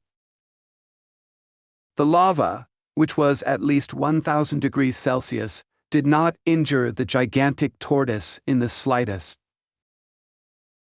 The gigantic tortoise crawled ashore from the lava with an unhurried attitude. It was noticeably massive as its thick forelimbs sank deep into the volcanic rock underneath with each step. When its legs were raised, a bit of lava would seep out from the deep cavity of its footprints. The pores of the gigantic tortoise's shell also had streams of red lava oozing from them. It had a vast gold-level life aura that intimidated ZD's and Kang Xu's spirits. However, what stupefied them further was that there was not just a single giant lava tortoise. Following the first head, a second, a third, and a fourth emerged from the lava pool. The 4 giant lava tortoises crawled ashore and roamed about while issuing elephant-like cries. It seems this place is their home. The one I saw previously in the rainforest must have been teleported there. ZD thought. Is this perhaps a giant lava tortoise? Kong Xu's voice shuddered as he asked. This was the first time he had seen a giant lava tortoise. But previously, he and Zhen Ren had exchanged detailed information with each other. Kang Xu's eyes shone lustrously. The shudder in his voice was not one of fear, but of excitement. Gold-level magic beasts that can freely swim through lava despite being flesh and blood? They really are not elementals. Wonderful, how wonderful. Let's keep going. This time, it was Zedai who voiced a warning. It was too dangerous here. The two had no choice but to run away. Fortunately, the giant lava tortoises seemed to have a mild temperament and did not pursue them. It should be safe at this distance. After evacuating a kilometer away, Zedi stopped and looked into the distance once again. Kang Xu sighed. He did not abandon Zedi, but stood beside her. Zhen Ren still hasn't appeared. I fear it has not gone well for him. This was what Kang Xu thought. But he did not say it aloud. Lord Zhen Ren was in a terrible physical condition. He did not eat anything and was short on stamina. Facing the Scorpion Group's pursuit and besiegement, his physical exertion will be very fierce. The longer the time passes, the lesser his chances of survival. Alas. Kang Xu sighed inwardly. He desperately hoped that Zhen Ren could survive, as a shelter under him would greatly increase his own chances of survival. Kang Xu clearly understood. It was an extravagant wish to escape this island relying only on him and Zedai. The two waited for a spell, however. They did not see Zhen Ren. Kang Xu's heart sank abjectly, and the despondence accumulated at the depths of his heart finally transformed into despair. He looked at the girl's frail back, and just as he was thinking about how to persuade Zedi to leave, she suddenly shouted in surprise. Then Kang Xu also saw Zhen Ren's silhouette. As volcanic ashes fluttered between the heavens and the earth, a young man carried a youth on his back. His gait was steady and nimble. His bearing revealed a greater sense of unyieldingness and staunchness. It's his lordship. It's Lord Zhen Ren. Kang Xu also cried with infinite joy. He returned with Bai Yao too. Zedi sighed emotionally with a complex tone. A true Templar knight? Kang Xu wholeheartedly exclaimed. Moments later, the four people regrouped together. Zhen Ren gave Zedi and Kang Xu some weapons. These were things he procured after cleaning the cave battlefield. These weapons originally belonged to the exploration team members who had sacrificed their lives. You are wounded, my lord. Let me take a look. When Zedi saw Zhen Ren's injured shoulder, her eyes reddened. Zhen Ren's shoulder blade injury was afflicted by the silver-level spear scorpion. The wound had already been treated at the scene. Although Zhen Ren had killed the spear scorpion and also gained control of the magic core, he was still powerless to heal himself. During his travel here, after Zhen Ren determined that Bao Yao was in a deep coma, he activated the magic core to transform his wound. When he induced a scorpion carapace transformation, the carapace would cover the wound. The wound would still remain even after transforming into goat flesh or lizard flesh. Transforming his skin into fire, poison bee hair would only transform the skin, but since there was no skin on the wound, it was incapable of transforming there. Zedi carefully unwrapped the cloth and exposed the injury. After inspecting the injury, the girl let out a breath of turbid air. My lord, your wound should have been from a scorpion's tail piercing through. Although It is a grave injury. It has already stopped bleeding. My lord, your body's recovery abilities are beyond the ordinary. Zidi put together a new potion on the spot. She took out several vials from the small leather handbag at her waist, extracted medicinal powder or liquids from each, mixed them into an empty vial, and then shook the concoction strongly. Finally, she meticulously poured the medicine she had just concocted over Zhen Jin's wound. Zhen Jin immediately felt a flow of coolness, and the spasmodic pangs from the wound also rapidly alleviated. Things were different with a pharmacist at one side. We cannot stay here long. Let us make haste. After treating his wound quickly, Zhen Jin urged, I've already shaken off the scorpion group and I don't want to entangle myself with them again. Zhen Jin hid the silver-level spear scorpion's demise. Although he could now control the heart core, he had no intention of revealing it. He was a Templar knight, however. The heart core enabled him to transform into a magic beast. The former was honorable and righteous, while the latter was strange and violent. These two sides were completely divergent and could not be directly associated.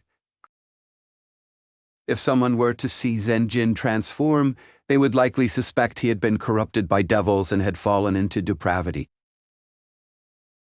In addition, the volcano eruption also did Zhen Jin a small favor. Volcanic ash covered the earth and would conceal all traces of the battlefield. If lava from the eruption flowed over that place, it would be even better. It would completely destroy all evidence. Right, we had best leave this place with all swiftness. Kong Exu approved. Before leaving, Zhen Jin gazed profoundly at the 4 giant lava tortoises. Can my heart core absorb gold-level life forms? This question crossed the youngster's mind. Lava could melt the scorpion carapace, and the heart core's red light also needed physical contact. Zhen Jin would need to tackle an extreme risk if he wanted to confront the giant lava tortoises. In addition, it was necessary to conceal it from Zidi and Kong Exu. Finally, he still had to look after Zidai, Kang Exu, and the unconscious Bai Yia. Therefore, Zhen Jin sensibly gave up on moving against the giant lava tortoises. Zidi did not know that Zhen Jin wanted to go after the giant lava tortoises, and while on the road, the girl was worried and sick at heart. We have consumed all of our food and there is little water left. Not only that, the only people remaining in the exploration team were Zhen Jin, Zidai, Kang Exu, and Baoya. Kang Exu then said, My lord, I propose we retrace our path back near the acidic green lizard nest. The lizard meat can be eaten, and, in addition, for such a large lizard lounge to survive, there has to be a large water source near their nest. The chances of finding an oasis there are high. Then let's go back. Zhen Jin nodded. We should strive to reach the golden granite boulders by tonight. Chapter 72. Is it actually absorbing bloodlines? Zhen Jin's left foot was on the black volcanic earth while his right had stepped onto the desert sand. In less than half a day, they had once more arrived at the boundary between the desert and the lava terrain. And sand stretched as far as the eye could see. The scorching sun warped the distant horizon with heat haze. Zhen Jin, Zidai, and Kang Exu were all hungry and thirsty. They were without food and with rumbling stomachs. The heat from the volcanic eruption had made them sweat all over. This was very dangerous. Sweat consumed their precious internal moisture. They had no choice but to replenish their water as soon as possible. Inevitably, This depleted their already little water reserves even further. No one spoke and silence fell over them. After a momentary pause on the dividing line, Zhen Ren stepped over with Bai Ya on his back. Zhen Ren's burden was the greatest as he had to carry a youth on his back. During the journey, Kang Xu had advised Zhen Ren, if he would not treat Bao Ya as food, he should abandon him. Zhen Ren rejected it without hesitation and warned Kang Xu to never speak such words again. The young knight's resolute attitude made Kang Xu dumbstruck. ZD repeatedly expressed she was willing to share Zhen Ren's burden and supersede him in carrying Bao Ya. Kang Xu also had no choice but to echo the same sentiment. Both of their offers, however, were rejected by Zhen Ren. ZD was only a 15-year-old girl and Kang Xu was a white, bearded old man. Their bodies were also in terrible shape. It would be even more difficult to deal with if one of them became paralyzed with exhaustion. I already said that I would do all I can to save everyone and would never abandon a single man. This is my promise and my responsibility. Zhen Ren said to ZD and Kang Xu, "My lord, your noble character dims even the brightest stars of the night sky." Kang Xu said from the bottom of his heart, "You are a paragon of virtue, even amongst the Templar Knights." Zhen Ren smiled bitterly and shook his head. Only he knew his own heart best. He had wavered and almost even fell into depravity when the evil thought of treating Bao Ya as food had crossed his mind. For this reason, he had felt ashamed and doubted himself. As a result, saving Bao Ya was more akin to validating himself. He wanted to prove to himself he was qualified to be a Templar Knight. Zhen Ren was in a difficult situation at the moment. He felt a faint weakness in his knees and legs. He had not eaten anything since the previous night and had only barely survived the battle with the spear scorpions. He was overburdened, wounded, and was rapidly consuming stamina. Although he could control the heart core, absorbing magic beasts could not fill his stomach. His empty stomach continued to secrete gastric acid, as if it would digest a piece of iron if placed within. His throat also felt as if was filled with ashes. In order to shift his attention, Zhen Ren began to reflect over the questions that perplexed him. The first one was, what was the magic crystal in his heart absorbing? The body of any life form, regardless of whether it was intact or not, could be absorbed by the heart core. Besides converting it into a special blood-red magic energy, the heart core also increased in transformation options. So, is the heart core actually absorbing bloodlines? Although Zhen Ren had lost his memory, he knew the concept of bloodlines were not limited to blood. Bloodlines not only determined cultivation aptitude, it also passed on the information about a life form. To cite a specific example, drinking dragon blood would not turn someone into a giant dragon. A dragon's bloodline contained dragon blood, dragon scales, a dragon body, a dragon crystal, dragon magic, battle arts, and more. Now that I control the heart core, am I able to control every bloodline in the world? Zhen Ren could not help but feel a rush of excitement. He understood what that meant.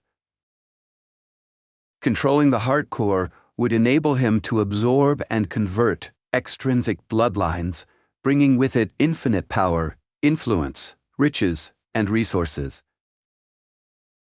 The more outstanding a life form's bloodline was, the faster and more efficient their cultivation would be. One could grow faster and become stronger in a shorter amount of time. After gaining great power, followers would naturally come. Even without followers, a person with formidable strength could topple the old social order alone. Violence grants power, and power makes resources easier to acquire. With abundant resources, the strong could cultivate even higher, like adding wings to a tiger. As a result, the strong would become stronger and the weak would become weaker. After a long time, the strong would become the ruling upper social class and the weak would become the ruled, exploited lower class. This was the history of all races and also what was happening now. The unshakable cornerstone of the nobility's dominance in human society were their bloodlines. Bloodlines were very, very important. A person's bloodline affected their entire life. To lack a sufficient bloodline was to be an ordinary person, like those exploration team members who had been slaughtered. Kang Yak-su, being able to become a noble's steward, was already a very high achievement. In all of human society, individuals such as him were extremely rare cases. Huang Ziyo and Lan Ziyo both possessed a bloodline. As a result, they could rely on ordinary battle key cultivation methods to reach bronze.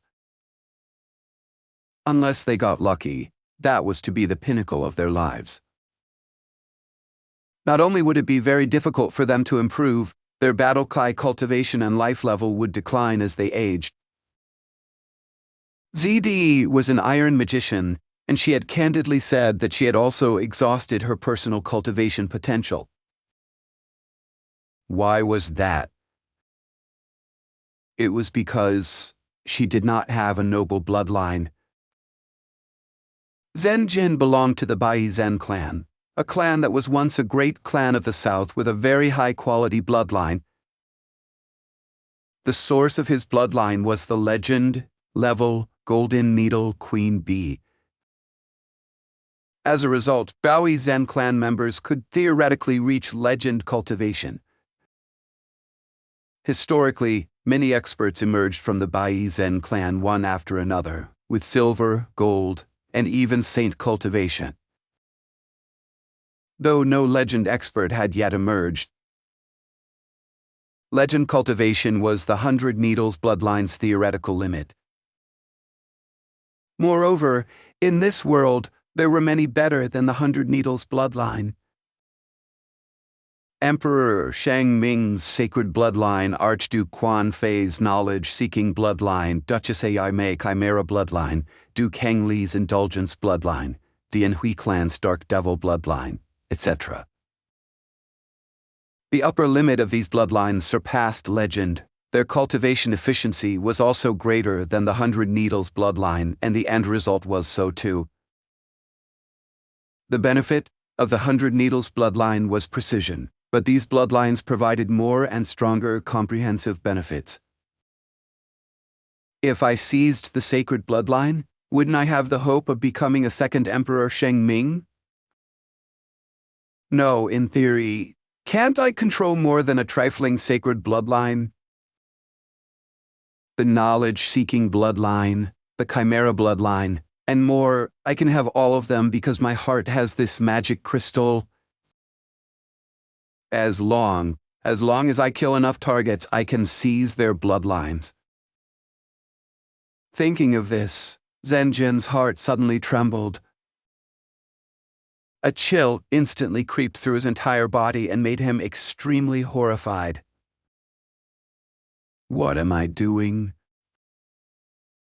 I actually wanted to sacrifice others, attack powerful nobles, and even Shangtang clan members.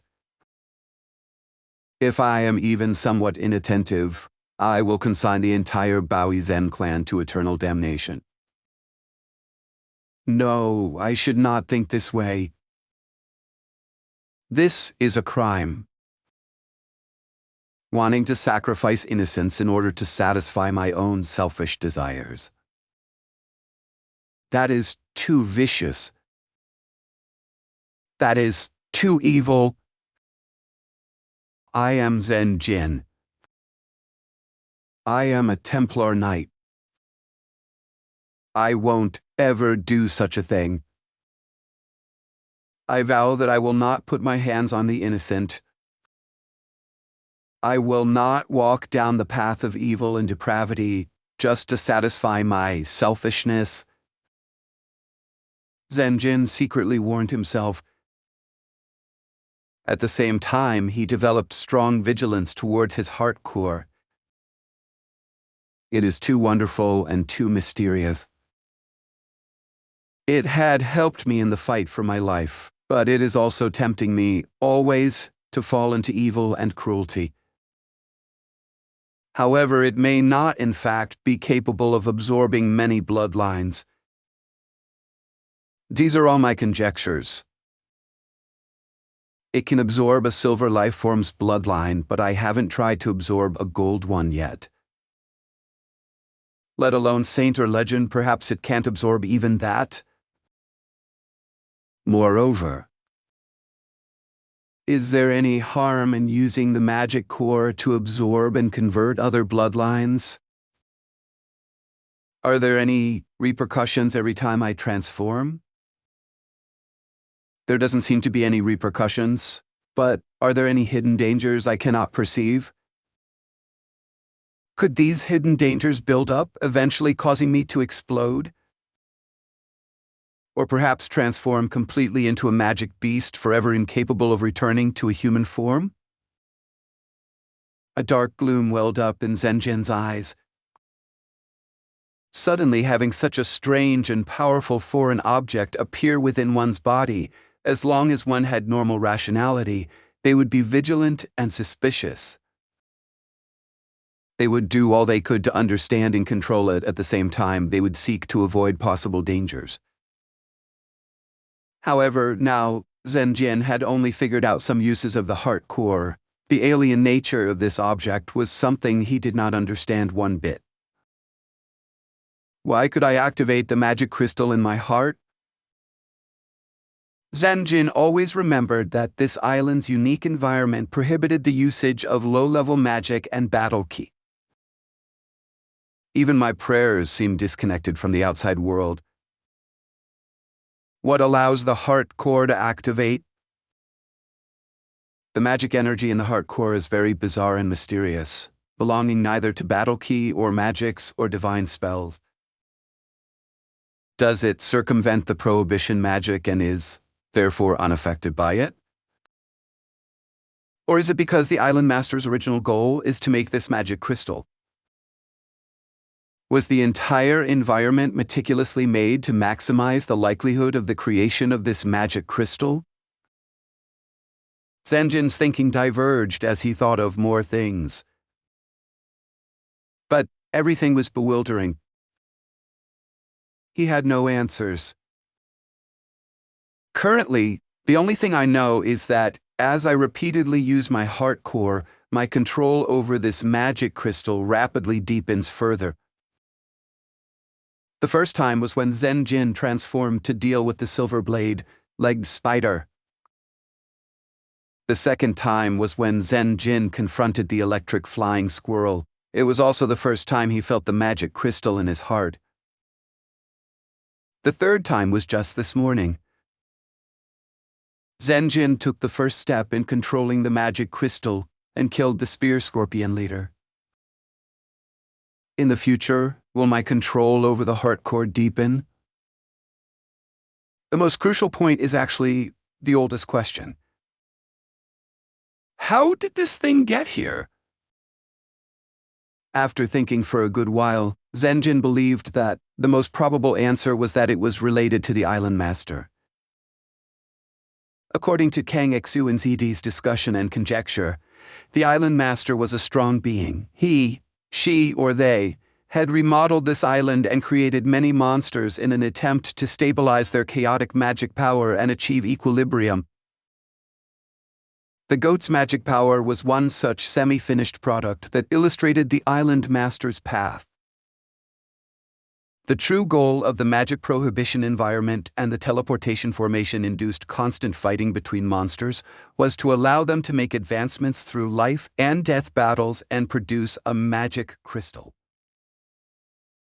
So it is extremely possible that this magic crystal was accidentally produced inside my body after I killed that bear and because of ZD's treatment potion. Thinking back, I also had a lot of fire poison in me. This magic crystal was the result of my bitter fights with the fire poison bees and the monkey-tail brown bear. Did the island master encourage monster infighting as a plan to use life and death battles to stimulate the creation of the crystal core? Maybe he, she, or they did not succeed because they lacked the most crucial element? A human? Did I fix this flaw by chance? Chapter 73, Starvation and a Knight's Honor. Chapter status, unedited. Noon had arrived. Above the dry yellow sand hung a scorching sun. Unceasing waves of heat beat down, making the sand underfoot frighteningly hot. Thirst, hunger, and exhaustion made the people have dizzy spells. Kang Xu and ZD staggered forward, and on several occasions, they nearly collapsed into the sand. In view of this, Zhen Ren had no choice but to rest in the shadows of the sand dunes. Baoya was still unconscious, and the other three were gasping for breath. Then, as if the gods gave a rare pity on these pathetic people, a desert breeze appeared. Although the breeze was small, it still eliminated some of the torrid heat. Under the wind, fine sand blew over the windward surface of the sand dunes, flowing down the slip face like quicksand. The sand grains rustled, but the beauty of the sound in this emptiness was lost on them. Using up most of their stamina was tormenting the empty bellies of Zhen Ren and the others. Zhen Ren felt famished, like there was no space between his chest and his back. He had placed the unconscious Beiya under the sand dune's shadow. When he had started traveling, he did not feel Beiya was a heavy burden. But now he felt like he was carrying an elephant. With the burden gone, Zhen Ren's body immediately felt light. He did not forget to inspect Bao Ya's status. He has a fever again. Zhen Ren's eyes darkened. Bao Ya's state was repeatedly poor. Zhen Ren wanted to help him, but Bao Ya had already drunk ZD's potion. If there was sufficient food and water, Bao Ya could replenish his body's needs. But right now, Zhen Ren and the others had only drunk a few mouthfuls and had eaten nothing. There was little Zhen Ren could do. He could only open a boiling water bag and pour a tiny amount of water down by his mouth. The water supply was already divided and distributed into 3 equal portions. Each of them had a water bag. The water Zhen Ren gave Bao Ya was his own. Kang Xu and ZD saw Zhen Ren do this but said nothing. They sat motionlessly in the sand and did not even have the strength to speak. Zhen Ren was also silent. He quietly sat like an hourglass, with his stamina being the grains of sand as he attempted to save up his strength, grain by grain. Since he woke up on the island, Zhen Ren had never been as hungry and thirsty as he was now. The closest thing to this was the day when he had struggled free from the bottom of a sand dun. But at that time, he had food, the eyeless desert viper. Zhen Ren now gazed into the yellow desert and the vast sky, hoping that something similar to the viper would attack him. Previously, when he had annihilated the squirrel group, he had food and subordinates. That night, the teleportation turned all of his hard-fought achievements into nothing, like a popping bubble. When he dug his way out of the sand and was attacked by the viper, his heart full of sorrow. As he now sat in the sand and recalled this memory, he felt the viper's attack was perhaps nature's gift or God's mercy. Zhen Jin's heart suddenly produced a break comprehension.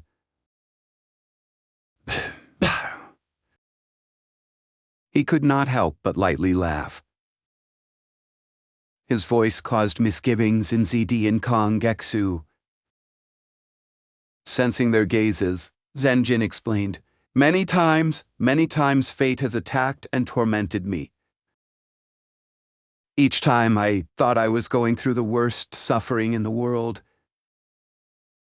But in reality, that was not true. There is no worst moment, and as life goes on, there will be even more torments and misery. Right now, my situation is worse than the time the viper attacked me. Perhaps in the future I will be even more hard-pressed. ZD was silent. They had already exchanged information and the girl knew what had happened to Zhen Jin when they were separated. But Kang Su laughed. My lord, hearing you say this inexplicably makes me more relaxed. You do not have an optimistic mentality, rather an open-minded one. ZD thoughtfully and quietly spoke. Suffering is one kind of wealth. The difference depends on whether people can extract wealth from suffering. Zhen Jin recalled the time when he first awakened, the experiences on the island, and especially about the magic core. If it is like that, then I am a millionaire. The talk ended here. The discussion made everyone feel even more exhausted. They maintained their silence for a very long time. As time passed, the might of the savage sun weakened. Zhen Jin, carrying Bao Ya along with ZD and Kong Eksu, continued to hurry onwards. Their luck started to turn around for the better. On the road, they found a dried-up dead sand willow tree with many spiders and scorpions. These all became precious food. They also found a desert lizard and a desert rat. The rat was only an ordinary beast.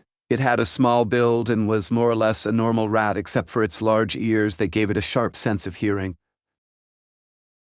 It had yellow fur that imitated the desert. Its hind legs had developed to be able to jump up to 2 meters. After Zhen Jin had chased it down, he had stuffed its corpse into his bag. The lizard and rat were not immediately eaten. The rest mostly went to Kang Eksu and Z. Despite this, the replenishment did not match the amount of stamina consumed to the extent that they had no choice but to stop and rest repeatedly. Their traveling efficiency greatly decreased, and at night they had not yet reached their destination, the granite boulders. Kang Eksu looked at their surroundings, the celestial bodies, and the map he had drawn in the sand. I do not have a rich understanding of the celestial bodies, but I am familiar with our surroundings. The terrain of the sand shouldn't have changed much in the few days we were in the volcanic region. So it seems we are not too far from the granite boulders. We can get there by dawn tomorrow. Tonight, we will rest here, for we can no longer walk, my lord. The old scholar sighed as the night wind blew his snow-white beard. ZD and Kang Eksu knew that hurrying to the granite boulders was beneficial, but they really could not walk anymore.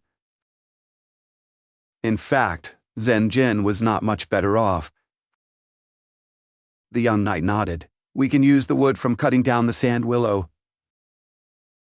The night is very cold, but we can create a fire to last through this night. The colliding spark stones and extremely dry firewood easily ignited a bonfire. Everyone sat around the bonfire. Sticks were inserted into the bodies of the lizard and rat, allowing Zhen Ren to roast them over the fire. The aroma of roasting meat made Zidai's Adam's apple roll. This is sure to be the most delicious delicacy in the world. Zidi's words and gaze revealed her hunger. Kang Yixu also watched the roasting meat attentively. With difficulty he averted his gaze and grabbed some sand. I think the sand I'm holding is incomparably tempting. So tempting that I can hardly bear to not swallow it. Zidi laughed and similarly agreed. Actually, I feel the black lava appears as fluffy as chocolate bread. I've seen some historical records where famine refugees in the empire died from eating soil. I now understand how they felt. Starvation can really drive men insane and make them not think about what they eat. I want to take a bite out of grass and sand. Kang Yixu sighed. Indeed, there were some who ate soil. In the southwestern empire and the southwestern coast, there was a famine every several years. Coastal refugees would gather soil and mix it with butter and salt to create mud biscuits. The Shatai clan once dispatched me to transport rescue supplies. When I arrived, I tasted some of these mud biscuits. The mud biscuits actually had an exquisite taste. But eating one would make you taste the distinctive wet flavor of the coast. A mud biscuit was the size of an adult human's palm, and the refugees would spread them out on the ground to dry in the sun. I only had a small bite, but the fishy smell of the soil remained in my mouth for several hours. Local refugees have eaten these for a long time. The elderly and children would fill themselves with these things. As a result, they were bone-thin and had chronic diarrhea. Every day, a child would die of diarrhea. Dane, you too know? During today's journey, I swore, if I had mud biscuits, I would fill my belly with them. Zhen Ren turned over the skewers and asked, speaking of digestive abilities, what are the digestive abilities of beasts, Mr. Kang Yixu? What beast has the strongest digestive ability? Kang Yixu muttered. Compared to humans, the digestive ability of beasts is very strong. Hyenas are infamous for eating bones and almost never leave skeletons behind when they find a carcass. Vultures have a strong digestive fluid that can easily corrode and digestive bones and bone marrow. Pythons can swallow food whole, and even if it is an alligator or a baby elephant, they can still digest it. Generally, birds have the strongest digestive abilities. It only takes them 15 minutes to digest insects. Berries they have eaten are excreted in 30 minutes. When some seabirds swallow fish, by the time the fish's tail goes down the bird's beak, its head is already dissolving in the bird's stomach. How about the spear scorpion's digestive ability? Zhen Ren asked. Kang Yixu said, it is very strong. Spear scorpions are magic beasts, and their abilities surpass ordinary beasts. It can eat metal, and its digestion can completely dissolve it. According to my dissections, they also have a fast digestion and only need 5 minutes to digest eaten metal rocks. Zhen Ren nodded but did not say anything. Just as the rat and lizard meat were nearly cooked, Zhen Ren's expression suddenly changed as he listened attentively. This action caused Zidi and Kang Yixu to be on guard. There is movement. Zhen Ren's complexion sank. Zidi and Kang Yixu did not hear anything, But they understood that Zhen Ren was a battle key cultivator and his physical abilities far surpassed ordinary people. Thus, him hearing more was normal. You two eat first. I will go stand guard to drive away or perhaps kill any beasts around. Try to stay here, don't wander off. Zhen Ren reminded the two. After giving them the meat, he slowly got up. My lord, you must be careful, Zidi said with concern. Zhen Ren nodded and quickly walked off, his silhouette rapidly disappearing into the curtain of night. He first circled around and after confirming there were no traces of ferocious beasts, he beelined in a straight direction. Without Baiya, Zidi, or Kang Exu slowing him down, it did not take long for Zhen Ren to arrive at the granite boulders. The granite boulders were very safe and there were no spear scorpions around. Zhen Ren took a deep breath and his face showed hesitation. But soon after, he made up his mind. He began to undress. He quickly took off all of his clothes and became naked. After a moment, he activated the magic core and red light radiated from his entire body.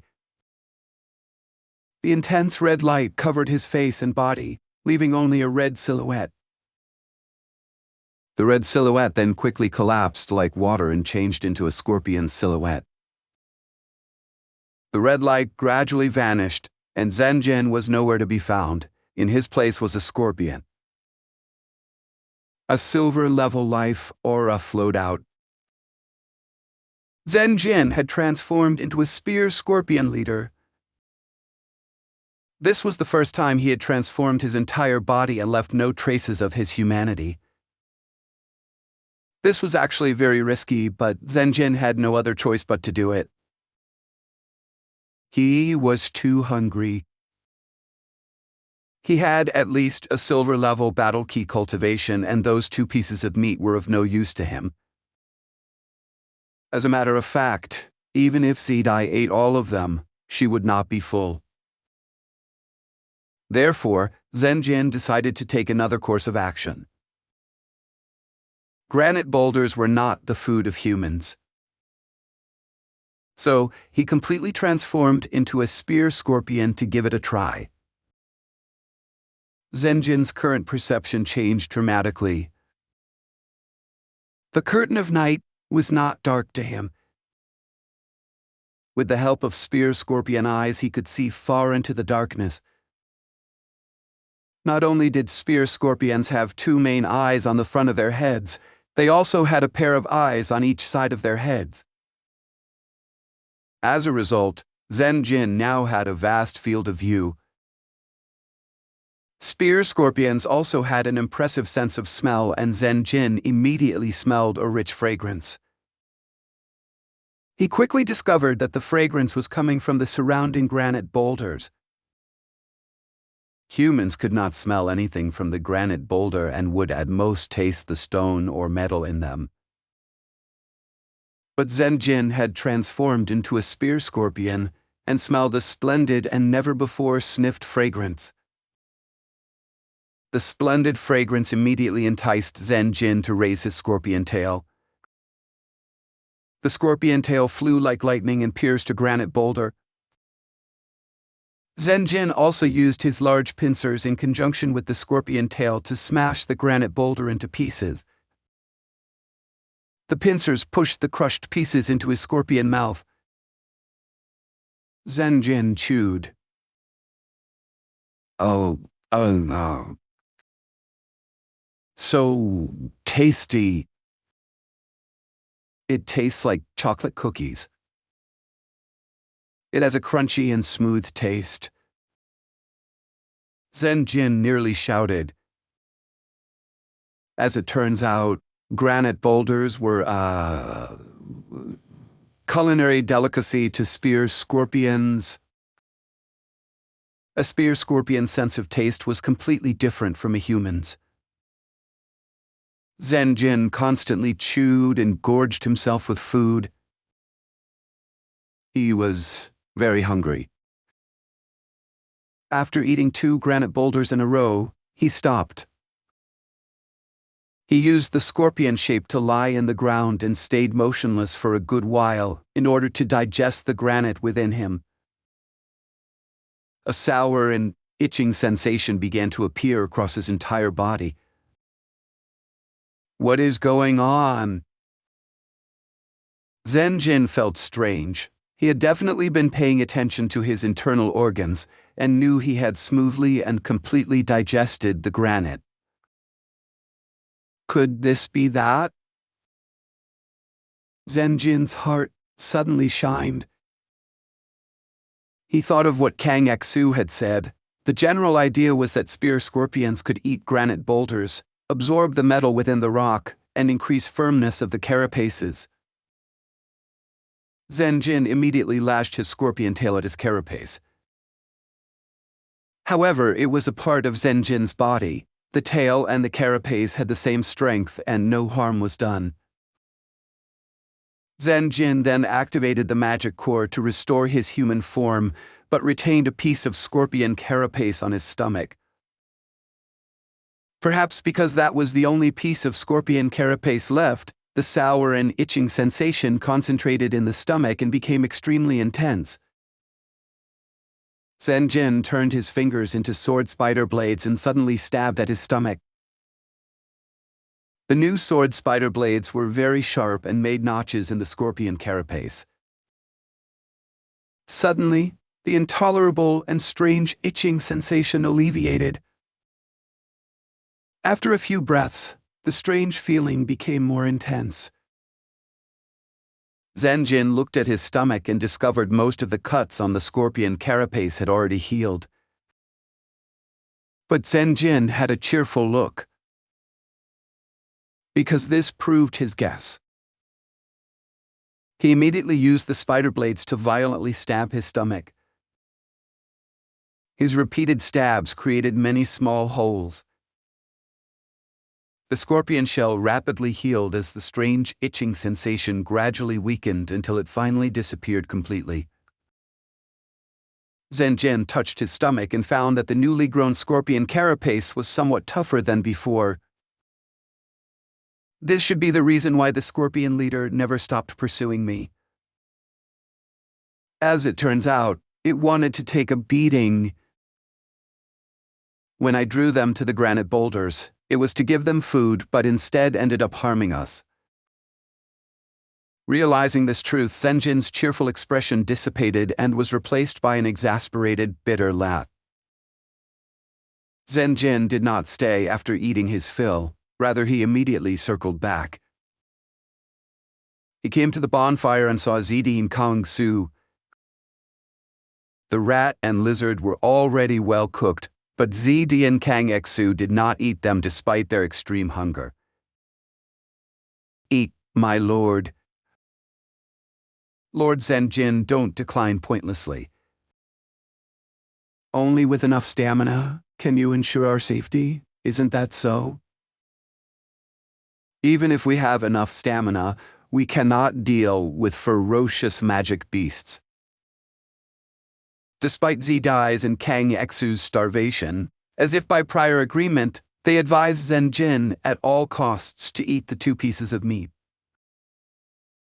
Of course, Zhen Ren could not agree because he had already eaten his fill. Both sides pushed each other to eat, but Zidi and Kang Xu had very firm attitudes. Zhen Ren had no choice but to change his complexion. My stamina is still at an adequate level and my body is better than the 2 of yours. You have not eaten enough food. If you do not eat this food, then I cannot say if you can endure through the night. The firewood may not last the entire night.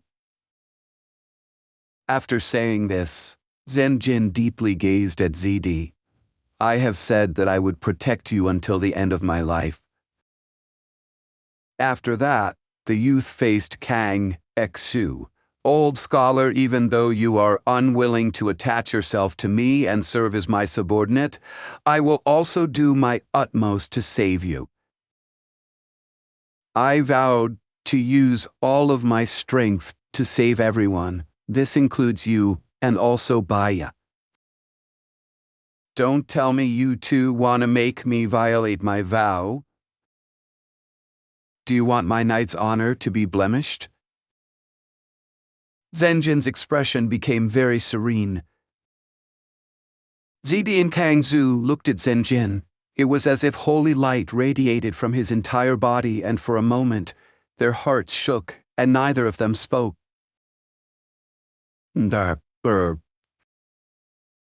At that moment, Zhen Ren could not help but let out a satisfied burp. Kang Xu and Zidai. Chapter 74. I am a spear scorpion. Chapter status. Unedited. During the morning in the desert, the temperature was still very low. Kang Xu breathed out a puff of white fog.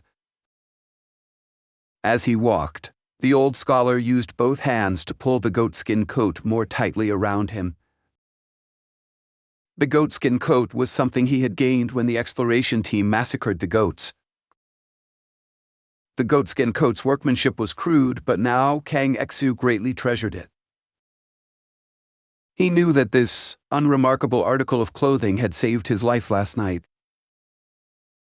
The bonfire ran out of fuel in the middle of the night. Without a fire providing warmth, the four people were tormented by the cold. Zhen Ren and Zidai, Kang Xu and Baoyi Ya huddled together for warmth. But everyone was able to press on. Just as dawn appeared, Zhen Ren and the others continued their journey. Although it was still quite dark, they had to move without delay to warm their bodies. Kang Xu's lips were a frozen purple, and although his steps warmed his body, it also made him feel hungry. There was no food and only a tiny bit of water remaining. Their future seemed as dark as the world around them. Kang Xu began to cherish the roasted lizard he ate last night.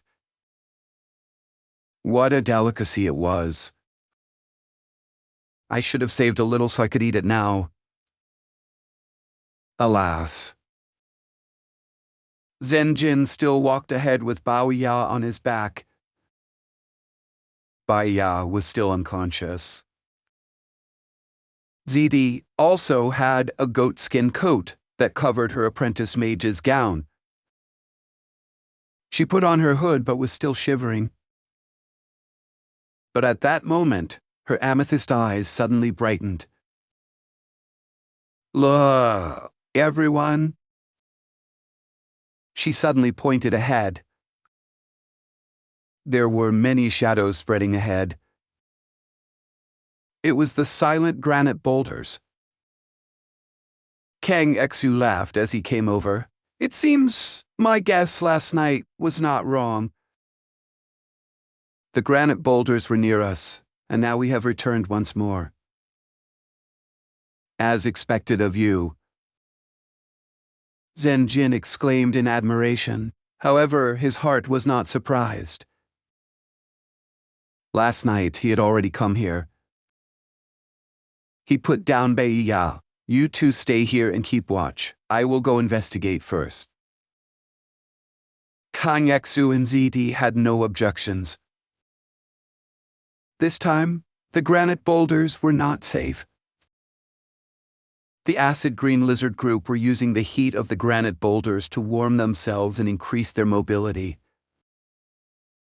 The spear scorpions also came here to crush and eat the granite boulders.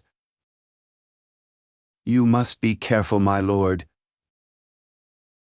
Zidi warned with concern. Zhen Ren nodded. I'll be right back. If you have no choice but to move, use the pink compound to mark your route. I understand, my lord. Zidi nodded repeatedly. Although Zhen Ren was not sure about the three's safety, there was no other way. He had to go alone. Fortunately, Zidai, as a pharmacist, was not unable to fight back when confronted by danger. If something truly dangerous shows up, can't I still come back quickly at such a short distance? Zhen Ren could only console himself.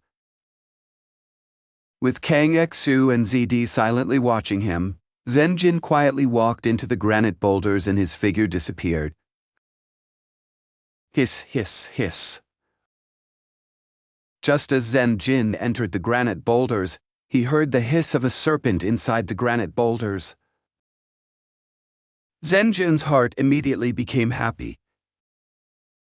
He had experienced the green acid and knew what a beast sounded like when it spat it. Sure enough, he followed the sound and discovered dozens of acid green lizards hidden in the granite boulders. Good, very good. Zhen Ren's brow rose in joy. The acid green lizards really appeared. Them showing up was very timely. At the moment, Zhen Ren and the others did not have any food. Lizard meat showed up just at the right time. These acid green lizards were lying down with their bellies on the granite boulders. Some on the ground leaned their thick backs against the stone with their long tails wrapped around the boulders, almost forming a circle. Their two forelegs were on the stones, while their hind legs were on the gravel. Their heads were held up high, constantly hissing from open mouths. The serpentine hissing Zhen Ren heard was mainly caused by these lizards. There was no wind. There was also no wind gap. Zhen Ren stealthily approached with as little sound as possible. With the help of the large granite boulders covering his figure, he ensured that he was always out of the lizard's line of sight. But soon after, the outermost lizards saw Zhen Ren approaching and their faces became vigilant. I can't get any closer. Sensing that he was detected, Zhen Ren stopped behind a granite boulder. He was a 16-year-old youngster with a comparatively small build, and the lizards could not see him as his body curled up behind a boulder. But the lizards did not investigate just by using sight. They also had taste, smell, and the intuition of wild beasts. As a result, they noticed something was fishy in the area. Zhen Ren moderated his breathing and did not recklessly take a peek. His face became carefree as he took off all of his clothes and became naked once again. Compared to yesterday, his body was already in a much better condition. The wound on his left shoulder blade had already scabbed and the other scars were clearly fading. Maybe because stuffing himself last night now allowed him to display his formidable healing ability again? Zhen Ren activated his magic core and turned into a complete silver-level spear scorpion once again. The acid green lizards detected the red light behind the granite boulder and became alarmed. Countless eyes closely stared at the granite boulder. Serpentine hisses clamored. At that moment, the acid green lizard saw a dark golden spear scorpion crawl from behind the granite boulder. Its scorpion carapace was thick, its pincers were like large shields, and it was formidable. It had a long scorpion tail behind it that was both somewhat graceful and callous. The lizards immediately felt threatened and became more agitated, because for the last several days, the lizard community had been massacred by the scorpion group. More crucially, Zhen Ren now emitted a very strong silver-level life aura that made the iron-level lizards feel the gap of life level between them. Seeing Zhen Ren slowly approaching, the lizards frantically stood up, and the volume of their hisses reached their peak. They wanted to intimidate Zhen Ren with an obvious bluff. In contrast, Zhen Ren felt fantastic. He found that his field of view had become shorter than a human's. However, his field of view had become wider as a result, Humans have their eyes on the front and top of their head, however. Not only do spear scorpions have 2 eyes in front of them, they also have 2 eyes on the sides of their bodies. Zhen Ren was trying his best to adapt to the spear scorpion's form. All of this was so new. Although this was the second time he had transformed, the first time happened late at night. Besides, he was very hungry at that time and all of his attention was focused on eating. Now that he was already full, he began to truly sense how a spear scorpion lived. Because of the adequate light, Zhen Ren found the things he saw through his eyes seemed more vivid than what he saw through human eyes. This illustrated that a spear scorpion's vision was better than Zhen Ren's. Clang, clang. Zhen Ren lifted his huge pincers and cracked them together to create the sound of a metallic collision. This minor act was without doubt a demonstration of force and a threat in the lizard's eyes. The lizard group became even more restless, with most already jumping on top of granite boulders to tower above Zhen Ren, while also opening their frills like umbrellas in order to display their physique as much as possible. The serpentine hissing seemed like thousands upon thousands of vipers that would destroy anything that offended them. Zhen Ren used his many eyes to gaze at these lizards while looking at his large pincers at the same time. Humans had 2 hands and 10 fingers. They never had large pincers. Zhen Ren looked at his pincers and sensed that they were thick and hard. These are my shields that can block any acid sprayed at me. If not, then it would be like before, where I had to dodge left and right, and being even a little careless would result in a serious injury. Zhen Ren once personally witnessed the silver-level spear scorpion fight these acid lizards. He knew that even if a silver-level lizard leader sprayed acid, the scorpion's leader carapace would not corrode. It gave him a strong sense of security while also being amusing. If a lizard neck or tail was wedged in my pincer, would it immediately cut through it? After thinking of this, Zhen Ren was eager to give it a try. Come, I do not fear your acid. Charge! After shouting in his heart, Zhen rushed towards the lizard group. The lizards became frightened. After all, they still hadn't produced a silver-level leader to hold the line and were like hyenas encountering a lion. When a lion charged, the hyenas didn't lack the strength to retaliate, but no single hyena could resist the lion. The 2 lizards closest to the charging Zhen Ren even jumped onto granite boulders and fled from him. But at that moment, Zhen Ren fell into the sand with a plop. The entirety of his scorpion body was on the ground. The sand chafed the bottom of his body, and because of his charge, he slipped forward quite a distance. Acid lizards. In a split second, the serpentine hissing stopped. The 2 lizards that ran away also turned around in the sand to look at Zhen Ren with shock. What did they just see? A silver-level scorpion leader actually tripped itself? Zhen Ren felt his face heating up. If he was in human form, he might be blushing. He never thought he would commit such a basic mistake. As a knight, he actually tripped over himself while charging. I am not a real spear scorpion, and this is my second time transforming into one. Ordinarily, I could use my instincts to handle the scorpion body and walk normally. However, in a fight, confusion will arise when my body cannot keep up with my consciousness and thoughts. Humans only had 2 legs.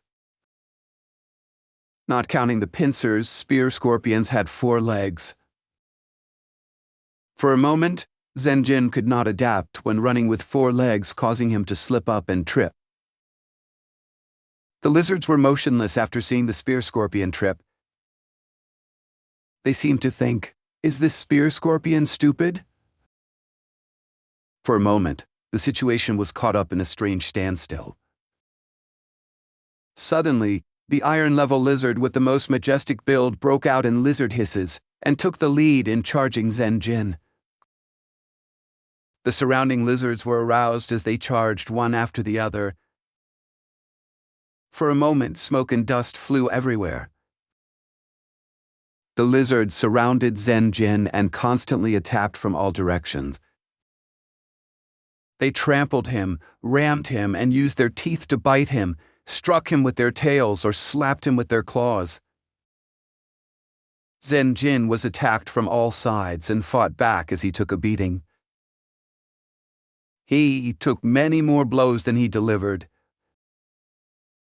The scorpion carapace was a formidable defense that withstood all the attacks.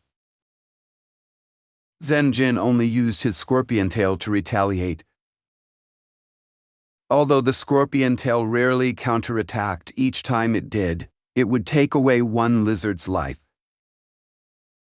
The lizards were on the offense, yet Zhen Ren was the one winning. At first, when the lizards saw the spear scorpion leader was passively taking a beating as if it were a clumsy thing that could only rotate in place, their vicious nature was greatly excited. But gradually, as they sensed that their companions were getting fewer, the lizards also began to feel that they were wrong. An iron-level lizard swelled its Adam's apple and then spat acid at Zhen Ren. Zhen Ren had a vast field of view and already found that the lizard was raising its head to spit acid. As the acid approached, Zhen Ren calmly turned around and raised his right pincer. The pincer was like a large umbrella that stopped most of the acid. The remaining acid splashed onto his body, but Zhen Ren did not feel anything. The silver-level spear scorpion could originally resist the lizard leader's acid. The acid the iron and bronze-level lizards now sprayed could not threaten Zhen Ren one bit. In addition, the silver-level lizard leader was different from these iron and bronze-level lizards because it did not sink into a weakened state after spraying acid. Zhen Ren marked the lizard that just sprayed acid. He took the initiative to attack it. He took a beating while advancing. The targeted iron-level lizard ran away. However, its speed greatly decreased and it lacked its previous disposition. After Zhen Ren advanced a bit with difficulty, his scorpion tail suddenly stabbed. The scorpion tail was very long, thus its attacking range was huge. In an instant, the scorpion tail precisely hit the iron-level lizard's head and immediately killed it. Zhen Ren was not accustomed to using his scorpion pincers or feet, but he was very proficient with his tail. On the one hand, this is not the first time I have used the scorpion tail. On the other hand, perhaps it is because I cultivated my clan's battle skills like 100 Needles Wind, which mostly use thrusts. Therefore, attacking with the scorpion tail fits me well. Zhen Ren secretly evaluated himself.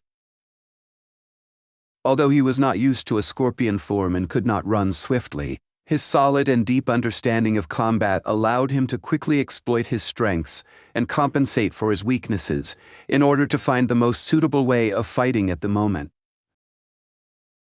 The acid was considered the lizard's strongest weapon, and seeing that it had no effect, the lizards were destined to lose long ago. After losing 10 lizards, the remaining ones accepted reality and fled from Zhen Ren in a panic. "You cannot escape,"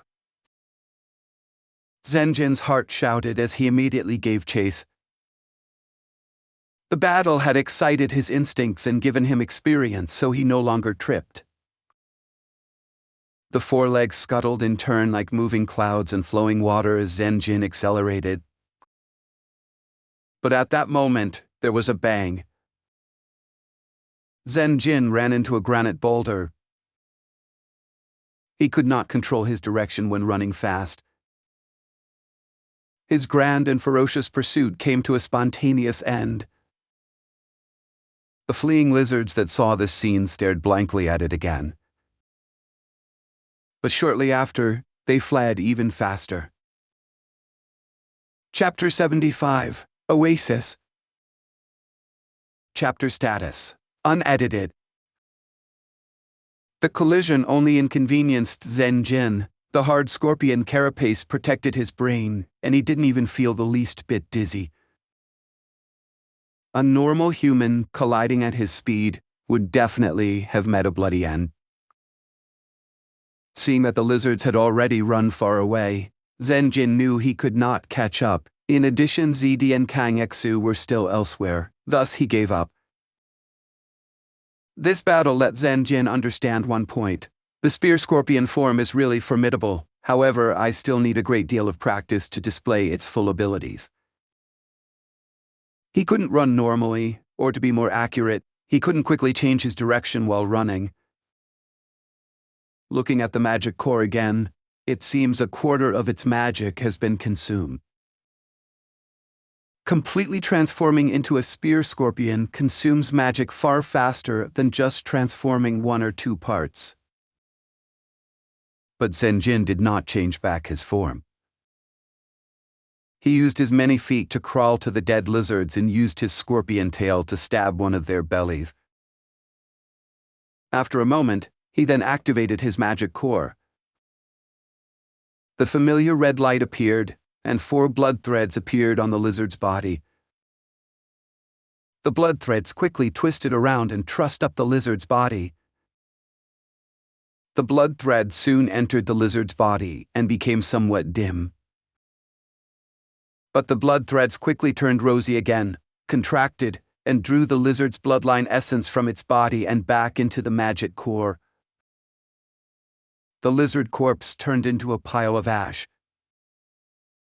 The magic core's magic reserves rose somewhat. Now, I can transform a lizard head. Even though I have transformed my entire body, I can still activate the magic core to absorb and convert life forms. After verifying this conjecture, Zhen Ren rescinded the scorpion form and restored his human body. Following that, he absorbed and converted most of the dead lizards. These lizards had just died and were very fresh, so they still had most of their accumulated magic. As a result, each lizard was converted into a lot of magic. Finally, Zhen Ren inspected the magic core and found that its magic reserves were at least 50% greater than what it was when the battle started. Now I can transform into a complete acid lizard. But only into an iron level 1. This result made Zhen Ren sink into contemplation. He had a new realization of this magic crystal in his heart. It seems the level of life I transform into is not based on my own life level. Rather, it is determined by the level of life I absorb. I absorbed the silver level spear scorpion leader. Therefore, I can transform into a silver level scorpion. But I have not absorbed a silver level lizard, only up to iron level 1s. Therefore, I can only transform into an iron level lizard. However, when the silver level lizard died, I processed its corpse, harvested its meat, and ate a lot of it. So it seems this is an issue with the quantity I have accumulated. If I had only absorbed a small part of the silver level spear scorpion's body, I would not be able to achieve a qualitative change and would have been unable to transform into a complete silver level spear scorpion. The sun rose and the desert's temperature began to significantly increase. Zhen Ren stopped his train of thought and started putting on his clothes. Although complete transformation is very powerful, undressing every time I do so is very inconvenient. As he put on his clothes, Zhen Ren became embarrassed when he saw that there was a hole in his trousers. After putting on all of his clothes, he intentionally fiddled with his jacket so it covered the hole, exposing his buttocks. He then picked up a knife and made many cuts in the remaining lizard corpses. This knife originally belonged to an exploration team member who died fighting in the volcanic region. When Zhen Ren carried Bai Yao out, he did not forget to take such precious supplies with him. It was only a common iron knife and was nowhere as sharp as the spider sword. It would take a normal person several consecutive cuts to split open the lizard's skin. Zhen Ren also cleared the battlefield of any suspicious traces and buried all of the carbon ash.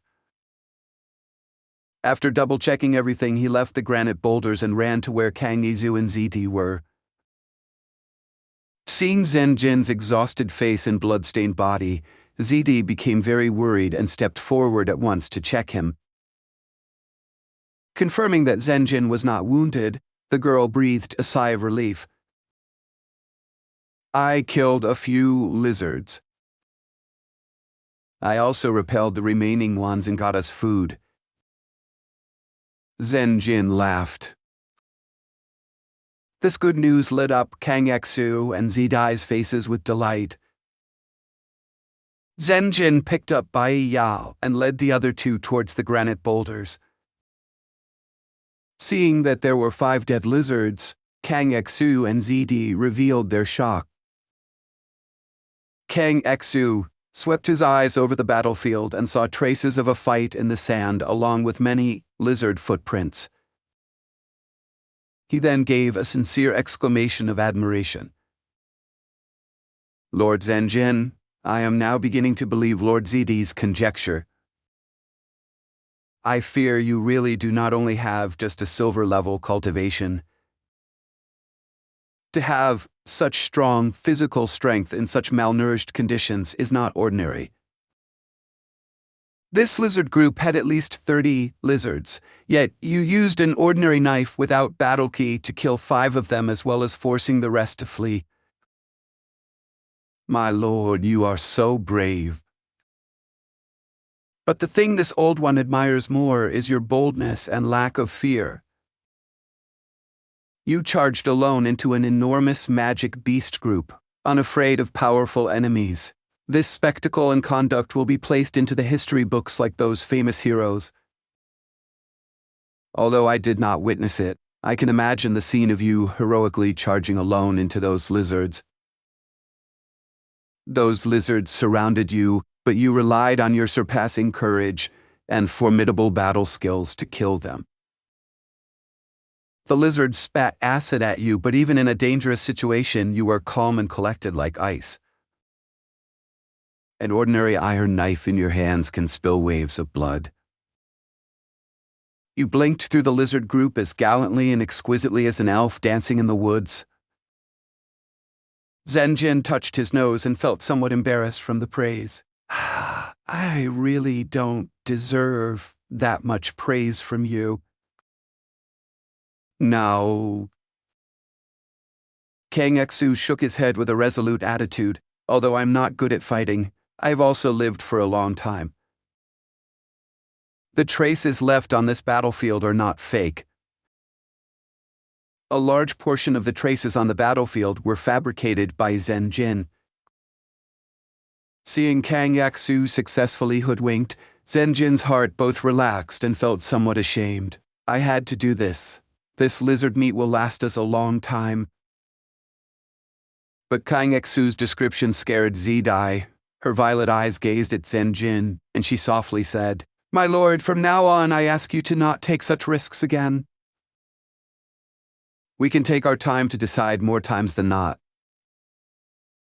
Zhen Ren nodded. Be at ease, I understand. In fact, ever since I got away from the Scorpion group, I experienced a sensation of being reborn. I felt like I had made a breakthrough, but it also felt like I hadn't. When I fight now, I feel clearer and have a greater understanding of what I can and cannot do. The things Zhen Ren said were also products of careful deliberation. He wanted to cover up some things. He was deliberately vague to give the others a certain impression. In the future, after he used the magic core to dispose of threats, it would allow the others to not think that it was strange and abrupt that he was stronger. Kang Xu heard these words and nodded repeatedly. I have also heard of the circumstance you speak of. In the Imperial East, there is a group of cultivators who practice penance. They cultivate by wearing heavy rings that prohibit magic and the simplest of garments. They then trek mountains barefoot or sit under waterfalls or in rivers to endure the impact. They restrain the majority of their power to put their bodies in the most difficult situations, thereby torturing their bodies so they can temper their spirit and will. Usually, their battle key cultivation can break through barriers and grow quickly. In the end, battle key is power derived and extracted from a human's physical body. The stronger a human's body, the higher the breakthrough limit, the more potential is extracted and the stronger the battle key. The human body is the basis of battle key, while magic is different, for the essence of magic is making use of external elements. The essence of divine spells is from gods granting their power. Lord Zhen Ren, your experience on this island resembles those penance cultivators. In the moment of life and death, your body can break through its limits and unearth your deeply buried potential. It is very possible that when you leave this island, your battle kai cultivation will move a step forward. Kang Xu spoke with conviction, but Zhen Ren, as the person being discussed, felt a bit stupid listening to it. He did not need to rack his brains because Kang Xu had already given a perfect explanation. Zhen Ren's heart could not help but appreciate Kang Xu even more. If I had such a counselor or subordinate, my future affairs would be smoothly dealt with. It's a pity. Kang Xu is an ordinary person. It would have been perfect if he could cultivate. As far as Kang Xu's status as a wanted criminal was concerned, Zhen Ren did not care. Because only the Sha Ta clan ordered Kang Xu's arrest. The Baoyi Zen clans and the Sha Ta clan's territories were quite far from each other. In addition, Zhen Ren could already rely on his relationship with Emperor Shen Ming to shield an ordinary person like Kang Xu, and there was nothing the Shou Tia clan could do about it. The three people then started processing the lizard corpses and sliced off pieces of meat. Even though there was meat, none of them gorged themselves. Although there was enough food, it was not infinite. After going through starvation, Zhen Ren and the others treasured each piece of food. After counting the amount of lizard meat, they had formed a detailed plan of how much meat each person would eat each day. Another reason why they didn't gorge themselves was because there was little water left. Human stomachs cannot store water, but to digest food, it would need a lot of water. The water inside the human body would seep into the stomach and participate in the digestive process. Under a water shortage, eating too much meat could also prove deadly. Next, we need to replenish our drinking water. ZD said, if we can't find water, even though we won't die of hunger, we can still die of thirst. However, I am convinced there is a stable and large water source nearby. Kang Xu said firmly. A scorpion group and a lizard group lived here. Both beast groups were very large, and a huge water source was essential to keep them all alive. Unless they were also teleported. But all signs indicated this was not the case. These two beast groups had been living here for a long time. We can follow the lizard's footprints. Perhaps their tracks can guide us to a water source. Kang Exu put forward a good proposal. When night fell, the horizon's afterglow seemed like burning satin. The setting sun's afterglow illuminated ZD's face and caused Amethyst eyes to suddenly dazzle. "Everyone come look, the oasis is over there." The girl had climbed over a sand dune and pointed her finger ahead with excitement. Zhen Ren had already sensed it, and with Bahia on his back, he sighed. "We really found it." The lizard's tracks gave them directions. Kang Exu finally climbed over the sand dune. He gazed into the distance and gasped. "Hey, the oasis should be over there." But be wary, it could also be a mirage. Mirages will raise a man's mentality to its peak and then drop it into despair, causing the man to give up his will to live. As everyone constantly got closer, the oasis landscape became more and more clearer. ZD looked at the tall and verdant coconut trees and also heard the lake that mirrored the blazing sun. "This is all real. None of it is an illusion," the girl shouted. The problem of water was perfectly solved. The faces of Zhen Ren and Kang Exu were cheerful.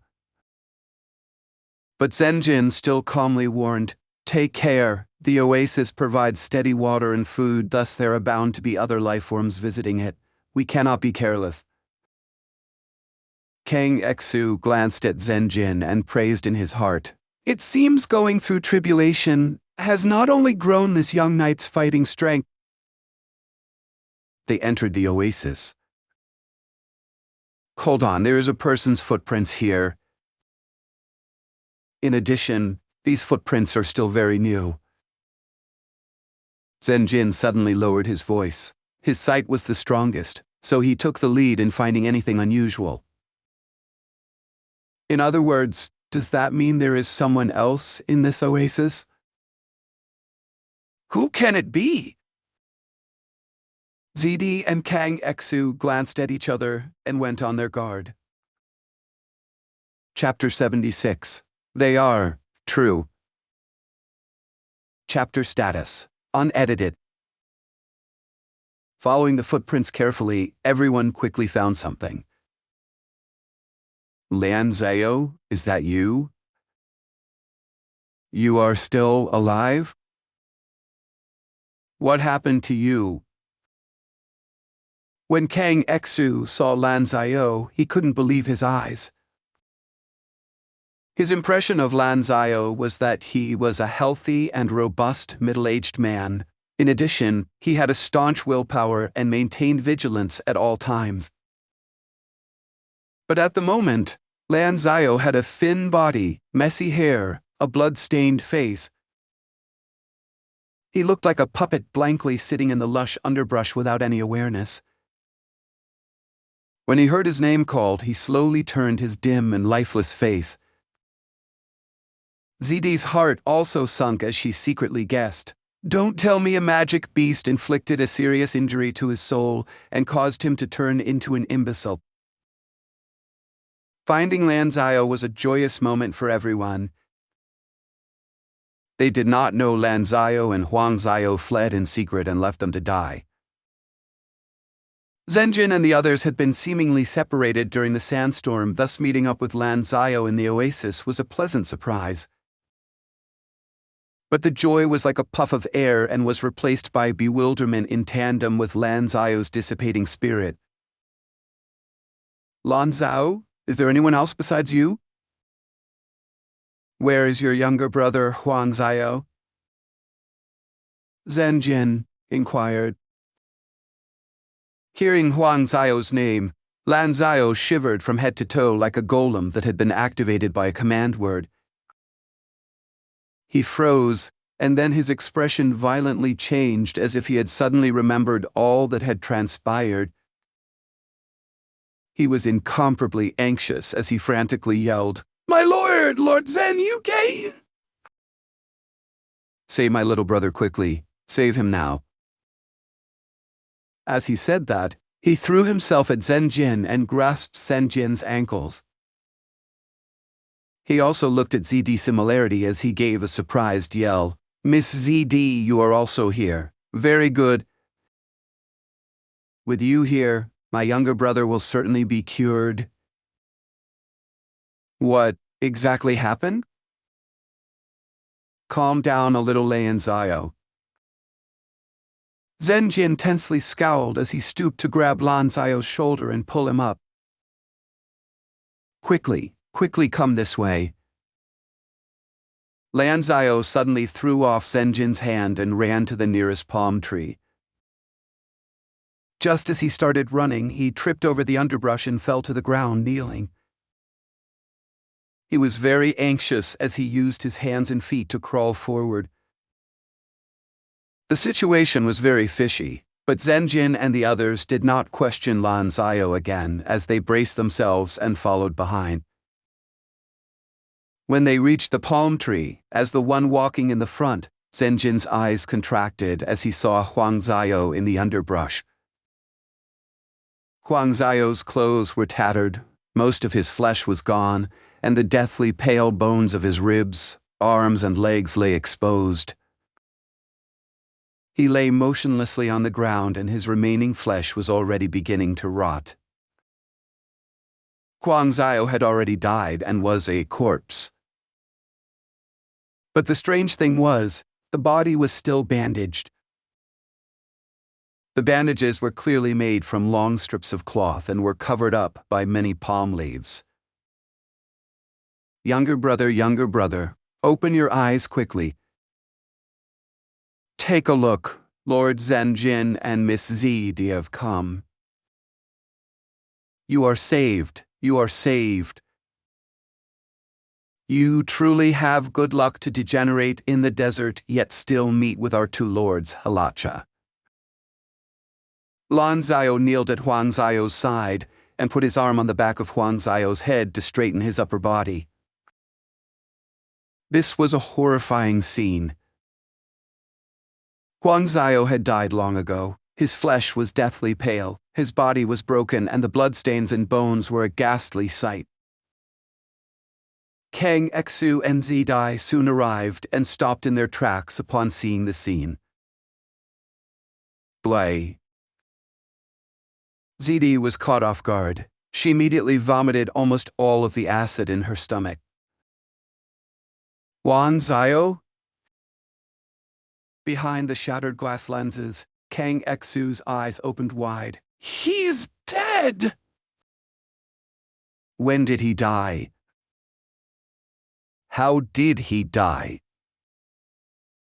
Lan Zio was provoked as he crazily shook his head and repeatedly retorted, No! He is not! He is not dead!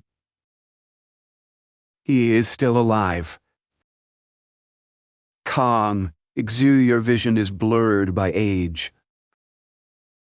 Look again, carefully. Lan Zhao then looked at his younger brother again, and suddenly lowered his voice. Younger brother, wake up quickly and take a look around you. Huang Zio was long dead. How could he open his eyes? Lan Zio closely watched Huang Zio's face and became more anxious when he saw the latter not responding. Younger brother, you need to open your eyes. Open your eyes, now.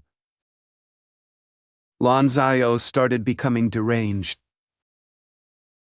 He extended a finger on his right hand to push open Huang Zio's eyelid and immediately exposed the man's oozing eye whites. You guys look quickly. He has opened his eyes. My younger brother has opened his eyes. Lan Zhao happily shouted. ZD and Zhen Jin were silent. Kang Exu shook his head and deeply sighed. Lan Zio, wake up, your younger brother really is dead. No, he is not dead. He is not dead. Nonsense. You are speaking nonsense. Lan Zhao shrieked and became hysterical. He put his ear on Huang Zhao's chest, a place that was half flesh and half bone, with no trace of a heart. Come, listen, he still has a pulse. Lan Zhao suddenly looked surprised. Everyone else was silent. Lan Zhao looked at the expressions of everyone and became anxious. He then pointed at Huang Zhao's nostrils. Come look, he is still breathing. Lan Zhao shouted. Everyone was still silent. Lan Zhao faced everyone and fiercely roared, He is still alive! He shouted at the top of his lungs, causing everyone's eardrums to vibrate. They stood in place like three motionless iron maidens. He is still alive. Lan Zhao half kneeled to the ground, pulled Huang Zhao's corpse to him, and roared at everyone with wide eyes. But the roar this time was only half as strong. Lan Zhao's eyes were bloodshot, and tears rapidly fell from his face. He is still alive, still alive. Lan Zhao softly shouted. It seemed he was trying to prove this to those in front of him and calling for Huang Zhao. The robust man's upper body stooped as he buried his head deeply into Huang Zhao's broken chest. The sun had already sunk below the horizon, and the last rays of light were gone. Everything was dusky. The sounds of Lan Zhao's weeping floated through the oasis. As he wept, he recounted his tale. It was me. It was me. I killed him. I killed him. I killed Huang Zhao. I killed my younger brother. I killed him. I killed my last living family member. Sob, sob. For the last few days, I ate his flesh and drank his blood. I lived, but he died. I am a murderer. A murderer. I'm sorry. So sorry, younger brother. I am sorry, mother. I did not take good care of him. I killed him. I should die. I should indeed die. Boo-hoo-hoo. It was hard to imagine that such a strong man could cry this mournfully. The weeping sounded like a ghost drifting on top of a tranquil lake. The stars still shone brightly. The temperature in the oasis did not drop as much as the desert around it. In addition, there was a fire. The orange flames burned, and from time to time the sound of burning wood splitting would echo. Whenever a noise was produced, small sparks would fly up and then dissipate overhead. There was also a wooden grill that was cooking skewers of lizard meat to it. Zhen Ren and the others also had some coconuts on hand. The oasis had many palm trees. There were approximately 2 species, one that had coconuts and another that had dates. Cutting open a coconut with a knife revealed a fresh and delicious inside. However, the coconut water clearly smelled of sulfur. The water problem had been properly solved. It was much better than expected. Zhen Ren not only had lake water but also fruit juice. Of course, because of nightfall, the lakeside situation could not be verified, thus for safety, Zhen Ren and the others did not draw water. Not far away, Lan Zhao was half kneeling in the underbrush and was gazing at Huang Zhao's corpse with lifeless eyes. Despite the meat's aroma or the calls of Zhen Ren and the others, he did not respond. He was like a puppet, only his breathing showed he was still alive. Bao Ya was lying next to the fire. His eyes were tightly closed and he was still unconscious. He still had a fever and his temperature continued to rise higher and higher. It was clear that his condition had worsened. Perhaps these two people would be corpses by tomorrow. The flame reflected the faces of Zhen Jin, ZD, and Kang Xu. ZD glanced at Lan Ziao and then shifted her gaze towards Zhen Jin. The girl took the initiative to break the long silence. "My lord, this kind of man cannot stay. There are many teeth marks on Huang Zhao's corpse. Lan Zhao ate a person, he ate his younger brother. This is too cruel. How can we keep such a man?" I also discovered that it seems acid was sprayed onto Lan Zhao's back. The wound has already putrefied, but it is clear it was tended to and bandaged. That was obviously Huang Zhao's handiwork, yet it is impossible with the wounds Lan Zhao inflicted on his back. Huang Zhao assisted his older brother and bandaged him. But Lan Zhao killed him in order to fill his belly. Zhen Jin did not respond as he continued to watch the fire. Kang Yexu started to talk. "I have some doubts. Lan Zhao is already in the oasis. The oasis has plentiful food, and he also has a weapon on hand. Even if he couldn't hunt a beast, he could eat the coconuts that fell to the ground." ZD immediately replied, "It is clear that after Lan Zhao killed Huang Zhao, he hurried to this place. By eating Huang Zhao's flesh, Lan Zhao could support himself until he arrived here. Maybe the reason why Lan Zhao sank into regret and pain is because he reached the oasis. Because he understood that if he did not rush to kill his younger brother and continued to preserve a little more, both of them would reach this place.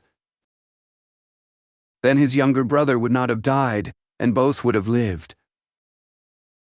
Kang Xu nodded. "Lord Zidai, your guess is reasonable, so Lord Zidai, it seems you also believe Lan Zhao has degenerated to this degree because of his regret and pain. In other words, do you think the goodness, morality, and love in Lan Zhao's heart is torturing him?" ZD scowled as she slightly glared at Kang Xu. "What do you mean?" "Do you really think that exonerates someone from killing their younger brother?" Kang Xu shook his head and said, "Lord Zidai, you misunderstand me. I do not believe it exonerates a person regardless of whether it is Lan Zhao or not. After all, he killed his younger brother with his own hands. He is a murderer." After saying that, Kang Xu looked at Zhen Jin. "I only want to expound some meager or narrow-minded principles, I know." Zhen Jin was interested but had an expressionless face. "Scholar Kang Xu, I ask you, say everything." Kang Xu laughed and threw a piece of firewood into the bonfire. "We humans are actually small and weak. Compared to beasts, we do not have sharp claws, hard carapaces, wings that soar, or gills. Furthermore, the intellect we are so intensely proud of isn't something that exclusively belongs to us. Elves, beastmen, angels, goblins, and more are not weaker than us. In fact, they can even surpass our human intelligence. In the current world, the human race may be the strongest. But if we look at history, we will find that all of our ancestors were in disadvantageous positions and had difficulty surviving. Human prosperity and becoming the greatest power only started happening in the last few hundred years. This happened because in the early days when our human ancestors devoured raw meat and survived naked in nature, our ancestors discovered an important point. As individual humans, we are extremely small and weak. Only by helping each other and relying on each other's strength can we have a greater possibility of survival. Gradually, human tribes began to appear, then clans, then fledgling nations, and continued into the present where humanity has established an empire over the entire human continent. During this process, our ethics and virtues came into being. We revered strength because attaching ourselves to the strong helped us survive. We approved of noble bloodlines because outstanding bloodlines can cultivate stronger people. In our collective ideology, individuals should sacrifice themselves. There should be honor, selfishness should be despised, sharing should be promoted, and we do not want to be outcast from the group. This is because the individual is weak. To be approved by the group will raise one's chances of survival. However, in reality, self-interest is the first instinct of life. Ethics and virtues come after self-interest. After all, ethics and virtues come from life's instinctual self-interest. Just like sharing, it is to achieve circumstances that are more beneficial to one's personal survival. Just like how we despise selfishness, it is because if others are selfish, it is not beneficial to our individual survival. We help others because it will allow us to survive better as part of a group. Living alone will reduce survival rate and reproduction rate, making it harder to pass our bloodline on, whether high or low. Enough, Zidi whispered. She gazed at Kang Yexu through the fire with indignation. Scholar Kang Yexu, you want to say the reason why Lan Ziao killed his younger brother is because of his survival instinct? Not only are you absolving Lan Ziao, but you are also absolving yourself of your prior proposition to eat Baoya. Kang Yexu did not stop because of Zidi's interruption. In that moment, he showed a rarely seen toughness. His sight had always been focused on Zhen Ren. After mating, a female spider or mantis will eat the male. They do not have love or ethics. A young and healthy lion will banish the old one to become the leader of the pride. It will use all of its strength to guard its territory as it struts above all. It will send the females away to hunt for it, and it will take the old lion's sons to kill them all. It has no respect for the old and does not cherish the young. These things must sound very harsh, my lord. Kang Yexu painfully sighed with a sincere and sad look, but they are. Chapter 77. Life still goes on. Chapter status. Unedited. Don't come any closer. Zidi's sorry figure ran away. Zhen Ren was closely chasing the girl. So hungry. I am so hungry.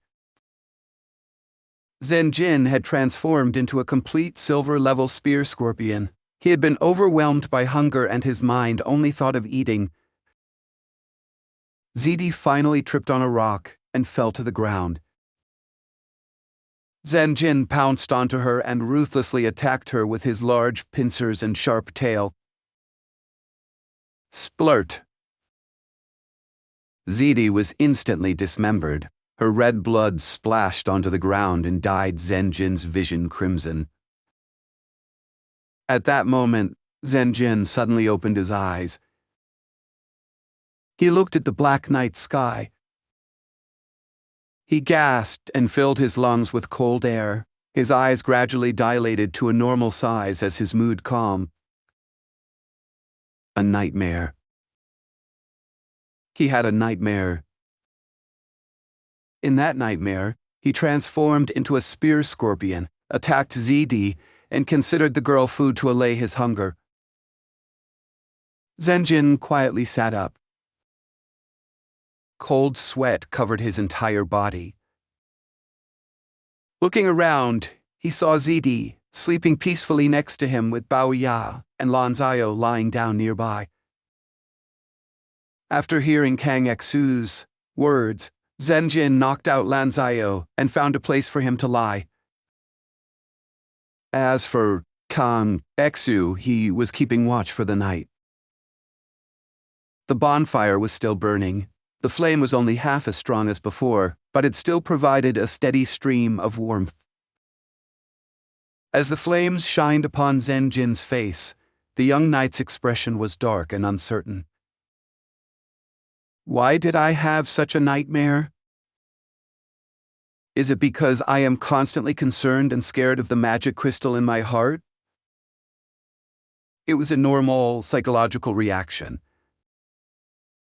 Imagine for a moment if an ordinary human suddenly sprouted horns, grew a tail, or swelled with tumors. Would that not cause worry and fear? Humans do not have a magic core, yet Zhen Jin had grown one. In addition, the magic core was very mysterious, strange, and powerful. It allowed Zhen Jin to transform into a monster and absorb the bloodline of life forms. I cannot use Battle Key. If I run into danger, I have no choice but to use it. Sigh. From now on, I have to use it as little as possible. Who knows if there will be serious consequences? Zhen Jin subconsciously caressed his stomach. He was afraid that, if he misused the magic core, he would transform into a beast one day and lose his human form.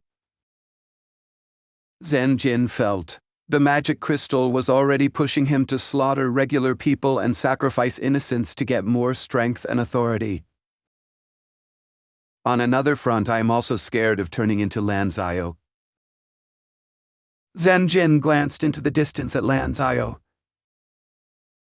He understood Lan Ziao from the bottom of his heart. In addition, the understanding was very deep.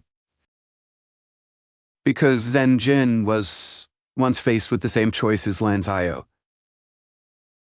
Hunger drove men insane. Hunger made Zhen Jin turn into a complete spear scorpion to eat granite. Hunger made Zidi think that cooled lava looked like chocolate bread, and hunger made Kang Xu believe that he could eat sand. They killed and ate anything they could, treating rat and lizard meat as a supreme delicacy.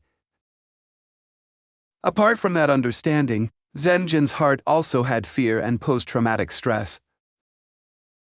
If I treated Bai Ya as food, would I end up like how Lan Ziao is now? Although Bai Ya is not my younger brother, I would be tortured by the goodness, morality, and knightly honor in my heart. I would be like Lan Ziao, alive, but good as dead. Zhen Jin was in a very serious mood. Because he naturally also thought, in the future, would I turn into such a person? When he returned to the cave to carry out Bai Ya, the young knight told himself, I am not depraved. However, he understood he had many ideas. Those ideas were selfish, evil, shameless, and despicable, things that Zhen Jin was nearly unable to face in retrospect. Outside of understanding, fear, and seriousness, Zhen Jin also felt a spontaneous twang of pity for Lan Ziao. In order to survive, he became a beast. He killed his younger brother. Afterwards, he made his way back to this oasis. The arrangement is fate playing and teasing him. Lan Ziao probably started to feel regret when he found the oasis. Perhaps if he persevered more, Huang Ziao would have not died. Extreme regret made him incapable of believing that Huang Ziao was dead, and he did everything in his power to deny the fact that he murdered his younger brother. Even though his vision was fine, he was still convinced that Huang Ziao was still alive and had hope of being saved. He did his utmost to deceive himself. He sank into a delusion, for it was the only way he could escape the pangs of his conscience and the torment of his morality. The oasis is real, yet he is still stuck in his own personal mirage. In the end, it is just a fantasy. Our appearance and attitude destroyed the bubbles of fantasy. Thus ruthless reality and the truth now appear before Lan Xiao once more. This time, he could not avoid it and could no longer deceive himself. Just like Kang Xu said, those surviving in the desert will crumble because of mirages. It is the same for Lan Xiao, but even worse.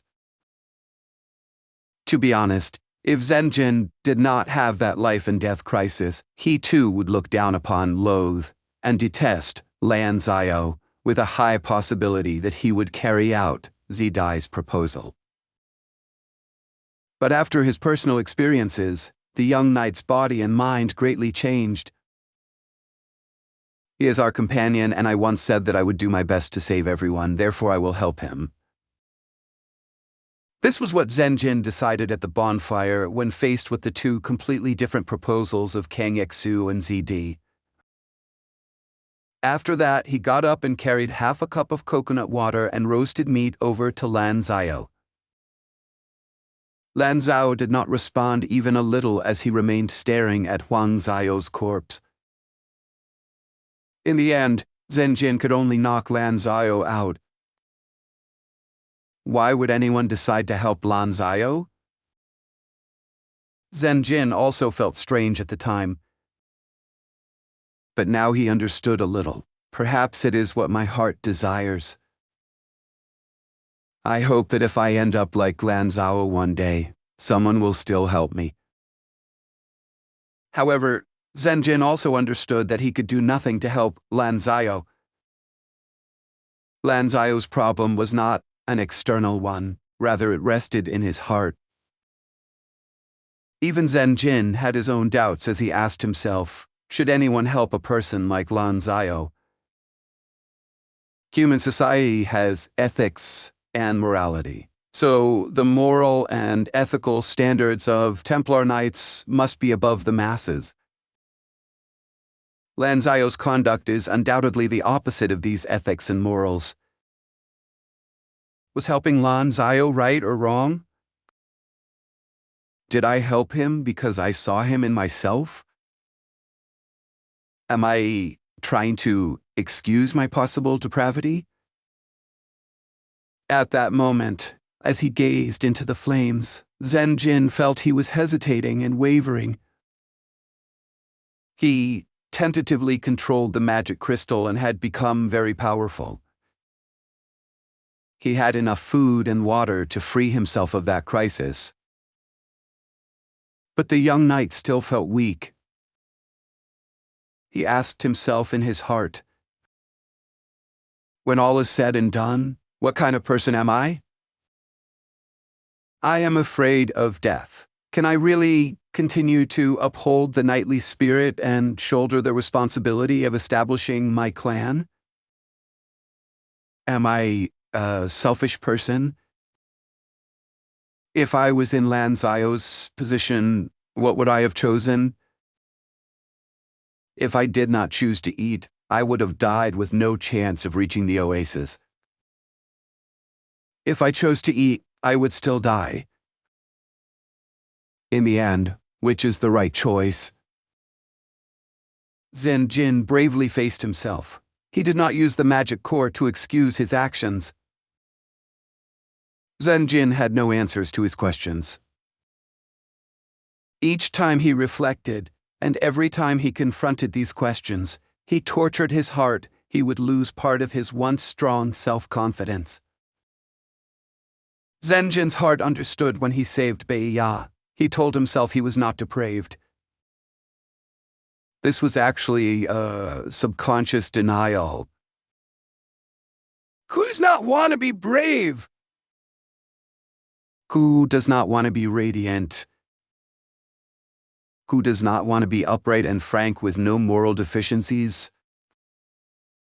However, Kang Zhu indeed has an argument. Zhen Ren truly reflected. This reflection forced him to confront the deepest, darkest, and ugliest parts of human nature. It was undoubtedly extremely painful for him. Losing his confidence made Zhen Ren sink into deep self-doubt. Late into the night, the young knight got up and left the fire to kneel on the ground. He lowered his head, put a hand over his heart, turned his body towards the Shenming continent, and began to confess. God, Emperor Shenming, my great master, thine gaze is like a light on the world that causes all shadows to flee. Now, thy believer, thy knight confesses to thee, because his spirit is mired in a swamp. I seek the illumination of thy spirit to banish the shadows of my corruption, my hideousness, my filth. I beseech thee to pardon my sinful thoughts. The long confession concluded. The soft night wind brushed the young knight's ears. It was as Zhen Ren expected. His god did not respond. The youngster sighed with disappointment and frustration. Zidi was sound asleep. Beiya was lying in the underbrush, and Lan Zio was curled up on the ground like a shrimp. The two individuals' brows were tightly wrinkled and had a painful expression. Both of them were struggling. Time passed, and the night gradually waned as the sun rose and casted its torrid light down. Just like countless previous days and nights, nature continued to revolve under its unchanging laws. Any distress, sadness, suffering, bewilderment, or any other emotion in the vastness of nature seemed pretentious. Heaven and earth were great, but being alive was the greatest. Before wealth, power, love, or honor, food and water must come first. Regardless of how painful, perplexing, or sad it was, life still goes on. Chapter 78, Resting at the Oasis. Chapter status, unedited. Day 2. Zhen Ren made it a priority to scout out the entire oasis and found it unexpectedly auspicious and tranquil. The footprints by the lake were basically all from lizards and scorpions. It was very easy to guess there was only a group of lizards and a group of scorpions near this oasis. It was impossible to investigate the water, thus no one knew what was hidden in the lake. However, based on the footprints left behind on the lakeside, it seemed that there were no traces of fighting. Perhaps it proved that there were no threats in the water. There were many small life forms, such as small lizards, scorpions, spiders, and jumping rats. Sometimes there would be birds in the palm trees. Following a discussion between everyone, Zhen Ren began to cut down the thick palm trees. After taking all of the coconuts, he still wanted to process the tree trunks into firewood and the tree cores into short boughs. ZD made some potions compared to the barren desert. The oasis contained plentiful supplies for her. Kang Xu was in charge of twisting rope. There were now only 5 people in the exploration team. Among them there were 2 who could not walk, and among those remaining, Kang Xu was an old man while Zidai was a young girl. Thus, the manpower available took a steep decline. Fortunately, the fewer team members there were, the less they required. By the time morning passed, Zhen Ren had made 5 short bows. Zidi had finished the preliminary grinding process and started testing all kinds of medicinal materials. In the afternoon, Zhen Ren dredged up a large amount of mud from the lakeside. Using the mud and fire, Kang Zhu began to make pottery. When evening arrived, Zhen Ren stopped cutting down palm trees. Rather, he climbed up them to pluck off the coconut. Coconut shells were very hard. Even if they fell to the ground, they would be in perfect condition as long as they didn't hit a rock. Zhen Ren also plucked a large quantity of palm leaves. Like the coconut water, regardless of whether it was the leaves or the tree itself, both emitted a sulfuric odor. The first pot was created with Zidai's potions. During dinner, the pot was placed in the fire and successfully boiled water.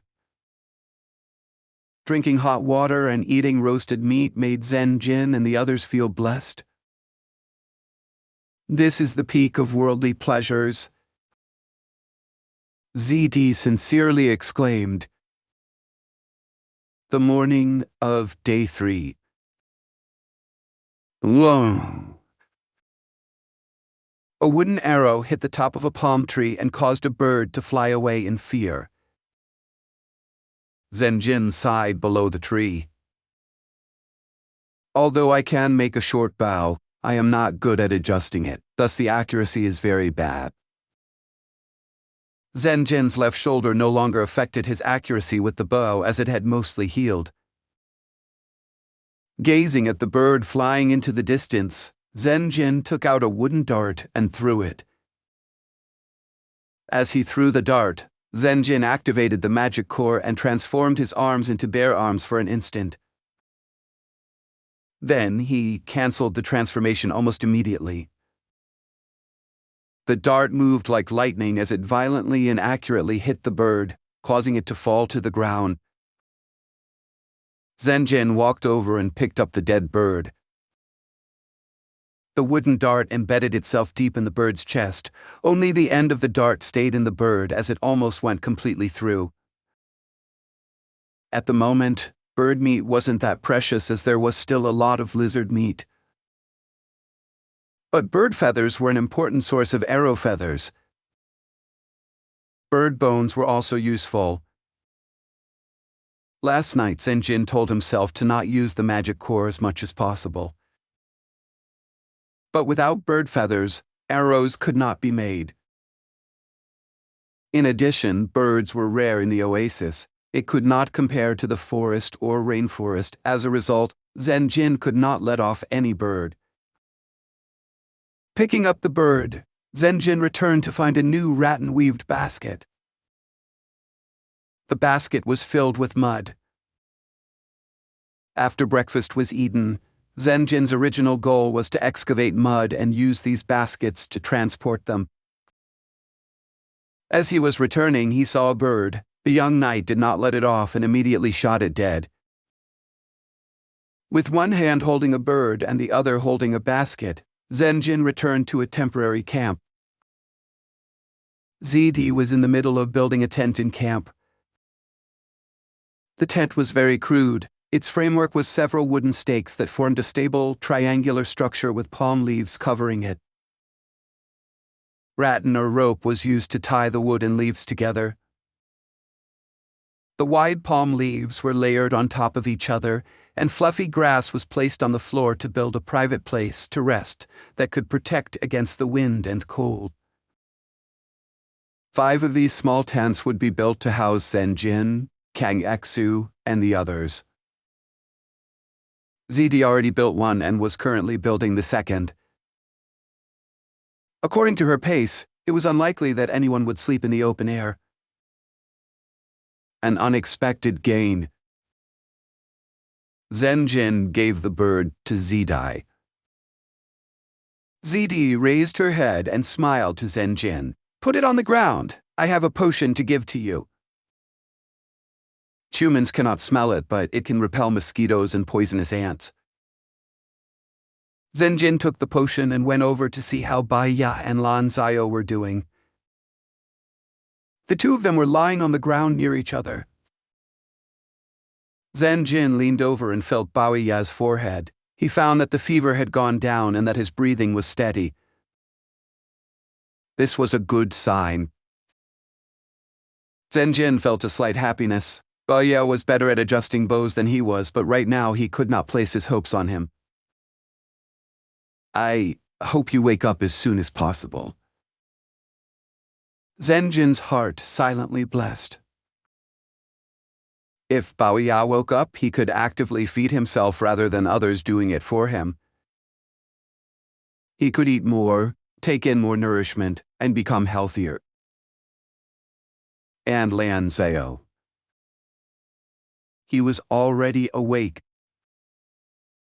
He was still curled up on the ground, motionless. He had a dull expression and an apathetic gaze like a lifelike puppet. He was a bronze-level battle cry cultivator, and his body was more robust than Bai Ya's. However, his mental state was not good and had no interest in the food placed in front of him. Zhen Ren softly sighed. The young knight was not good at advising and comforting, but more importantly, his heart had a complicated view on how Lan Zhao murdered his younger brother to survive. Even the act of consoling Lan Zhao caused Zhen Ren to feel faintly fearful. Was this a type of dark self-forgiveness and self-indulgence? If one continued to indulge, would one not lack a bottom line? Would the magic core erode his heart and replace the noble Templar knight with a dark and depraved demonic disciple? Zhen Ren carried the basket of mud out of the temporary camp and into a plot of vacant land. There used to be a meadow here with lush, knee-high grass, however it had been burned away. A fire pit was dug in the vacant land. There Kang Xu was using moist mud to build around the fire pit. He had already created a base prototype that surrounded the pit of fire like a circular cylinder. This is an earthen kiln. The firewood will burn underground. There is a grate here to divide the two layers. The firewood is burned in the lower layer. This structure will rapidly circulate air and cause it to burn even hotter. The earthen kiln prototype was shorter than Zhen Ren's knee. However, even a completed kiln wouldn't even be half as tall as Zhen Ren. Zhen Ren looked down and immediately saw the kiln bottom and the grate separating it. The grate was a round mud brick with a diameter of about 30 centimeters and an unknown thickness. The mud grate had apparently dried and had small holes evenly distributed over it. Zhen Ren could imagine that once the kiln was lit and the dry wood below started burning, flames would come through these small round holes. Although the earthen kiln was small and crude when it was built, it would be much more stable than a bonfire, with a hotter flame, and be more useful. With this earthen kiln, we can fire tiles and brick. We can even build a tiled wooden house. As the scale of the kiln is expanded, or if we have more kilns, we can build bricks and brick houses. Kang Xu explained. Zhen Ren could not help but exclaim in admiration. "Scholar Kang Xu, what do you not know?" Kang Xu smiled and shook his head. "I do not know very much. In fact, I have only grasped this knowledge in recent years. For a long time, I wanted to go to the wilderness continent to write my book. I researched information about the beast race and their life skills. The beast men are comparatively backwards to humanity, with most of them still in the era of tribes. There are a few beast race city-states in the vast wilderness continent. So, is this enough mud?" Zhen Ren pointed to the basket filled with mud. Kang Xu calculated for a while. "It is sufficient to build a kiln, but I fear there will not be enough left to fire a pot." "I fear I still have to trouble you, Lord Zhen Ren, to go out and turn the ground again." Of course, Kang Yu did not plan to fire tiles and bricks. After experiencing 2 teleportations, everyone knew that building camps and houses on the island had no practical value. They were firing pottery because they needed water containers. Zhen Ren, Kang Xu, Zidai, everyone had a water bag. But these water bags could not store enough water reserves. They needed more water. The more they had, the safer it would be. The oasis was only a place to rest and reorganize. They still needed to continue trekking through the desert. Having more water reserves meant that, even if there were no new sources of water, everyone could support themselves for a long time. This could allow them to resist greater hazards. Zhen Ren dumped all of the mud from the lakeside and left the clearing with an empty basket. He did not immediately go to the lakeside, but first sprinkled a potion around the outskirts of the camp. No threats were discovered. Currently, it seemed the oasis was still safe. But it was comparatively better for Zhen Ren to go out and do these things. Both Zidi and Kang Xu would find it hard to resist an abrupt attack. By the time Zhen Ren returned to camp again, Zidi had finished building a third tent. The rapid progress was due to the tents being very small. They were made from a wooden stick frame with natural palm leaves draped over it. People who entered the tent could only lie flat to cover their heads and feet. It would be very difficult for them to turn over, as these natural tents were like small green coffins that were sloppily made and very cramped. Finding that Zhen Ren had returned, Zidi immediately became relieved and went back to work. She was kneeling on the ground with her upper body inside a tent. It seemed that she was adjusting palm leaves in the tent's interior. Her lower body was outside the tent. Her boots were no longer covered by her enchanted gown, and because of her posture, the gown clung to her rear, revealing an enchanting outline. Upon seeing this scene, Zhen Ren's heart could not help but shake slightly. Chapter 79, Wanting to Die, Wanting to Live. Chapter Status, Unedited. Coming to the clearing again, Zhen Ren found Kang Xu was already lighting a fire. Flames were burning under the earthen kiln. The kiln was being tempered by the flames. The moisture in it would evaporate from the heat and allow the mud to go through a certain degree of qualitative change, becoming harder and sturdier. Kang Xu saw Zhen Ren. The earthen kiln did not crack after being fired. With this success, we can fire pots. If it cracks, it will have to be remade. But that is unlikely.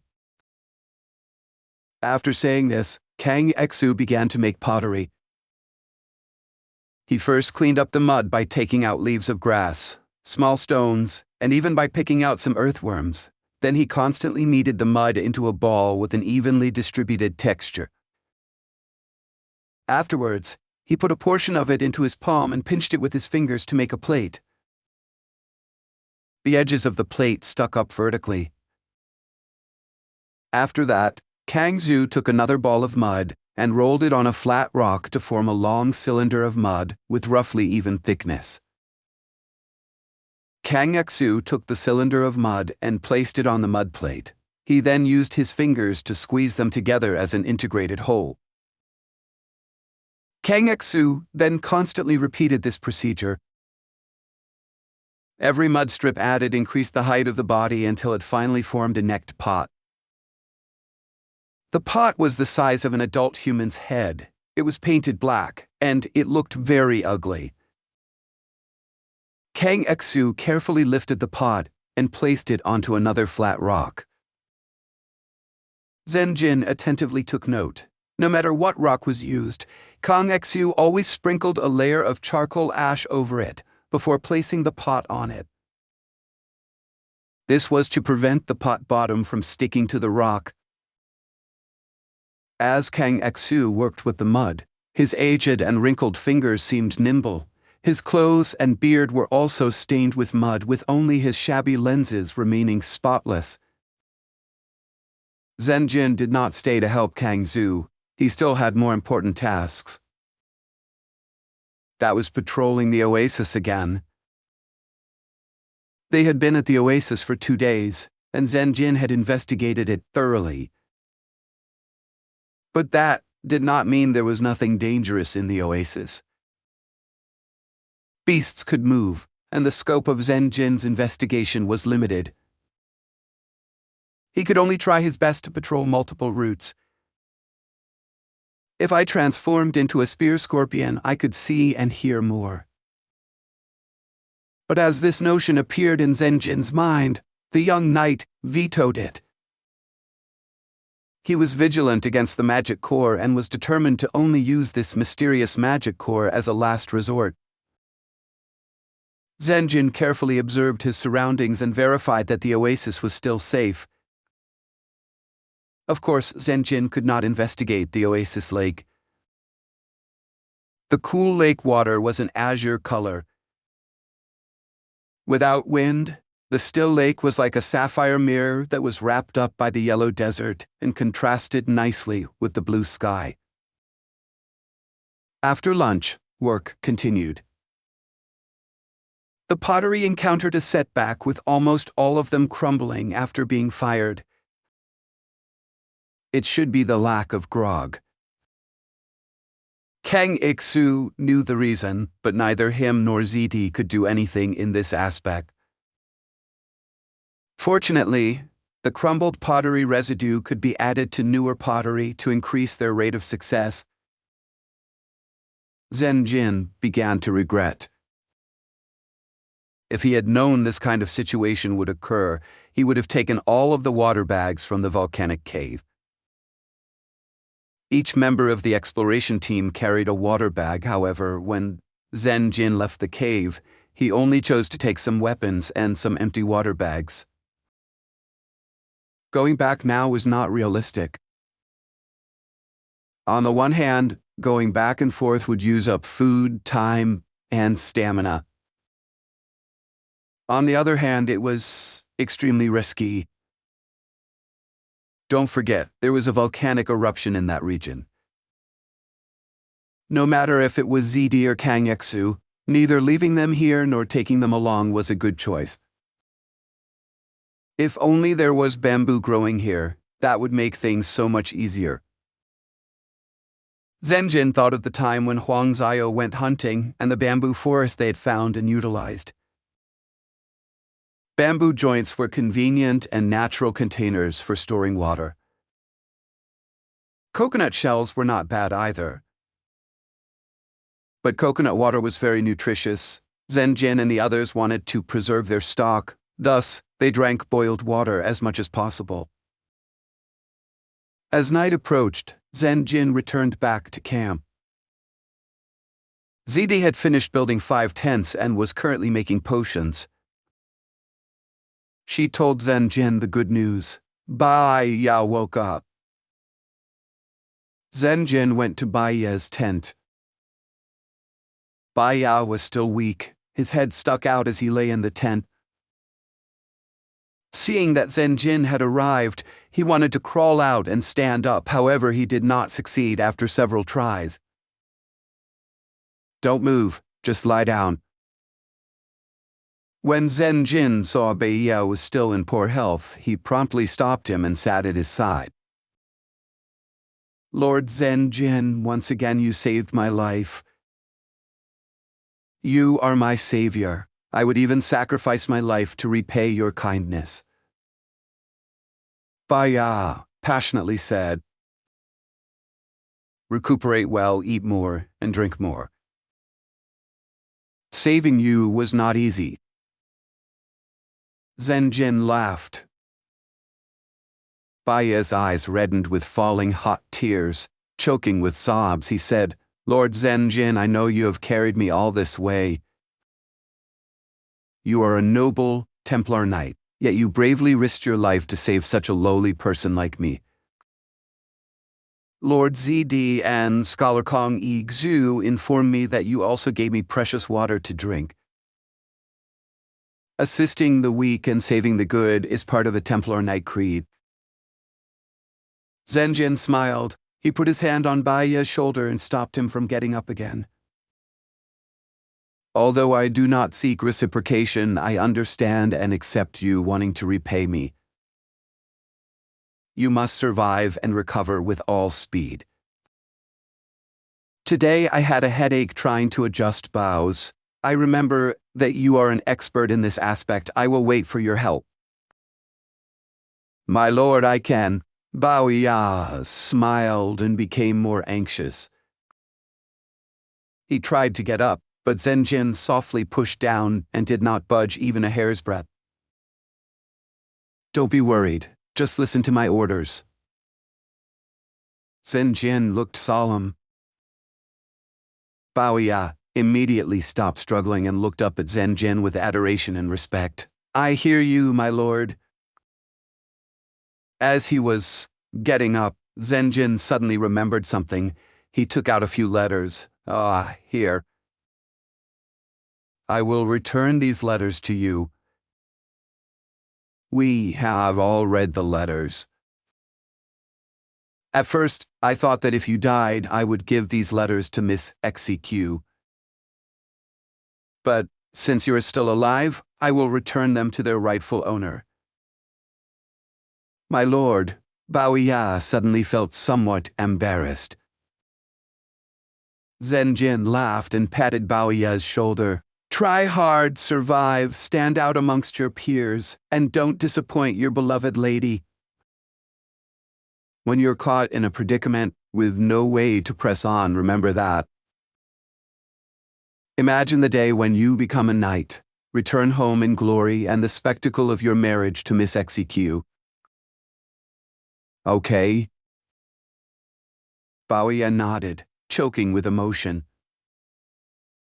Tears appeared again in his red eyes. At that moment, he seemed to be filled with the luster of hope for the future. With regards to the XEQ matter, Zhen Jin was actually more inclined towards Kang Exu's view.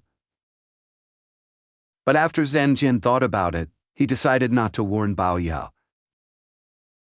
Firstly, the truth was unknown. Secondly, Bao Ya at the moment needed positive encouragement and not a psychological blow. Bao Ya was full of optimism, as if he was bathing in the glimmering sunlight. Lan Zhao was also in a palm leaf tent.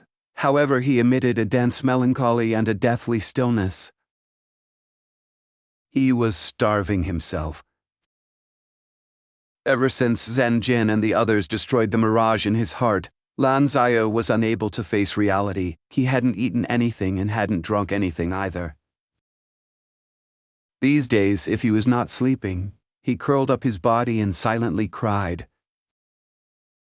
The contrast and changes between the two people made Zhen Jin's heart shake. He sighed constantly. Human nature truly is subtle and a very odd thing.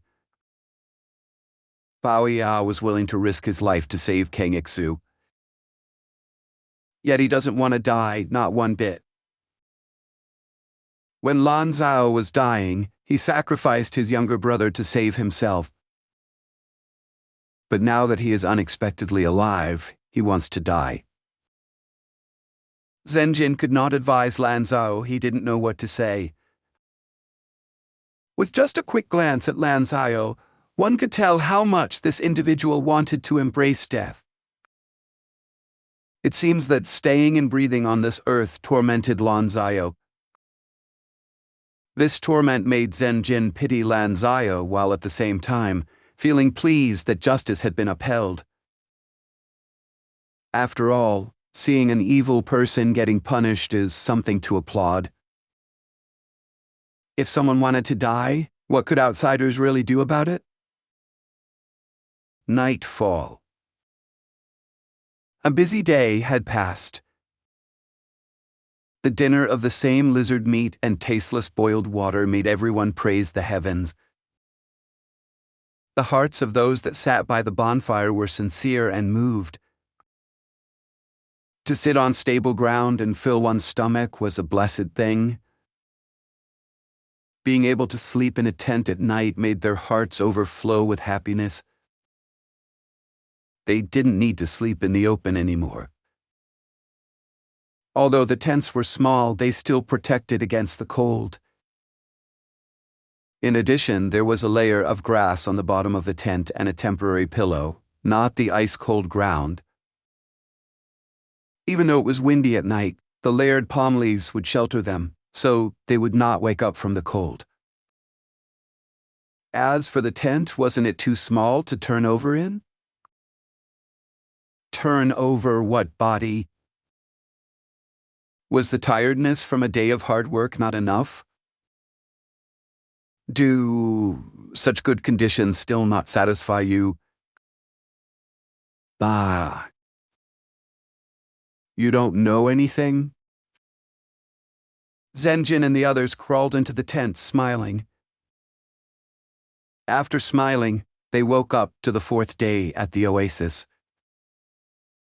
Hiss, hiss, hiss. They heard a strange sound. It sounded like a multitude of snake groups.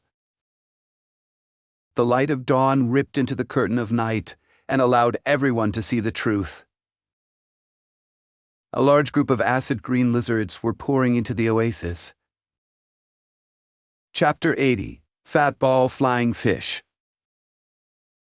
Chapter status, unedited. With 4 thick legs, the acid green lizards eagerly galloped and revealed their vigorous and powerful bodies. By Zhen Ren's initial assessment, there seemed to be at least 300 lizards. Among them, there were over 30 iron level ones and over 60 bronze level ones. After the lizards entered the oasis, they barged through everything.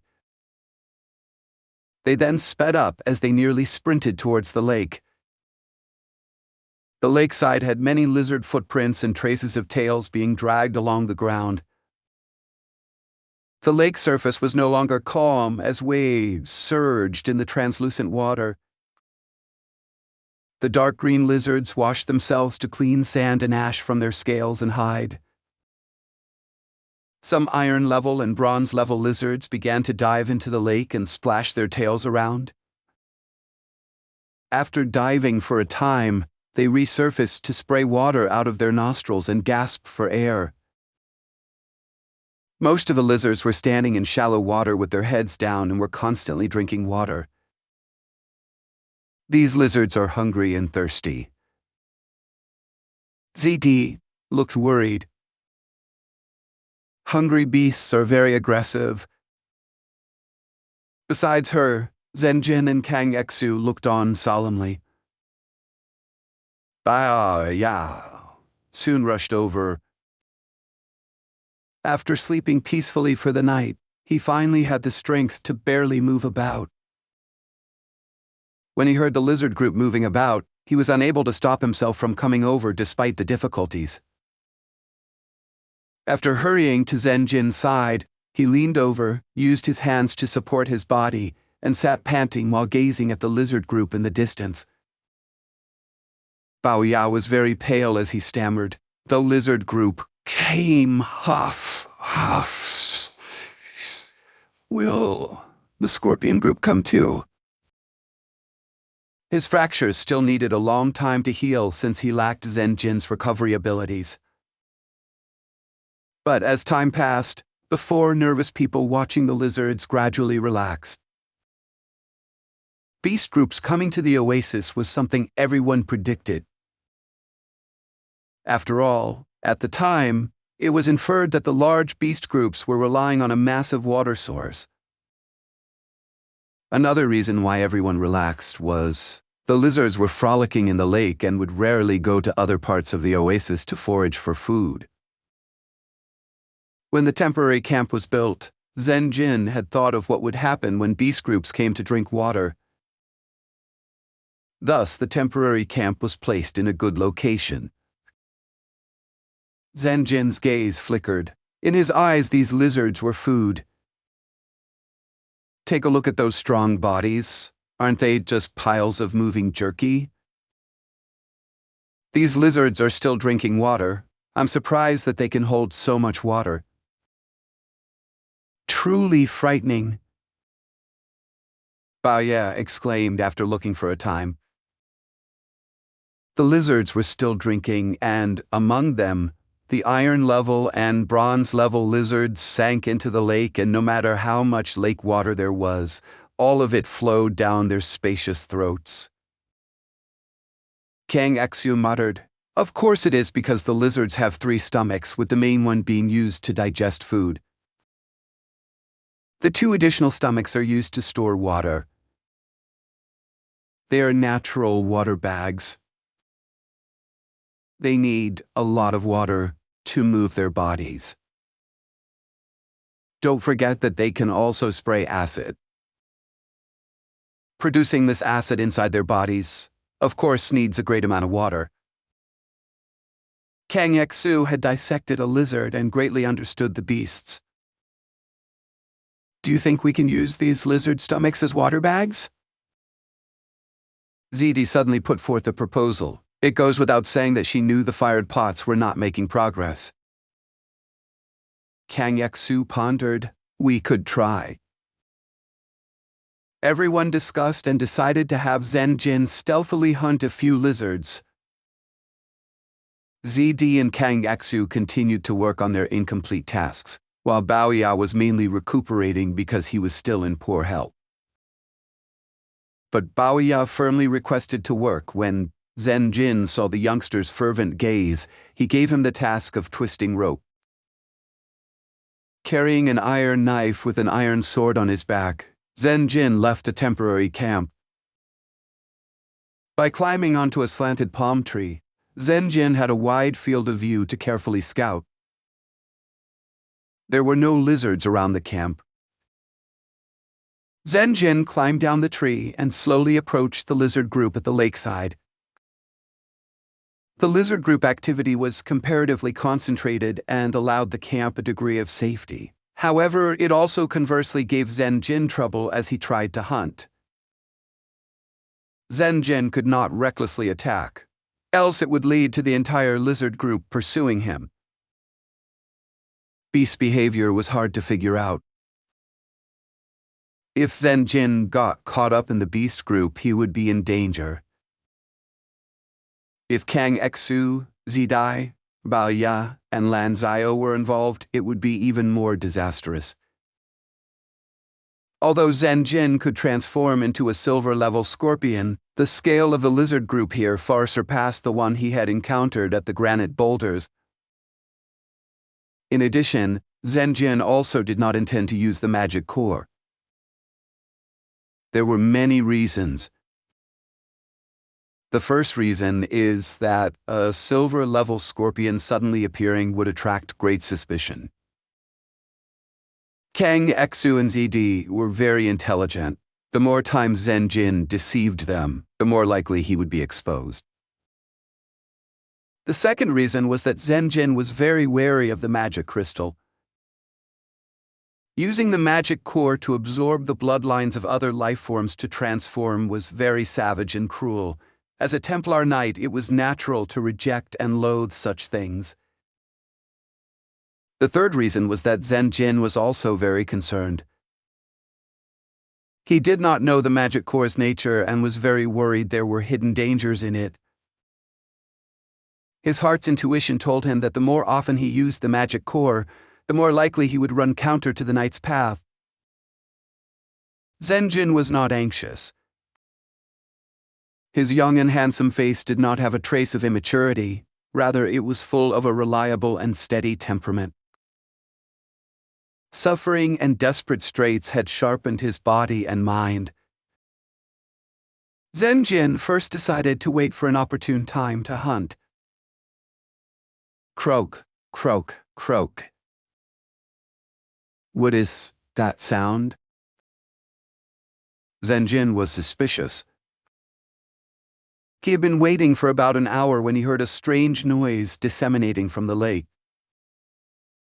The sound resembles a frog's croak, however, by carefully listening to it, one would find that the sound was more muffled than that of a frog's. Zhen Ren watched with rapt attention and found no frogs. However, at that moment, the lizards began to move more abnormally.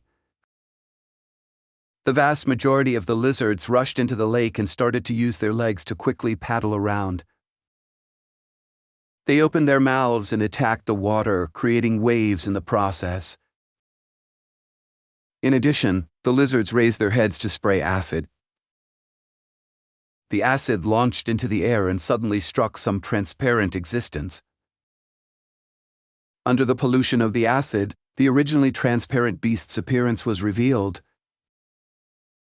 It was a kind of fish. It looked like a puffer fish that swelled up upon encountering an enemy. It was like a white fat ball, and it moved its yellow fishtail to float in the air. Sharp pitch, black fish bones grew in its body, and it was them who was making the frog croaks. After the acid corroded them, the fat ball flying fish fell into the water one after the other. The surrounding lizards flocked over and fought each other on who got to eat the flying fish. What is going on? ZD and Kang Xu were attracted by the strange sight. These fat ball flying fish were hiding in the lake's depths, but now the lizards have aroused them. Zhen Ren guessed. Strange, we did not know about these fat ball flying fish, yet the lizards have always known. ZD scowled. Kang Xu's eyes flashed with thought. I roughly know the reason. The green lizard's visual system is similar to many snakes. They can rely on a thing's body heat to see their figure. The hotter a thing is, the more attention it would attract the green lizard. These fat ball flying fish, let's call them that for the time being, are all more or less hot. We cannot see them with our eyes, probably because they have skin similar to a hiding chameleon.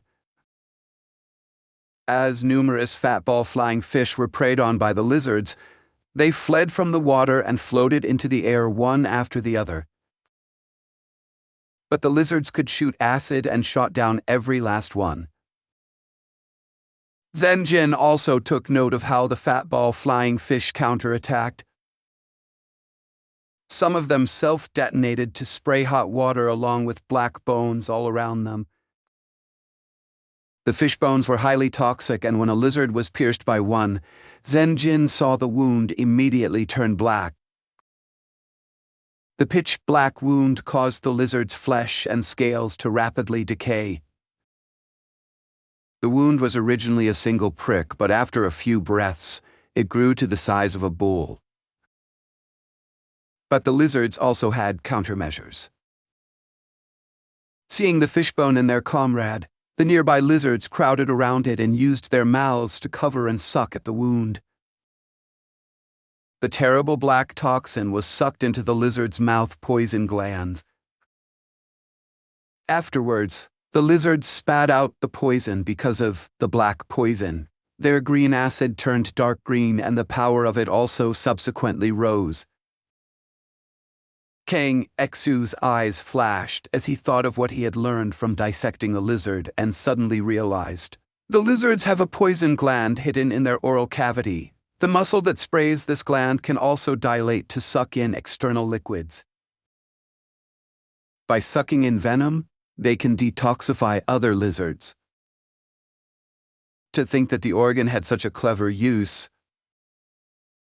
The green lizards had been cruelly bullied by the scorpions and had massacred many exploration team members, but now there was killing everywhere.